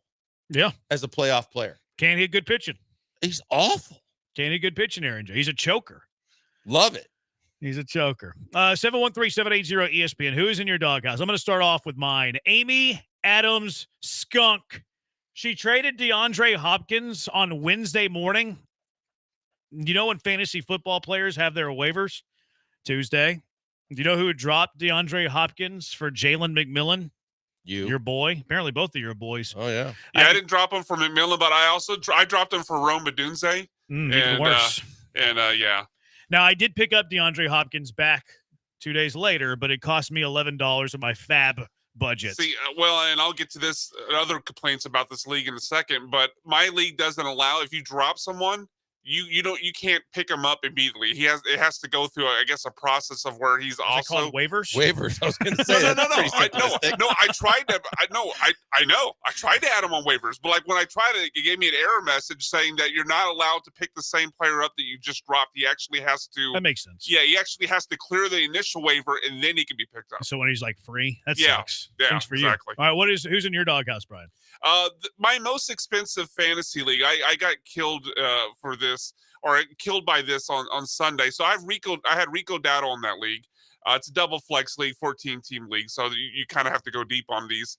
And so he was in one of my flex spots. And of course, we find out around 3:30, so around 4 maybe, that he's sick and he's not going to play. Well, apparently I didn't know this. I guess it never come up. But my league, once games start at noon, all players, even players in the late games or on Sunday night or on Monday night, all players are locked and not available until waivers run the following Wednesday. So by that time, all my bench players had already started. So I had no one to put in place of Rico Dowdle, and I lost my game by 1.5 points. You're in some weird leagues, man. I lost my game because of a 1.5 points over not being able to pick up a Zeke. Zeke was on my waivers. It would have been an easy swap. Yeah, I had Daddle on my doghouse too for the same reason. I was able. My league isn't weird like yours though. I was able to pick up Jalen. I'm not Colbert. the commission this one. Trust me. I've blown the commission up a few times over the weekend. We're going to talk about in the offseason. It's a weird rule. You show him who's boss, Brian. 713-780-3776. Who's in your doghouse? Honey Glazed Branham says Joe George is in my doghouse. That dog is in my doghouse, a puny little dog. Honey Glazed Branham says Joe George in his doghouse. No particular reason. He just always is. Okay. Let's go out to the HRP listener line. Keith, you're in the hive. Well, who's in your doghouse? The person in my doghouse is whoever has been making trades for the Carolina Panthers the last few years. The total return for Deontay Johnson, CMC, DJ Moore, Ryan Burns has been absolutely one-sided and horrendous. He's not wrong. That might be Keith's best call he's ever had. That might be he didn't even start it with, "Hey guys, love the show," which is he starts every call with. Yeah, I didn't realize he did Why that. is he super hyper focused on Carolina? But it's a good call. Because they made a trade today. There's, I know, but I mean, he just rattled off all of them. Well, it brings to the top of mind all the other trades. That's what made the call strong. It was a strong take. He was, hey, Deontay traded today. They didn't get a good trade. They didn't get a good return. Here are all the other things that they've done. I thought it was well argued there by Keith. That's why I think it was the best call he's ever had. He documented all the other reasons they've made poor trades. Good work, Keith. Keith is going to tweet us and ask us the greatest call. I'll just do it on the air. Keith, that was an 8-8. 8-8 call. That was good. Okay. It was good. Who else was in your doghouse, Blinkers? The Texans staff, medical staff or otherwise, that made us wait this long for this bad of a news on Diggs. Normally, this information's out within less than 24 hours. You don't think they were getting respectfully? You don't think they were getting second opinions? Respectfully, even if they were this, but I mean, this it was wasn't that much excessively long for a team that doesn't. It was Tuesday morning. They hadn't even practiced yet. Yeah, but most times on a Sunday game, by Monday morning at the very latest if a guy tore his ACL. So you wanted it in his press conference yesterday, not today. Yeah. What does that do for you? What does the 24 hours do for you, I wonder? Gives more time to digest it and move on from it and not have false hope that he might be okay, that it might be just meniscus. Okay. I respect your opinion. Caleb Williams is in my doghouse for what was a dud in a winnable fantasy game for me. What are you doing playing that dog for, Branham? Fair point. Who else you got? Speaking of guys who've been dogs this year, Calvin Ridley had been a dog pretty much other than one game this entire season. So I put him on my bench this week. And the dude has 10, I think he had 10 catches in the first half, but he ends up going for 143 yards, scores over 22 points in my scoring format, which is full PPR. The dude had been awful all season long, and he breaks out, of course, right when I put him on the bench. Watch this. Brian, you're just a bad fantasy football player is what I'm learning. Why is that? Because it sounds like you're in weird leagues that make no sense, and then you make questionable decisions that come back to burn you. I should have started Calvin Ridley. Yeah, he had a great week. Good Mr. Hindsight. Good general managers predict what's going to happen, not what has happened in the past. Like you playing Caleb Williams? Caleb Williams was my top quarterback point scorer. That's not true. I'm lying. That's not true. That's not true. Gotcha. A texter, the Texans' offensive line is in my doghouse. That's a good one. Yeah. Big doghouse. Well deserved. Who else you got? Well, I mean, if we want to go even deeper, how about Aaron Boone, who before the World Series knew the splits that Rodon was really good at home and Schmidt was really good on the road. So he started Rodon at Dodger Stadium and Schmidt at home.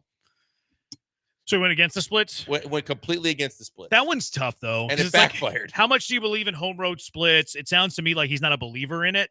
They were really, but it was pretty dominant. It was kind of like McCullers, the 2 different years when he was really good, either one year at home and the next year. But it just made a lot more sense to at least ride that than and obviously and now looking back at it going, it didn't work out so well. Jeremy Sohan is in my doghouse. He's got such a punchable face. He says naughty things about the city of Houston. He's trying to pick a fight with Jabari Smith. He grabs his arm and doesn't let go. And then he's like, woe is me, big man trying to hurt me. You're the one that instigated it, Jeremy Sohan. He's got a punchable face. He's in my doghouse. Something else in my doghouse. I don't know if you guys have ever come across this, but there's spots in my neighborhood where there's stop signs, right? But stop signs aren't going both ways. It's not a 4-way stop. So one direction has stop signs, the other doesn't. And the people without a stop sign, for some reason, will stop in the middle of traffic like they're doing you a favor to let you through, when all it is doing is confusing your other drivers and making the traffic worse. If you don't have a stop sign, don't stop for me. I'm at the stop sign. I can see you're coming through. I will wait because I'm at the stop sign. Just keep going. Bad drivers. Yes. Bad drivers. Have you guys noticed this bad before? drivers, Jeremy, a lot of times turn into bad parkers. Really? Oh, come on. Now you're instigating. Yeah, it is all in the it can lead you to automobile genre. More negative tendencies when you park said vehicles. The one counterpoint I would have to that is that it's better than the alternative of them blowing through stop signs at a 4-way stop. I would agree with both that. are annoying. I will say that. Uncle Barney says that Brian Cashman's in his doghouse. That's a good call. For saying that the Yankees missed the World Series because the Astros cheated, that they scored one run at home or whatever it was. What's his excuse this year? I don't know. Yeah, the other team has a guy who gambled on baseball. Or sports, which is true. That is true. Well, the other team does have a guy that cheated also. With Mookie Joe Betts. Kelly? Oh, Betts, yeah. Yeah. And Betts has been the most honest. Yeah, we were doing stuff. Everybody was. I know. He flat out said, yes, we were doing stuff. And you know who the Dodgers do employ the video guy, for JT Watkins? Something like that. Yeah, But he is JT Watkins? Yeah, and it was Mookie that brought him back. I know. Yeah. And Mookie had a career year once he brought him back. Sure did. Last one for me, Tari Eason, up 101-93, 8-point lead, 45 seconds last night. Tari Eason not only fouls a three-point shooter, but he flagrantly fouled a three-point shooter in Chris Paul. Chris Paul hits the three, makes the free throw at 2 to make 1. Victor Wembanyama then scores. Fade away, yeah. It turned an 8-point lead into a 2-point lead. It was a 6-point possession. Tari Eason, you're in my doghouse for that. I'll be honest. I really thought that the max, because they said the maximum is 4. Yeah. But I didn't think that you could also get the next immediate possession too. Maximum is for the shot, and then you get possession because it's a flagrant. Yeah, but I always thought that the maximum on any one trip down the floor was 4 points. So that was news to me that you could call that a flagrant, still give him the 2 to make the 1, but that they wouldn't get the ball as well. No, you always get the ball after a flagrant. You're supposed to, but I thought in the past in the NBA, once you got 4 points on a possession, that even if you were supposed to get the ball, that the other team gets to possess the ball. We'll have to go to the rule book on that one. I think it's changed recently. I don't know, but that's the first I had heard of that rule last night. All right, any more?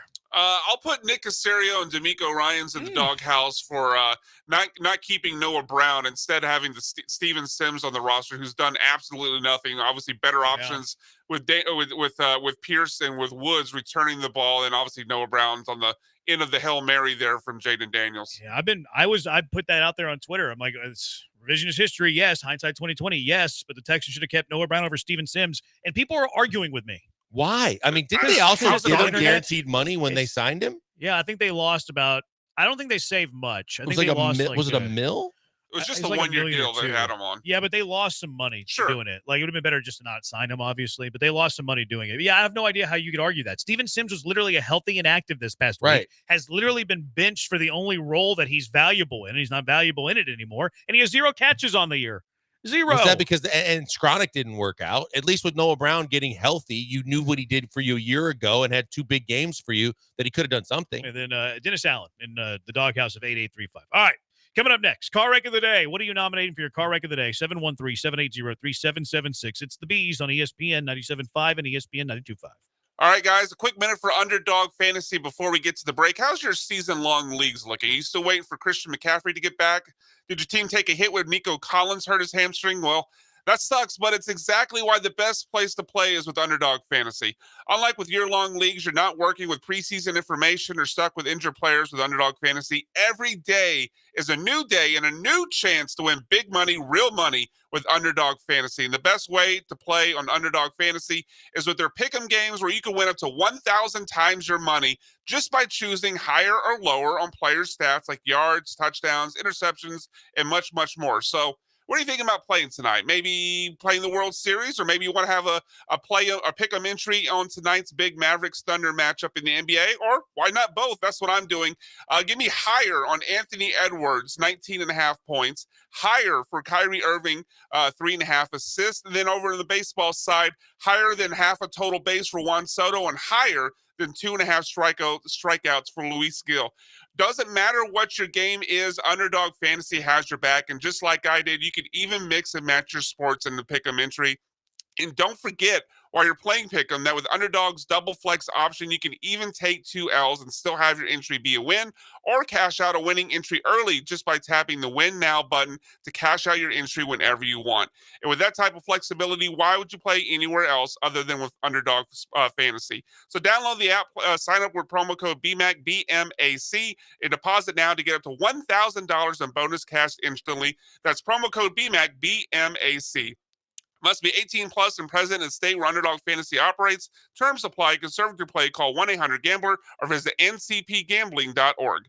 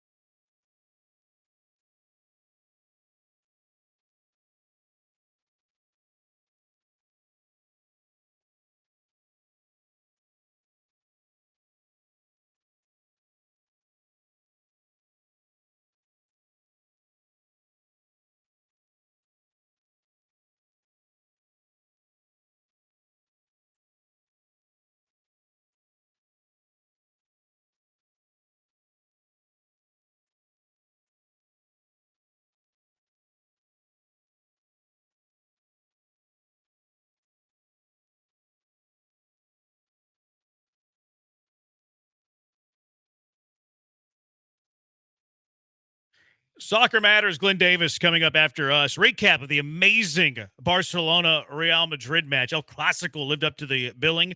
Jordy Sunyer, TV3 in Barcelona, and then Dynamo post-match playoff thoughts. They fell on PKs in the opener of a 3-match series last night. It was a 0-0 draw that went to PKs. Call me a purist, but I missed the aggregate. Join us at Nick's Place on Halloween this Thursday, and we'll join Blankers and honorary Killer Bee, Barry Laminack. They'll be broadcasting live from 3 to 6 for our Halloween watch party for the Thursday night game. You know who's going to be there? Hall of Famer John Granado, presented by Coors Light. Make sure you arrive before kickoff because Granado will be buying Coors Light for the people that show up early. All right, car wreck of the day. What you got, Blankers? Well, you mentioned it. Tari Eason, not a rookie anymore, but a rookie-type mistake. You can't foul on a 3-point shot and give the team an opportunity for 4, let alone 6, when you're up 8 in the waning moments of a game. That is something that is a no-brainer that hopefully you learn from, but that was tough to watch. Yeah, not a good one. No. We got to be quick here, I guess. My car wreck of the day, Jeremy Sohan. The dude's a bum. Got a terrible name. He's got a punchable face. He's got bad hair. He's picking fights. And then he's like, oh. I do not like Jeremy Sohan. Now, if he was on my team, I'd probably like that he's an instigator. But I do not like him when he's on the rival San Antonio Spurs. Jeremy Sohan, my nomination. My nomination, I don't know if you guys saw it, but that picket fence 2-point conversion try by the Giants last night and during Monday Night Football, which no one even blocked on the Giants side, and the Steelers defender ran right through it and made the play on Malik Neighbors to break up the pass. Just an absolute car wreck out there. Yeah. Do you see that Dable went 12 men on the field on purpose yesterday? He did. Yeah. Yep. They need to put some rules in place for these loopholes. Yeah, that was genius. All right, what's winning? Car wreck of the day here. Tari? I'm fine with Tari. That was dumb. That was really dumb was. play. It really wasn't. You know the All right. coaches are yelling, whatever you do, don't foul. Tari gets it. Congratulations, Tari. Thanks to Brian for the hard work. He's Blank on Branham. Talk to you tomorrow, Houston. Glenn Davis, Soccer Matters right now.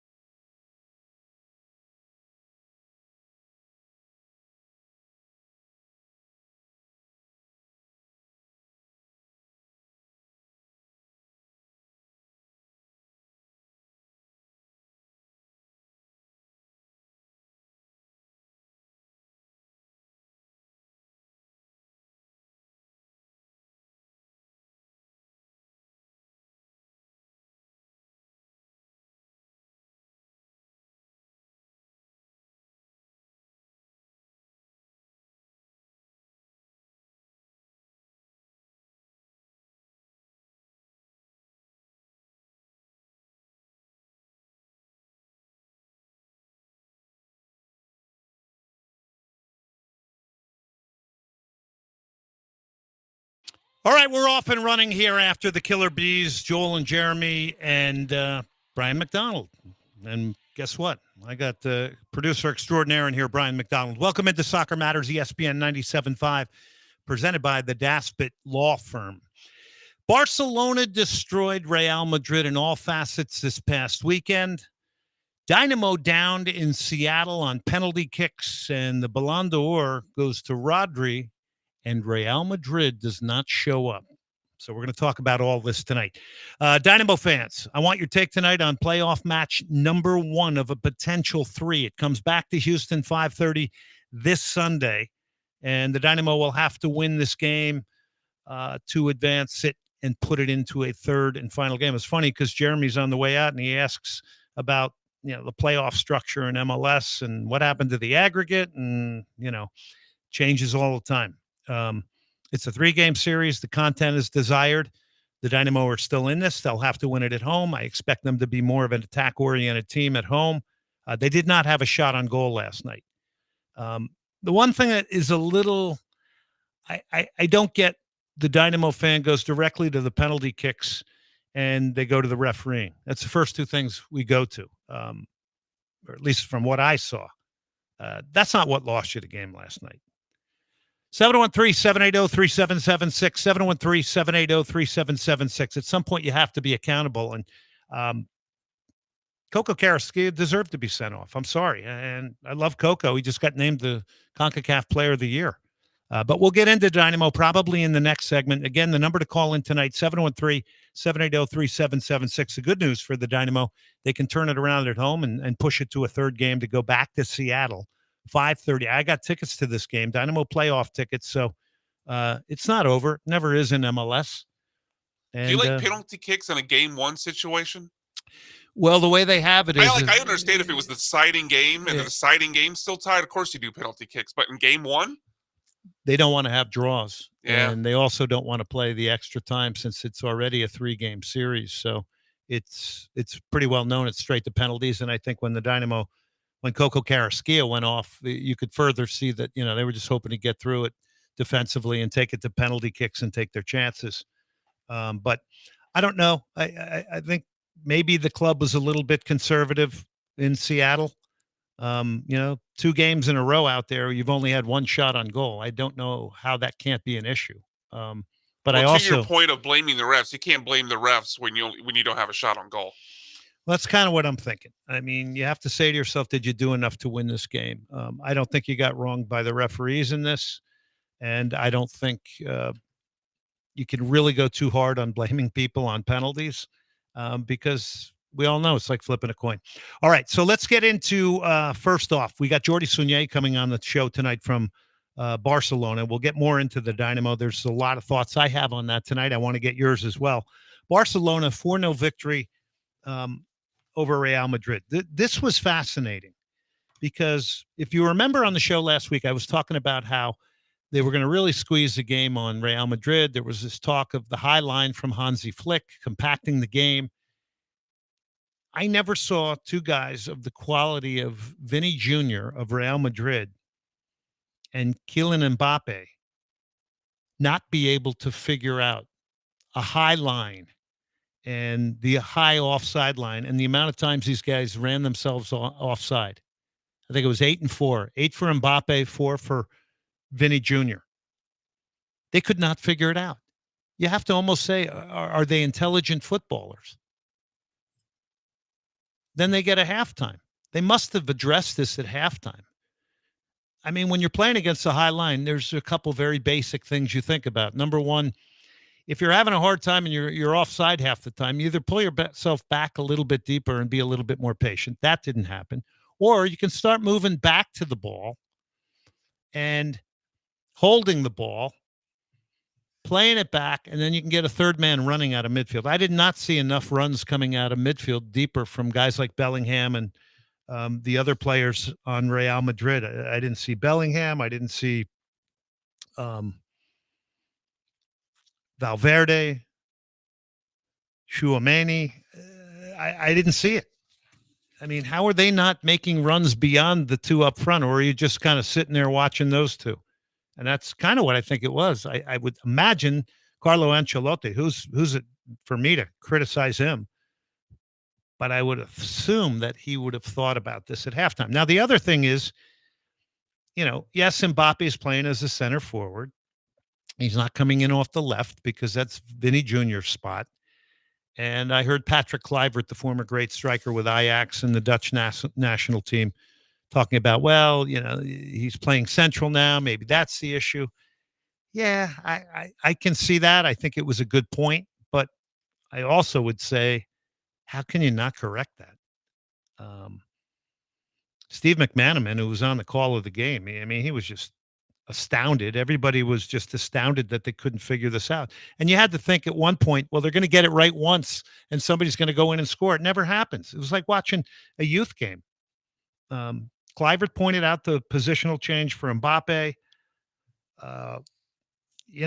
Decision-making, just incredible. So then we get into the second half, and in the 55th minute, we're going to get a clinic here in a short amount of time from Robert Lewandowski, the Polish striker. He would score first here. This would make it 1-0 Barcelona. Casado to Lewandowski. Flag stays down. Lewandowski finishes it off. Have Barcelona got the lead? There is going to be an offside debate about that and a VAR review, but Robert Lewandowski slots it in. Never in question. Mendy kept him onside. The left back kept him onside 100%. And everything was done correctly. So Lewandowski beats him. And then he scores like a minute and 30 seconds later. He scores off a header, and it makes it 2-0 now. And by the way, this is at Real Madrid. Real Madrid have been guilty of messing up a few attacking situations, either by drifting offside and then the Vinicius one that he dragged wide. And now they find themselves a goal down. Balde to play that in. There could be another one here. There is. He's done it again. Robert Lewandowski, 2 in a couple of minutes. And Barcelona are on, well, a joyous ride at the Bernabeu. So the beautiful thing here is, as a center forward, you're always playing mind games with center backs. You're trying to get on their blind side. You're trying to get into areas where you have both of them questioning who's picking up and marking you, right? And this is a play where he absolutely gets into the middle of the two center backs and nobody even challenges him. I mean, this is a free header, and it's a towering leap and a towering header. That's 56 goals in, I think, 80 games at Barcelona for him. He's 36 years old. It just proves that if you know how to use an older player and you limit some of the things they have to do, you can still get use out of their greatest skill sets. And Lewandowski's greatest skill set is just a pure finisher. Incredible. Okay, so then we go to, I think this is now the 77th minute. Now, by the way, Barcelona fields, I think it's 4 or 5 players, 22 years of age and younger, including 2 17-year-olds, okay, who play pivotal parts in this game. Here is Lamine Yamal, and he gets goal number 3. Rafinha. Lamine Yamal to his right. On his right foot and into the back of the net. The youngster becomes the youngest player to score in the whole history of the Clasico. Yeah, there you have it. Yamal makes it 3-0. And then Rafinha makes it 4. This is a little lob over Lunin. By the way, Lunin looked poor on the Yamal goal. I mean, he was beat at the near post. I just, goalkeeper has to do more there for me. But here's goal number 4, and this kind of rubs it in. This again in front of the Real Madrid fans at the Santiago Bernabeu in Madrid. This is, as we talked about last week, it is the greatest rivalry in sports around the world, in my opinion. I think it affects more people than most other rivalry matches. This is goal number 4, Rafinha. Lucas Vasquez is on trouble here, and the little lob will make it 4, will it? Yes, it will. Rafinha this time with a clever, deft finish. Ian Dark with the call there. That was on ESPN. That's where you can get the Spanish League over on ESPN Plus. So 4-0 it ends. This is a beatdown in every way possible. This was Hansi Flick clearly winning the tactical battle against Carlo Ancelotti, no question. I did not see a reaction from Real Madrid in the second half. I didn't really see them change at all. Frankie de Jong coming on for Barcelona was a change that I think was effective. Perez in goal, Balde, Martinez, Kubarski, and Koundé. Kubarski turned 17 in July. Can you imagine that, being 17 years old, playing in front of whatever it is, 80,000 people, and you're marking two of the greatest strikers in the world, in Vinny Jr. and Kylian Mbappe. There was one tackle he made that he nailed this tackle. It was absolutely perfect. His foot on the ball, and he sent Vinny Jr. Into a tumbling mess. Casado at 21, excellent in midfield. Pedri, Lopez, Yamal, and Rafinha. And then, of course, was Lunin, Lucas Vasquez, Militao, Rudiger, Mendy. Mendy kept on Lewandowski for the goal, the opening goal. Bellingham, Valverde, Chouameni, Camavinga, Mbappe, and Vinny Jr. Unbelievable. First 12 minutes of the game, Mbappe had two chances. He was offside, I think. And the other one, I think he was saved on. Yamal had a good chance in the beginning. But, man, I am so glad I sat down and watched this entire game, because it just reminds me that soccer players are human. Something as elementary as a high line, which can be confusing, to confuse them for 90 minutes. I mean, it was pretty remarkable. They could not figure it out. And they really didn't even look like they were doing anything to figure it out. Okay, so let's go on to the Ballon d'Or. Now, this is for the top player voted on in France. It's voted on by 30 journalists on the men's side, and I think it's 50 on the women's side.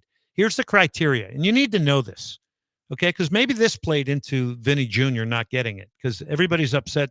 Well, all the Real Madrid fans, Real Madrid, they're very upset about what happened here. It's number one, individual performance in previous season, no longer by the calendar year. Number two, it's team success during the previous season.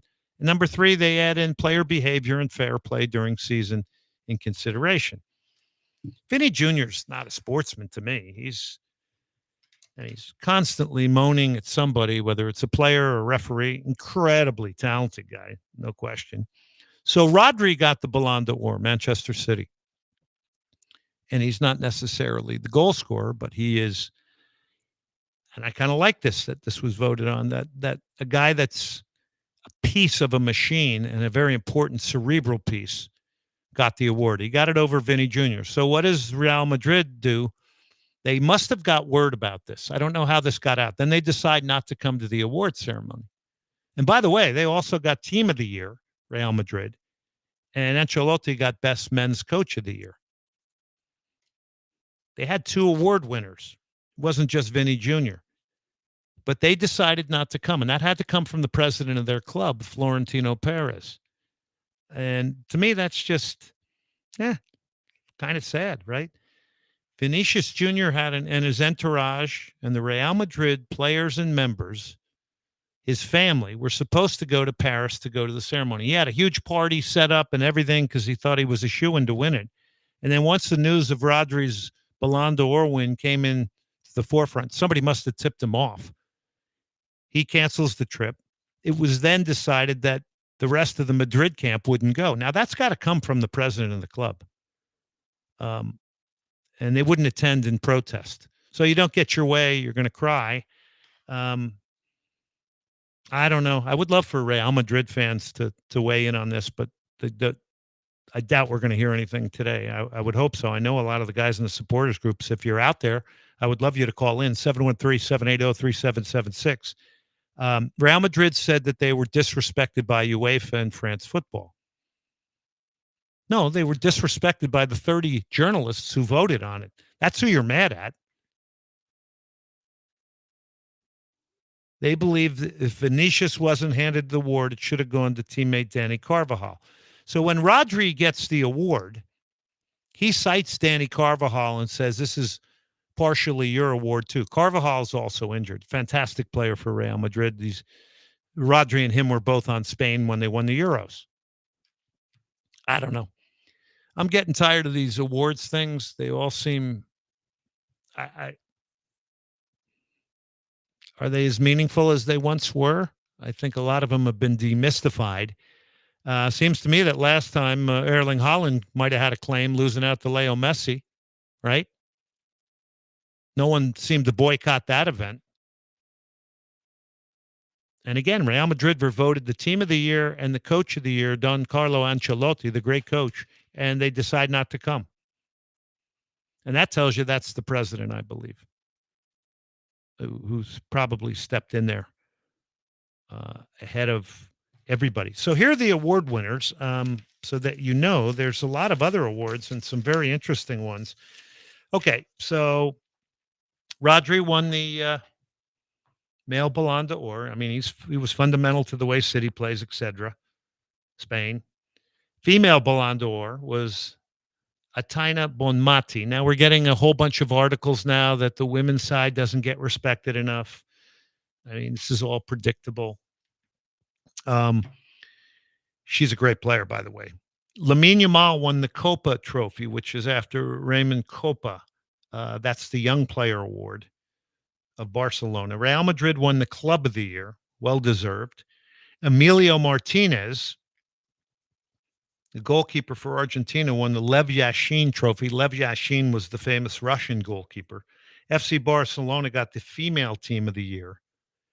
Emma Hayes, the new U.S. Women's National Team hire, she got the Women's Coach of the Year. Carlo Ancelotti got the Men's Coach of the Year. Kylian Mbappe and Harry Kane shared what is the Gerd Muller Award. That's for the highest scorer. And then you're getting all these takes from a lot of different players. Sergio Aguero, the former great soccer player for Argentina, Man City. He said, football's for everyone, not just Real Madrid. So there's a partisan nature to all of this. There's a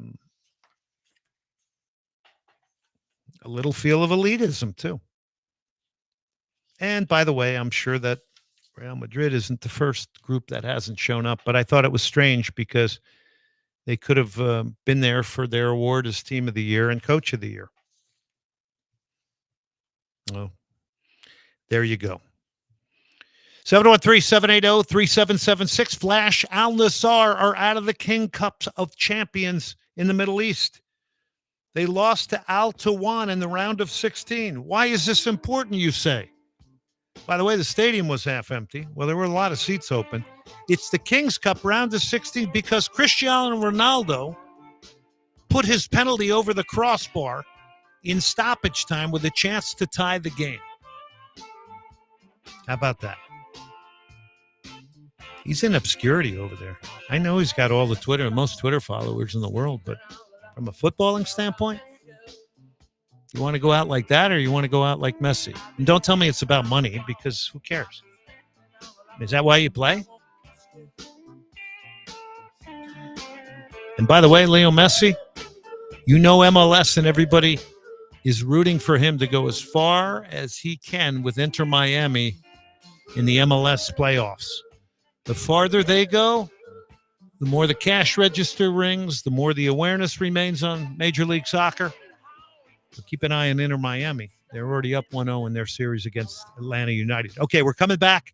We got Dynamo Seattle talk. We'll start prepping for the game here in Houston. I got pros and cons to this. All you Dynamo experts out there, I want your calls and I want your takes at 713-780-3776. Same for those of you who are Real Madrid and Barcelona fans. I would like to hear from you as well, or anybody else with a football take. Right now, I got a pair of tickets, Houston Dynamo playoffs, 5:30 on Sunday. Caller number 3. Caller number 3 at 713-780-3776. Caller number 3, 713-780-3776. Dynamo Seattle tickets.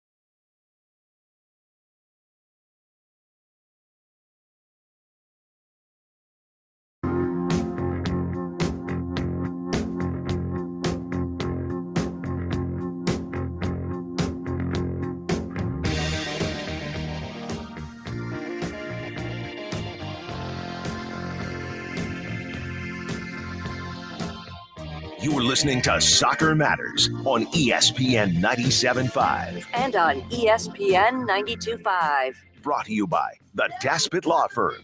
From the Veritex Community Bank Studios, here's Glenn Davis. Hot chocolate. Everyone's a winner. A couple of quick hits here.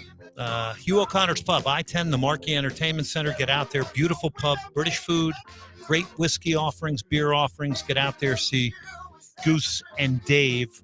They've got all the Premier League, you name it, they have it on. LamontBrands.com for the Soccer Matters t-shirts and hats. All the proceeds benefits the 501c charity Snowdrop Foundation. DanishInspirations.com. Our great friend Jan Christensen. Best in modern contemporary furniture. It's Danish Inspirations, modern contemporary furniture. We'll have more tickets to give out here tonight. I do want to get some, if I got a decent take from a Dynamo fan, I might even give them a pair of tickets. 713-780-3776. See if that gets people a little braver. So let's get into the Dynamo game. First, I'm going to start off with here, and I really do hope some Dynamo fans call in. 713-780-3776. Seattle, 19 shots, 7 to the Dynamo. 2 shots on target for Seattle, 0 for the Dynamo. So these are not two of the better goal-scoring teams in Major League Soccer. Seattle, I think, comes in at 17. The Dynamo at 21 out of 29. They are two very, very good defending teams, which proved out last night. So that was the emphasis. Not a shot on target for the Dynamo. I think we saw very early, it was pretty clear their tactics was to really make sure this game was under control. They got a lot of possession. They could control the game through that, play very methodically, keep it calm, try and take the crowd out of it a bit, take your time on set pieces, goal kicks, fouls. There was a little bit of that stuff going on. I see that. The Dynamo had, I thought, a pretty good chance early. Ezekiel Ponce got put in after some really nice combination play, didn't get the shot off.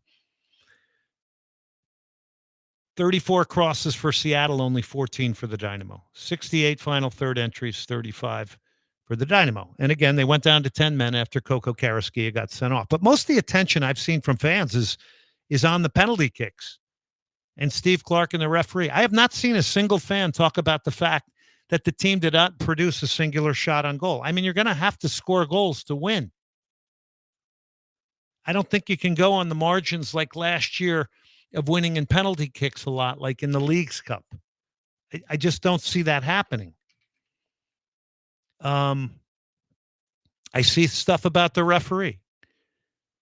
Coco, for me, was in a bad place in this game. There was something that seemed off about him. He seemed agitated, even early in the game. I noticed that while calling it on the live stream. But to pin it on the referee and Steve Clark, I'm not buying that. That's not accountable. Are you kidding? Why isn't anybody even talking about the attack? I mean, I understand what Ben Olsen was doing. I understand how the Dynamo wanted to go there and approach game one. I get it, because it's 3 games. It's navigation. But the Dynamo have been to Seattle twice in recent times and have had a total of 1 shot on goal. And I don't want to belabor this because it's 1 game and you could break out on Sunday and score goals. My gut tells me, again, it's slim margins against Seattle. They are not an easy team to create chances against and or score goals. But the onus is on the Dynamo Sunday. Absolutely. And the series is not over. The series is not over. A lot of people in Seattle say this is not the greatest ever version of the Sounders. I think it's a very well-organized team. You heard Ben Olsen saying that. I would reiterate that. Very well-organized, very collective. A lot of talent on that team and a lot of young talent used in this game. And you can go over the names. The Roldan brothers, there's 2 right there. Reed Baker Whiting, who comes on. The center back who was involved in the Coco thing that he got sent off, Jackson Reagan, Danny Leyva, Paul Rothrock, Jordan Morris. Do you realize that all these guys have connection to Seattle?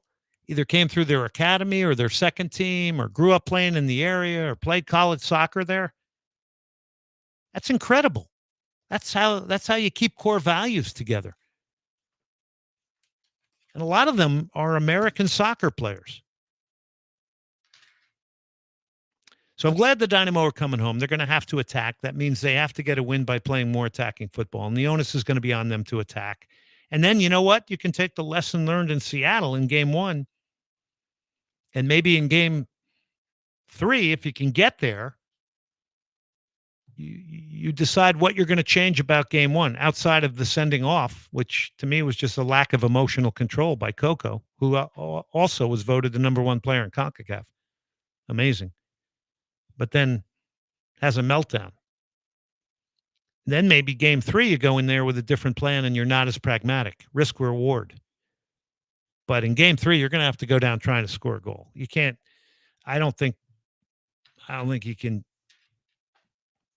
go there playing for a chance or two or a set piece. I think it might have to be a little bit more, but maybe I'm wrong here because maybe this is just the way the Dynamo do it and I need to accept it. And maybe that's what you've done. I don't know. 713-780-3776, 713-780-3776. It was definitely road tactics. And the Dynamo do pride themselves on great defending, great team shape, good narrow game. They love the narrow game, which takes a little bit away from an attacking game. It's a great possession team. It's an excellent defending team. But they have not answered the goal-scoring piece, and that may bite them here. And the tactics haven't changed with the addition of Ezekiel Ponce, who, by the way, is a very savvy striker. The problem is he wasn't able to get around the penalty area much, and he was resigned to defending most of this game, as was Aliyu. The Coco thing was, that's lack of emotional control.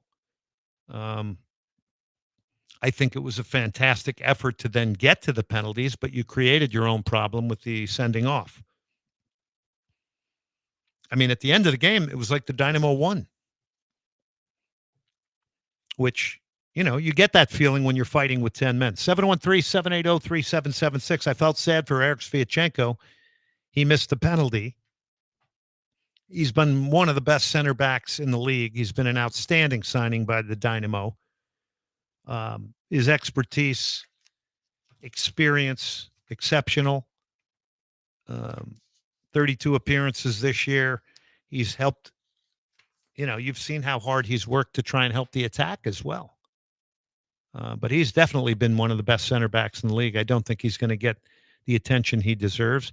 He's also rubbed off on Mikael. I think Mikael adds a great physical element. I think Seattle does the same thing with Yamar and Jackson Reagan. The penalties were excellent, except for Eric's.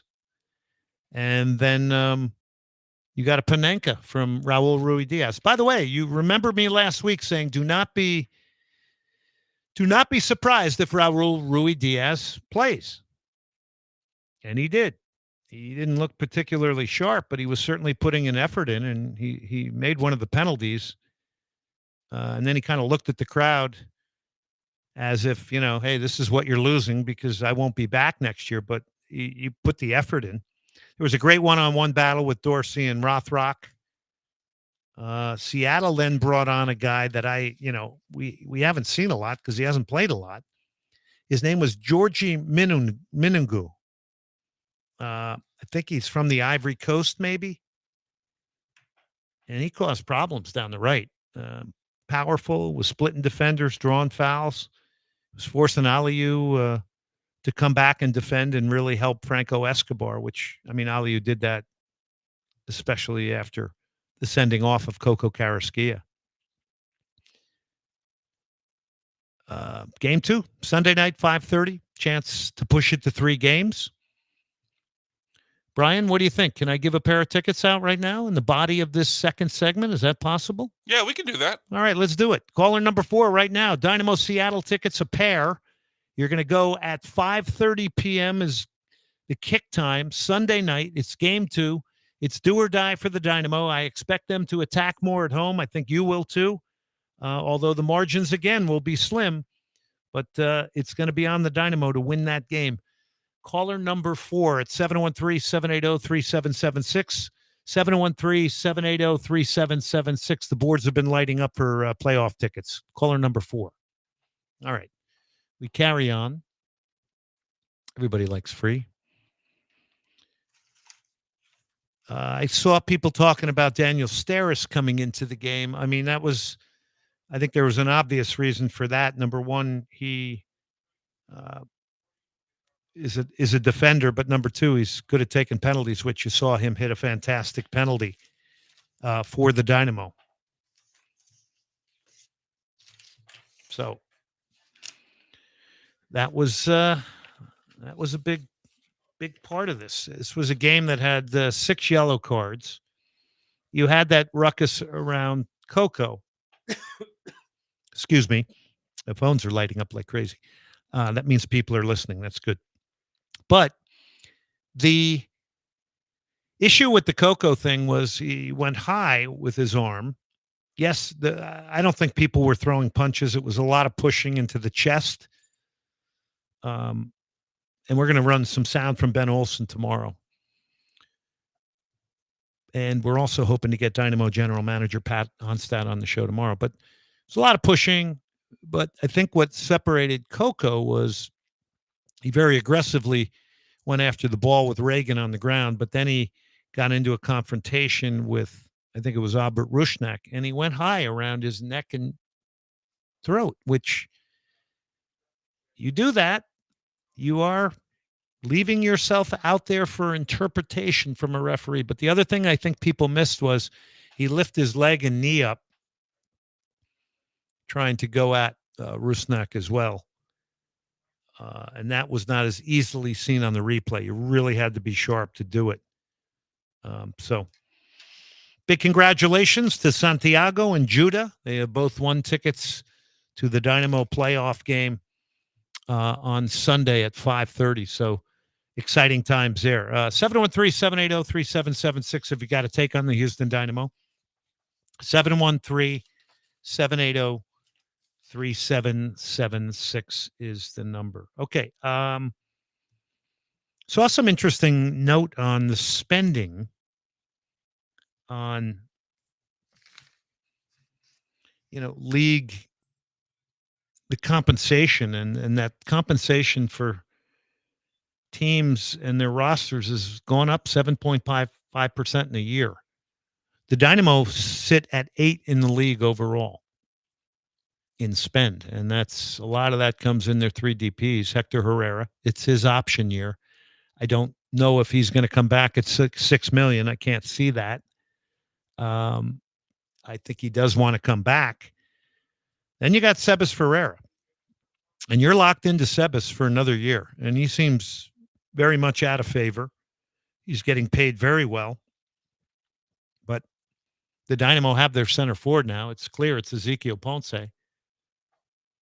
So you have him for another year. I mean, do you bite the bullet? Do you open up a DP spot? Do you take a bit of a loss on him? I don't see where his value is going to be anywhere for anybody right now. And these are things we could ask the general manager, Pat Onstad, tomorrow night. And then you got Ezequiel Ponce, who obviously is pretty much close to a goal every 2 games. I think he's got 5 and 12. But it's going to have to change a little bit. The Dynamo are going to have to take a bit more risk. Last time they played Seattle here in Houston, Seattle was missing a lot of players. It ended up in a 2-2 draw. They played a lot of younger guys in that game. But it's going to be very interesting because they are going to have to be a little bit more aggressive, I think. I think they're going to have to come out of a little bit of, you're going to see a much more aggressive Dynamo. And I think you're going to see them trying to employ the press a lot more. And the repress a lot more, and try to make life a little bit more difficult for Seattle, and try to get some chances off these this pressing play where they win the ball in a good area and it leads to a quick shot on goal or a quick chance. But it was hard because Ponce never got around the penalty area, really. He did once or twice. He got one time. I thought he should have hit it. It was great combination play. I think Griffin Dorsey, no, I don't know who laid down the final. It was a good ball, though. Somebody laid it on. That might have been Amin Bassi. Kind of a quiet game for him, too. But Ponce, I thought, should have just tried it, even though it was at an angle. It was wet. I just thought, either hit it or look at a goalkeeper and maybe you're going to dink it over him. I don't know. And he turned away and, ultimately it might have produced a shot at the end from Artur from outside the box that went over the top. And then he had another really good run to the near post after a really good ball from Aliou. But outside of that, there wasn't much. Definitely not much in the second half. There was a few moments in the first half. I think Griffin Dorsey was trying to get his engines going. But, it's still goals. And, yes, it only takes one. Yes, it's 2 straight years in the playoffs. But, this is a year I would say you should beat the Seattle Sounders with all respect to them. If we're growing, we do want to beat them, right, at this point. And the game Sunday is going to be a big one. MLS playoffs are here. Dynamo are back. You can buy tickets at HoustonDynamo.com or on the SeatGeek app. You can secure the tickets there. This is going to be fun. I'm excited about this. I want to see the Dynamo win this one and take it to a third game. That would be exceptional if we could. And go back out to Seattle and see if you can correct some things and win it. Okay, we're going to take a break here. As we go to break, caller number 3. Last pair of tickets tonight, 713-780-3776. Caller number 3, pair of tickets, Houston Dynamo, Seattle.